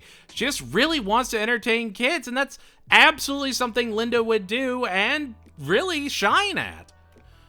But when the school is completely gaga for Gaga Ball, Gene decides to finally give it a shot and starts quickly beating people left and right, and even topples the once great Rudy. He gets the megaphone and tells everyone to just go back to what they were doing before and to have fun their ways, and convinces Mr. Frond that kids just need to be kids sometimes. Gene steps up to fight for people's freedom to not be pressured into do anything, and even convinces Mr. Frond. What a good Gene story idea that was perfectly executed. Gene isn't insufferable, Mr. Frond isn't completely over the top, and I actually love Rudy as one of the antagonists of the episode. The B story is okay and just kind of fizzles towards the end, but it had enough substance that I never dreaded seeing more of it. Et tu, Gaga Tambien is a shin striking 9 out of 10. Louise, Gene, and Tina need to come up with a gift for their grandma, so in an attempt to do as little work as possible, they decide to try and find the secret ceramics room of the school. They do some good old detective work and even manage to find the completely blocked off room, despite Mr. Frond trying to stop them at every turn from, destroying a ton of school property. Drilling through walls, usually not the play. They get inside and we find out that Mr. Frond cheated his way to being class president when he was a kid, showing that the always assumedly flawless Mr. Frond is in fact just like us normies. That's all good and fine and totally there. But, can we talk about that B story though? Teddy decides to set up his phone repair business at the restaurant and spreads his setup across the counter, and it's just perfect, okay? His tiny screws flying everywhere, masterful, elegant, perfection. I adore this B story because I have never related to something more. His tiny little magnet to collect his tiny little screws? It's amazing. It's art.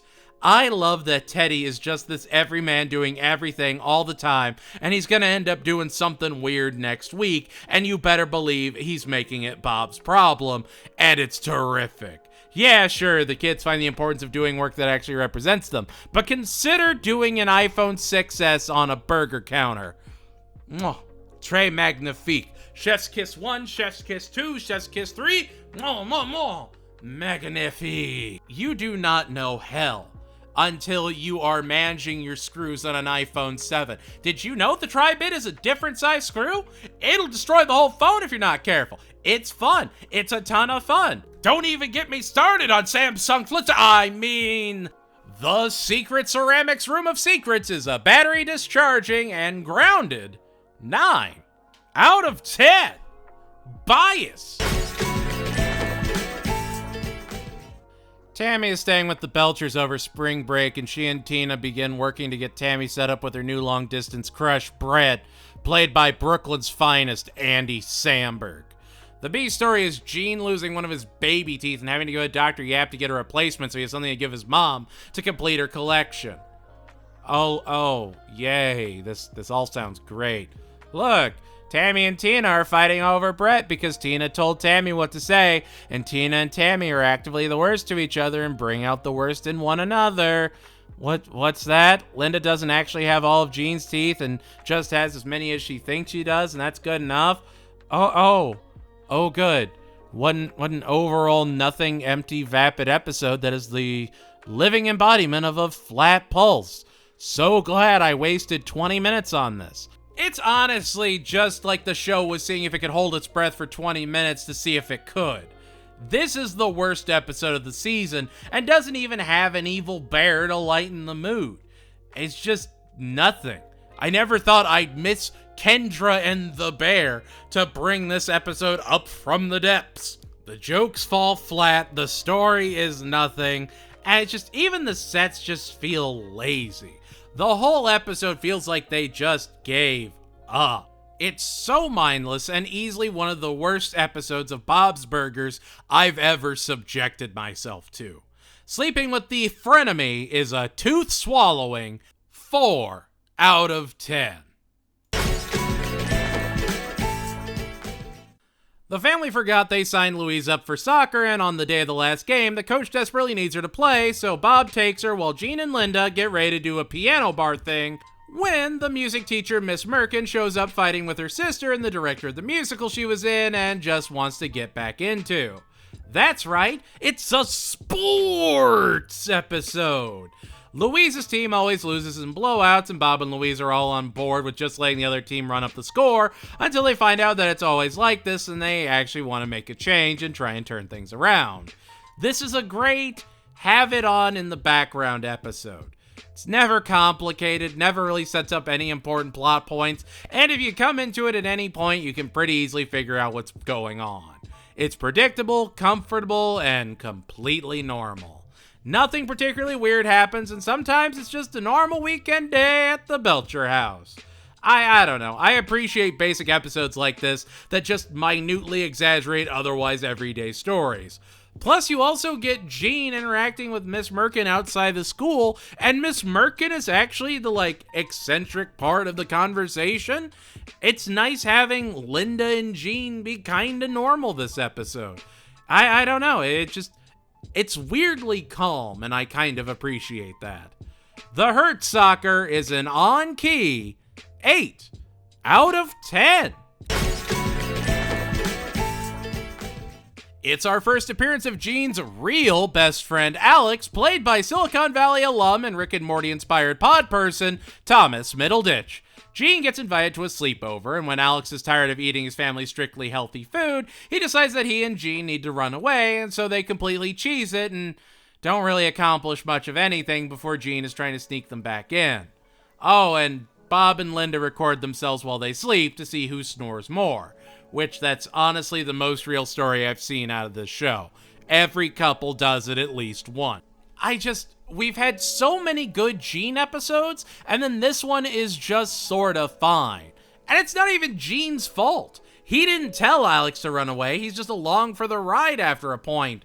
I don't know. Where the last episode was great to have on in the background, this is another episode that even if I've just watched it, if I look away, I forget the whole thing happened to begin with.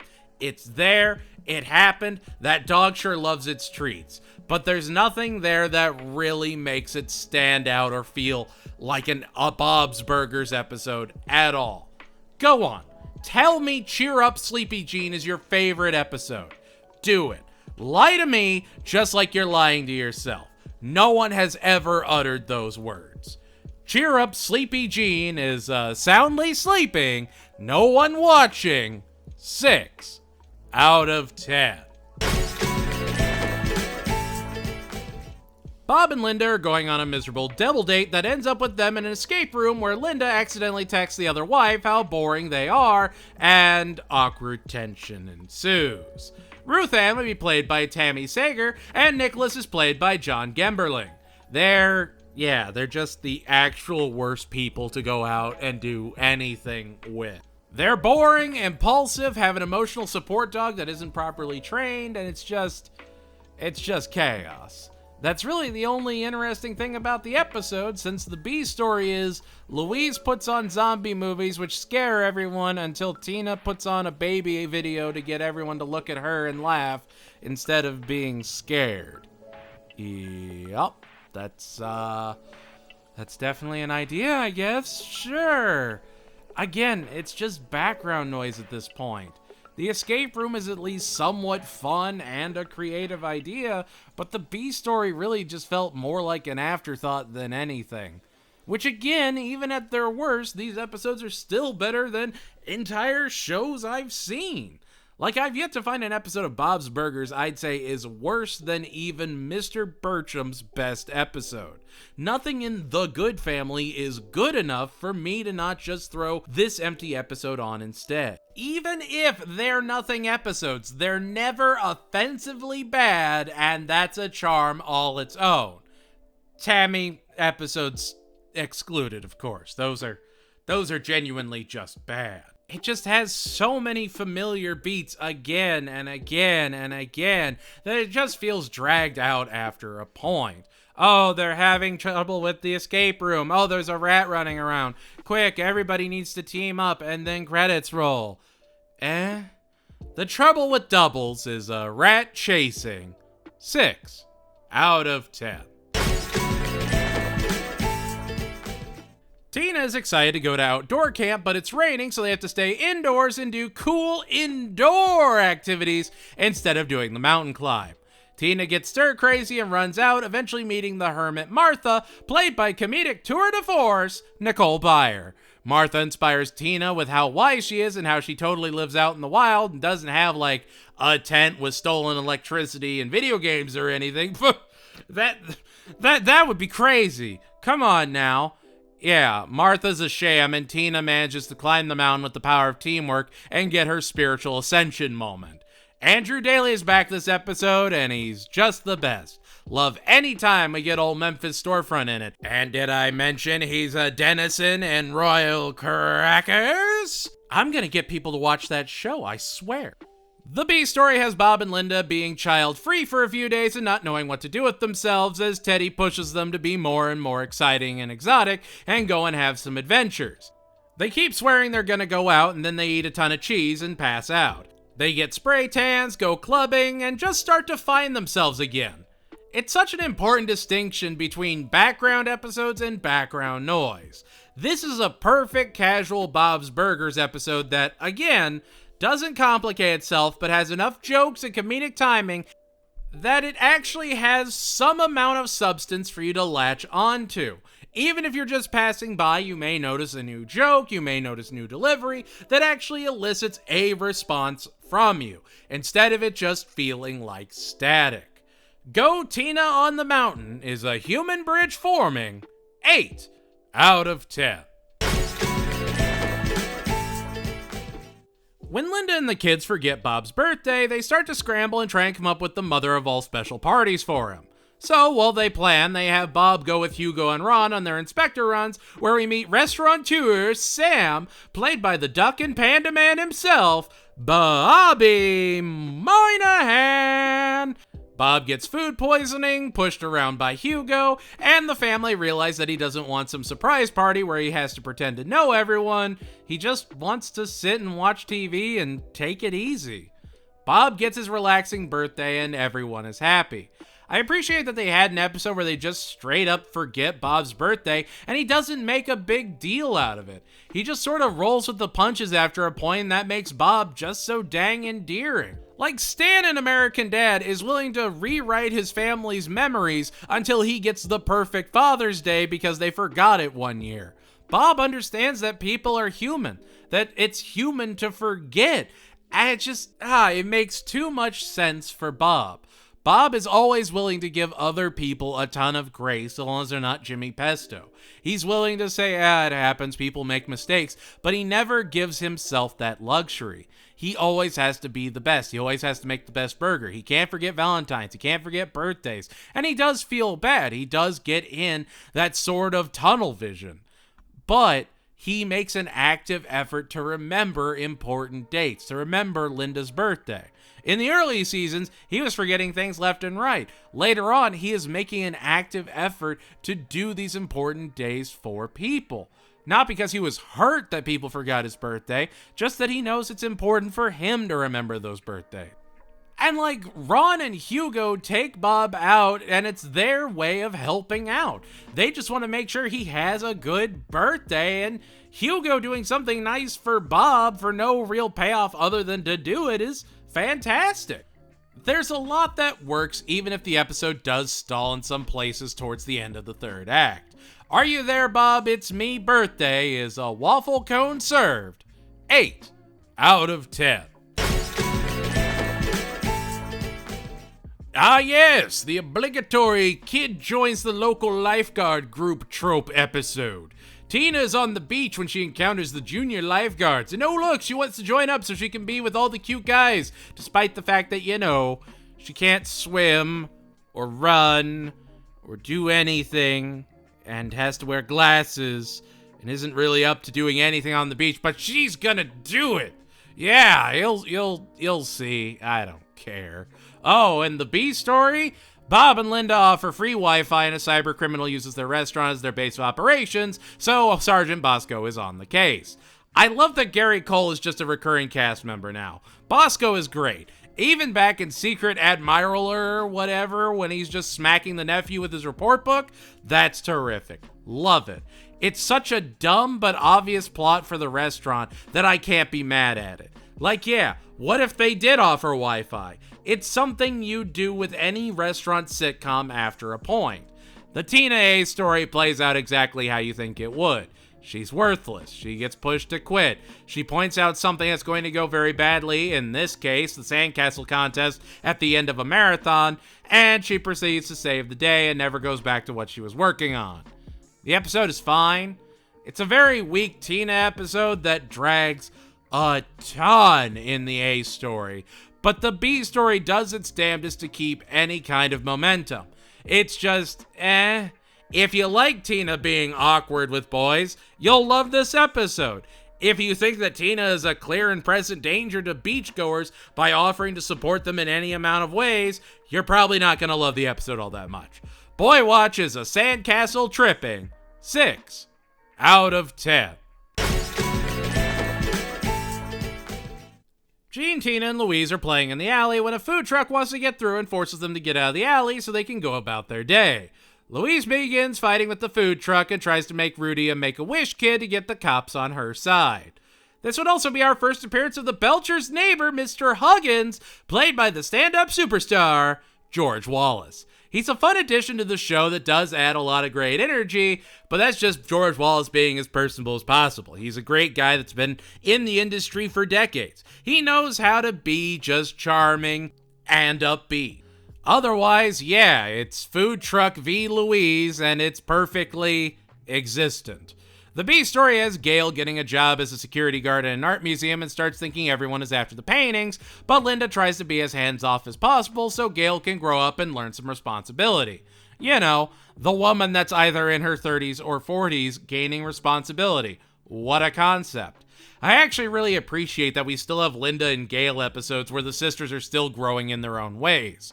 You don't stop maturing when you're an adult. There's no magic formula to being a perfected adult, but I can tell you perfect adults probably don't accuse old men of stealing art.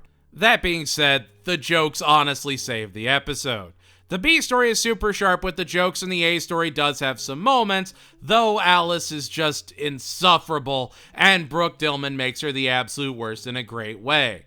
She refuses, cause that left turn, man. She can't be doing those left turns. It's nonsense, but I'll take it. As I walk through the alley of the Shadow of Ramps is an alley restricting 7 out of 10. It's our second Mother's Day episode! Linda wants to go to a bunch of open houses and just look around and raid their snacks. But when she meets an agent she likes, she decides to look at a special house and tries to help her sell it. The kids look through the house and find the elderly owner with a ton of blood and taxidermied animals who thinks her son just wants to kick her out of the house so he can sell it for all the money.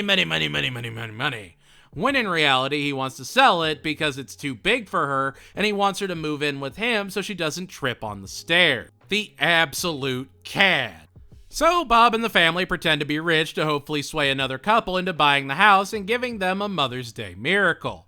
It's very much a joke and spectacle episode, and I appreciate that it keeps it simple.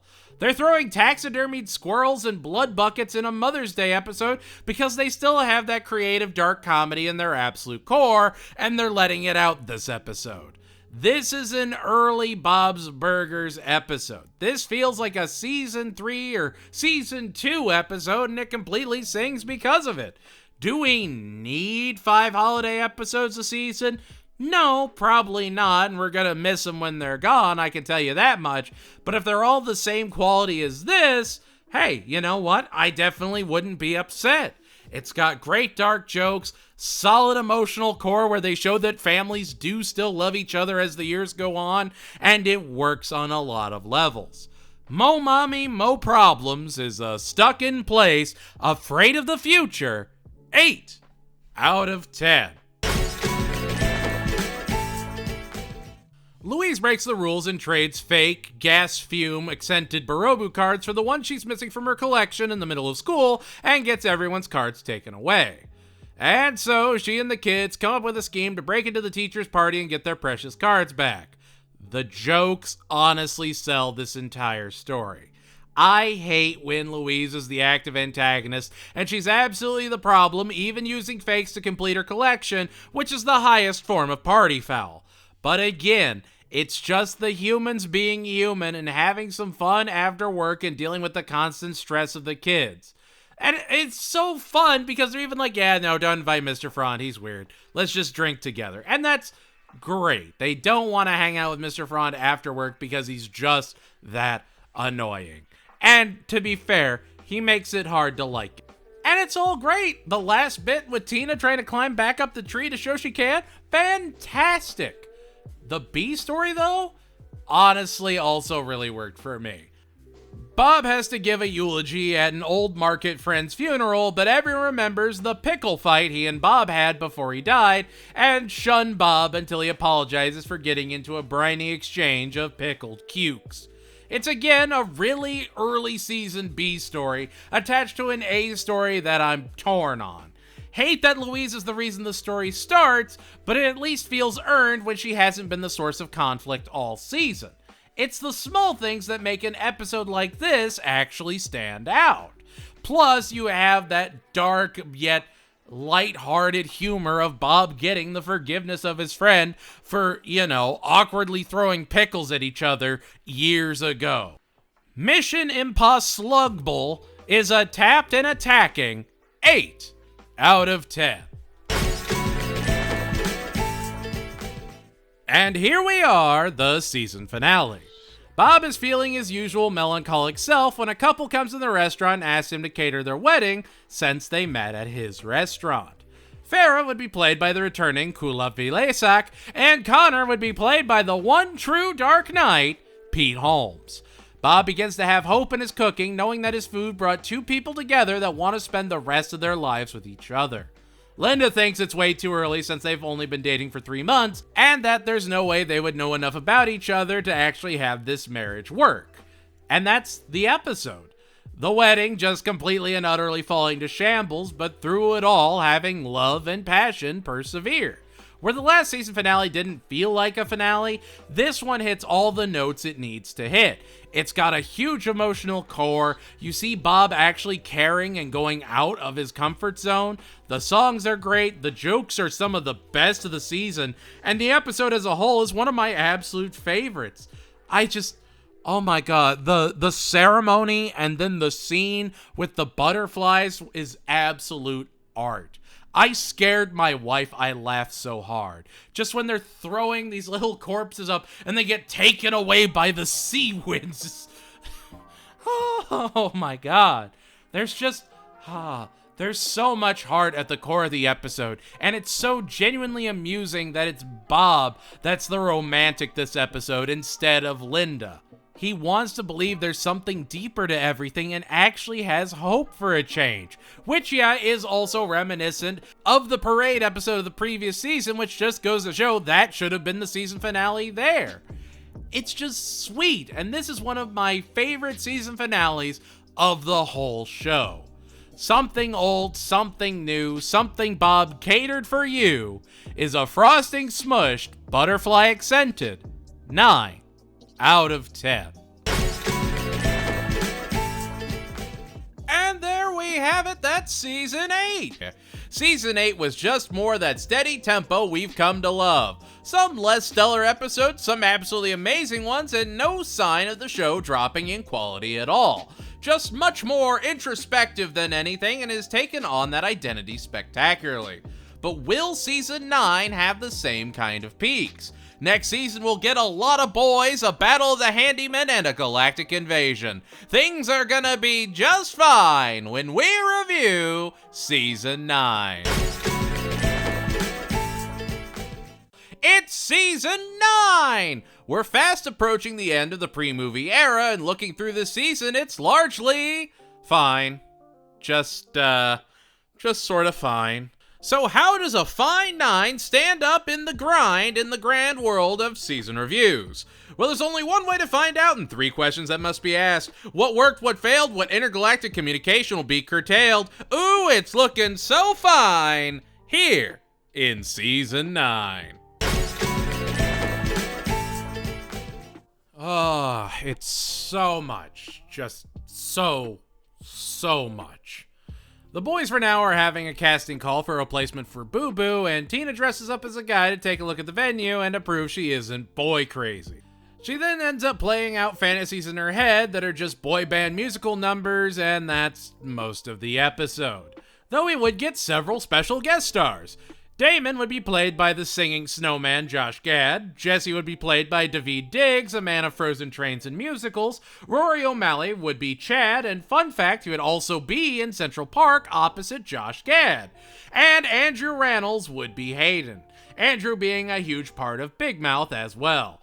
It's actually one of the more guest star-filled episodes of the entire series, and it's just sorta there.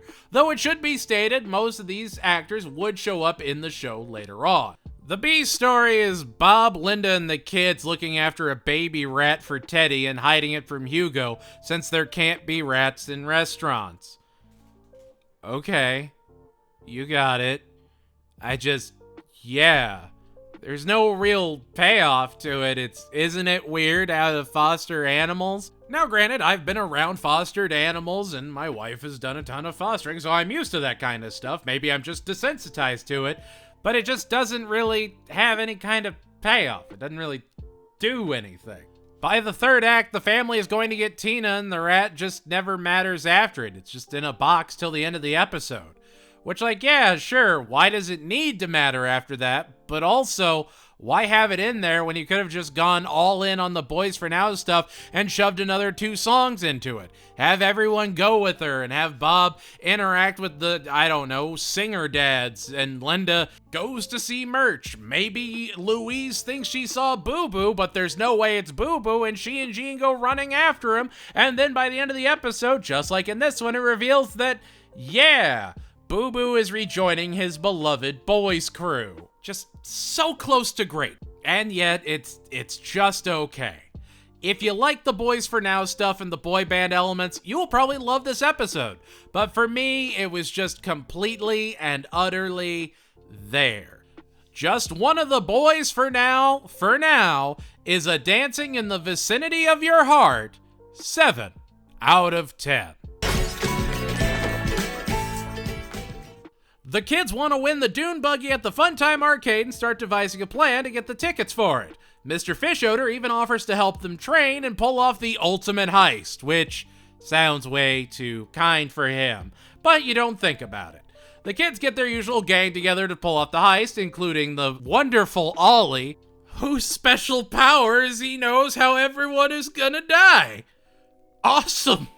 Which I don't know what's going on this episode, but it is easily one of the funniest of the show.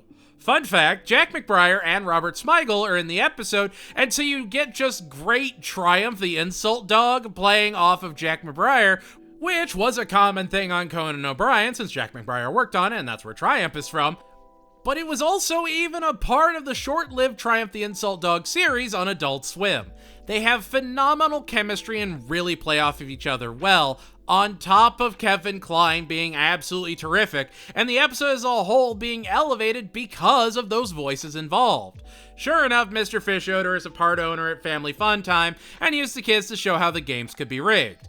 However, Louise figured out they were being set up and took the time to win the legendary Wheelie Mammoth from Wonder Wharf, which would actually be referenced later on, which is fantastic. The B story? The B story of the episode? Teddy gets Bob and Linda a chicken so they can get fresh eggs. What?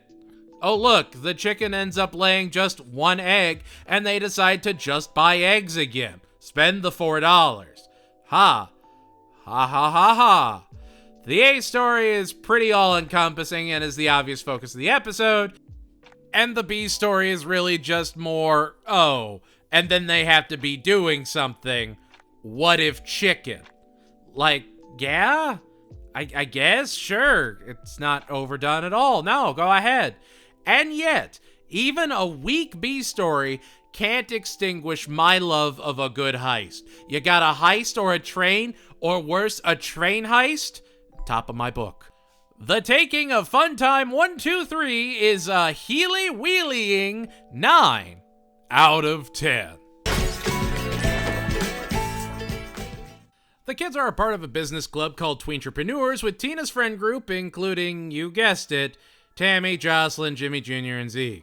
Wow, I'm sure everything will work out great. What's that? Tammy and the group declare themselves the managers that don't do any work while everyone else puts together dumbass woodblock buddies?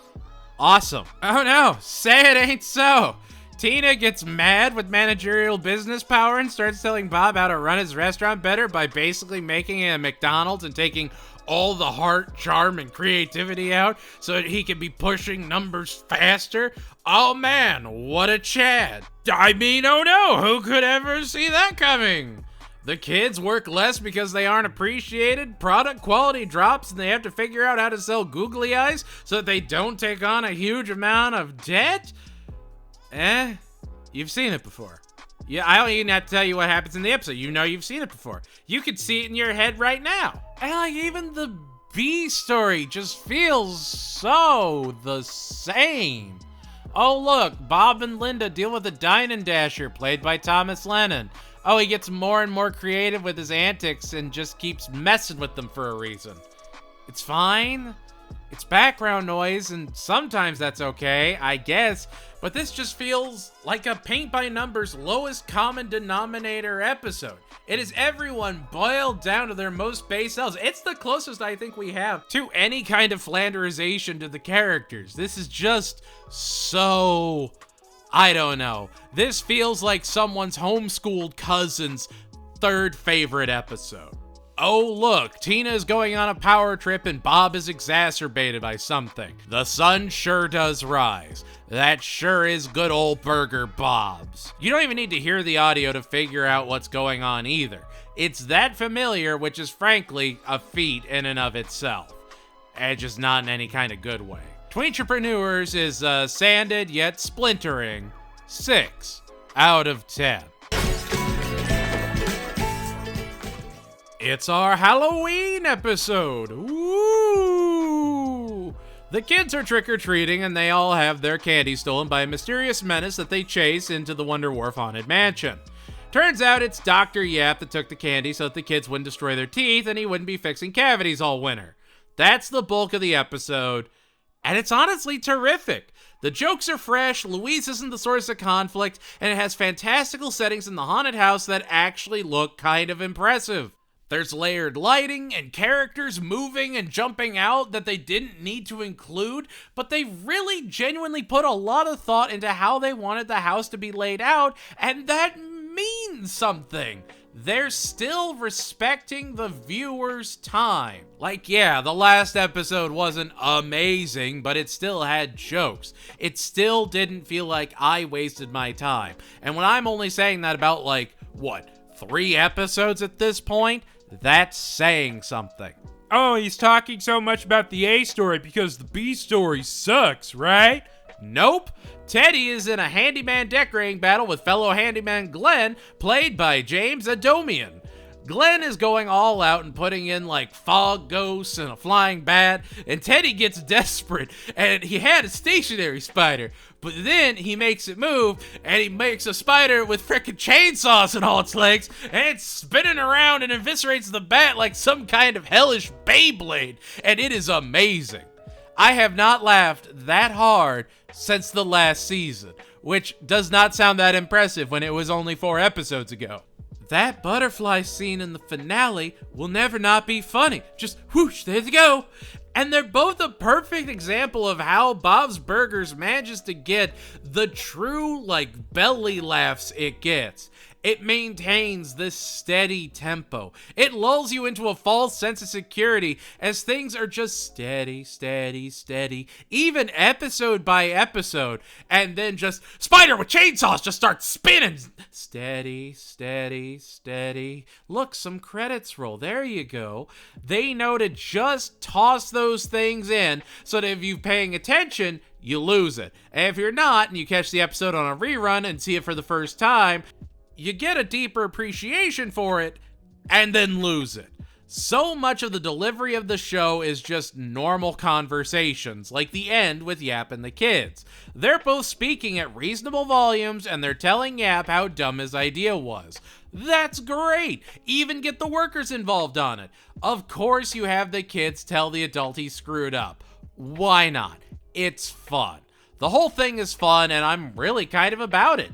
It's definitely up there in my favorite Halloween episodes of the show, and honestly might be my favorite. Nightmare on Ocean Avenue Street is a handyman hero admiring 10 out of 10. Mr. Frond accidentally leaks an informative hip-hop video the kids did for him, and the entire school is making fun of them for it.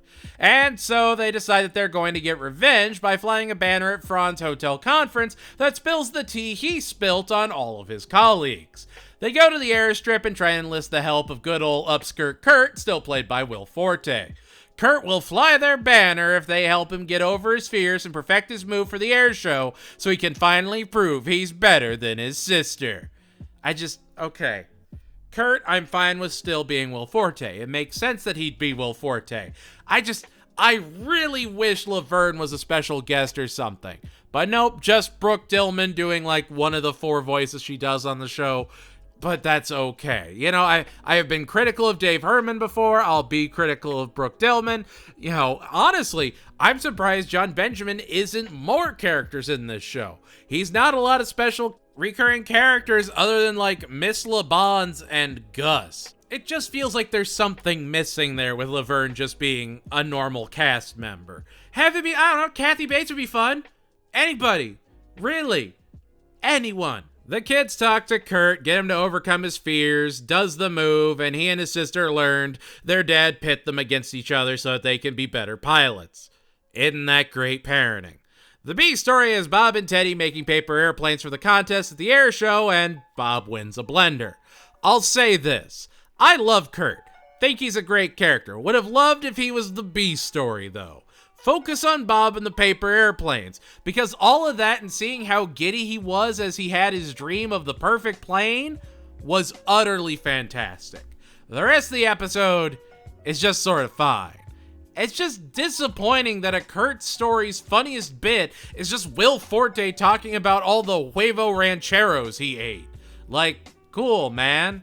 I don't know. Maybe it's just in the shadow of a great Halloween episode, but this one just wore me down something fierce.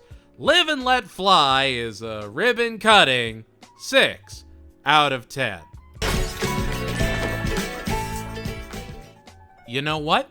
This episode perfectly proves that it was absolutely just Live and Let Fly, because this is great.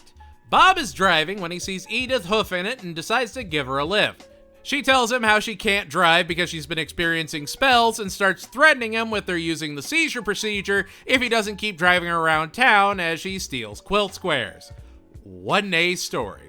The B story has the kids at this weird Gatsby party where they think it was the kids' idea, but the more the party goes on, the more it's obvious the parents are just influencers addicted to social media and do everything for the gram.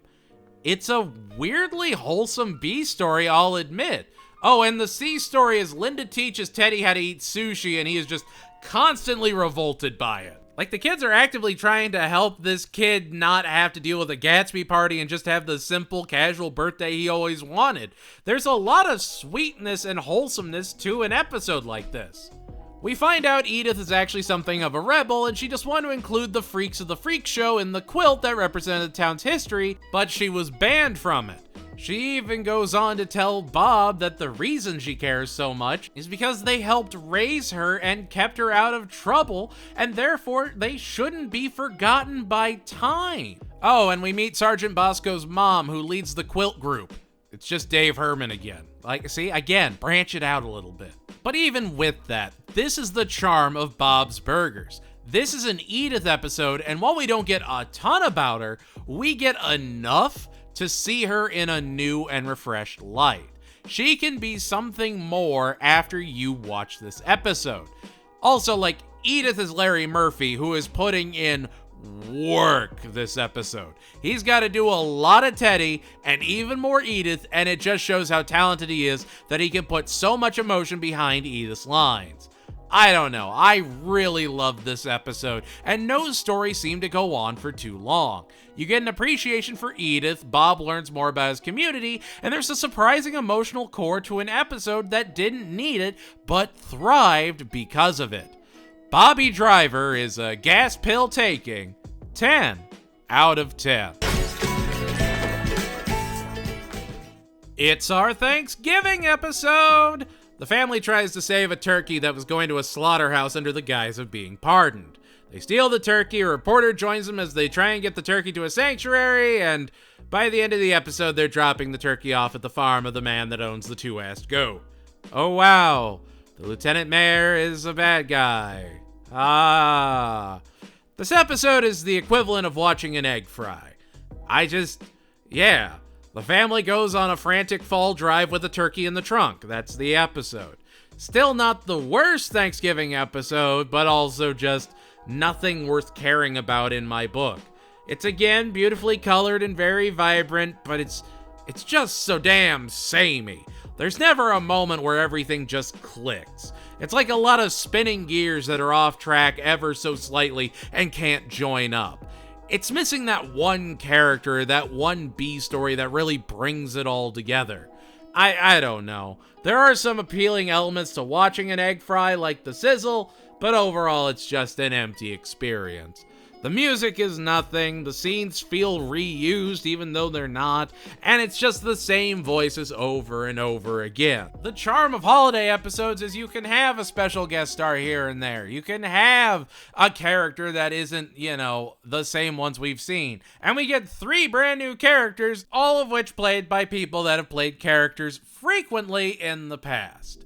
It's one of those things like, you may not realize it, but your brain does. And hearing those voices again and again with them not being in the core cast just feels very samey, very repetitive, even though they're trying in those roles. It doesn't really matter till you think on it, is all I'm saying. I Bob Your Pardon is a lane-changing, turkey-saving 6 out of 10. Gene and Alex are hanging out, but when Gene refuses to roller skate with Courtney, Alex joins up instead, and Gene wants his friend back, so he fights for his friendship through the power of roller dance. Cool. The B story has Bob, Linda, and Teddy weirded out by a lady sitting in her car and just looking at the restaurant over and over. They keep running through scenarios until Bob goes over and talks to her and finds out she's an agoraphobic who wanted to see the restaurant as a way to sort of force herself to interact with society. I gotta say, it's not even played up as a joke or anything. She's genuinely frantic and scared. But Bob talks to her and listens and tries to help however he can. He's not telling her to move. He's not telling her he'll call the cops. He's encouraging her to take the steps she knows she needs to make. It's sort of sweet in a way. The B story isn't all that funny, but it does show that Bob is a good guy that wants to help people at the end of the day. He could have just gone, I'm busy at the restaurant, I don't really need to deal with this. But he doesn't. He takes the time to stop and help someone. Would Peter do that? Would Homer? The A story is just nothing, and I think I can say, I don't like Alex. I'm glad Gene has a friend, but I've never seen an Alex adventure I enjoyed at all, or an episode that was better because Alex was there. The episode is a toss-up. You either love Gene episodes like this or hate them, and honestly, it's just not for me. Roller, I Hardly Know Her, is a skate through the heart 6 out of 10. I'm not gonna lie, Season 9 definitely has more than a couple just head-scratchingly bizarre episodes. Tina has a new science partner in new show character Sismita, played by Aparna Nancherla, who would also play Moon Tobin in The Great North, which bugged me why she sounded so familiar. I could have swore I couldn't put my finger on it. She does a great job. She is actually a fantastic voice actor, and I'm glad to hear her in more and more things. Tina and Sesmita decide to broadcast out to aliens and journal their findings. However, Henry basically warns them of the dark forest theory, which it makes sense why Henry would know about that, but that's not the sci-fi element you want to bring in. And it's boiled down to basically, you don't reach out to aliens because you don't know if they're gonna be friendly. However, Tina wants to believe in the aliens, and Henry isn't risking it, so he has Louise and Jean help him rig Tina and Sismita's dish so that he can communicate with them instead of the aliens and scare them into never doing their project again. Oh, and Sismita likes Henry. Neat. I like that Henry gets chicks. Good for him. Alright, so a lot is going on in just the A story, but that's okay. What's Bob's crew doing this fine day, huh? Bob accidentally bought a bunch of tiny coat racks and tries to sell them because he doesn't want to own a bunch of tiny coat racks. Oh look, the tiny coat racks come in handy when it rains and people need to hang their jackets up. You know, on the tiny coat racks.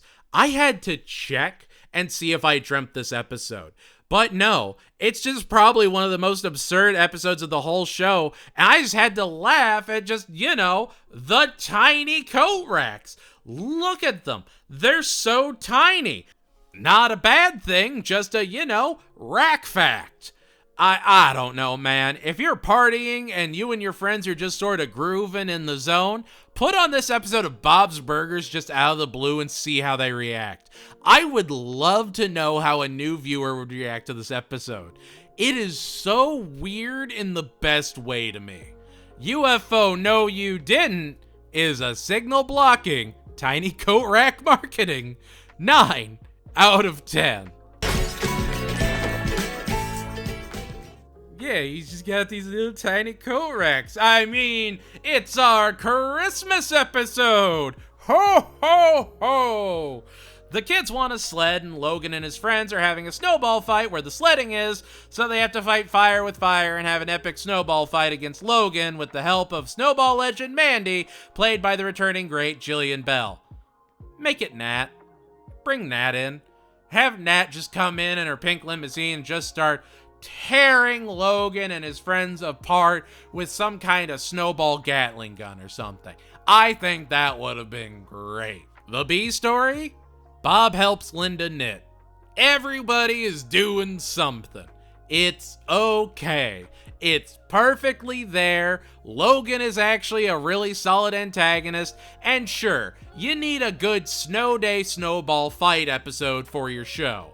There's just not a ton to say about the episode, and not a lot to personally really love either. It's not the best Christmas episode, it's not the worst Christmas episode. Feel like I'm saying that a lot. Teddy isn't getting his hand caught and thrashing around like a trapped animal next to the fridge, which, as we all know, is the gold standard. The episode is just perfectly there. Weirdly, it feels too normal compared to the other episodes in this season. I think that's my big issue with it. Last episode, we get aliens and tiny coat racks. Next episode is oiled up for your pleasure. This episode is just so commonplace. It's just so there. But that's okay, because it's really kind of the encapsulation of how a snow day feels. The parents are inside working towards Christmas, and the kids are just having a great day on a hill. I can't be too mad at that. Better Off Sled is a day in December occurring. 7 out of 10. Linda goes to an essential oil party at Susan's, and when Gail hears about Linda getting in on the bottom of the essential oil MLM market, she takes the kids to free her sister from its slick, sinister clutches. Susan would be played by special guest Stephanie Aline. Linda is always aware of what's going on and even recognizes when she's getting pitched to, and straight up tells Susan she can do this stuff and not think about it because she's pretty and people are just going to naturally want to listen to her. Which is why we actually have Reggie here. I love that it's everybody and then Reggie. Still played by Eddie Pepitone and everything, but yeah, Reggie's a part of this story. More involved than I think he's ever been in anyone else's story, which is hysterical to me. Everybody is doing their own things this season. Even earlier in the Quilt Club, Frond is a member of the Quilt Club. You are seeing people outside of their home environments. You are seeing people doing other things, and that's fantastic. Oh, and Louise loves a puppy and wants to smuggle it out of Susan's and keep it because it's a very good boy. The B story has Teddy and Bob moving a bed for Mr. Huggins, who's trying to get back into the dating world. Oh look, Teddy and Bob are struggling with the incredibly heavy mattress and all the extra stairs. It's generic sitcom furniture moving story A. It's fine. The essential oils are fine. Again, just feels a little too normal, but what can you do? Look, Bob is exacerbated. Teddy doesn't have great ideas. Mr. Huggins is there. Linda's smarter than she leads on, but she's also, Linda. I gotta say, I at least appreciate Gail is like, no, she's gonna fall for it like I did. I'm like, hey, Gail is not completely moronic. She is not totally smooth-brained. She knows what she's doing, and I kind of appreciate that for her. Lorenzo's oil, no Linda's, is a fragrant yet slick 7 out of 10. Helen's back, and she's determined to find her late husband's tiny Japanese snail sculpture that's worth a fortune. Yeah, okay, sure. She would also still be played by Caitlin Olsen. So she has Teddy and the family look around an apartment complex her dead husband owned, while Linda tries to set Teddy up with Helen, and Tina tries to get him to see the appeal of one of the tenants, Kathleen, played by Sharon Hogan, who would be a recurring character throughout the show. And Bob and Jean fix a sink. You know what? I don't hate it. Though they do go all in on Helen being just a horrible person this episode. She's willing to have Teddy get seriously injured just so she can have her precious little snail. I don't know. You don't have to make her that overly apathetic to him. It just gets kinda excessive after a point. Like, you had plenty of just natural chemistry with Teddy and Kathleen, where Kathleen's showing him stuff about her culture, and they're just hanging out, he's making her laugh, and they're having a good time. Teddy's not even that heavy into Helen anymore. It just feels weird. But then you have Bob and Jean fixing a sink, and you just don't care anymore. They're bonding over a job well done, and it's sweet. Louise is using her sleuthing skills to figure out where the treasure is, and there's an elevator. Wacky! It's just all the excessive Helen being played by the worst giant bird feels like a hat on a hat after a point. Kathleen is shown to already be great, and she's brought to life incredibly well and seems like a fantastic person for Teddy to be with. Helen never gave that energy in house sitting, not once. Here you actually have someone that seems to be pretty into Teddy. And again, Bob and Jean fix a sink and bond over a job well done for a blind man. What's not to love there? Could have done without Linda and Tina in this episode, but hey, what can you do? The Helen hunt is a sluggish, yet elevated, 8 out of 10. Hey look, it's our Valentine's Day episode, and one of the worst episodes in the entire series, no question. It's just that good. Bob and Linda have been fighting, and after a movie gets cut off because of a fire at the theater, everyone goes home on a super awkward car ride where the kids try and cut the tension by telling their parents what they think actually happened in the British rom-com they were watching. That's right, folks. It's our anthology episode, and it's... You know what? I was gonna say, and it's there, but it feels like an active wasting of my time. It feels like the cruel antithesis to everything Bob's Burgers is. Go on, defend it in the comments. I dare you. I dare you to stand up for Bed, Bob, and Beyond. The lead British characters in this episode would be Princess Paula McCartney, played by Lucy Davis, and Scott John Dansteve, played by everyone's favorite tick, Peter Serafinowicz. They just keep imagining more and more British things to happen to this couple, while always reminding Bob and Linda that no one should be upset if a bed was broken by people jumping on it. It's not a big deal. Beds break all the time, you guys. Seriously, don't think about it. It's just dumb. Very, very dumb. It's not even like a funny dumb either. It passes that event horizon like 3 minutes in. It just feels like an endless string of nothing that culminates in Louise telling Bob and Linda to not be upset about what they were fighting over, or, just an example, a bed breaking, and then poof, everything is fixed. It exists to do nothing and is the worst Valentine's Day episode, and while not the absolute worst episode of the show, definitely down there. Bed Bob and Beyond is a Lou-destroying 4 out of 10. I told you there were absurd episodes this season. Sometimes they're good, sometimes they're tiny coat racks. Who doesn't want to buy a tiny coat rack? Sometimes they're this. Tina gets her theme of zombies picked for the dance and starts to get excited until she finds herself bonding with a goose at the park, and the goose follows her around wherever she goes. That's right, folks. Tina falls for a goose. What? Okay, hang on. What's the B story? Linda helps Gretchen find a good guy by impersonating her on a dating app. Cool.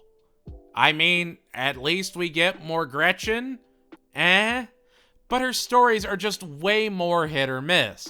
She's no Teddy, and honestly, I think Linda and Teddy work better for adventures now than honestly Gretchen and Linda ever did.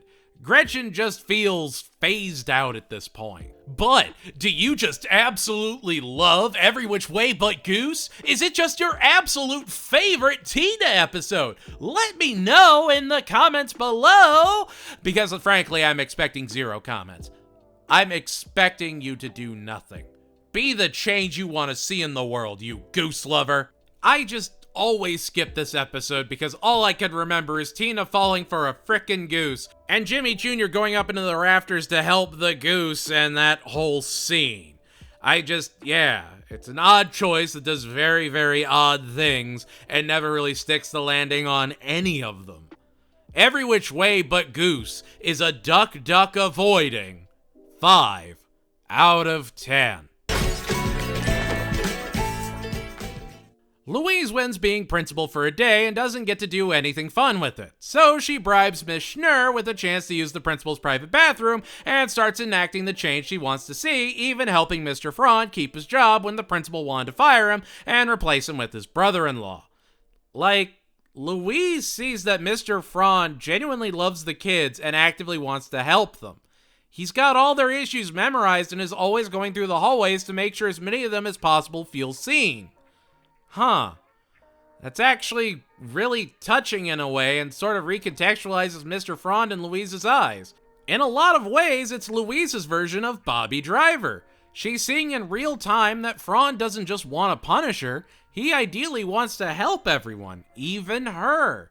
He's flawed, but he's trying at the end of the day, and the more you find out about him, the more you at least get why he is how he is now.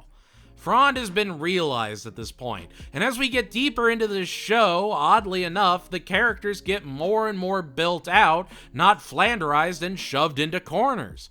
Frond was a part of Bobby Driver because of course he loves to knit and quilt, and it makes sense he'd be there. And like we'll see later in the season, sometimes people are just doing their hobbies and run into the Belchers. These characters are living their own lives in each and every episode and growing, and it's great.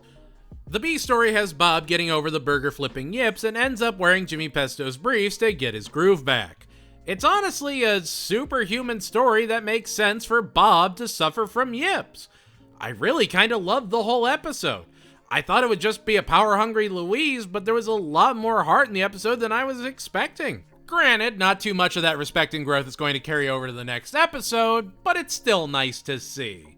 The Fresh Prince Ipal is a someone's sister married to 9 out of 10. Bob is in a daze and just not able to focus as he collapses in on himself like a dying star. So the family force him to leave the restaurant and take a day off. While Bob is out experiencing his day and wondering about the tiny coat racks he sold earlier in the season, Mudflap comes to the restaurant and asks Linda to help throw her a baby shower for her fellow biker Goldie, who, you guessed it, gives birth in the restaurant, and that's the whole story there. It's fine and predictable. But let's look at the Bob story. Bob chases Mr. Fishoder to get a key, and we get a great song about trying to do nothing and rolling an orange down a street, because why not? Doing nothing makes Mr. Fishoder feel like the big sexy baby he is, I guess. I really love how Kevin Kline plays Mr. Fishoder. He is just so off the cuff in the best way.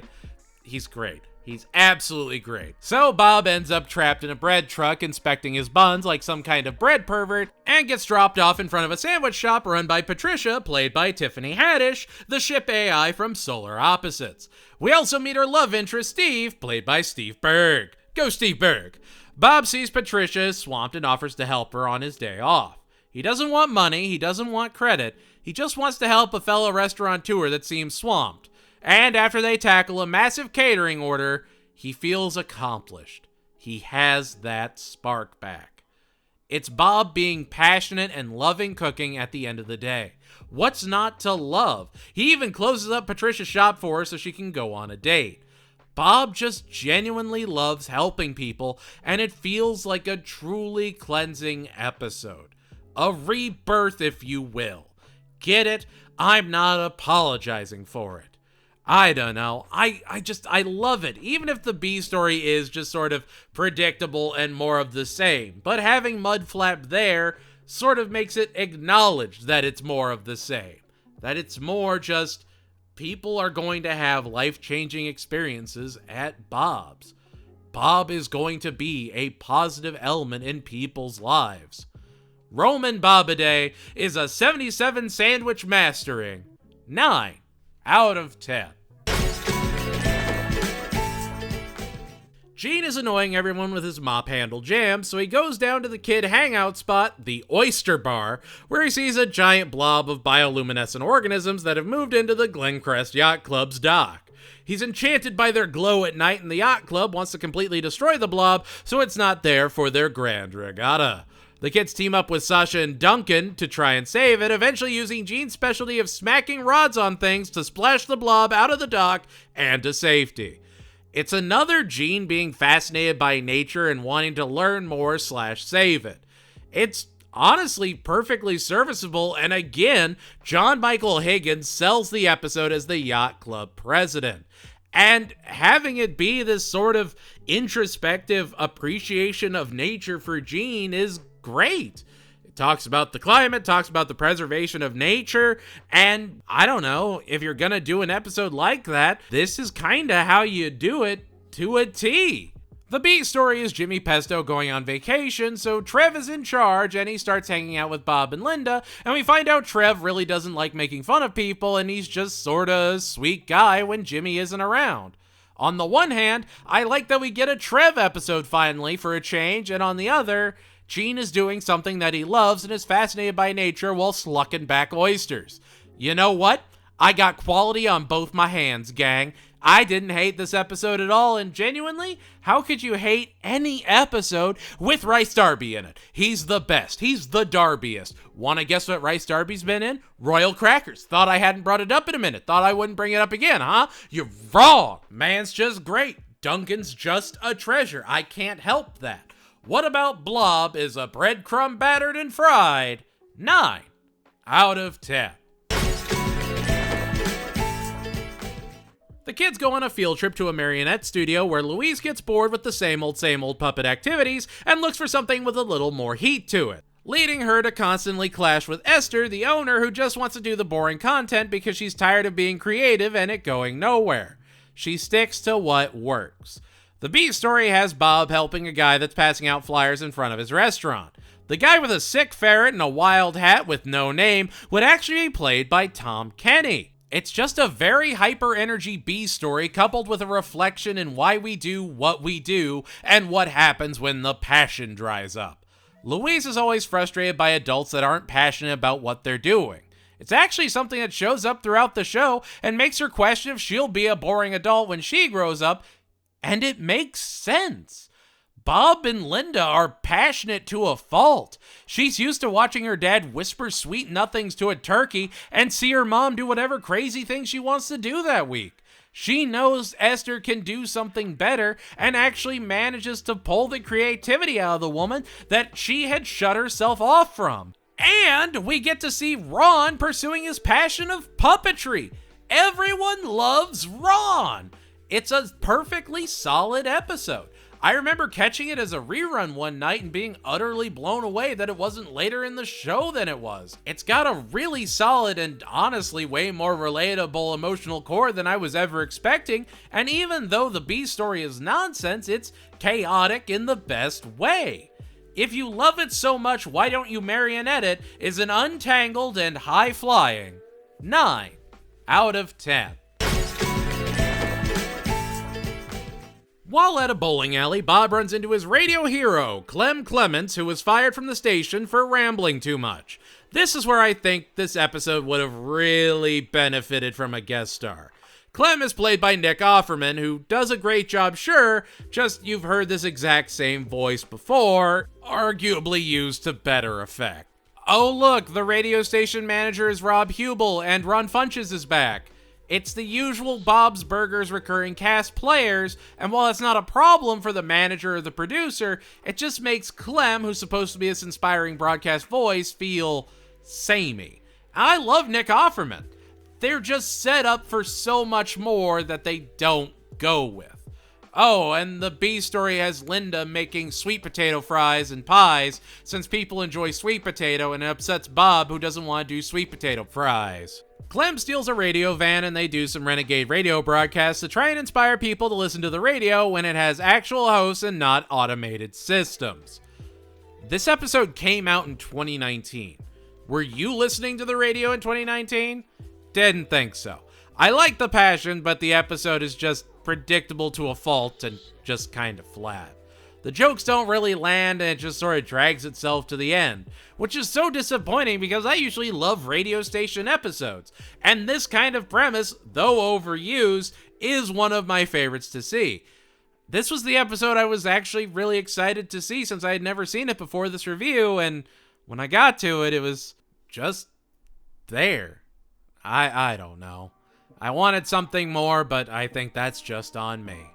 Long-time listener, first-time Bob is a Renegade Radio rockin' 6 out of 10. The kids are being forced to run a mandatory mile for school on free ice cream scoop day, so they come up with a scheme to keep up with the slowest kid in school, sneak away to get ice cream, and come back to finish the mile. I'll say this. Courtney might actually be my favorite part of the story, and they have done an outstanding job of making Courtney not completely insufferable now. She actually works as a friend of Gene's. I'll take it. I will take him having a friend I can actually stand for a change. Alex is here. Alex is doing stuff. I don't care about Alex. And have Thomas Middleditch do more voices. If he's gonna be a recurring cast member, he could have been the radio guy. He could have done anything. The only thing he does in this entire show is Alex shenanigans. I mean, oh no, Gene gets caught, so all the kids pool their scoops together to give Gene his ice cream as they try to do the mile and get caught with Frond, hoping he can make them all redo it. The B story has Bob, Linda, and Teddy on the phone and hoping they can get some discounted tickets to Cake 2, now with more Patty. Oh look, Teddy got through with 3% battery life on his phone and he's talking their ear off. Oh, his phone died. Bob blows up at him. He still somehow manages to get tickets set aside and almost ruins it again. Yay. If there was ever a true filler episode, it would be this one. If you needed a 20-second episode for a 22-episode order, I would not be surprised if it was this one. It spins its wheels for 22 minutes and does literally nothing. It's perfectly existent and tells a story you could predict from a mile away. The Gene Mile is a 42 flavors combining 6 out of 10. Linda wants to join the PTA and brush elbows with the seemingly perfect PTA president, Joanne, played by the returning Jessica St. Clair. Colleen would actually have a voice change in this episode to Jamie Moyer, who would also show up on The Great North. Oh look, Linda finds out the PTA president is corrupt and just wants a dumb treasurer so it's easier to hide her spending. Huh. Oh, and the B story has Bob keep insulting an old Asian man that runs a hardware store that he just can't seem to do the right thing for. Ends up even buying the man a new bird, and it does nothing. I know it's supposed to be Bob failing over and over again, and like, hee-hoo-hoo, look at him, he's screwing up. But it feels like such a Peter Griffin story. Except the only difference is Bob would actually feel bad about what he's doing to the store. And like, it's funny enough, I guess, it just doesn't do anything. And it's like, this is how we're winding down with the season, with an episode where they're like, I want Linda to be the treasurer because she's so dumb. Awesome. Which, like, I don't know, it's weird, but like, as I think on it, the hardware store Bob story might actually be the bridge too far. It's just awkward and normal and unsettling without enough comedic payoff for it to succeed at what it was going for. It's just, Even the conclusion to the A story is more just, oh look, wacky PTA hijinks. Woo! It's just such a disappointment. It could have been something just off the wall, amazing, fantastic, and it's just flat. I just didn't expect the end of the season to be so flavorless. PTA It Ain't So is an excessive parrot purchasing. 6 out of 10. And here we are, the season finale. Zeke got his last strike and his dad is tired of giving him chances, so he's going to send him off to a special school where he can get the discipline and guidance he needs. That is, unless the kids can get Zeke's prank of spitballing all the known curse words known to man onto the ceiling off the ceiling. Tina tries to stop them so that she can have Jimmy Jr. all to herself, because even more unnecessary conflict, I guess. This is also the first voiced appearance of the tiny karate kid Arnold Evans, played by Damon Wayans Jr. I will say this, he honestly makes that little karate kicking legend the most interesting part of the entire episode. The B story has Randy shooting his independent movie in the restaurant. I'll say it, worst season finale yet. It had the potential to be something and just peters out entirely. Could have been a gripping emotional Zeke episode, but no, not really, we already got that. Let's have Tina take him through the ceiling because she knows the best places to look at naked boys. Awesome. We don't need another episode like Midday Run, so here's yet another dumb kid group saves Zeke and then Randy and Bob feud but ultimately get along episode. You've seen it, and you'll watch the episode and just be baffled. It's the season finale. Where the season finales before always had some weight, some gravitas. Here, it's just empty, and that's the most disappointing thing. I've been talking about how they respect the viewer, how they respect the viewer's time, how Bob's Burgers always has this baseline of quality. And the season finales usually meant something. They usually had an impact.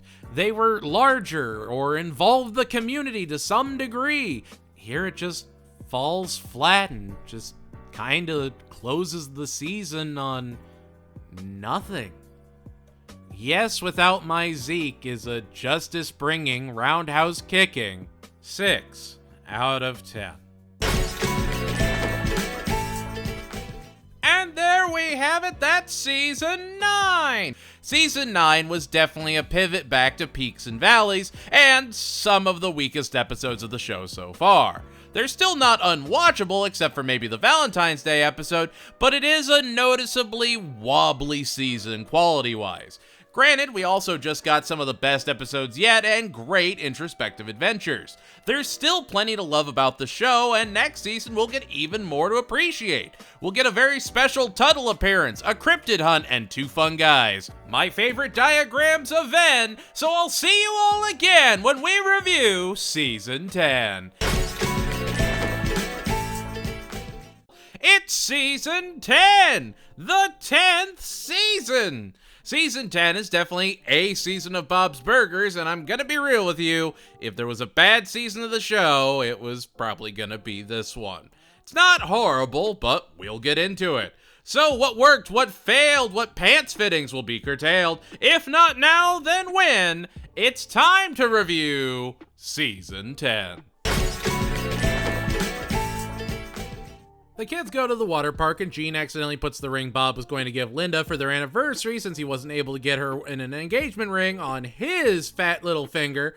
And while at the water park, they run to everyone's favorite eccentric limo driver, Nat, and Gene loses the ring in the lazy river.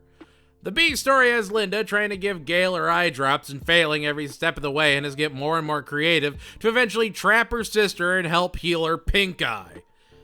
I love it. I love everything about it. It's just dumb again. Bob is absolutely devastated when he finds out the kids lost the ring at the water park, and Nat loves the Belchers so much, she calls in all her favors to get every group she can think of to come and help out and scan the park for the ring. If this was a backdoor pilot for a show based around Nat, I genuinely don't think I would have been upset about it. Nat is very much the highlight of the episode, and if you don't like her, you're probably not going to stand this episode. It's not even the only episode that hinges on whether or not you love Nat this season. But it is sweet that she wants to help Bob, and he and Linda have a special one-night open anniversary water park date for their troubles. It's a refreshingly weird and genuinely funny episode. There's even an emotional core, and the kids are understandably gutted when they see Bob just completely give up. He wanted to do something for Linda, and they snatched it from him. It's a fantastic way to start a season, and I can only hope it keeps the momentum. The ring, but not scary, is a lazy river diving 9 out of 10. Bob and Gene get into the wild world of mushroom hunting and go on a mushroom trail to look for rare mushrooms and pursue their shared moral passion. The B story? Tina gets new glasses and Louise tricks her into thinking they gave her superpowers and she grapples with the responsibility it brings to be a hero. What? Look, as a fellow mushroom man, as a fellow fun guy, I can't hate this episode. In fact, I'd say it's delightful enough that I find myself revisiting it from time to time. Because of the Tina story? Oh heavens no! That's an extra juicy nothing burger. No, I just love that Bob and Gene have their mesh bags so that their mushrooms can spread their pores as they're being carried back. That there's evil mushroom hunters, and that, oh look, there's an actual moment of Gene and Bob bonding. Isn't that refreshing? It's like The Sink, all over again. I mean, it's Robert Ben Garant and Thomas Lennon as the evil mushroom hunters, and that's great. I love them in everything. They're a fantastic duo that really do add a lot to the episode. As much as I complain about not having guest stars and everything, seeing Thomas Lennon does help a lot. I don't know. The episode has a lot to love and very little to hate. Sure, the B story drags, but the A story is funny enough, I just don't care. There's a lot of potential here, and it shows that they're willing to branch out even more. If we look at the last episode, they went to the water park. Now they're just going in the woods looking for mushrooms. There are more and more excuses to get the Belchers out of the restaurant. It's not for some competition. It's not for some extra credit assignment at school. It's literally just Bob and Gene going out and having a good time together looking for some rare mushrooms. That's great. It doesn't need to be more than that. Boys Just Want to Have Fungus is a spore-spreading 8 out of 10. Oh yay, it's a Tina Thunder Girl episode. Woo. It's time for the yearly cardboard boat father-daughter race, and Bob is horrible at making the boat, so Tina tries to take control from him but feels guilty until he's dooming their chances to win. Bob is struggling to make a boat? Doesn't he love little figures? Doesn't he love little models? It just feels like an odd thing for him to not be good at. Especially when he's Mr. Pseudo-Outdoorsman. I don't know, it feels like there's something extra that could have been done there. Feels like an untapped potential. Oh look, the other troop from back in Tinker, Tailor, Tina, Spy are here! And they're cheating with the motor on the bottom of their boat. That's nice. Okay, we've had some rough A stories. Maybe the B story is so phenomenal we won't care. What's the B story? Oh, Linda wants to pretend Louise and Jean are still little and takes them to the open firehouse where they're just sort of standing around bored while Linda keeps pushing them to do more things they did when they were babies. What an exciting episode. Yeah, I think I'm burnt out on the Thunder Girl stories. They never seem to have any amount of payoff, and it's just like, oh, they stopped the troop from cheating, and they won legit, and now the leader can't impress, I guess, Thunder Girl corporate by punishing the cheating team, because they weren't cheating. What a subversion. Ha ha ha ha ha ha. The jokes don't really do anything to elevate the episode, and the firehouse scenes just drag on and on and on. It's just sort of there. It reminded me a lot of Grandmama Pest Hotel, where Linda is trying so hard to get back in Tina's good graces, and here Bob's just kinda there doing his own thing. I wish Bob got to do more. Motor She Boat is a well-adhered, yet sinking 6 out of 10. It's our Halloween episode! Woo! Tina has to dissect a dead fetal pig, and when she gets an ugly one and mocks it to seem cool, she starts having nightmares where she's haunted by the tiny ghost pig and not getting any sleep. Okay, so that's kind of spooky, I guess. Yeah, ghost pig, sure. I'm just from last episode afraid to ask, but what's the B story? Linda loves cleaning Bob's ears and getting giant globs of earwax out. Cool. Yep, that's a story, all right. Halloween-ish? Kinda. I guess she lights some candles and makes it kinda spooky. I don't know. It's a miss from me. The Dreamscape fight with the pig was okay, and it makes sense she'd be racked with guilt. I'll admit, I was watching the hayride scene and Tammy was about to talk, and I just knew she was going to say something horrible, fart, and blame it on someone else. And then sure enough, she says something horrible, farts, and blames it on something else. The prophecy has been fulfilled. Hooray! Huzzah! She's the worst. They're all just the worst.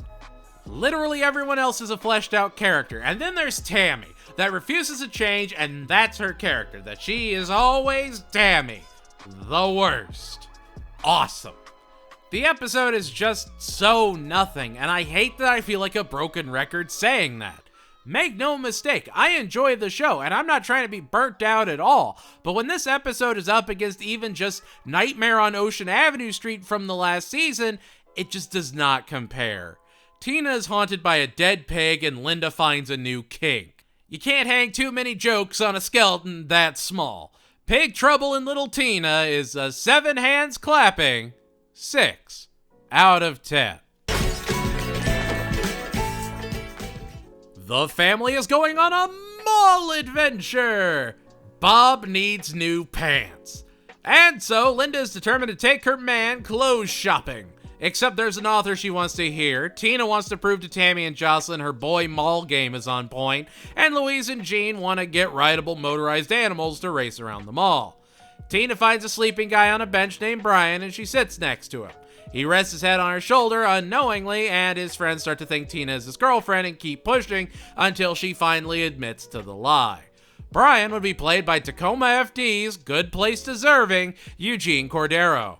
Bob and Sergeant Bosco pants shop for each other, Linda predicts how a wine murder thriller will end, and Louise has to defuse an out-of-control animal before it crashes into a Graziella doll display. A lot of moving parts, and they're all largely fine. The Tina stuff is awkward and weird, but to her credit, she did try to fight it initially, even if she didn't fight too terribly hard. The Louise and Jean story was probably the strongest, the Linda one is definitely the funniest, and Bob and Bosco is honestly kinda touching. These two awkward dudes were fluffing each other up and encouraging each other to try weirder and weirder pants because they had no guidance whatsoever. Sergeant Bosco, of course, telling Bob afterwards, "Stay married. This is hell. Pants shopping without a wife is hell." Which, frankly, that's positive masculinity I can get behind. Yeah, of course, the Belchers going to the mall is gonna be chaos, and that's honestly a godsend for the episode. It leans into the chaos as much as it can and succeeds because of it. Legends of the Mall is a patchwork yet perfect. 8 out of 10. Yuki just had a kid, so Kojima's back in town to visit his grandkid when Bob and Louise get ready to do a special viewing of a Hawk and Chick movie at the restaurant with him. However, they get a special director's cut that Kojima refuses to look at, and he steals it so it can't be shown off. The reason being, he'd asked the studio to edit out an actor that outshined him on that particular film, and he'd been living with that guilt for years. Okay then. Did we need more Hawk and Chick? Not really, but it's nice that they tried a new adventure with them, and there are parts that do work, but overall, Louise kinda makes the episode hard to watch. Oh, she lied to everyone about where the $1,000 deposit is coming from and brags about knowing Kojima and makes the event all about her. Awesome. If Louise wasn't as integral to the episode as she is, I think it would have been infinitely better. If you took her out, if you reworked the story, the Kojima reveal, I think, would have been better if the actor was actually there to maybe see it and you had a resolution that way. Otherwise, it's just Kojima asking for a re-release of an old movie so an old actor can get some recognition all off camera. Cool. Seems sorta unnecessary, huh? It's close to succeeding, but not quite there. The hawkening, look who's hawkening now, is a humble bragging, yet largely dull, 6 out of 10. Bob and Linda get invited to hang out with cool hipsters Beckett and Maya, played by Ken Marino and Naomi Ekperigin, respectively. Bob and Linda go to hang out with their new cool friends and leave the kids to be babysat by Jen, who drove her cousin's ice cream truck over before the freezing rainstorm moved in. Bob and Linda feel embarrassed and boring when they're surrounded by all of Beckett and Maya's cool friends, and they try and dip out so they don't embarrass themselves in front of the host during talent share time. Meanwhile, the kids harass Jen to go sit in an empty ice cream truck and play with the speakers because, of course, they do. Tina tells Jen to drive them around, the truck starts slipping on the ice, they all have to go to Pickles, the strip club, and Bob and Linda are skating down the sidewalk to save their kids. Oh look, Beckett and Maya think they're so cool for being parents and are envious of how exciting their day is as they save their kids from doing a horribly dumbass thing to do. I know it's a lot. I know I'm asking for the stars here, but could the kids not be the source of conflict once? Just once. All I want. I don't know. It's just not even a great Jen episode, and I typically enjoy Jen. This is just more of the same. Oh look, Bob is personable. Everyone is safe by the end of the episode, and they're finger wagging as kids will be kids. It's just dull. And as we get into these later seasons, it started to become where an episode may only have 1 or 2 jokes that actually get a laugh out of me. Here, those jokes are practically non-existent. It's just, look at how cool these people are. Oh man, I wish we were as cool as these people. Well, we're parents, the coolest thing of all. Credit roll with song over it because we're Bob's Burgers. It just feels half awake. Like they don't want to realize the full potential of a story like this. Land of the Loft is a skidding and sliding 5 out of 10. It's our Thanksgiving episode! Bob gets a very special heritage turkey that he cries just thinking about. However, on Thanksgiving, when he's ready to create his masterpiece, sure enough, the gas goes out.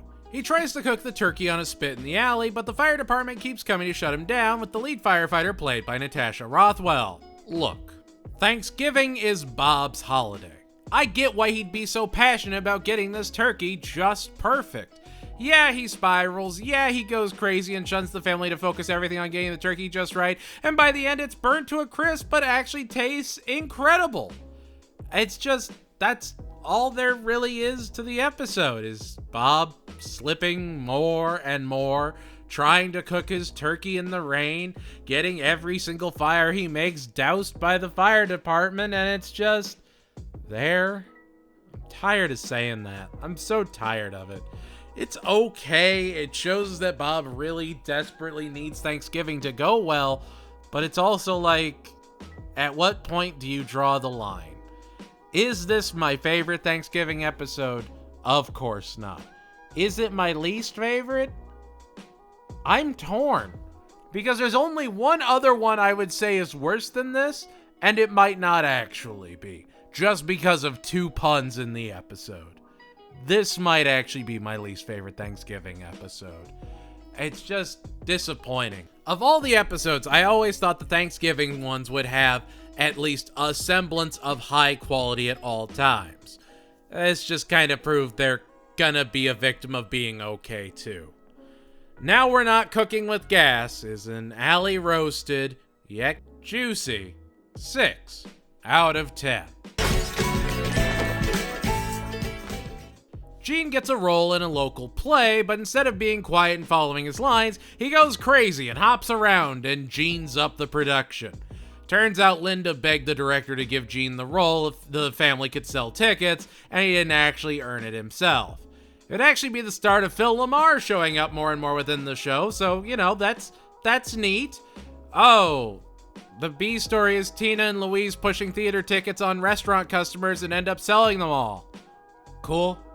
Hey look, when it's time for the performance, they let Gene be Gene and he steals the show by being wild and weird. Okay. I was actually bored by this episode. Like, genuinely and completely bored. It's got Mr. Ambrose in it. Usually love that character. Linda and Gene episodes have started to dip, and they're gonna kind of just keep dipping as their story angle gets weirder and weirder. I don't know. This isn't how you do a Gene story, and it just feels like 20 minutes of radio static. There's still some things to love about this season, but this is absolutely one of the worst episodes of the show. Still not the worst. Keep watching to find out what is. All That Gene is a show-stealing, leg-breaking 4 out of 10. It's our Christmas episode! Linda is working at the post office and gets a package that absolutely has to get to a guy's nephew by Christmas, but he dropped it off too late, so now the postal service won't deliver it. But it's okay, Linda's gonna commit a federal crime and deliver this gift. Naturally, Mike the mailman goes to stop her. Bob is terrified of Linda going on an errand since it leaves him and Tina stuck having to deal with Gail and Linda's parents as Gail starts blowing up at them. Oh look, Gary Anthony Williams is back. That's nice. Linda gets the gift to the kid, Mike steps in to at least get a signature for the package, and Christmas is saved. I really wish that the one time we get a Mailman Mike episode, he actually gets to, you know, be the focus. At least it feels like a Christmas episode, I guess. But you know what? It does have the generic package has to be delivered before Christmas trope, and I guess kind of sings because of how simple it is. Gene and Louise raiding Tina's journal to find out what she wants for Christmas. Such a great idea that they'll never use it again, especially for some mind-numbingly dull two-parter that would absolutely be incredibly odd to have as a season finale, but I know that would never happen.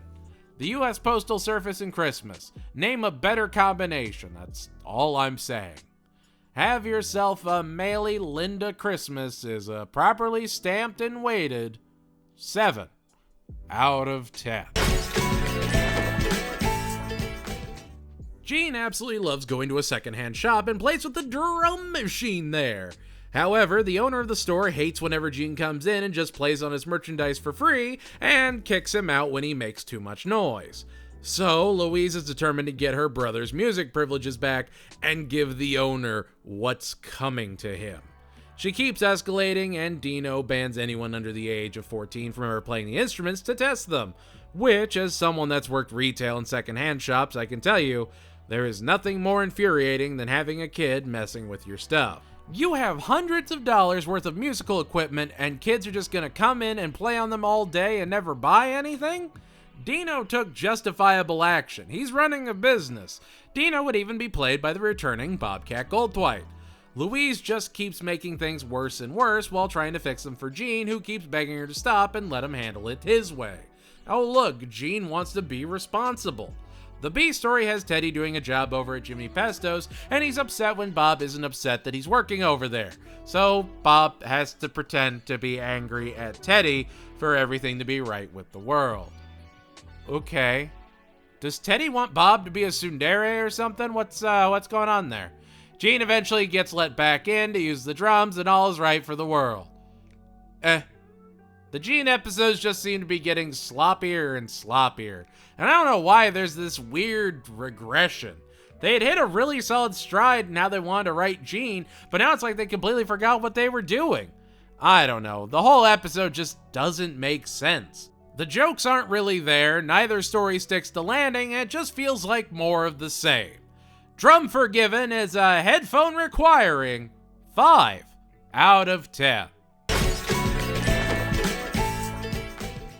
Tina is excited to be a big fish, just like her old big fish Madison, played by Meredith Hagner. She's assigned to be the big fish of Kaylee, played by Maya Erskine. And Kaylee really enjoys her personal time and doesn't appreciate Tina always breathing down her neck, even asking Mr. Fraun to reassign Tina.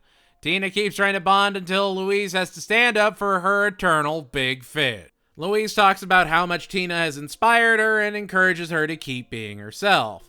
Louise's big fish ends up being Tammy, who she helps take better fake vacation photos, so, you know, they're doing something together. I'll say this, probably the least offensive Tammy episode I've ever seen, because she's largely not even in it. Rudy and Zeke are soulmates, so that's fun.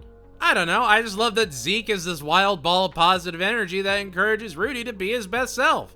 The B story has a gym opening next to the restaurant, and Bob and Linda go over to try it, forget they're not in their 20s anymore, and wake up the next day in absolute agony. But when they're stuck in their contracts, they go over to the gym and start harassing potential clients until the gym owner rescinds their memberships and gets them out of the contract. The gym owner would actually be played by Ben Schwartz, who would also show up later in the season as well. The episode is fine. At least it shows Tina just wanting to help and be a good role model, even if she just completely bungles it all. At least she's trying. At least the episode is trying. And I can't tell you how much I appreciate that. If I didn't hear Ben Schwartz's blue-loving self, the episode wouldn't have been as solid as it was, but he honestly brings it all home. A Fish Called Tina is an inspiring, rope-waving 7 out of 10.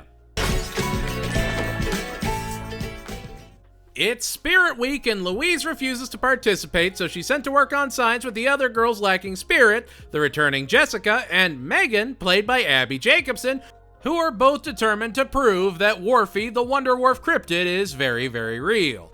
So Louise tags along to try and temper her friend's expectations and show her that it isn't real. They meet an adult Whorfy enthusiast and go out to look, and sure enough, they catch a fish and didn't find Whorfy.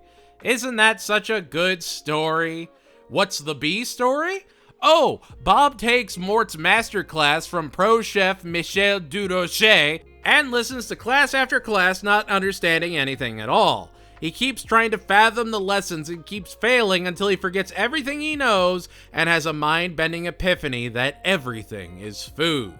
We get a surreal music video of Bob basically raising, farming, and cooking himself. Man is crying over his revelations, and the episode just kinda ends. I'm not saying Whorfy needed to be real or anything, but give us something more, huh? Anything more. Maybe make the Bob story the A story and have the Louise B story just be one anticlimactic letdown after another. Also, I don't know, why not have Teddy help Louise look for the monster instead of introducing someone brand new? Teddy was in the service.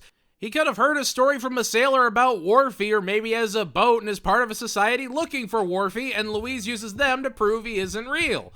It just feels like the laziest option for that story, and I truly hate to see it from a series like Bob's Burgers of all things. Teddy wasn't even needed for the B story, so it makes sense he was doing something else. I don't know, just feels like missed potential. Overall, though, still fun and still better than the rest of the episodes of the season. 3 Girls and a Little Wharfie is a world-changing, yet under-realized 8 out of 10. The school needs a new song, and Tina wants to be immortalized as the person that came up with the new school song. Awesome. Mr. Frond helps her write her anthem, and by that I mean he writes all of it for her as an attempt to get his own song chosen over Jimmy Jr.'s magnum opus, Wagstaff, You're a School, and I Want to Be Inside of You. You know what? What's the B story so I don't get my hopes up? Jimmy Pesto gets a metal awning that reflects the burning righteous light of the sun directly into Bob's restaurant, and they have to somehow stop the blinding rays. Teddy even trying to sacrifice himself to block the windows with cardboard like a hero. Look, if I was in Mr. Franz's shoes, I'd absolutely do the same thing. Having the kids actually make the anthem is crazy, and yeah, he absolutely did not want them to win. But man, oh manity, what happened there? Again, just another under-realized idea. The B story is honestly fun enough that I don't care though.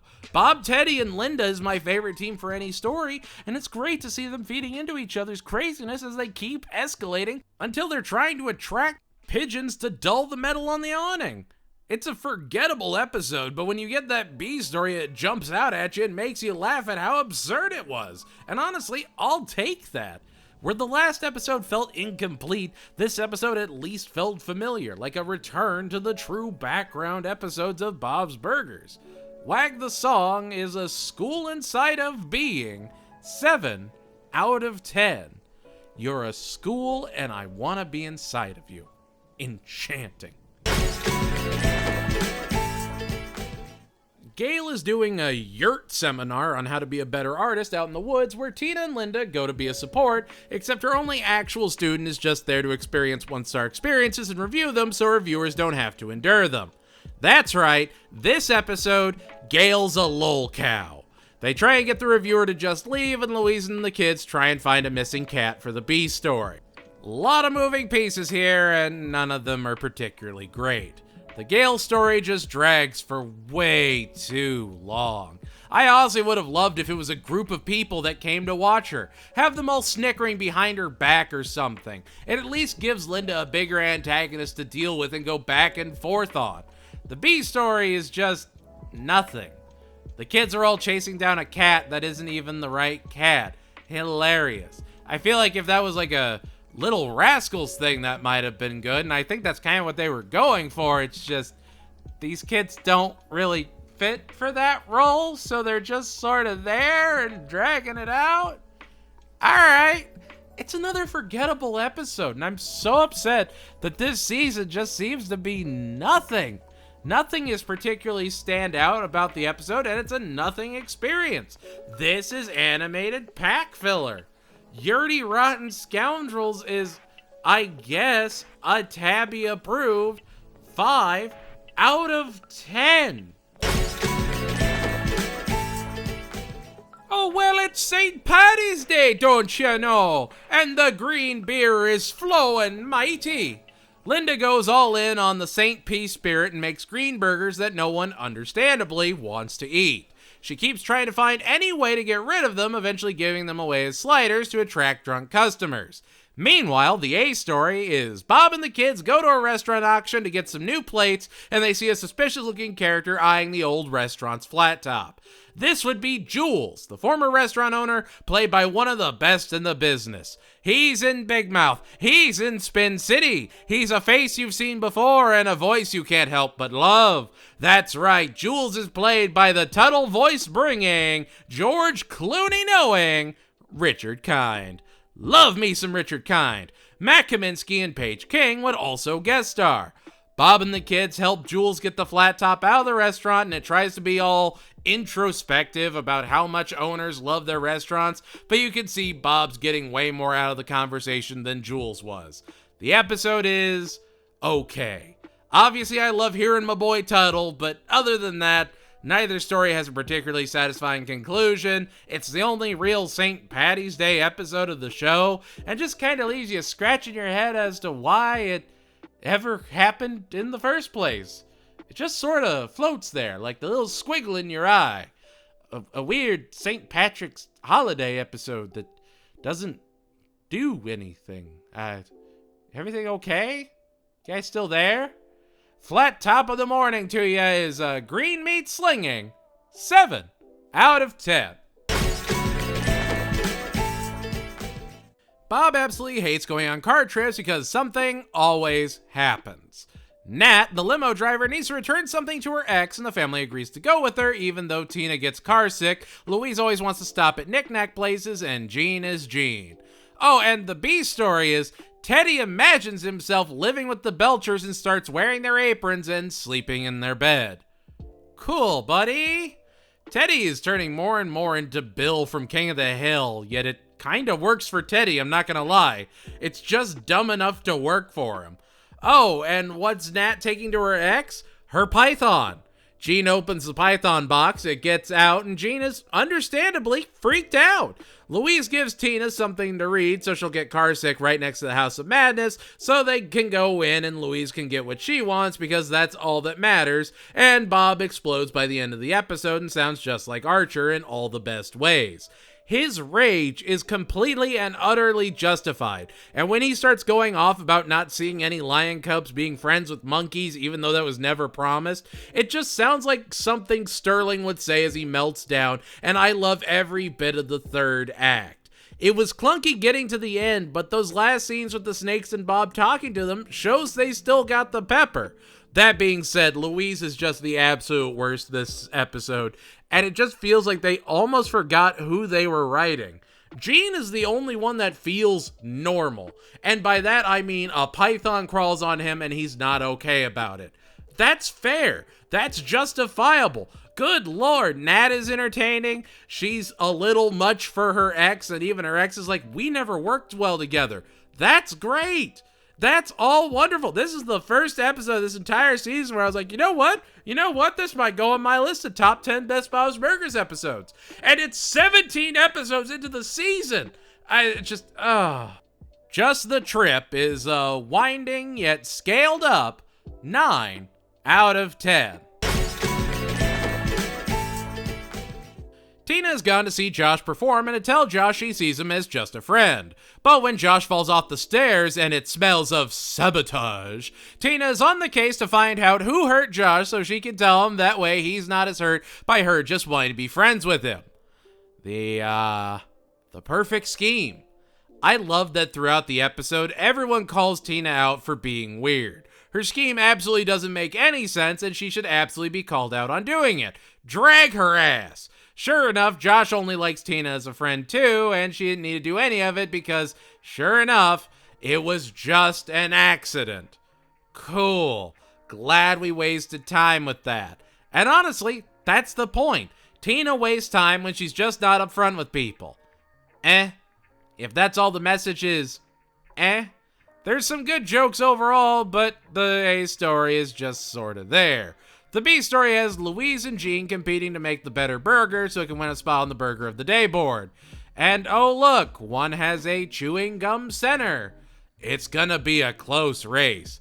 Obviously, Bob and Linda have to pretend the burgers are somehow good, but the best part is when Teddy tries them and is honest to an absolute fault. I loved it and got one of the few laughs out of me this season. This episode is weird, out there, but honestly, it realized what it was trying to do. Show Tina is weird to other people and show that the kids can't cook. Ben Schwartz is great in the episode. It's great to have some closure on a Josh line from, 6 seasons ago. We've come a long way. Tappy, tappy, tappy, tap, tap, tap is a perfect form, fine execution. 7 out of 10. We're in too deep to turn back now. Notice how they've moved the anthologies further and further from the start of the season? It's almost like they know these are crap. I'm just joshing. Compared to the last one, this one deserves an Emmy. Teddy accidentally burned down a pagoda on his last job, and he's starting to doubt himself. Bob is hesitant to hire Teddy because his electrical work led to a fire. But they all know he'd be cheaper than another professional, so the kids try to motivate Teddy by telling him about all the great handy stories out there. One being based off Waterworld, another is Disney's Up, and the last is a giant robot versus kaiju story reminiscent of Voltron. Oh look, Boys for Now are in a floating house, and yeah, I still don't care about these anthologies, but at least this one wasn't offensively bad. I don't know, I guess the Waterworld reference is the best of the episode? It's also odd, like, who are these anthologies for? Those references are dated for my age range, and I'm a little older than the usual Bob's Burgers viewer. If it's for the parents, I get it, but I don't know. Really? Waterworld? The Kevin Costner critically panned box office flop? Like, okay. Also, does anyone actually enjoy Boys for Now? Like, please let me know, because I genuinely don't understand why they're so prevalent in the show. Am I just missing the joke? Because they just seem like the Chip Skylark of Bob's Burgers, yet they keep coming back. I don't get it, and I'm sure that's a me problem. The Handyman Can is a non-eye melting 6 out of 10. Linda wants to make a video to send to her parents, so she tries to get Gene and Tina in pickle costumes and come up with any kind of idea for it until they give up and just make them a card instead. Glad that B story exists. Great job, team. The A story and the main focus of the episode is Louise is afraid of taking the Browns to the Super Bowl in a public arena, and she has an overnight aquarium stay with her class coming up. She tries to find workarounds with Bob, who understands her plight, and Linda tells Bob he shouldn't just be defending Louise, he should be helping her too. And so Bob starts encouraging Louise to face her fears, and sure enough, she uses a public restroom. I get it's a very real and relatable issue, and they did approach it with some amount of care, so I do appreciate that. But the episode dragged for so long, and when the B story is all that effort for nothing, it just feels let down. I'm glad Louise grew and it was about Louise facing her fears for a change, but it's so close to being something. Though I can absolutely see it being a very special episode and helping a kid get over the same issues Louise is facing here. It is something that can upend someone's life, and it can be a spooky thing for them, I'm sure. That being said, the jokes were okay, the elements were there, but the emotional core felt a little surface level. Poops, I Didn't Do It Again is a twice flushing 7 out of 10. When Tammy brags about how amazing New York is, Tina wants to experience New York instead of trying to find a local hero. Linda doesn't want Tina to give up on her home and starts taking her around to try and find anything that might inspire her, eventually finding a musician named Dove who plays on her houseboat in seclusion. Dove would be played by comedy and voice acting legend Lorraine Newman. The shopkeeper in this episode would also be played by the late great Gene Parmesan himself, Martin Mull. Tina finds something to believe in, and it's revealed Tammy never left her hotel room in New York because she thought it was too crime-ridden, because of course she did. Say it with me now, gang. Tammy is the what? That's right, the worst. Of course she couldn't appreciate New Yorkers. They're walking here. The B story? Teddy is banned from calling into a local sports radio show because he gets too heated, so he has Bob and the kids call for him, and they talk about how pathetic Teddy is to the point that Teddy somehow gets unbanned.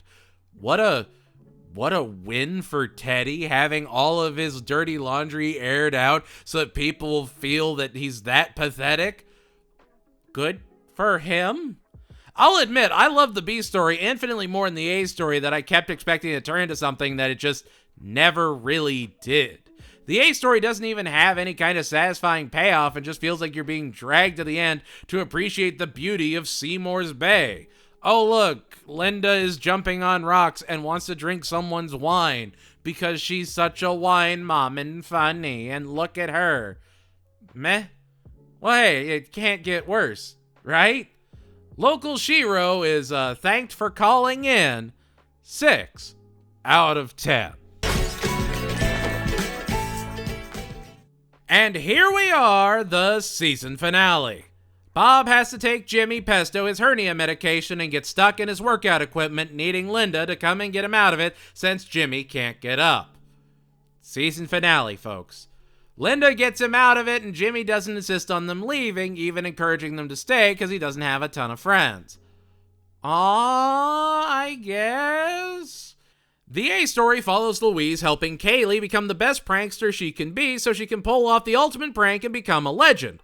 But when she realizes Kaylee is doing it to get in trouble so she can be homeschooled, she jumps in to make sure it doesn't happen. Kaylee only wants all this to happen so she doesn't have to interact with anyone, so that she can just be on her own and do things at her own pace.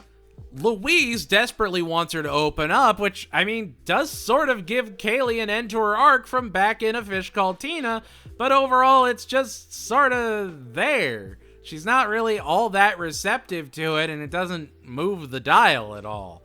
This is your season finale, and that used to be a big celebration. It used to have no credits and just tossed you right into the action.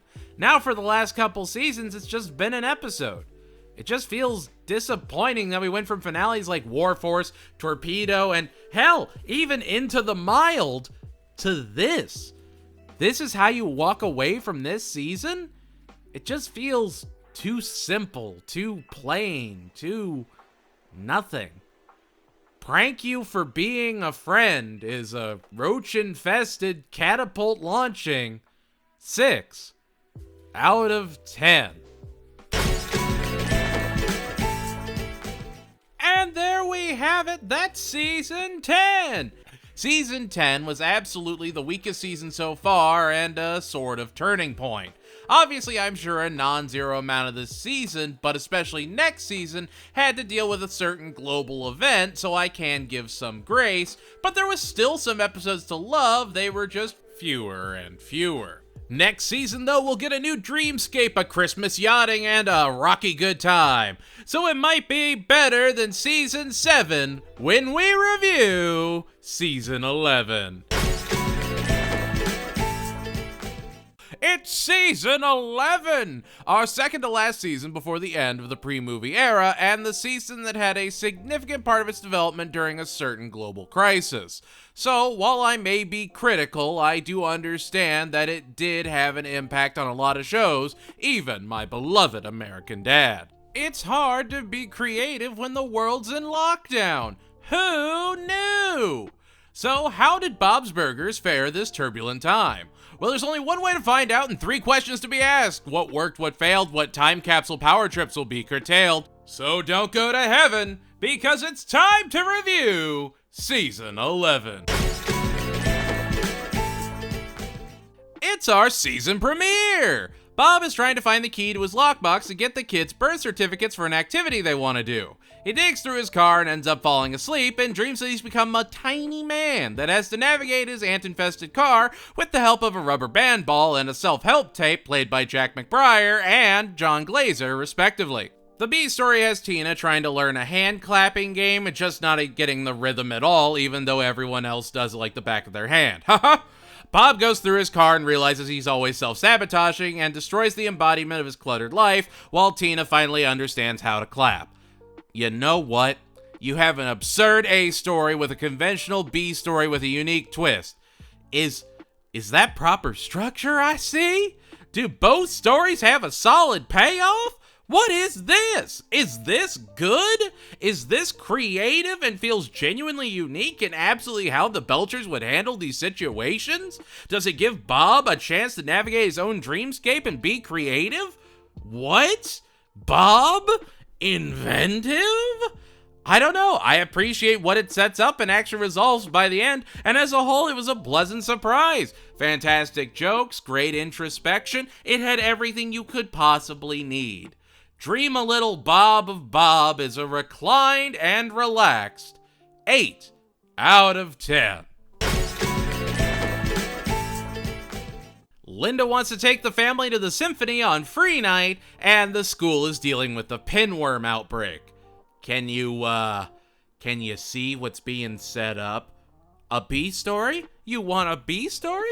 Ha! Oh, you fool! You thought there was a B story to take you away from this miserable experience. Ha ha ha ha ha ha! You had hope, and now you must suffer for that hubris. The family has pinworm. Watch Gene scoot his ass on the carpet like a dog. Witness it. Yeah, it's the family has worms episode. Linda thinks she's a bad mom, and everyone realizes they've been infected by Gene and they all have worms. Everyone has worms. Louise is more worried about her hamster mega hangout that keeps getting in the way, and it just all falls apart. Bob gets the medicine and the family all sit together and take their dewormer. This, as of watching every pre-movie era episode of Bob's Burgers, I can say is the worst episode of the show, bar none. The family gets worms. That's all that happens. There's even a musical number about it, where Linda's like, I'm not a bad mom, and then it's worms dancing with her. Goody! The worm episode! It's not particularly funny, you can't really have an emotional core, and even the song feels like a rare miss. This is an episode that fails on every conceivable level and does nothing. I could only watch as the episode played, frozen in sheer and abject awe of the all-encompassing abyss that gazed back unto me. Worms of Enrearment is a mitten-eating, ass-itching 4 out of 10. Okay. Hopefully that is the worst it gets. Oh look, Felix is opening an underground club and Calvin wants Bob to work the kitchen while Linda and Calvin want to sing about bananas. Turns out they were never planning on operating the bar for real and really just doing it to placate Felix until they could tear it down and replace it with storage units. The B story has Teddy finding a large tub and the kids turning it into a basement leaking pool. Fun fact, this would actually be the first appearance of Grover, the fish odor's lawyer and cousin, and he will probably never be brought up again. Absolutely not. Doesn't matter at all to the overall story. Anyway, Felix goes crazy, Bob and Linda have to escape the nightclub, and Calvin pays them in free rent for their trouble. You know what? At least it has joke. It was a refreshing return to form after the wormisode. I don't know. I really needed this episode, and it's a great breath catcher for any marathon, and sometimes that's just good enough. Everyone is their best belcher selves, and of course Bob would apologize to his appliances when he worked on others. Of course it would bug him, and I really kinda love it. That being said, I don't know what they're doing with Louise this season. She's just weird. She cares about being popular now and is trying to impress everyone with her underground pool, I guess. It's also like, how'd they get it down there? How'd they get it up? Teddy did all that? Poor Teddy. God love that man. He is doing too much for those kids. It's just, it's fine. The episode's fine. I'm not going to talk myself out of that. The episode is fine. Copa Babana is a banana singing 7 out of 10. It's our Halloween episode. Ooh. The kids go to a hotel on Halloween when they see Dolores trying to do a seance with their dead husband and bring him back like she does every year. She wants to get revenge on him for cheating on her so she can send him straight to hell. The kids start to help her investigate, and Tina realizes that her husband didn't cheat on her. He had a peanut allergy and was having a reaction, and went with a doctor in a genie costume to lie down and hopefully fix it. Oh, how sweet. Yeah, he's not really a monster, just a really very tragic turn of events. The B story to this delightfully upbeat kid adventure? Teddy, Linda, and Bob give blood, and Bob isn't good with needles at all. He starts to panic and even takes the needle out of his arm when he thinks they're draining too much of his blood, which, I don't like that. No, sir. They left Bob alone in the Bloodmobile while they laughed and drank, and that was a nightmare I didn't know I had. Hate that I got a new fear from the show that's all about comfort, yet here I am. You know what? Better than the pig episode. This episode isn't even that bad at all. And honestly, I'll take a perfectly serviceable at this point. Heartbreak Hotel-a-ween is a Ouija squeegee using 7 out of 10. I just really wanted to say Ouija squeegee. Tina gets put in charge of the school time capsule, and you guessed it, the power goes to her head and she starts being super picky about what goes in. Until Tammy, of all people, decides to do a time capsule, but cooler, that actually has something in it. Henry gives up Boys for Now tickets since he and Susmita broke up from his romantic changing of her homework answers for her, and Louise and Tina try and steal the tickets. The B story? Anything better than that? Bob makes fun of Linda for not being able to whistle, and Linda excessively rolls her R's in revenge. Yay. Henry and Susmita are the best part of an otherwise nothing episode. It's good to see them getting along. It's good to see a romance taking place. And you know what? Susmita is a fine character. I don't dislike her as an addition to the show. Don't love that Tammy's still involved, but hey, what can you do? The B story is just excessively long. It just keeps going with the rolling of the R's and the whistling. Who cares who can whistle? It just feels petty even by Bob and Linda's standards. The Tina going power mad story has just been so overdone at this point, it just feels like nothing. It could have been great and just ends up, The payoff isn't rewarding, the jokes aren't there, and overall it's just a slog. Fast time capsules at Wagstaff is a fake ticket dispensing 6 out of 10. It's our 200th episode! Woo! Alright, episode 100, Louise superglued Bob to a toilet. The 200th episode, the kitchen catches fire and the kids think it's their fault since they each kept going to improve Linda's statue and turned it more and more into a fire hazard. And it is glorious. The song is beautiful. I love that flaming mermaid. It's one of the most enchanting things I've ever seen. That being said, Bob is completely and utterly seething, justifiably, because he doesn't have a restaurant on one of the busiest days of the year. Teddy tries to get him a temporary flat top, and the kids, in an attempt to help their dad, go around town and almost break into someone's restaurant to get the part needed to fire up their grill again. The restaurant owner actually loves their note about a crime they didn't commit, and just gives them the part and the day is saved. Then Ron comes in and says it was probably Hugo's fault the restaurant caught fire, and he'll probably pay for Bob's deductible. I don't even think it was Hugo, but it's whatever at this point. They're like, yeah, no, the fumes from the rags is probably what caused the fire. Like, yeah? Yeah, you're sure about that? I don't think the kids helped it at all. Like, that, I don't know about all that, but sure, blame it on Hugo.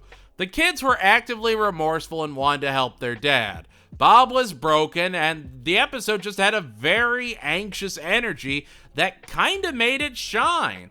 It was definitely action-packed enough to be the 200th episode, but man, it was some tense viewing. The musical numbers were fantastic, though. I gotta admit, I felt patriotic watching that mermaid burn. Bob Belcher and the terrible, horrible, no good, very bad kids is a sparkler adorned 8 out of 10. It's our Thanksgiving episode. Gene has a stomach bug, so he's operating out of the bathroom for the holiday, and when he's not spackling the porcelain, he's asking the family to tell him stories to make him hate food. That's right, this Thanksgiving is an anthology episode. Yay. Oh, and Gene doesn't have a bug. He ate moldy chicken parm when his dad told him not to and got food poisoning from it. This kid is 11. He is 11. We forget that Gene is 11, and he chose to eat rotten chicken parm. Okay, sure. The three stories are a bread-based Predator, a Perry Fine Air Force One parody called Pear Force One, and Parmageddon, the Chicken Parm Armageddon adventure. Parmageddon. On the one hand, the concept for the episode is so dumb, and it's a holiday episode no less. On the other, Parmageddon. Again, very odd references to make, and it's not like they had anything other than loose puns to do with them. Pear Force One, get it? Get it? I'm just saying, there was no slack-jawed baguettes in the Predator one. A missed opportunity. Yeah, it's another anthology miss, but I've come to expect those at this point. It's fine. It's not nearly as bad as the British rom-com one, but it's certainly no cakewalk either, but Diarrhea of a Poopy Kid is a butter-slathered and berry-brined 5 out of 10. Linda's parents are on a layover, and so the family go to see them and count it as their visit so they don't have to go to Florida. Timothy Simons guest stars as a TSA agent. Neat. Yeah, it's the Belchers running around the airport trying to find Linda's parents, and Gloria demanding she get her free in-flight magazine she forgot on the plane. Al goes missing and they find him in a massage chair after he kept complaining about his neck hurting. Awesome. Kinda weird that this is like the 3rd or 4th episode we've gotten with them, and they're just sort of walking around aimlessly in an airport. Cool. Maybe don't use them sometimes. That's all I'm saying. You don't have to see them anymore. Eventually, they get called to their flight, and the episode ends with Linda saying it counts. Oh, I didn't even talk about the B story, where Jean and Louise want pilot wings since Tina had some, and they're positive the wings give them special powers, even though, they're just pins. Yeah, sure, whatever helps the kids get through the day at this point. The jokes are okay, the grandparents are intentionally frustrating, and overall it's everything you need it to be. I just kind of wish it was a holiday episode. Why not have this as the Thanksgiving episode and have them try and make a Thanksgiving celebration like King of the Hill did? Giving Al itch cream just doesn't seem like enough justification for it, I guess. Give us just a little bit more substance to the episode, even if it's just a C story about Teddy doing something. It had a missing piece, The Terminalator 2, Terminals of Endearment, is a delayed, but still on schedule, 7 out of 10. The B story? Louise and Tina want to learn from Bob how to fight, and he starts trying to show them, except he never got in the ring himself, and can't even throw a punch without hurting his wrists. Oh look, they're bonding over punching a bag of meat like Rocky. Isn't that fun? Tina sticks her thumbs in her fist like a fool. It's precious. Oh, you actually want to talk about the A story? You want the A story? Well, I'm so glad you asked. Linda gets in a Women of Business networking group, and it's 6 weeks of her schmoozing with other women to find out what worked for each other. Hey, there you go. She probably butts heads with the leader or something, right? Oh, no. See, she missed her and Jean's spa day for the meeting, so he goes to the meeting and tries to pull her into the bathroom to have an impromptu spa day and acts like Linda doesn't have any time for herself. Jean is being a spoiled brat and acting like a petulant child when he's 11. He starts obsessing over Linda and even melts down at her meeting until he sees that he was being too much, way after the fact. Cool. So glad that's where they decided to take Jean as a character. It's not everyone has worms bad, but man oh manity, it is not a fun watch. Mommy Boy is a mud mask adorned 5 out of 10. It's our Christmas episode! Bob is invited to cook at the Glencrest Yacht Club and has no idea why anyone would want him to cook, and gets incredibly curious about who could have possibly recommended him. Louise wants to get the best presents off the boat that Teddy is driving as Santa, so they enlist the help of Gus to get them to the boat so they can get the first pick of presents. Turns out Jimmy Pesto was the one that recommended Bob, and Bob gets paranoid thinking that Jimmy wants to embarrass him in front of everyone because he constantly does that. He's a prank monster. Though we later find out Jimmy thought if they ate Bob's food, they'd see Jimmy was a stand-up guy and worth letting into the club, and they do have a nice little moment. It's a perfectly okay Christmas episode that feels like a real shoreside holiday. Also, I kinda love that the Glencrest president is a more recurring character now. He's honestly a really solid addition that fits as a great antagonist and extra part of the city. Here, he's just trying to make sure the yacht club is going without any problems. In What About Blob, he was the active antagonist, and he's great! And having that Jimmy angle does reference back to Burger Boss, it just feels whelming.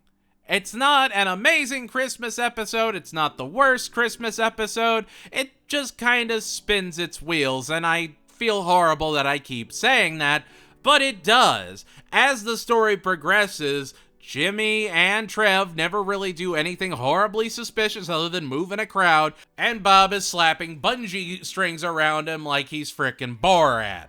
It just doesn't really work in that third act, and while it's nice to see Bob and Jimmy getting along, you know it's not gonna last. Yachty or Nice is a boat toad 7 out of 10. It's our Valentine's Day episode! Teddy helps Bob and Linda turn their restaurant into Urge for the night as a chance to capitalize on the Valentine's Day market, even preparing chuck steaks instead of burgers. Ooh la la. The B story has Tina going to Tammy's anti-Valentine's Day / anti-love party with a bunch of other single kids and is shocked and appalled when they all start trying to make out with each other, determined to help them fight their urges. The A story is still fun, the B story is just sort of there. Oh look, Tammy is making out with a guy because, yeah, that's why Tammy would set this up. That's completely on brand for Tammy. Tammy is, let's say it together folks, the what? The worst. That's where we all clap. I imagine we are all clapping at that point. I just kind of really wanted to see more of the restaurant. Like, the A story has Hugo come in for a special date with a lady friend that the Belchers had to pretend is coming until she actually does show up and crisis is averted. I appreciate that Hugo was more of a ticking clock than he was the active antagonist of the episode, and that the episode actually had a lot of charm to it.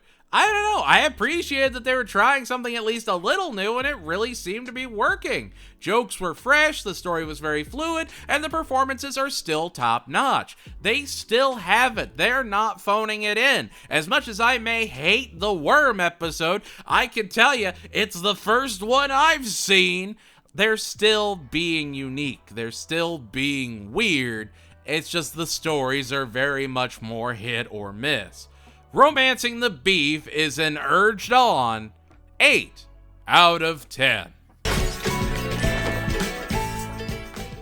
Linda wants the perfect holiday picture. I had to make sure this wasn't the Christmas episode, and nope, just an episode about a holiday card.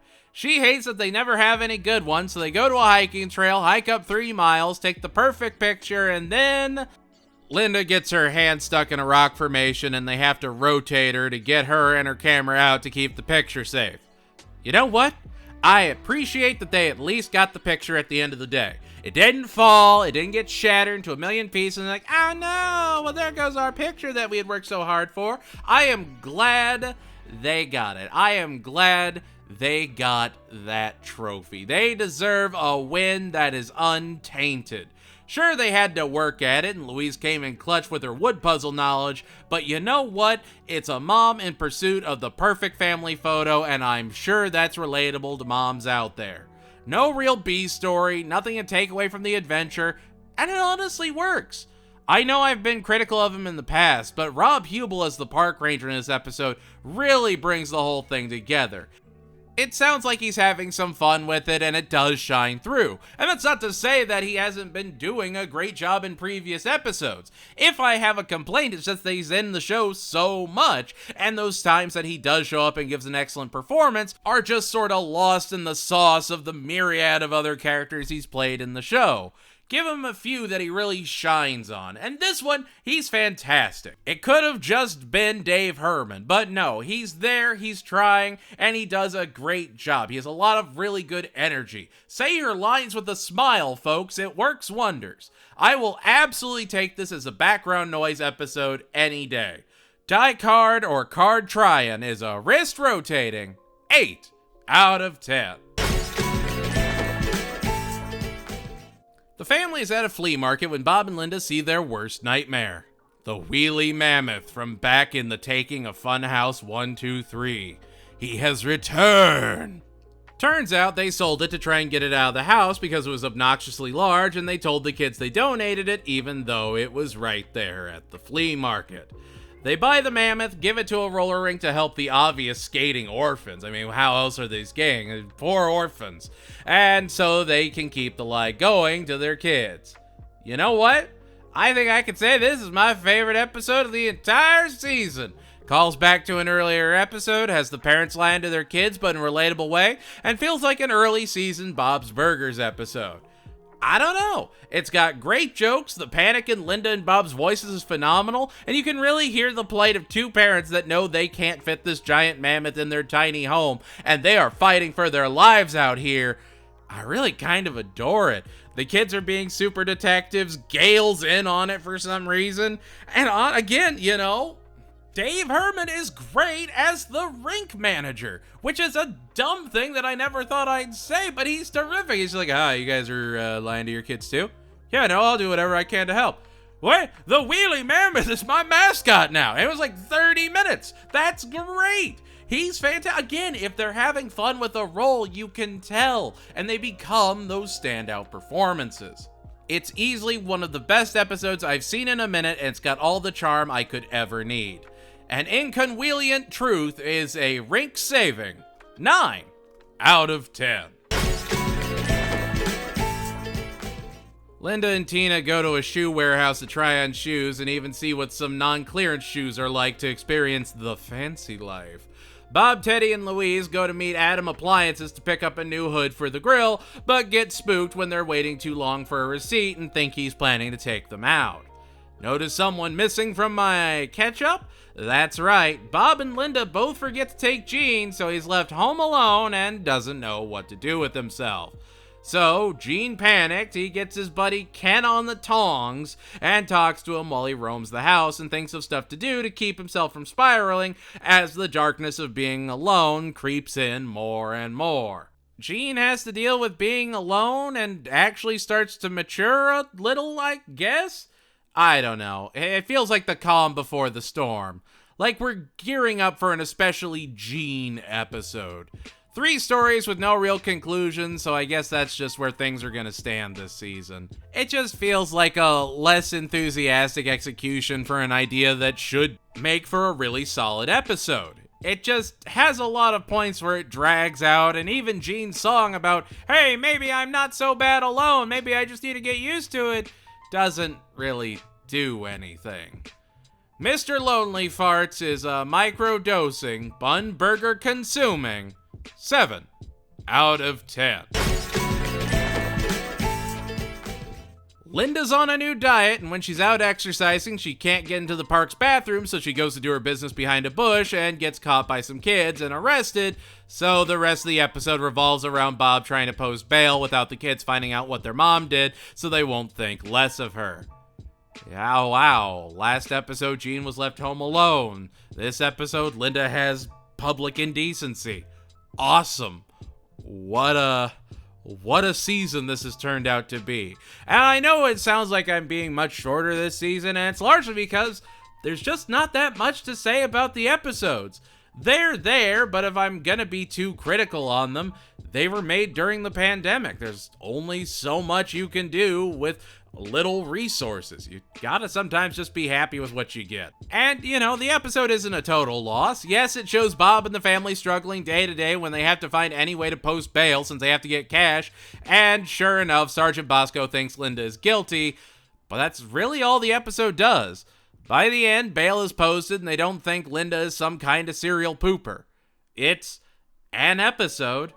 I don't know. It weirdly also feels like an earlier season episode that just drags out the more awkward elements as much as humanly possible. It's perfectly there and never really overcomplicates itself.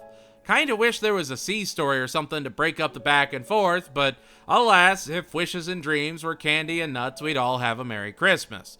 She-Shank Redemption is conferenced and cleansed 7 out of 10. At the upcoming fundraiser, Louise and Gene want to dunk Franz into the dunk tank, and he's confident he's never gonna get dunked. I'll admit, I love Franz's cockiness. Man is holding his phone and laptop and ready for kids to fail, and he's delightfully cruel this one time only. Like, go on, be your weird self, Franz, I'm about it. Get your win over these kids. Oh, the focus of the episode? You want to know the A story? Sure, okay, yeah. Tina is struggling in Spanish, so she has to listen to books on tape and try and get better. Only she falls in love with Rodrigo, the voice of a boy on the tape, and you guessed it, doesn't want to stop listening to the tapes or her new crush. These tapes are from like 25 years ago, but sure, why not? It's like being attracted to the Mumsy monster. Rodrigo would be played by Julio Torres. She willingly fails her test so that she can spend more time with effectively analog Duolingo. It's a perfectly Tina thing to do, but my god is it awkward. I'm just so tired of dumb, awkward Tina stories. If Ron wasn't so cocky, the episode would be a wash, but he's just so confident it's infectious, and he actually got a few laughs out of me. Dave Herman still loves being in this show, and you can tell. The deeper we get, the more experimental he's gotten, and I'm all here for it. Even just Bob and Linda writing cool words at their water station on the cups to get kids enticed to make theirs the coolest place to hang out is a dumb fun touch. E2 Tina Tambien is a see and sawing 7 out of 10. It's another Tina is a hall monitor episode. Is it as good as Midday Run? Nope, not even close. Mr. Frond wants to find out where all the kids are going and what they're doing. Turns out everyone is getting together in the boiler room to put on a hand puppet dance, and Tina is enraptured by the digit dancing spectacle. She sings about how she wants to be a hand dancer and shares in the forbidden joy of this, palm ballet? The B story focuses around Bob and Linda helping Teddy smuggle in burgers for his date with Kathleen at the movie theater, even bringing up Linda's pit net she wore back when she was dealing with her rash. Remember that? Remember the rash B story? This episode is not setting itself up to be remembered fondly, but okay, sure. Fron catches the kids and the fad is quashed. Such is the tragic life of finger dancing. The episode at least has some noir elements that I enjoy, and it does still keep some of the elements of Midday Run, but it doesn't hold a candle to how great that episode was. The musical number was inventive. They are still being creative with the ideas. I mean, who would expect a hand puppet dancing group? It's a surprisingly wholesome activity. They're not doing it for money. They're not taking bets. They're just performing. It's effectively if they were breakdancing in the back and they had little cardboard floors they were spinning on. That would be delightful. It's just dumb. It's like if Gene was playing with Beyblades. It's okay. I don't dislike that idea. The execution was just very, very, very dull. This just feels like the shell of something much, much better. Fingers Loose is a burger smuggling, hand dress wearing 6 out of 10. Bob is pulling his car from the curb and gets rear-ended, which makes him rear-end the car in front of him and gets them all in a good old fender bender. Everyone has to wait for the cop and they start getting their story straight and scheming so their rates don't have to go up. Patty would be played by Patty Harrison and Officer Bridget would be played by Bridget Everett. Bob wants to believe in the good of mankind and keeps wanting to admit his fault to the cop because he doesn't know for sure he did or didn't signal and may have been the cause of everything until they realize that Andy and Ollie were missing the melon head of their scarecrow and they find evidence that none of them are at fault. Doesn't that sound exciting? I was really on the edge of my seat that entire journey. I know it was supposed to be a very low impact story and adventure, but could you give us a B story to break it up? Have the other drivers be more exaggerated. Give us something that pushes it over the top. Otherwise, it's just Bob believing in people, singing about it, then figuring out what actually happened when he's having doubts about people. You've seen it before. It feels familiar. And the fact that they thought they could have this entire focus around one traffic accident just doesn't do it. It's nice to see Teddy hyper-fixated, I guess, but some kind of fender benderful is righteously cited 6 out of 10. Rudy has a collapsible bridge that Louise desperately wants to see fall, so she offers to bring it over for Rudy from his parents' house so he can blow it up in front of them. What?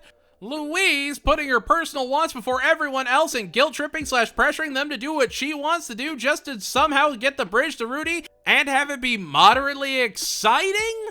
Say it isn't so. Yeah, talk about a predictable A story that just does a whole lot of nothing. That being said, the B story is actually really fascinating. Bob learns from Mort how to meditate and starts to achieve Zen, which burns Jimmy Pesto's ass. He's infuriated that Bob won't react to his goading, so he tries to out-meditate Bob, and they have a meditate off until Jimmy actually starts to crack. Now, the very fascinating thing about this is not only is this a great Bob and Jimmy story, it's actually the last time Jay Johnston would ever play Jimmy Pesto. For 43 of the last 213 episodes, Jay Johnston was a prime antagonistic force for Bob, and for one day he was a prime antagonistic force for the Capitol building. And while Jimmy Pesto will return, this would be the end of an era. For that reason alone, the episode is absolutely worth watching. Yeah, I would have absolutely loved to have seen the Bob story as the A story, but I get it. Louise is the moneymaker. Just wish there was a better payoff to the Louise story. Bridge Over Troubled Rudy is a January 6th impacted 7 out of 10. The kids are at Dr. Yap's office when Jean beats Louise at a game in basically a highlights magazine, and Tina questions if she should be attracted to an anthropomorphic fox. Tina is a furry, gang. Welcome to this episode. The kids steal the magazine and Dr. Yap hunts them down to get his magazine back, and they keep going back and forth, until the kids manage to sneak the magazine into his car and leave him perplexed how it got there. Oh, and the B story? Bob, Linda, and Teddy try and get bird poop off the window. They're smearing, wiping, washing, anything and everything to get that off-white monstrosity off their glass. Yep. That way everybody's doing something. I guess we haven't had a Dr. Yap adventure in a minute, so I guess it's a positive that we got some more of him, even though the Halloween episode was a perfectly great, last appearance, and I haven't seen one that tops it, but okay. The episode is just dull. I never thought I'd be bored watching Bob's Burgers, yet here I am just watching these children outsmart an adult again. He's Yap. He could have just let all this go, but of course he didn't. He's gotta have drama. Of course he couldn't just be cool. It's just frustrating that you feel like you've seen it all before when you haven't. The stories are just so muted and common. It lacks the spark that made Bob's Burgers especially weird. What's weird about the kids stealing a magazine and the parents cleaning off bird crap? Other than, I guess, Tina being a furry that we just, again, never really get more on. It's mentioned, it's shown briefly, and then you move on. It's just like, You could have had her do like a whole, Hayao Miyazaki cat neighbor thing, and she follows around the fox and there's a musical number and it makes it into actually something. But no, they felt they needed to do a lingering shot of everybody in a booth until one of them cracks. Cool. Steel Magazine Olias is a box making, fox watching 6 out of 10.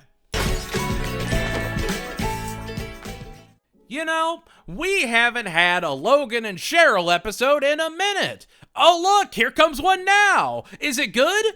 No. Linda puts little trash shoes on the trash can and starts giving it some personality when all of her work gets torn down and a warning is put up in its place.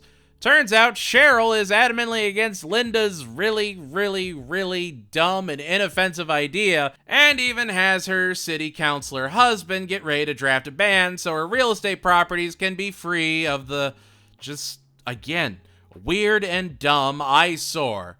Oh look, Logan is helping his mom because she paid him, and the kids are helping Linda because she forced them. Cool. What's Bob doing? He's using Totally Not Next Door and admiring a local gardener's massive cucumbers. Man's just obsessed with cukes, even gets to meet the guy. Yep, it sure is events that do happen and were animated. People were paid to make this episode. I don't know. You wait all this time. You get a Logan episode, and then it's nothing. Again, remember the time period that this came out in. You gotta give the show some grace. And the fact it's only a handful of especially bad episodes really says something about the overall quality of the show. But I'll admit, I've never been more relieved to be at the end of a Bob's Burgers season, and I really do hate to see it. Tell Me Dumb Thing Good is a trash accessorizing 6 out of 10. And here we are, the season finale. Bob is excited to take Tina to a camp vampire movie event in the same vein as Rocky Horror Picture Show. Tina invites her friends and Bob begrudgingly chaperones them all. Fun fact, Destiny the vampire in the movie would be played by Nicolette Robinson. There's just something so wholesome about Bob finding a community at a campy B-movie celebration. He's yelling at the screen, doing the dances, and it just makes so much sense for his character. I also love that he runs into the movie theater guy that they've interacted with in the Hawk and Chick episodes, and he's like, yeah, no, I love working a night where people throw garlic at the screen. As someone that's been both to the events and working a movie theater after one of those events, you feel seen. You feel very, very seen with this episode. Anyway, Bob's yelling at the screen, he's doing the dances, and it just makes so much sense for him. And he just wants to share this magic with his little girl, and admittedly, it is something you would think Tina would be super into. It's very reminiscent of when Bob took Gene to the Laser Rock show and really shows Bob was a nerdy alternative kid and gives him way more personality. Oh, but then Tammy, Jocelyn, Jimmy Jr., and Zeke talk through the movie and hang out in the lobby and start to ruin the experience for everyone. Because they're just the absolute worst and can't let Tina be happy, I guess. Oh boy, they're playing Did He Drink or Not Drink? Come on, Tina, get in on this fun and exciting action. I'm so numb. I'm so numb. I'm at a point where I just genuinely hate Tammy now. She is just completely and utterly the worst, and I'm so tired of seeing this group. Oh, the B story? Linda opens a restaurant in the alley for the raccoons since they had to close the dumpster. She does a whole lady in the trash panda thing and makes a big spaghetti feast that the feral animals start to fight over. Wow, who knew that would happen? Yeah. At this point, I'm just glad to be at the end. There's a lot to like here, but Tammy and the crew just bring it down, even though that is the point. I don't even care if they enjoyed the movie by the end, the damage was done. Vampire Disco Death Dance is a garlic throwing, disco dancing 7 out of 10. And there we have it, that's Season 11! Season 11 came out in a very difficult time globally, and even though things were rough, overall it was about the same quality as Season 10, which speaks to the passion of the people working on the show that they were still able to produce some form of consistency when the world was in chaos. Make no mistake, you can still tell there's a love for the show at the core of every episode, and they're still not phoning it in. Sometimes you just have more misses than hits, and that's okay. We have just one more season of the pre-movie era, and it's gonna be a wild ride. We'll have crystals, Tamagotchis, and even some pumpkins that come back from beyond the grave. There's a lot to see when we delve into Season 12. It's Season 12, the last season of the pre-movie era. With over 200 episodes under our belt at this point, it's incredible to see how much the show has evolved in the time it took to get a full theatrical release. But how did the show handle having a split writing team and the anticipation of a big screen event? Well, there's only one way to find out and 3 questions that must be asked. What worked, what failed, what lofty dreams will be curtailed? Understand your senses of selves, because it's time to delve into Season 12. I know I used delve already, 12 is hard. Millie gave Louise a rare Barobu card, so Louise is obligated to spend time in the park with Millie today. However, once she gets to the park, Millie reveals she wants Louise to be her spy on the inside of a Pixie Forest dream experience where at the end of the magical forest journey, every good girl gets a magical wand, and Millie wants the pink rose one she was denied because she assaulted the guy playing a rhyming gnome. Louise tries to speedrun the whole thing and ends up getting them all in trouble until they're cheesing it. The B story has a mysterious bouquet dropped off at the restaurant, and Linda thinks it reminds her of her childhood dog that was run over right in front of her, and it helps her process her trauma. Turns out it was accidentally sent to the restaurant instead of Mort's, and he needs it back, dealing with the awkward situation, which is honestly great. I love that she's so invested in it, and he's gotta be the one who goes, oh, it's not your dead dog at all. It's just for a funeral where someone died and they like dogs, I guess. Yay! You know what? It's Bob's Burgers. It's Linda thinking way too deep about a flower bouquet and making it everyone else's issue, while Louise forces her way through a magic fairy adventure. It's honestly super refreshing, and I was so happy to have an episode like this. Especially considering the last season. I will take a weird experience, and it's a Louise and Millie adventure that actually has them being something of friends. Louise has built a weird little community around herself, and it's kind of based, as the kids say. Manic Pixie Crap Show is bathed in rainbows. 8 out of 10. Mr. Frann gives Tina a crystal his girlfriend gave him to try and give her the power to give her speech with Zeke, and they knock it out of the park. Therefore, obviously, Tina has magical properties whenever she has the crystal on her. Yay, it's this kind of story. People start renting time out with Tina to do better and better until Tammy tries to steal the crystal and it shatters because Tammy's just, say it with me now, the worst. Oh look, Tina is talking about how the crystal didn't give her the power and she starts trauma dumping on the audience before scurrying off. Classic Tina. Ho ho ho ho. That sure is a Tina story. At least she wasn't falling in love with The Rock, I guess. The B story has Bob trying to push disfigured produce on people to help reduce food waste in the world. He's trying to do the noble thing, but before long they're all going bad anyway and he still has to throw the veggies out. Again, it's just more of the same old Bob's Burgers, and it beats them having worms. It's a very low bar to clear, but a very important one. Though I do wish the A and B stories did more, I will at least appreciate that they're fine. Have Bob try and incorporate the weird-looking fruits and vegetables somehow. Have Tina, I don't know, yeah, maybe she falls in love with a crystal guy or something. Fran's girlfriend, show her. Stop telling us she exists. Give us this weird crystal person. Give us something to latch onto to elevate the episode. It's a story that you've seen before, but at least it's trying. Crystal Mess is shattered, yet saved. 7 out of 10. It's our Halloween episode. Ooh! And look at that! It has a flashback to when Linda and Gail were in high school and they ended up trashing all the pumpkins for the pumpkin carving contest. Years later, they both get a letter accusing them of squashing the squashes. The B story has Bob tired of the kids complaining about his candy he gives out, so he decides to get some sour sack babies, and they make the restaurant one of the most popular houses of the year, but the kids miss out on their cut because of it. It's such a small B story because they focus so much time on Gail and Linda, and it's honestly terrific. John Roberts really does do a fantastic job with Linda, and you can feel the building fear in both her and Gail's voices as they keep trying to get to the bottom of everything, even going to a pet groomer, and finding out that Linda was supposed to win the contest and destroyed the pumpkins so Gail wouldn't feel bad. So, if Linda was supposed to win, who cares that they did any of this?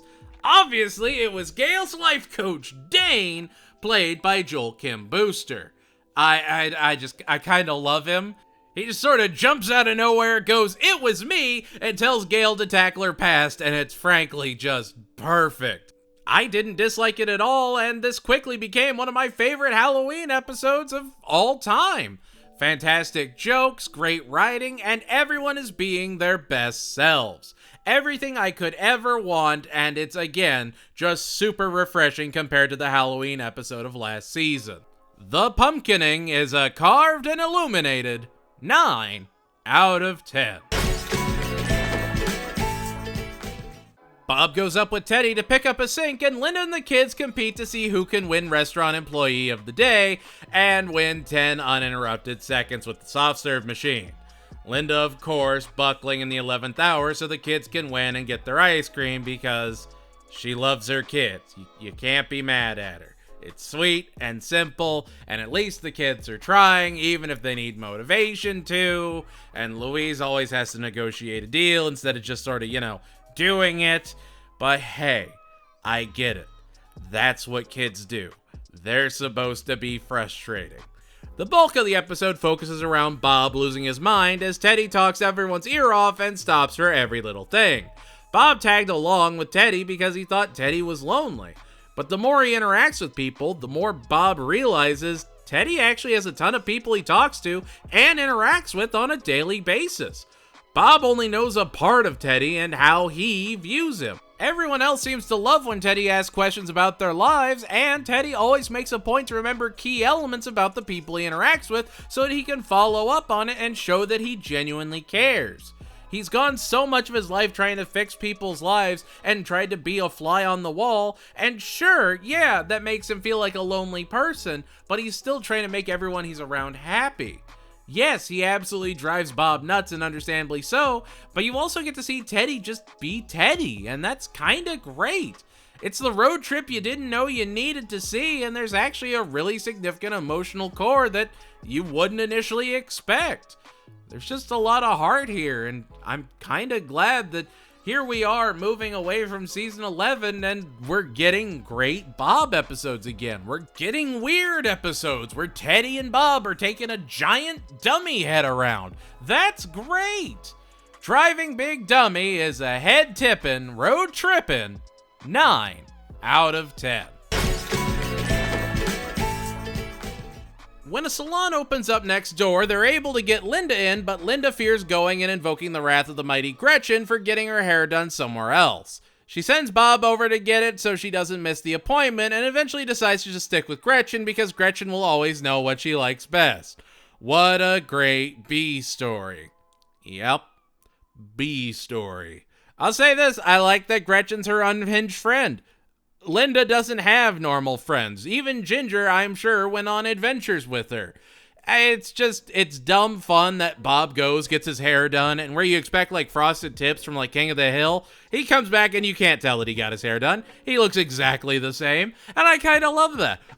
He's just, Bob, but Bob with confidence now. Who's stalling? You're stalling. You want the A story? Fine. Gene is doing a life worksheet for his class and needs to find a fake job, apartment, car, and all that good stuff. However, overwhelmed by everything he's going through, Gene decides to go to kids camp at the rec center instead and pretends to be the world's largest 7-year-old.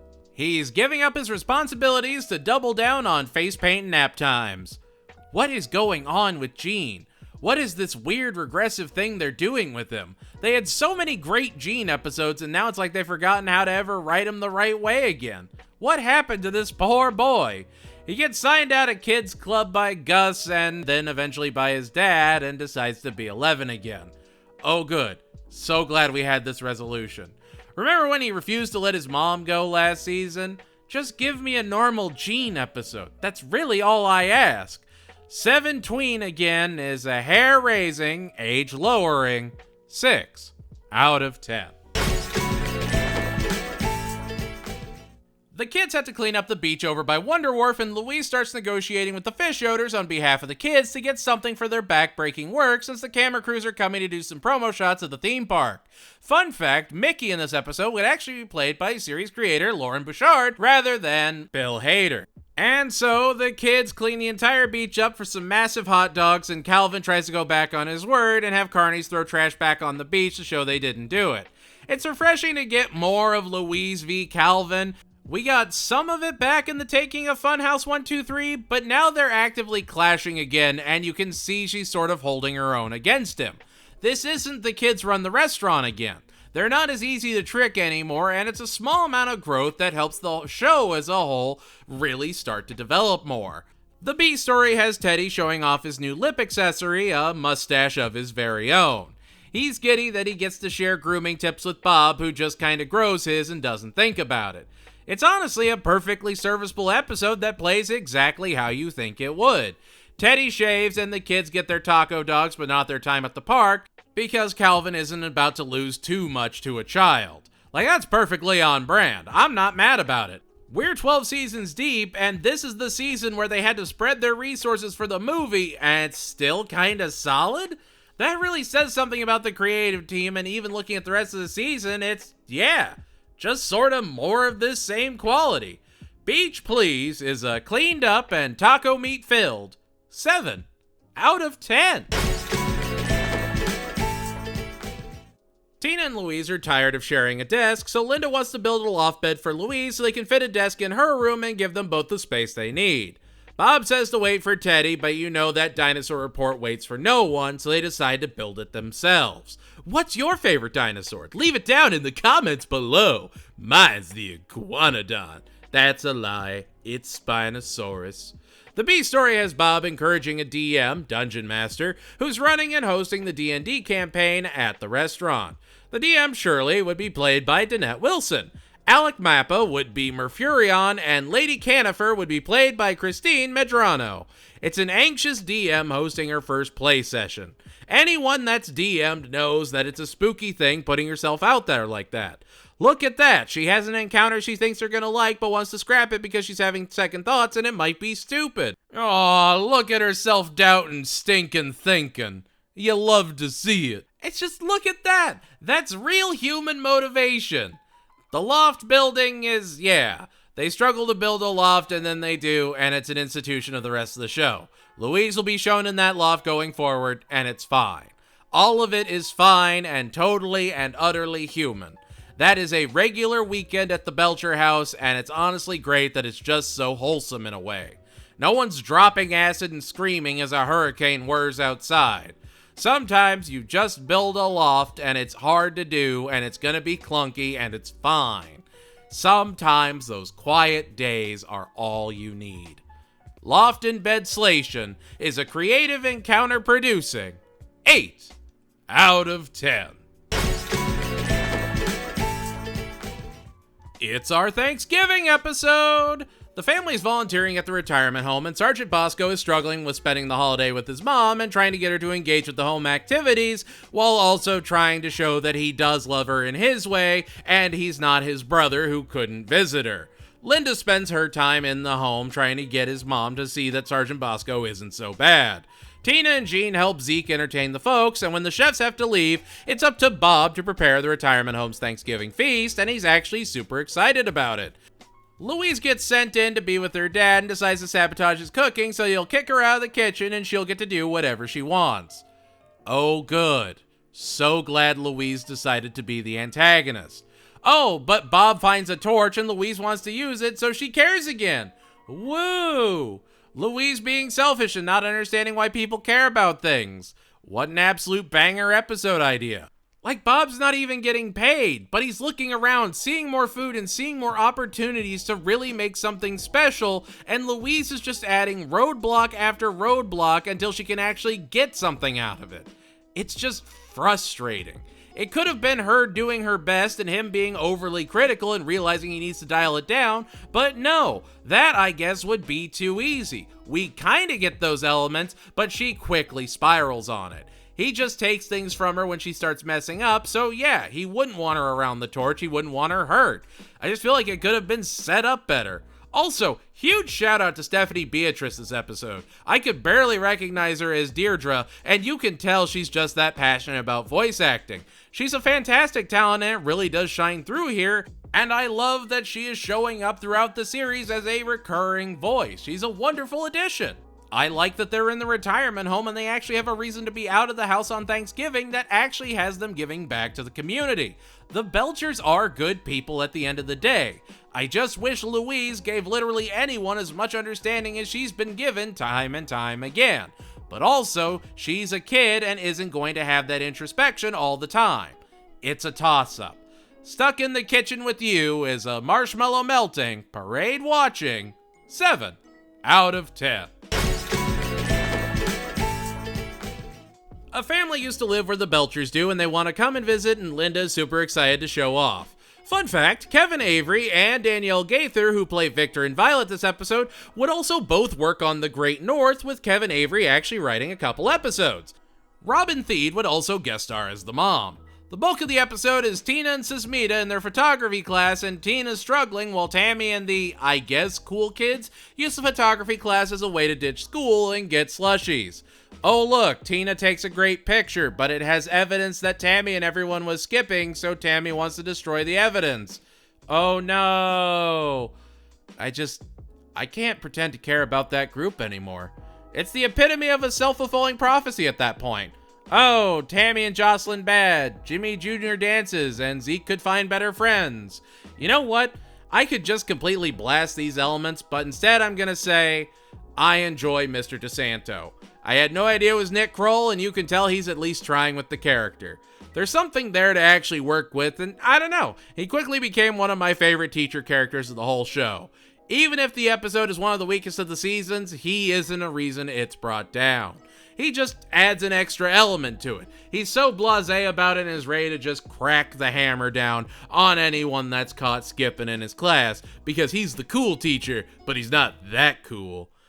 FOMO you didn't is a Red Room illuminating 5 out of 10. It's our Christmas episode! Ho ho! How are we still doing this after so long? Gene loves a weird, out there, synthy Christmas album from the 70s that drives Bob crazy since he keeps playing it over and over and over as the Christmas DJ. However, he ends up accidentally breaking it while sleeping with the album, and wouldn't you know it, Percy McTinselbud's Tinsel Machine is a rare LP for some reason. Who knew? So yeah, the bulk of the A story is Gene running around trying to find another copy and even going to Courtney and her dad for help, which they admittedly do try and support him however they can. The family even get together and make their own version of the album that Gene initially hates until a dream of Percy McTinselbud teaches him the reason for the season. Percy being played spectacularly by returning great Dana Snyder. It's a Gene story. It's okay, and frankly, that's good enough to make it one of the top 10 Gene episodes I've seen in the last 3 seasons. Oh boy. But the real magic of the episode is the B story, where Bob, Linda, and the neighborhood do a Secret Santa. Bob struggles with a gift for Mike the mailman, Teddy doesn't know what to get Mort, but when the gifts are out, Mike loves his gift card, Linda washed the family car for Bob, and Mort got Teddy a little plaque with his name on it so they could put it on his stool at the restaurant. A super small gift that shows Teddy the people around him see him and care about him, and they want him to have a spot. He got Mort a calendar. The B story is just so normal yet touching, and the A story isn't completely annoying.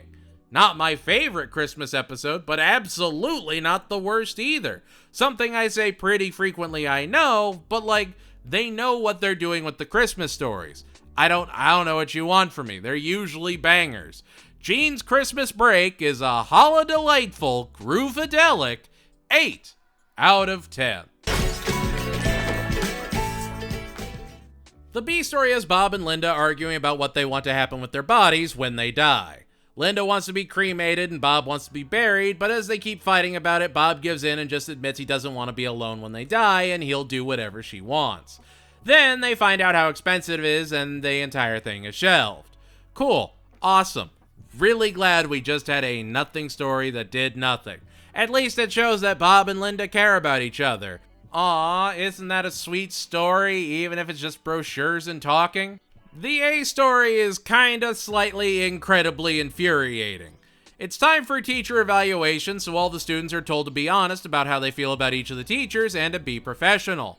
Louise realizes that the moment everyone turns their evaluations in, the teachers won't be nice to them anymore, and she says they can hold the school hostage and make the teachers do whatever they want.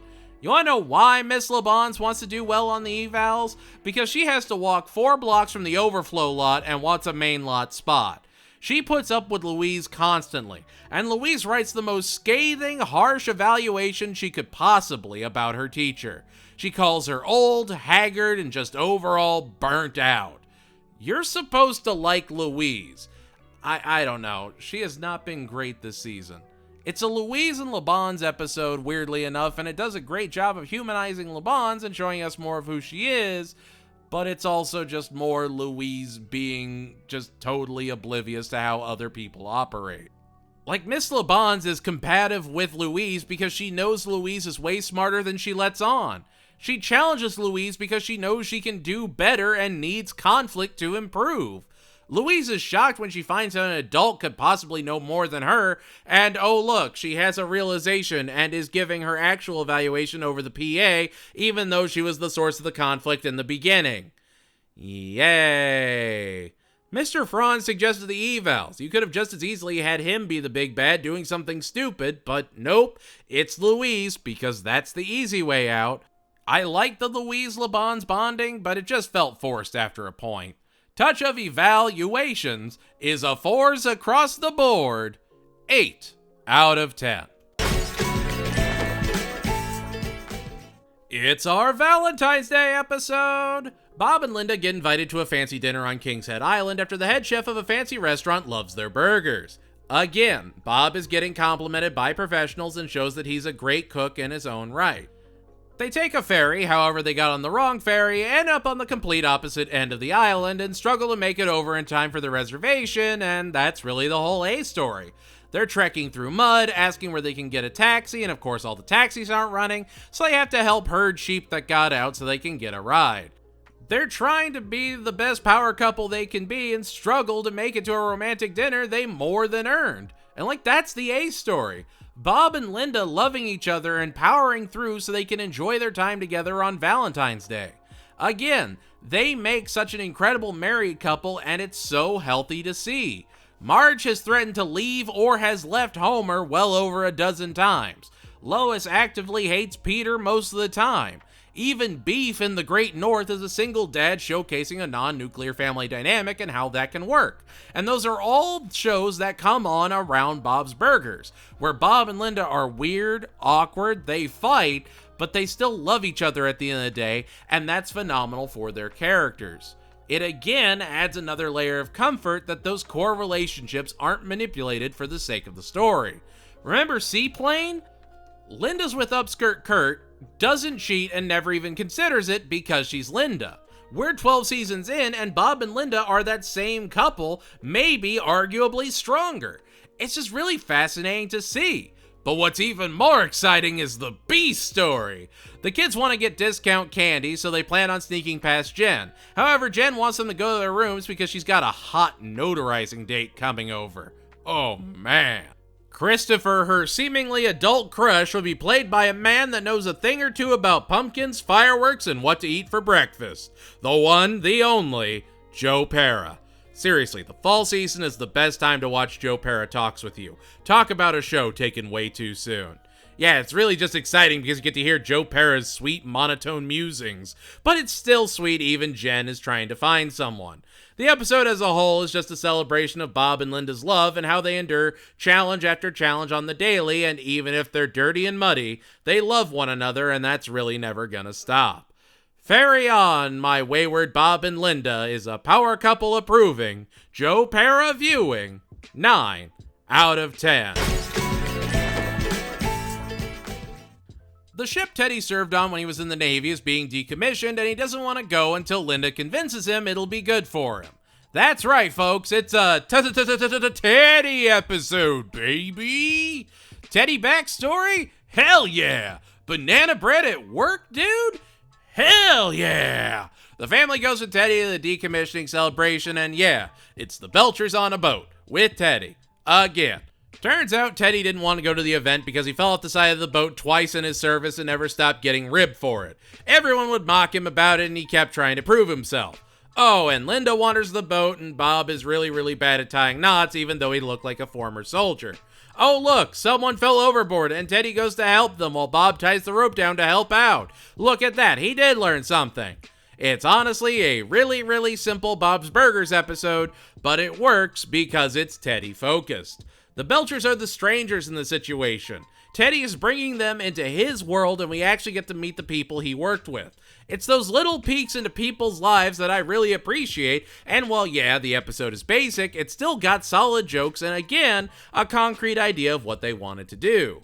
Just for context, season 12 of Family Guy had such classics as Brian's a Bad Dad and Herpes the Love Sore, and even season 12 of American Dad was much more experimental than the earlier seasons, and really its own beast.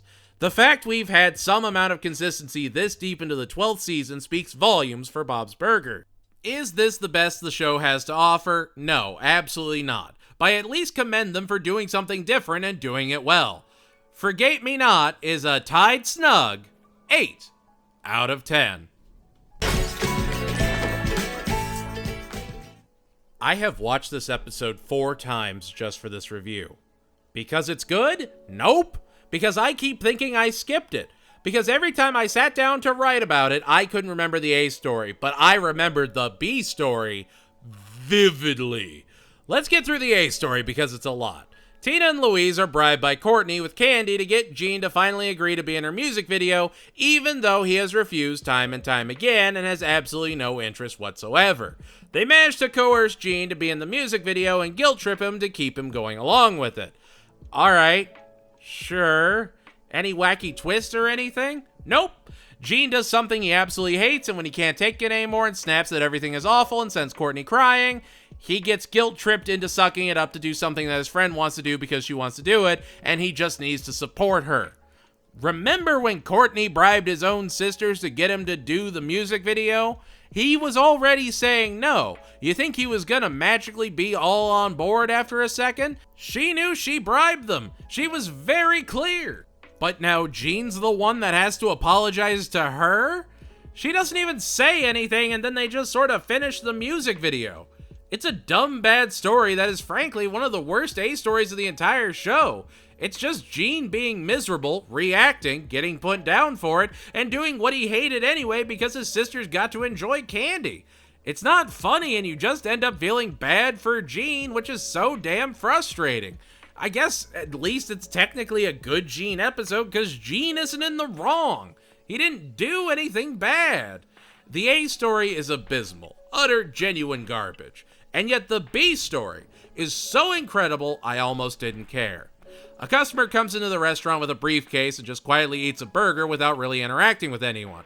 Steve Agee of Peacemaker would play the man Billy Bandana, and I adore his performance. It's a lot like Greg Berger's performance in Men in Black the Animated Series or Corn-Fed Pig in Duckman. It's great.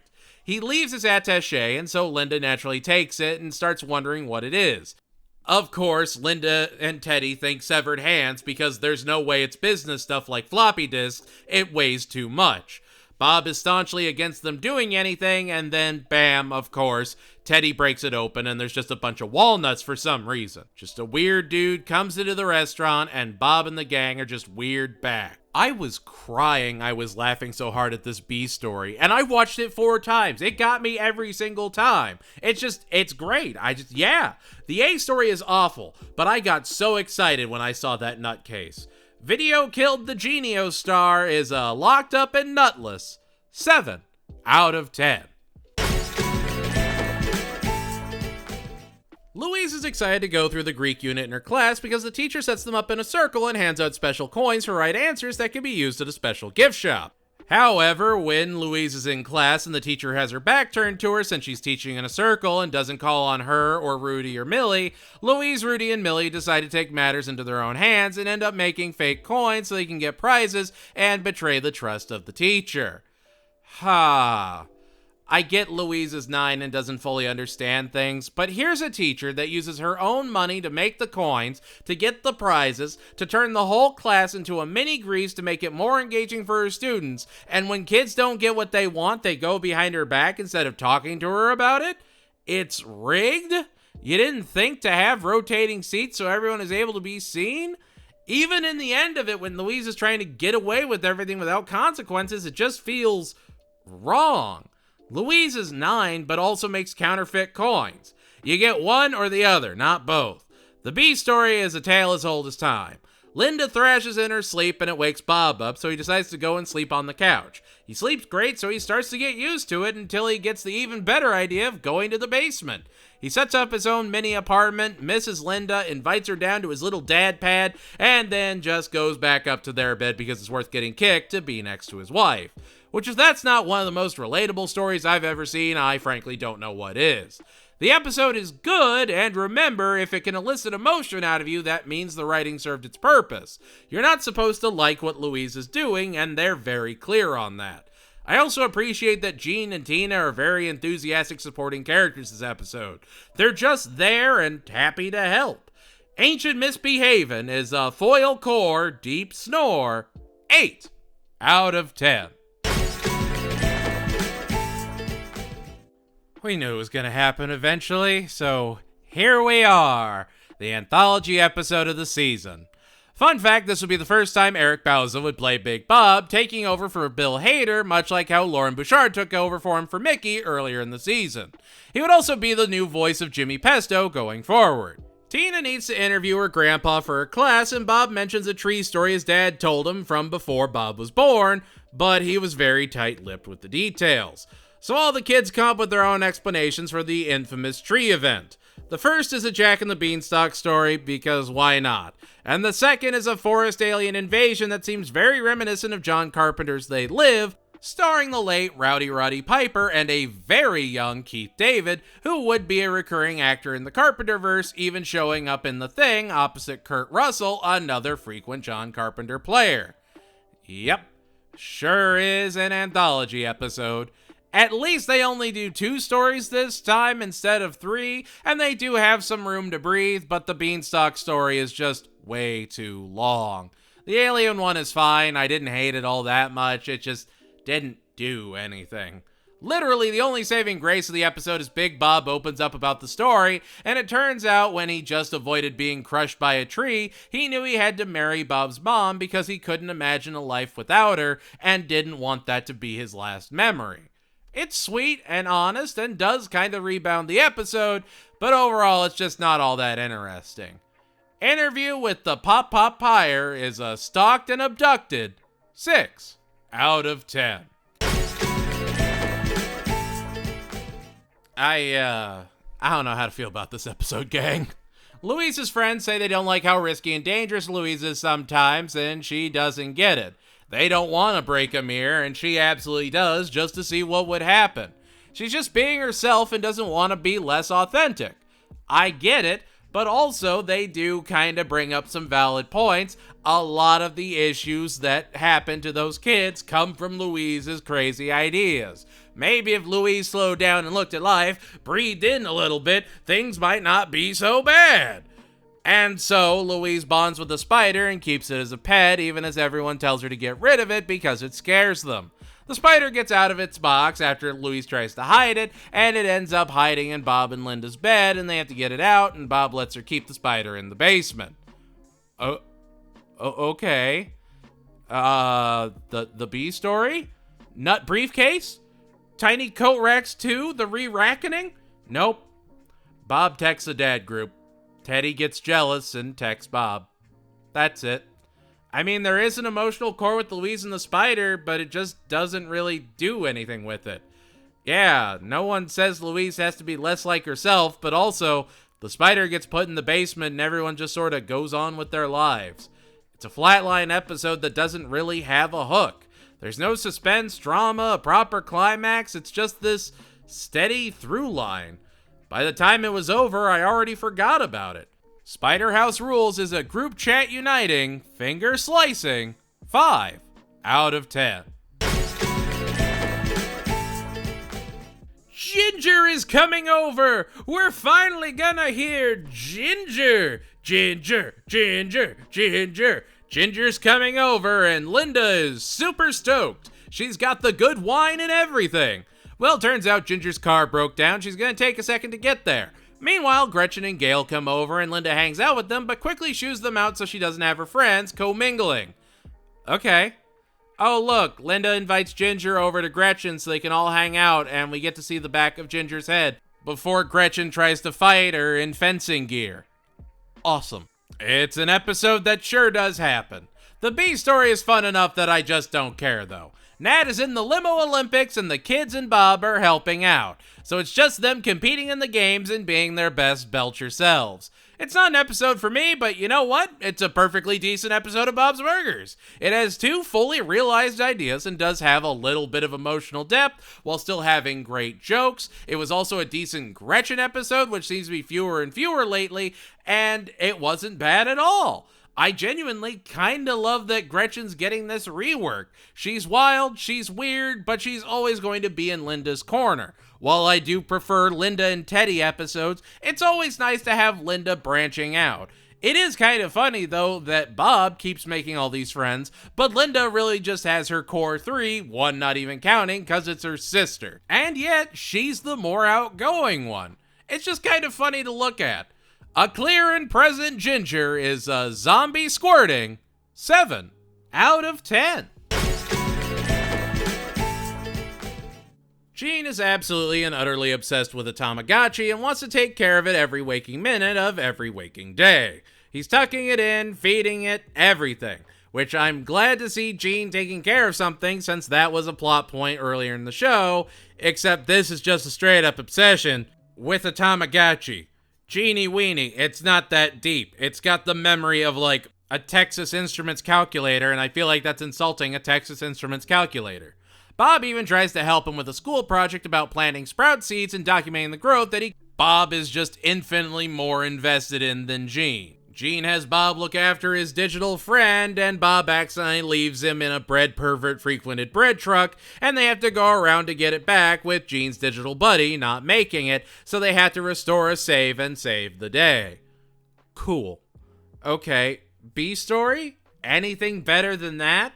Louise and Tina take the change from the cash their mom gave them to buy a ton of candy, sticky hands, and ride the rocket ship outside a grocery store. They invent grabby hand candy grabbing and think they're gonna change the game. Linda gives them like $40 to go shopping, and she says they can have the change, so they get it all in coins, and it's just so infuriating. The whole episode is just off.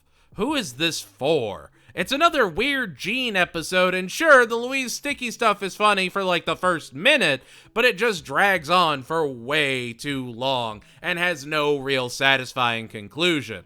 It's just there till it isn't, and that's gotta be good enough. A Sprout a Boy is a tucked in for a digital forever nap. 5 out of 10. It's another Mother's Day episode! Woo! Linda reveals that there was a long-time family feud over a fork-hand stabbing and a house sale, and because of this family division, the beloved family sauce recipe has been lost. So the kids decide to try and find the recipe by going to see the other family. Huh, that's oddly wholesome. The kids get Gail to drive them, and Bob tries to keep Linda distracted while they do it. The kids meet the other side of the family, Nico and his mom Lorraine, played by Susie Essman of Curb Your Enthusiasm and a ton of other stuff. Turns out they don't even have the recipe and was actually just lost somewhere, and that's the end of that. Where the My Fuzzy Valentine resolution felt a little unearned, this story actually does have a disappointing yet satisfying conclusion. Linda sees that her kids really did care and wanted to do something nice for her, and that's genuinely sweet and elevates their characters as a whole. I also appreciate that they established Linda has a very Italian family. The gravy recipe is sacred. Honestly though, you don't think about it, but outside of like Forget About It, they're the only animated family that even hints at some kind of Italian heritage without it being a cop-out for one episode or something. It's the small, saucy things. The B story is Teddy trying to figure out a cover-up tattoo for his mom's gin rummy tattoo she doesn't want anymore. Oh, okay, sure. She ends up not wanting to change it at all, and yeah, that wacky Teddy adventure sure did happen. The B story is nothing and fine, and the A story actually has the kids doing something nice out of the kindness of their hearts for once. I'll take it. Sauce Side Story is a gravy slathered 8 out of 10. Don't you hate that word? Slathered. And here we are, the 2-part season finale. Wow, we haven't had a 2-part season finale in 8 seasons, and the last one was incredible. This one should be an absolute home run, right? Well, let's get into it. The kids watched Blade Runner with Bob the other night. That is tragically important. Tina has a new shirt that she really loves, and it has a horse on it, and it's funny, and she's happy about it. She wears it to school, where Tammy and Jocelyn have a new segment on their show, which is basically Hot or Not, where Tammy's braces are hot, and Tina's horse shirt? Oh, big not. Yeah, honestly, this episode makes me hate Mr. Grant with a burning passion. That is just the failure of the educator that makes me suffer for 40 minutes. Tina goes home and starts writing in her erotic friend fiction about a sci-fi dystopia, and yeah, it's just Blade Runner, except also Ex Machina, so they look like Ex Machina robots while trying to rebel against the system. Who are these references for? Let's say your kid loves the visuals of this episode and really wants to see what it's based off of. Now, you can make an argument for Blade Runner. They're probably not going to get what's happening, you can skip through the bits, but how do you explain Ex Machina to anyone? It's just out of pocket, out of nowhere. Phenomenal film, don't get me wrong, just so odd. Alright, he's whining about the movie, so there's nothing else really going on, is there? Yeah. No. Not really. The B story is Bob gets some mean graffiti on his bathroom wall that says Bob's is crap.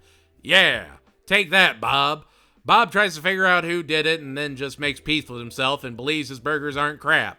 That's his whole arc. Man who has been told by successful chefs even this season that his food is good gets his confidence rattled by random bathroom graffiti. I get it, but I just think it could have been handled better. Anyway, Tina knows what she has to do and vows to smash the smart screen so the hot or not segment will stop and everyone can be free to wear what they want. I'm not gonna judge it till the end so that I'm fair, but yeah. Continued in part 2.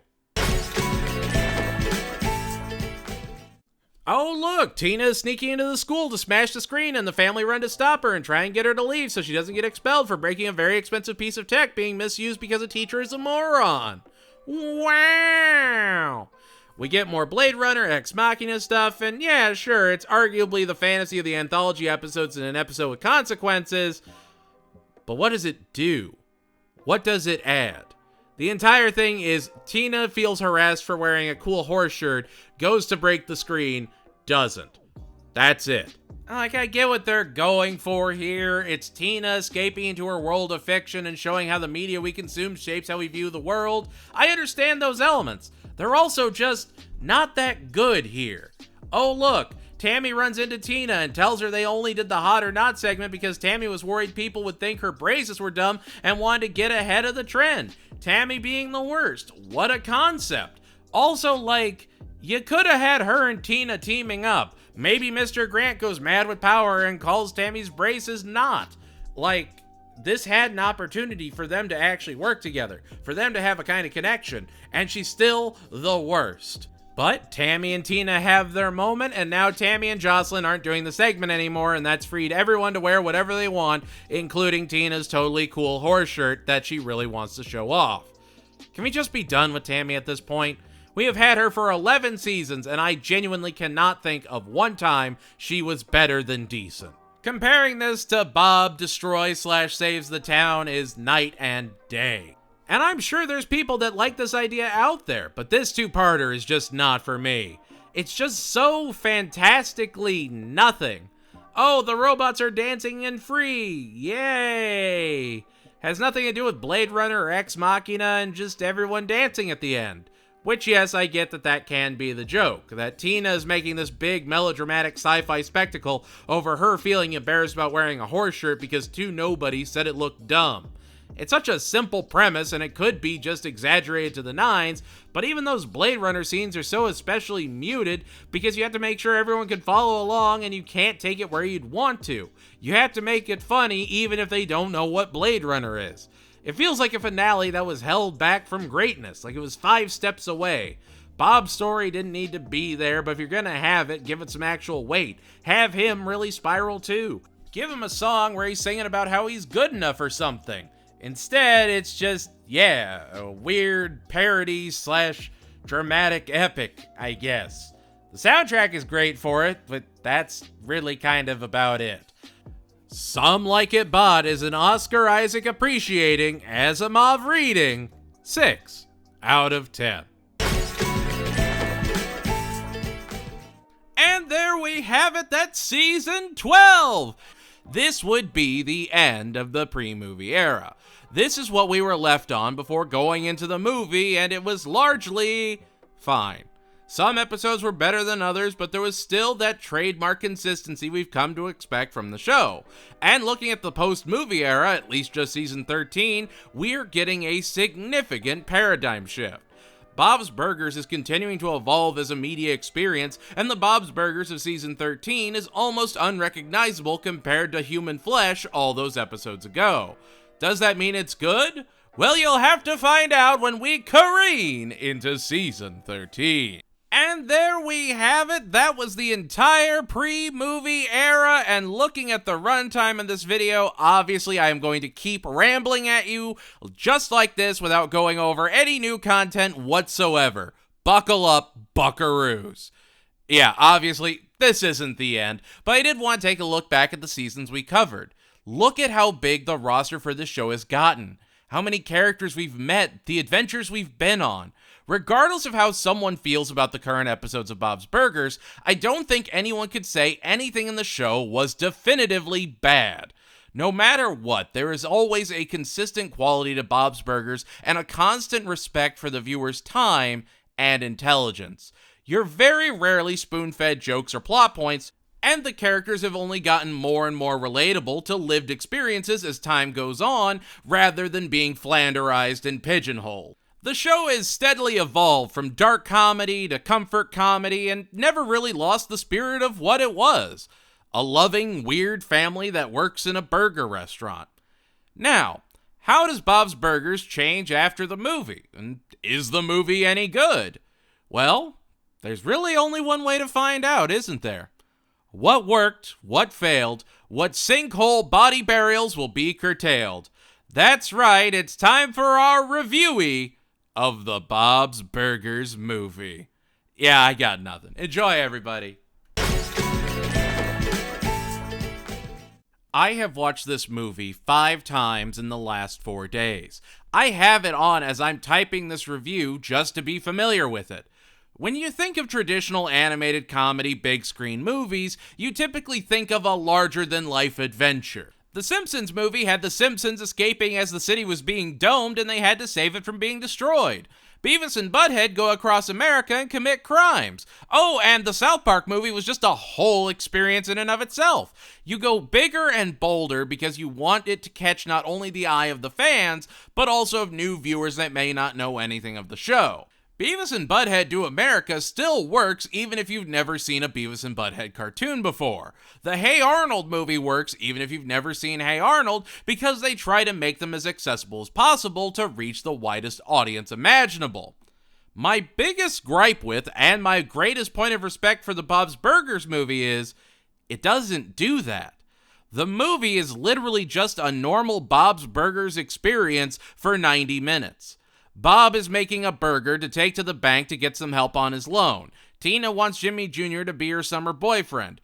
Gene is trying to get the Itty Bitty Ditty Committee back together and wants them to perform at Wonder Wharf. Louise gets called a baby for being afraid to lose her bunny ear hat and wants to prove she's actually brave.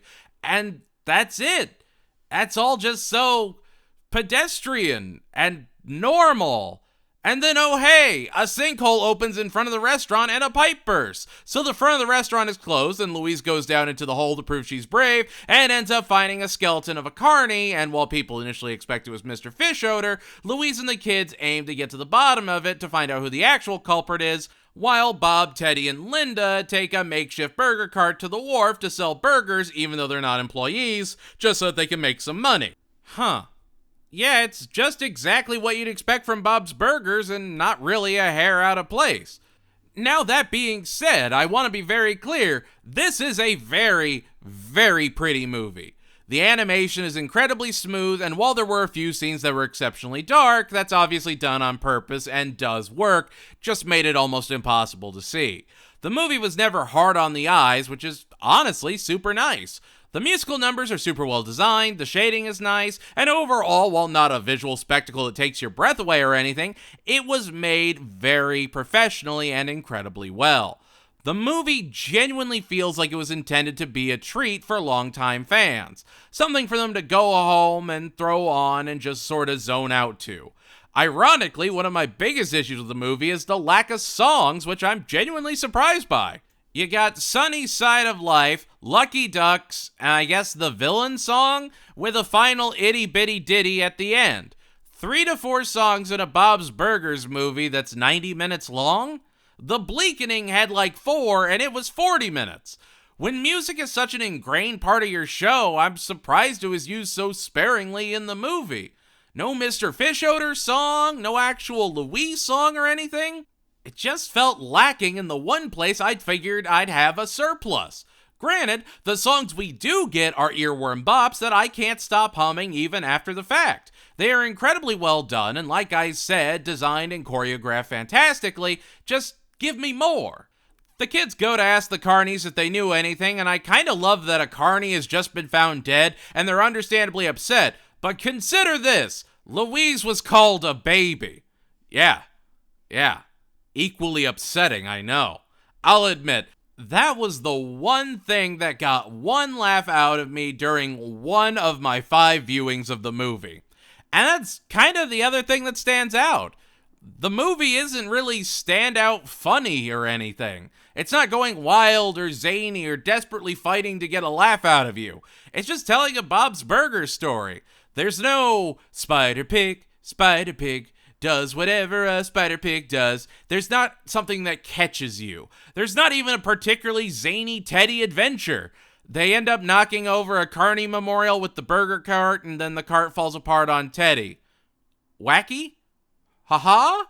And that's not even me being hypercritical of the movie. The point of the movie isn't the comedy. It's the family going through just another event in their life. A sinkhole opens and the kids solve a murder, which does bring up another point that's kind of glaring. There's no big bad. In the Hey Arnold movie, you had Alfred Molina, Doc Frickin' Ock, just hamming it up as the big bad ready to destroy the neighborhood. The Simpsons movie, you had Albert Brooks and the President. Again, there was a giant war in the South Park movie. Want to know who killed the Carney? Grover Fishoder, Calvin and Felix's cousin we met back in season 11. Still played by David Wayne, still the exact same character. He just wants to sink Calvin and Felix to the bottom of the wharf in their submarine that doesn't work, and then he gets to be the sole beneficiary of the trust. Woo! Oh, look, he's got a tiny little crossbow with 1 bolt, and there's 7 people. Well, obviously, he's got all the negotiating power. He's just... I don't know, he's just such a wimpy threat. There's never a moment where you actually believe he's dangerous. Like, we know Calvin is always packing. This is a PG-13 movie. Why does it have a conclusion that finds everyone ducking and swerving through the underwharf and eventually having to escape the sinkhole after Grover buries them in it alive? Grover just feels simple. Granted, the cast for the movie is stacked, even though those are just regular cast members of the show. Like, this is an animated comedy movie with Zach Galifianakis, Kevin Kline, Paul Rudd for a second, Jordan Peele for a longer second, Gary Cole, Nick Kroll, and even Paul F. Tompkins. It may not have a star like Bruce Willis, but it's not nothing either. That being said, I would have liked at least one new character. You know, just somebody or something new for the entire world to interact with. You could even have them be a new fish odor we haven't met yet. The stakes are just so small until they escalate all at the last minute. And that last scene with the family in the hall where they're running out of air with no light is easily one of the best scenes of the entire movie. Louise finds out she wore the hat because her parents were proud of her, and Bob's mom always wore a beanie, so it reminded him of her. There is an emotional core to the episode, but it's just for a brief second, which also feels off. That's it. That's all we get. There's nothing deeper. There's no, heartfelt conversations between anybody. It just sort of ends. Oh, okay. And then everyone dances and the credits roll. Which, if you watch the credits, it becomes very obvious what this is. During the credits, they have characters dancing that were never even in the movie. This was never about having a grand adventure. This was about giving the fans an episode of Bob's Burgers that looked especially pretty and was in movie theaters for a time. It did succeed on both fronts, even if that's all it had. I don't hate the movie, and I never felt like it wasted my time. It was a competently put together story that truly did feel like Bob's Burgers. Is it my favorite animated movie? Oh, heavens no. Absolutely not. And not even my favorite of the year it came out. Obviously, that was Pixar's Lightyear. No, it was honestly probably Sea Beast. I really enjoyed that movie. I don't know. It feels like a held back and restrained turning point for the show. It would be canon. We will see some of the locales as we go into the next season and beyond.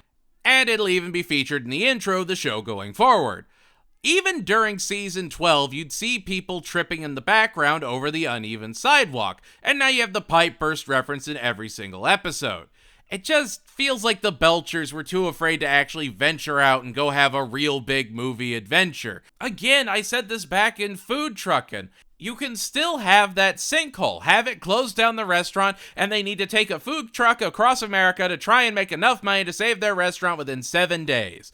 Boom, there you go. You can still have a murder mystery if you want. You can have extra elements to it. Really anything that gives it just that extra step. You can still have Tina want to have Jimmy Jr. as her summer boyfriend, but she keeps going to all these different spots and meeting new boys, and maybe she's boy crazy. You can throw in a Boys for Now reference. You can have Teddy along. It opens you up to have some special voices. Maybe they're professional chefs. Maybe they're another big actor that you can get for the movie. But no, it all just takes place at Wonder Wharf, where it usually does. It just felt like a ton of missed potential to me. It's fine. It is a fine movie, but it's just like, it's right there. It's right on the cusp of greatness. But hey, what can you do? Less music than I'd like, incredibly well done animation, and a perfectly passable story. The Bob's Burgers movie is a sunny side flipped luck duck of a 7 out of 10. Yeah, hiya.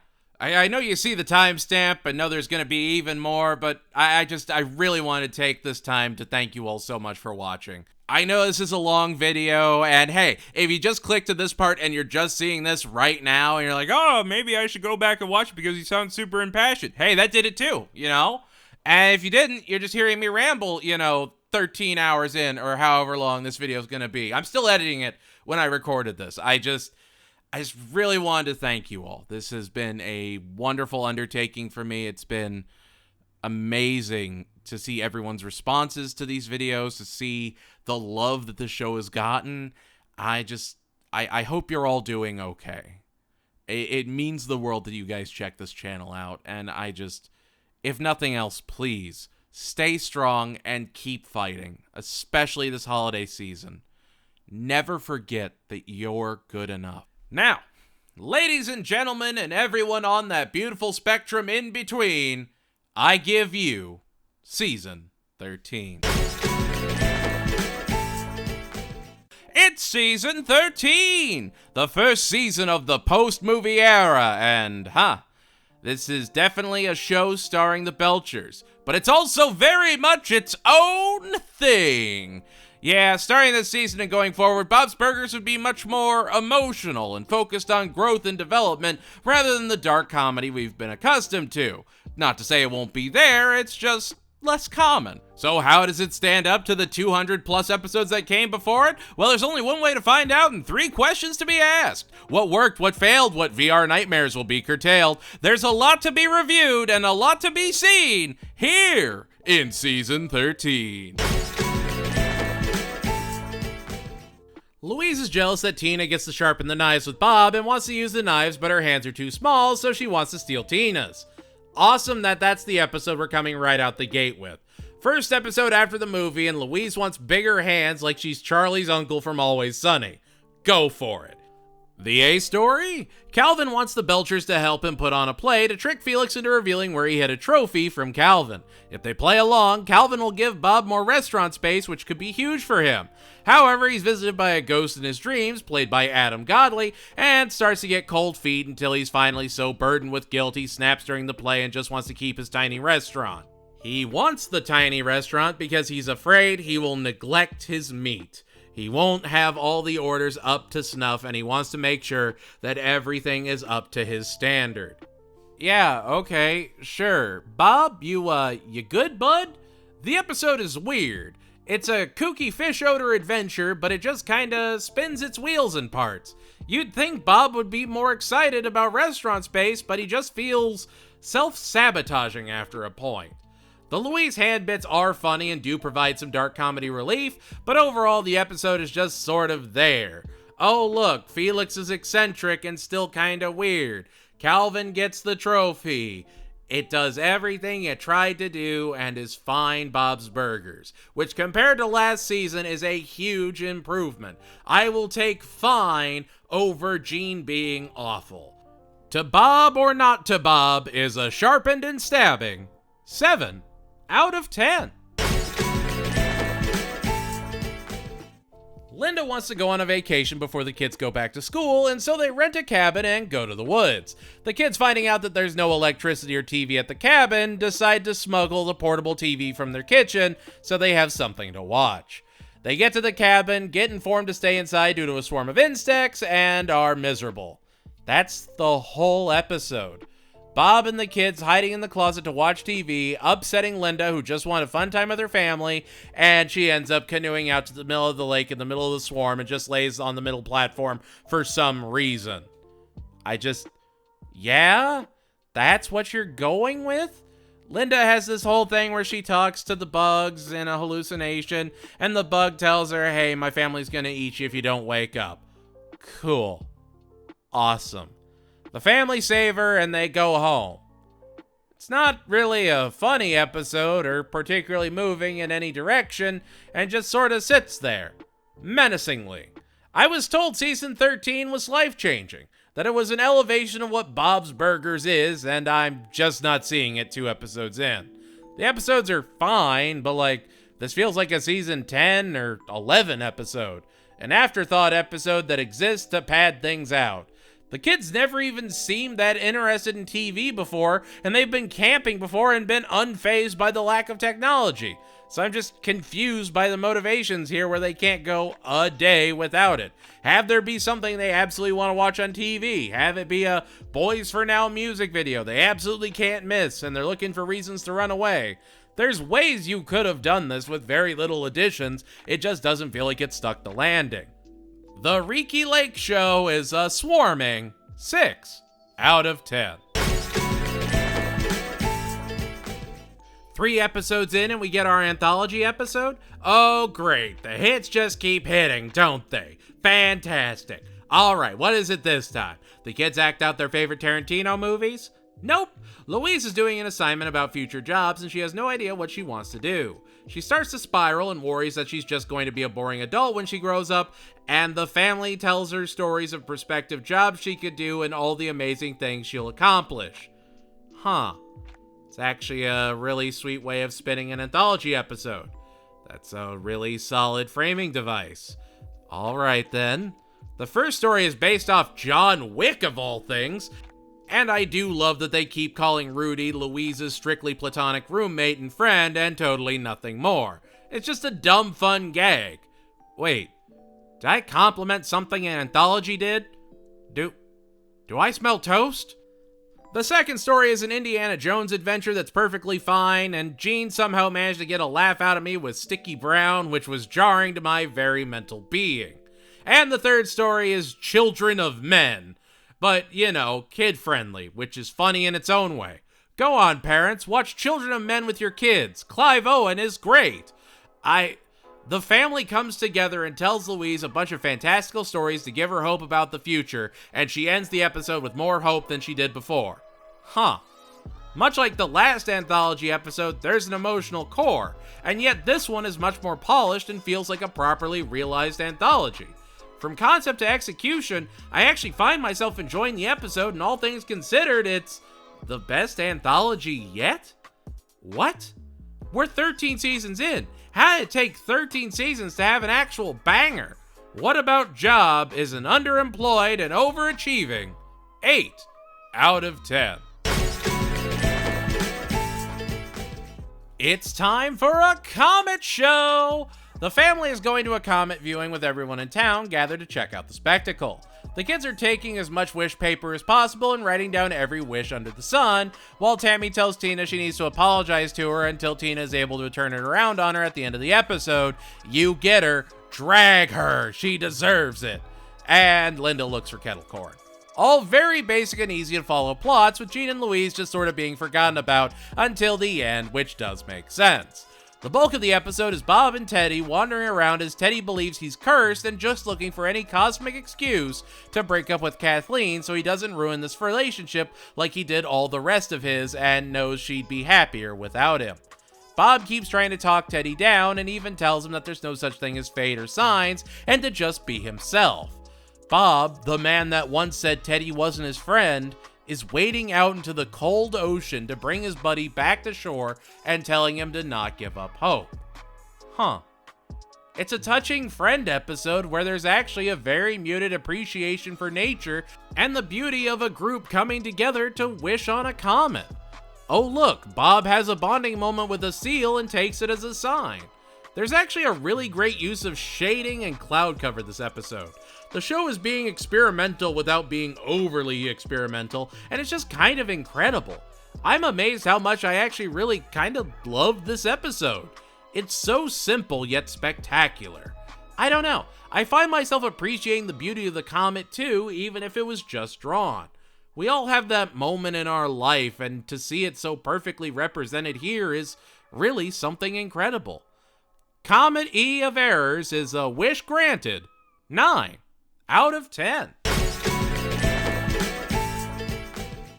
Tina and Zeke go to watch Jimmy Jr. dance at a proper dance studio and get critiques from a pro. The teacher, Spencer Blankenship, eviscerates Jimmy's dance style and mocks him for breaking formation and shows that he doesn't have what it takes to be a true dancer.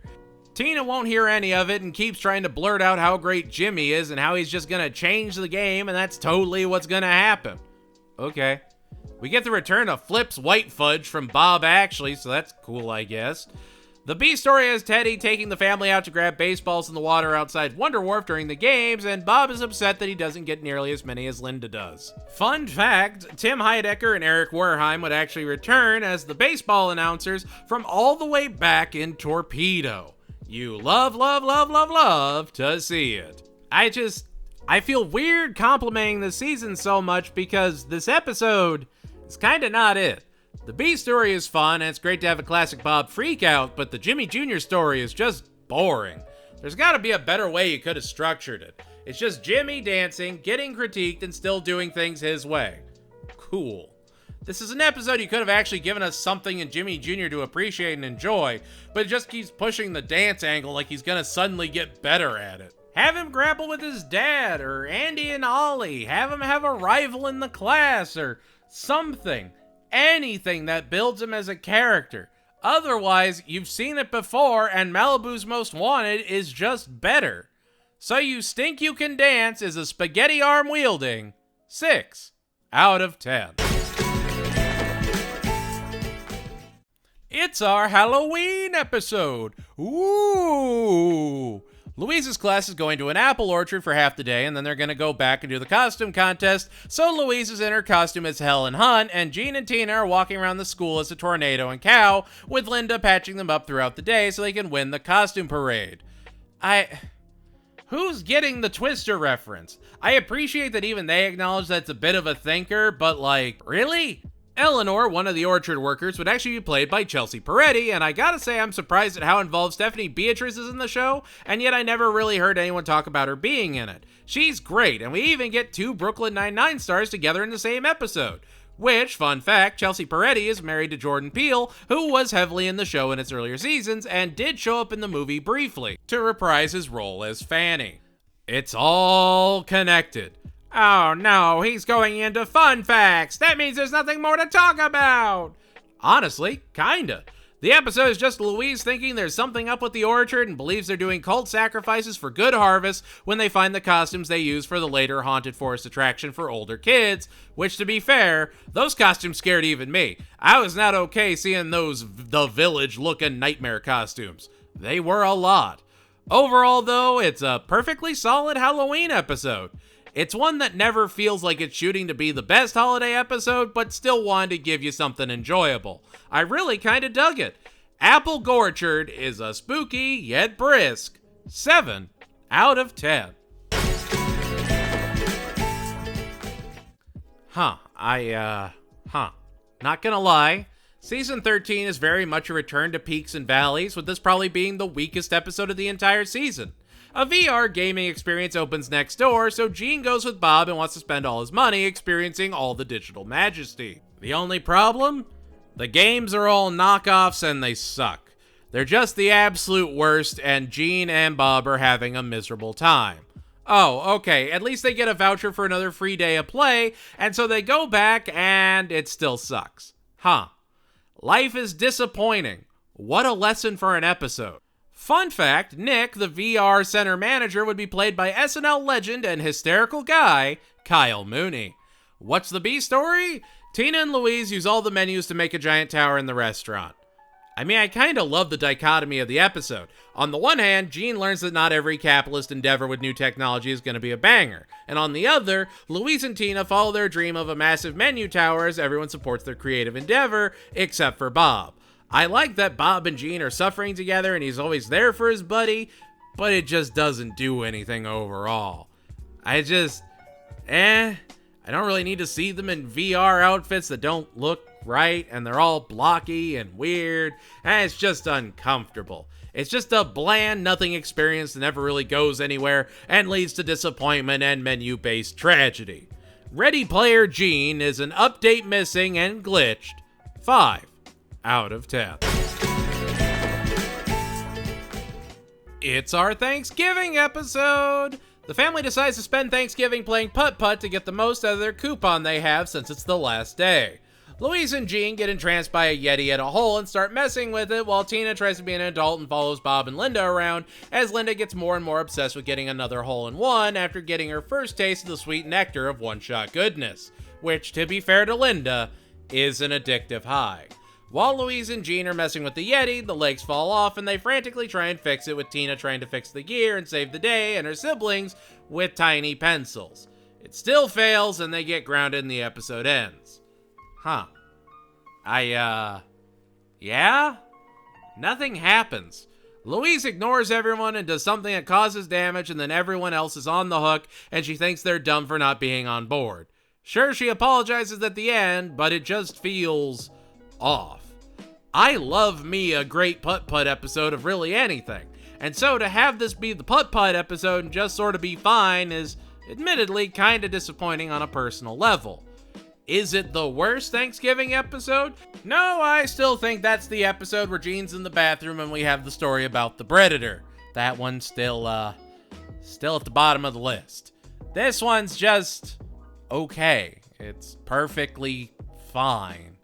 It's not an episode I want to revisit. It's not an episode I absolutely hate. Puttsgiving is a hole in 6 out of 10. The kids want to go snow tubing or snoobing near the city where Bob's mom is buried, so Bob asks if they can go and visit his mom's grave, with Linda having a crippling fear of cemeteries. So Bob and the kids get out and look while Linda hides away in the car until coaxed out by Teddy to go and find her family. The B story has Teddy getting low blood sugar while fixing things around the Belcher residence, and Linda tells him to help himself to whatever he wants in the fridge, but doesn't tell him to not eat the meatloaf fast enough before he hangs up. So, Teddy eats the meatloaf thinking it was cool, and then gets a text to not eat the meatloaf, and uh-oh, now he has to make a new meatloaf. This poor man is frantically running around to make a good loaf of meat, and realistically, they wouldn't have been all that mad at him for eating it. It's a simple misunderstanding. He was already fixing a ton of stuff around their house. It's not like he was wearing their clothes and sleeping in their bed. Again, it's a great Stoogian B story to a very emotional A story.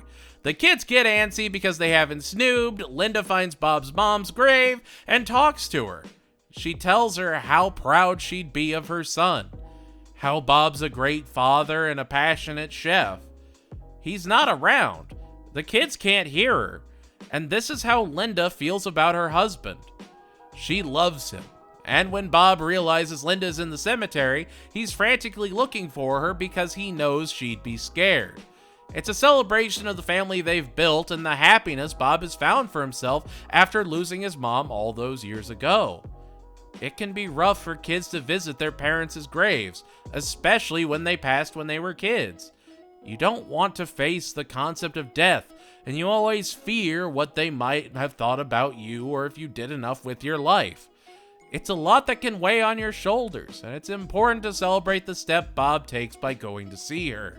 Now, do I wish we actually got to listen to what he said to her? Absolutely. But the episode had a fantastic emotional core interspersed with Teddy being the best as he makes a frantic loaf. It's a wonderful episode and obviously the emotional episode of the season. This is what people were talking about. I'll stake my entire critical career on this being the best episode of the season. Show Mama from the Grave is a snow-dusted and serene 10 out of 10. Oh, come on! I just staked my credentials. You don't get those back. Yeah, it's our Christmas episode. Ho, ho, ho. Gene and Tina have 2 Christmas shows that Bob and Linda have to split up to go to, and Louise reminds them that she also has a poetry reading that she has to go to and really just needs a ride because she's going to do a prank poem on stage. Tina thinks Louise should have put a real poem that was actually vulnerable and real out, and knows that deep down she actually did. She saw a real poem and she wants her sister to pursue it. There's a substitute musical teacher for Gene's show, and she's just sort of winging it because she has no idea about music whatsoever. Miss Bisselbender would be played by comedy icon and mean girl master Tina Fey. We'd also get her as Aaliyah, one of the poetry kids. Bob tries to go see the show and ends up on a taxi to nowhere, and Tina keeps trying to coax Linda to go to Louise's show, and she decides to bail to make sure that at least someone is there for Louise to not feel alone and to feel seen. That way, Louise is a little bit more vulnerable in front of people. Gene fixes the Christmas show by telling the other kids to just take all the unnecessary bars off their xylophones, and we get to hear Louise's poem. It's about how much she loves her family and thinks they're better than any present, and you actually see something magical. The musical cuts in this episode aren't some super energetic Christmas bop. It's a beautiful orchestral arrangement. The heartfelt moments aren't cut from to some ludicrous joke like, I don't know, Teddy sticking his arm through a hole and thrashing around like a trapped animal in front of the fridge. They don't take away from anything, and it's genuinely one of the most beautiful Christmas experiences I've ever witnessed. It celebrates family, being there for those you love, and that spirit of perseverance in the face of adversity, in the face of that frozen unknown. Bob and Linda are amazed by Louise. Everyone wants to be there for her, and it's never played for a joke that she cares about something for a change. I said there didn't need to be another Christmas episode after the bleakening, that it was complete enough. And now I look like a country fried fool. This episode was perfect Bob's Burgers. It was perfect animation. It was a perfect reason for the season. The Blight Before Christmas is a must-watch. 100 out of 10. I'm not putting 100 burgers, but you get what I mean. We'd get a new teacher this episode in the form of Miss Twitchell, played by Timberly Hill.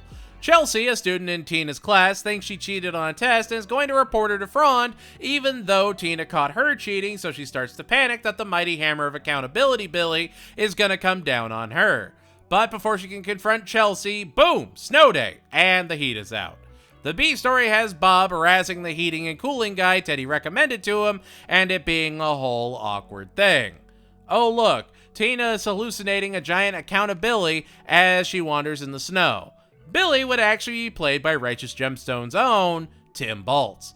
Turns out Chelsea didn't snitch because she doesn't play that game, and the family get their heat fixed. You know what? There was no Tammy or Jocelyn as the center element of the Tina conflict, and I honestly love to see it. We get some fresh blood shaking Tina's cage. I don't know. I appreciate what they try, even if the B story feels samey and the A story doesn't do much of anything. Granted, it's following one of the best episodes of the whole show, so it's got a lot to live up to, and I think it did a perfectly fine job. It gives you that perfect feeling of a snow day. Bundled up in a little Ford, maybe you're getting that hot chocolate on tap. I don't know, your life must have been nice. It's not incredible, it's not horrible, it's just a Tina episode, and sometimes that's all it needs to be. Cheaty Cheaty Bang Bang is an accountable, razzing 7 out of 10. A famous rower is going from New Zealand to Nova Scotia and actually stops at Bob's to get a bite to eat and have a good old Kiwi meltdown. Wait, New Zealand? Kiwi? That's right, you bobbleheads, which I have to assume that's what Bob's Burgers fans call each other. But yeah, no, we're getting more of the man, the myth, the Royal Crackers guest starring legend, Rice Darby. He plays Quincy Cox this episode, who proceeds to have a meltdown after getting to dry land and absolutely refuses to go back to his boat. However, his boat was parked in the wrong place and needs to be moved, so Bob and Gene go out and Bob gets to live a part of his dream and row the boat to the appropriate dock, while Quincy gets his will to keep going back. I love Rice Darby in this episode. Easily his best performance yet on the show, and Quincy is absolutely and utterly delightful. Unfortunately, that's really all there is to the episode. A funny, weird rower not wanting to row anymore. There isn't really a B story, the A story doesn't even give Bob the recognition he arguably deserves, and by the end, the episode just kinda loses the wind in its sails. Yes, I know the giant ocean-faring canoes have no sails, but still. It's a perfectly there episode. I am all for these just good Bob's Burgers episodes. I was just hoping this one would be a little bit more elevated, but that's absolutely personal preference. Oh, Row You Didn't is a hot dog loving 7 out of 10. When Louise is accused of stealing and she swears she didn't do it, Linda, who's working as a school helper for the day, decides to investigate. She learns more and more about Louise's school life, and when she finds the missing rocket in Louise's secret second locker that she apparently has, Linda starts to actually doubt her daughter and think, hey, she might be guilty. That is, until it's revealed Miss Selbo used the toy, broke it, and then hid it in the locker to cover for herself. Except the toy was able to be fixed and everything was just sort of resolved. An adult framing a kid and letting them get punished for it. I know she's not a teacher, but, yeesh. Still not great. It is fun seeing Linda panic and spiral as she starts wondering how deep Louise's schemes go, and maybe she did raise the monster. Granted, all of Louise's schemes are still school level, so she doesn't have to worry about anything like world domination yet. It's honestly a fun, inquisitive Linda episode that feeds into her personality perfectly. The B story has Teddy fighting Bob about what kind of business card he should make. Bob is sticking to the tried and true KISS method, aka keep it simple stupid, and Teddy wants every logo and emoji under the sun. Oh look, there's a song! Yay! That's so fun! I don't know, I like the idea behind the B story, but it just kinda drags on for a little too long. Though overall, it's a perfectly solid episode. Great jokes, a strong Linda and Louise episode, and even gives you just dumb original Bob's Burgers fun in the B story. Stop or My Mom Will Sleuth is a foot stomping 8 out of 10. The story is told through a flashback after Tina wipes out at a Greek restaurant trying to serve some cool kids. When some cool kids come to the restaurant, Tina watches in awe and is desperate to learn how to be cool like them and slip right in. She's watching what they do, she's looking at their clothes, she's trying to listen to their music even though she can't stand it, and keeps trying to change herself to get the teens to like her. The teens will be played by Zosha Rockmore, Brigitte Lundy Payne, and Jabuki Young White. And they all do a great job of making them these very blasé characters, but I kinda wish the characters had names. Like, they're just blue hair teen, teen with nose ring. If you're gonna use them more frequently, give them some names. A name gives a character weight, that's all I'm saying, but that's a nitpick. Oh look, after Tina stops trying to chase trends, she's just herself and makes a friend. Crazy how that happens. The Tina story is honestly fine. She's awkward and weird, but it makes sense and she actually has a payoff for all her effort. Plus, she's not trying to impress someone like Tammy or Jocelyn, so it's instantly better than most Tina episodes. She has new people that she's trying to fit in with. She's trying to branch out, and that's terrific for her. The B story has Jean and Louise just sort of having socks in their shirts and flapping them at people because they're children, I guess. I don't know. The Tina story is very much the main focus, and it is solid, but the Jean and Louise story is just utterly unnecessary. Go all in on Tina. Give Bob something to do. Anything is better than just foul socks and shirts just cuz. These boots are made for stalking is a spanakopita loving 7 out of 10. Louise has her last show and tell and is on a desperate quest to find something that really cements her as one of the greats. She wants something that will really blow the rest of these fools out of the water. So she decides to go to the beach and find an old cannonball to show it off. Everyone tells her and Tina to avoid the caves near the beach, and oh look at that, Louise is dragging Tina into the caves because she doesn't listen to authority. I'll say this, I really love how anti-authority Linda was back in Snow Mama from the Grave. It's such a fun touch that makes sense for her and really shows where Louise gets her rebel side. but also, Louise needs to be just a little more aware of her mortality. She keeps throwing herself into these real dangerous situations. She fails to get the cannonball, and Tina actually tells her that it's okay to fail, and sometimes a story about failure is just as good as a good cannonball story. Which, Tina has definitely become a much more insightful character this season. I don't know, she's much more big sistery, and it's really standing out. It's not bad at all and makes sense with everything else they've been doing with her this season and basically rehabbing her character to have a little bit more depth. It's a nice touch. The B story? Kathleen loves hurling, so Teddy tries to pretend he absolutely adores hurling. The hell is hockey? A bunch of dudes fighting on the ice? Psh, psh, that's so dumb. Give me a grass-based ball chucking. That's my speed. He has Bob turn his restaurant into a prime hurling hangout, and yeah, he overcompensates and tries to be way too much, and it's sweet he really does care about Kathleen as much as he does that he's willing to change everything about himself for her. I don't know. It wasn't super funny, but the episode was really well structured. Maybe I just love Teddy episodes and it blurred my judgment, but there's a weird emotional core to the episode that shines through the sargassum. It just kinda works. The show and tell must go on is hurled through the sargassum. 9 out of 10. Just like saying sargassum. Say it. Say sargassum. It's April Fools! How many holiday episodes are we gonna be getting? Nah, I'm fine with this one. I like it. It's April Fools and Mr. Fishodor keeps pranking Bob again and again. Every year he goes all out on the pranks and Bob just kinda takes it. So, Mr. Fishodor challenges Bob. If he doesn't properly prank him for the first time, he's gonna find someone that will prank him on April Fool's Day and kick Bob out of the restaurant. So, Bob has to come up with the ultimate prank to finally get him back. He's gonna turn Mr. Fishodor's horn on his cart into a fart horn. Oh, hee-haw, that'll show him. He fails, so Bob tries again and finally gets to prank Calvin by pretending to jump out of the treehouse onto some scaffolding. Like, it's a simple idea, but it reminds me so much of The Game starring Michael Douglas, and I really kinda love it.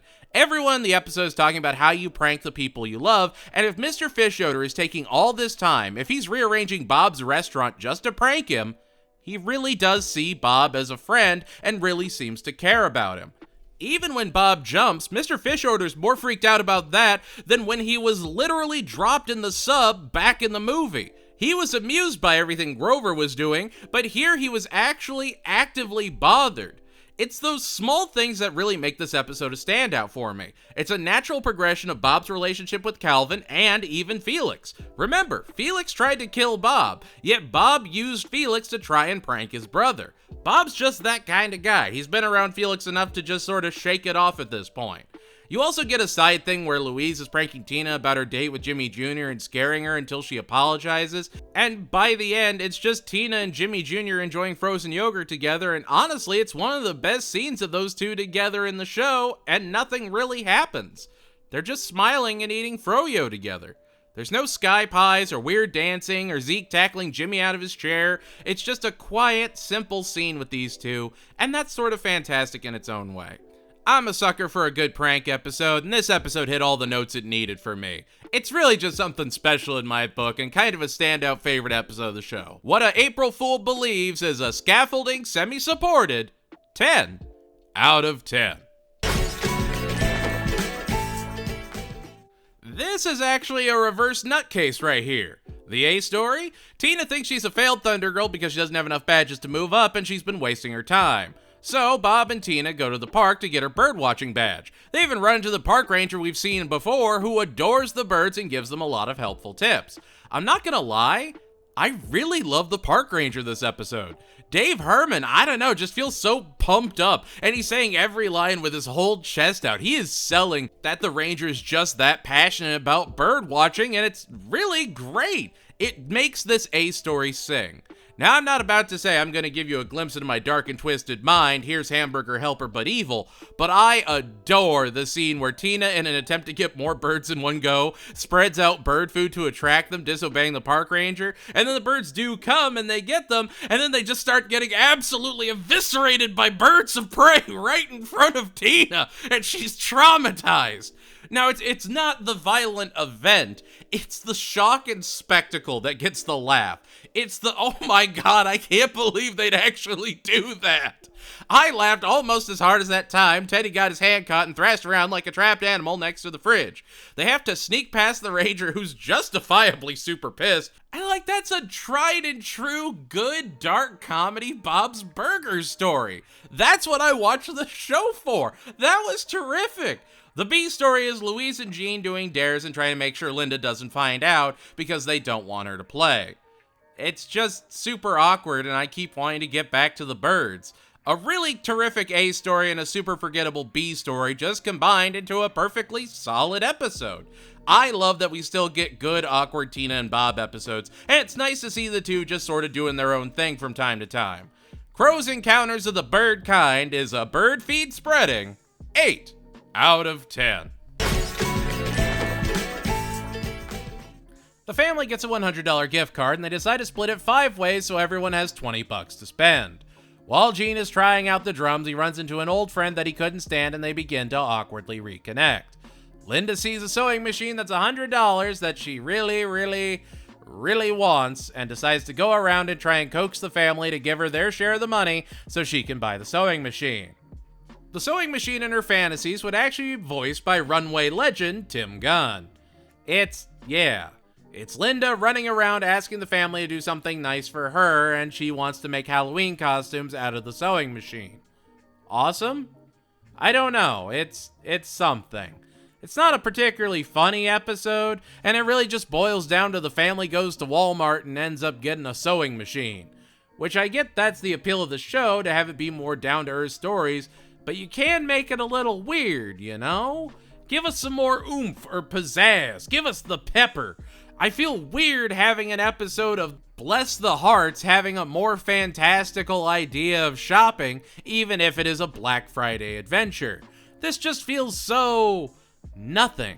Have them interact with other characters, have there be a bunch of smaller vignettes. Instead, it's just Bob looking at things going, oh, maybe I can get this. Oh, maybe I can get that. And then he doesn't. Then he just gives the money to Linda. Okay. So there's not really anything else going on this episode. Got it. Gift card or by trying is a sewn shut 6 out of 10.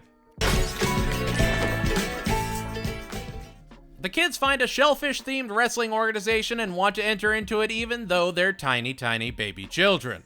The owner of the wrestling league, Carol, would be played by comedy superstar Jane Lynch. They rope Teddy in to help them get some butts in seats so they can really bring the heat, and proceed to push Teddy past his limits, hurt his back, and keep going further and further until he's struggling to move. Oh look, Louise is pushing everyone to keep going even though Gene and Tina want to quit and Teddy is struggling. Oh, and Linda finds a new hobby, I guess. It's never really built on and they just sort of forget it. It kind of reminds me of like Spiceps or her eating skins. It just doesn't do anything. The kids do their first closing act and just start dancing after Teddy collapses and can't keep going. They wrestle Bob and Linda to try and save the show, and yeah, it just kinda ends. Oh look, Louise is having an internal conflict and decides to pull the plug on the wrestling. For now. I never thought I'd be bored with a shellfish wrestling league. It feels both too out there and too basic to ever actually do anything. It's just more wheel spinning that never really knew where it wanted to end up, and it just sort of flatlines towards the end. Worse than Ready Player Gene? Not that bad, but still not all that great either. Poor Teddy. Crabsolutely Fabulous is a shell-shocked 6 out of 10. When the family finds an old radio in the closet, Linda wants to throw it away until Bob reminds her of the story of the radio. Oh, so it's another anthology episode? Nope, it's Bob sharing a family story focused around his grandma and his baby mom and the radio. Bob's grandma Alice would be played by Kristen Milioti in the flashbacks, and her mom, Bob's great-grandmother Gertie, would be played by Linda Lavin, who was actually back to the show after she played Helen all the way back in Season 3's It Snakes a Village. The episode is just the story of how Alice picked up German communications in the 40s while trying to get Bob's mom to sleep playing static on the radio. She started to suspect everyone in the neighborhood, and her mom thought she was crazy till she was able to figure out it was one of the tenants who was actually a German spy, and they were able to shut down the entire spy ring because of the information Alice gave to the police. Yeah, not really a funny episode or even an episode about the family. It's just Bob telling his family about a radio and showing the importance of heirlooms. It's not what you'd ever expect from Bob's Burgers, but every time they branch out like this, I don't know. I guess I appreciate them more and more. They're doing more and more creative things, even if it's just a very quick story that you're in and out of. They're at least trying something new, and the fact they were able to get any amount of suspense into an episode of Bob's Burgers is honestly super impressive. And it wasn't used for a Halloween episode or anything. It was just going for a more gripping story. They're willing to do these weird episodes in Bob's Burgers now, and I kinda love it. Radio No You Didn't is a static-free 9 out of 10. The kids try to help Mr. Franz get his cat out of the tree in front of the school so they can get out of detention free passes that they just made up. Gene is able to take his teacher's laser pointer and use it to get the cat down, and yeah, that's really all of the B's story. What a magical journey. Aren't you glad we all went on that together? The A story has the famous author of the Snail and Newt children's books have her car break down in front of the restaurant, and Linda keeps trying to convince her to write more of the books because she's afraid of her kids growing up and not needing her anymore. The author determined to keep writing her epic thrillers. She wants to go back to when her kids were just sweet little babies that she could read the stories to. Oh look, she's canceling the author's toe and cornering her. Oh, she took her keys. Oh ho ho ho! The author is terrified and runs over to Mort's, and Linda is banging on the doors, telling her she's completely normal and this never happens. This is a lot. Yeah, this might actually be one of my least favorite Linda episodes.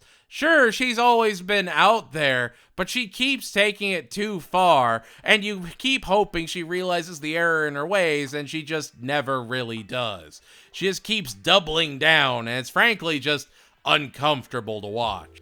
The B story is the A story is a lot of yikes-a-roni the San Francisco treat, and overall the episode just doesn't go anywhere. Mother Author Laser Pointer is a red dot kidnapping. 5 out of 10. And here we are, the season finale. And I was not expecting this, as it's also our Mother's Day episode. Louise is giving a class presentation on her hero, Amelia Earhart, and the episode is told through flashbacks. Louise keeps butting heads with Wayne, who tells her hero is dumb, and that she should pick a better one, while Louise is determined to do better than Wayne on the presentation and humble him. She wants to pull out all the stops, that is, until she finds out Amelia Earhart didn't exactly complete her mission. She has to rethink how she does everything, and even decides to do shadow puppets with the help of the puppet master Benj, who is a very interesting character. Benj would be played by Jackie Quinn, who is a consultant for disability awareness and a comedy writer. And Benj would be the first child character in the show presented in a wheelchair. It's a piece of representation that you don't realize the importance of until you're looking right at it. They're not lesser for being in the chair, and they're celebrated for making incredible puppets. Their talents are what's focused on, not the challenges they face every day. Benj, Gene, and Tina help Louise give the best performance possible, and Louise waxes poetic about how Amelia's plane may not have sank, and she imagines what might have happened while talking about how the inspiration Amelia provided wasn't fake, and while she didn't do what she set out to do, she inspired other women to follow their dreams. Alright, so it's just a really emotional episode where you have Linda and Louise actually having a deeper bond by the end, and you see Louise actively growing, right? Wrong. Every good A story needs a solid B story, and Bob has the perfect Mother's Day gift for Linda. Bob ends up hiring a massage student to come and give Linda a massage, and he gets Pat, played by the eternal man-child, the Cowboy Curtis befriending, Oswald Cobblepot fathering, Paul Reubens. Sadly, this would be one of the last things he ever appeared in before he passed. Pee-wee has been mentioned and referenced in the show before, even having Daryl dress up as that bike-loving rascal back in A Nightmare on Ocean Avenue Street. So to have the man himself in an episode really feels like something special. and he's just terrific. He's giving a great performance, and his energy is next level. I don't know. I lit up so bright when I heard his voice and checked to make sure. This episode is amazing, and it gives us more of Louise experiencing real emotions and growth while giving us the all-too-real B stories we know and love. It's not some two-parter. The city isn't in danger. No one has to climb out of a sports store to save themselves. It's just a school report and a back massage. And it's one of the best episodes of the show, just so long as you don't tell Louise to Google coconut crabs. Amelia is a high-flying, word of the day celebrating 10 out of 10. And there we have it, that's season 13! Anything you think I was right on? Wrong on? What was your favorite episode? Least favorite? Let me know in the comments below. And if you like what you saw, make sure to like, subscribe, and tell your friends we're out here. Season 13 was, for better or worse, refreshing. Some episodes still had that dark comedy charm, others were experimental and tried new and daring things that Bob's Burgers had never done before. We're 13 seasons in, and where other shows struggle to maintain their narrative voice after 13 seasons, Bob's Burgers has constantly evolved through the passion of everyone working on the show. The little show about a burger restaurant has evolved into a full-on emotional powerhouse. I never thought I'd get misty-eyed at a Rudy episode of all things. But I'm getting ahead of myself. Next season, we'll get a heartfelt adventure that's fresh and Rudy, a Doomer Boomer, the zombie movie to end all zombie movies, and so much more. So I'll see you all next time when I ask that we all be serene as we review Season 14. Whew! Yeah, this was an undertaking. But here we are, the end. I just want to thank you all again so much for watching, and please, if you enjoyed the video, consider sharing it and telling your friends. It would be a huge help.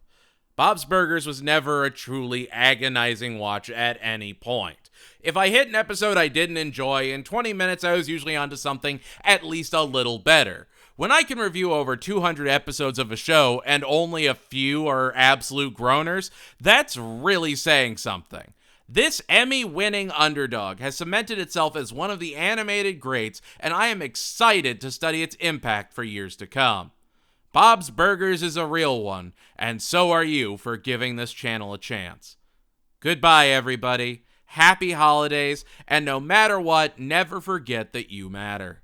I know things can be rough right now. I know things can feel hopeless, but just know you're not alone. Take each day and just do what you can. I believe in you, and hey, a rising tide lifts all ships, and I can feel one hell of a wave coming. And a huge, massive, gargantuan shout out to all my patrons and members. You all keep me going, and we're not slowing down anytime soon. I'll have season 14 out quickly and all kinds of other great adventures. We are not going into the new year quiet. I have hopefully at least 3 more videos I want to get out, so we are not stopping now. Goodbye, everybody. Happy Thanksgiving, and I'll see you all next time.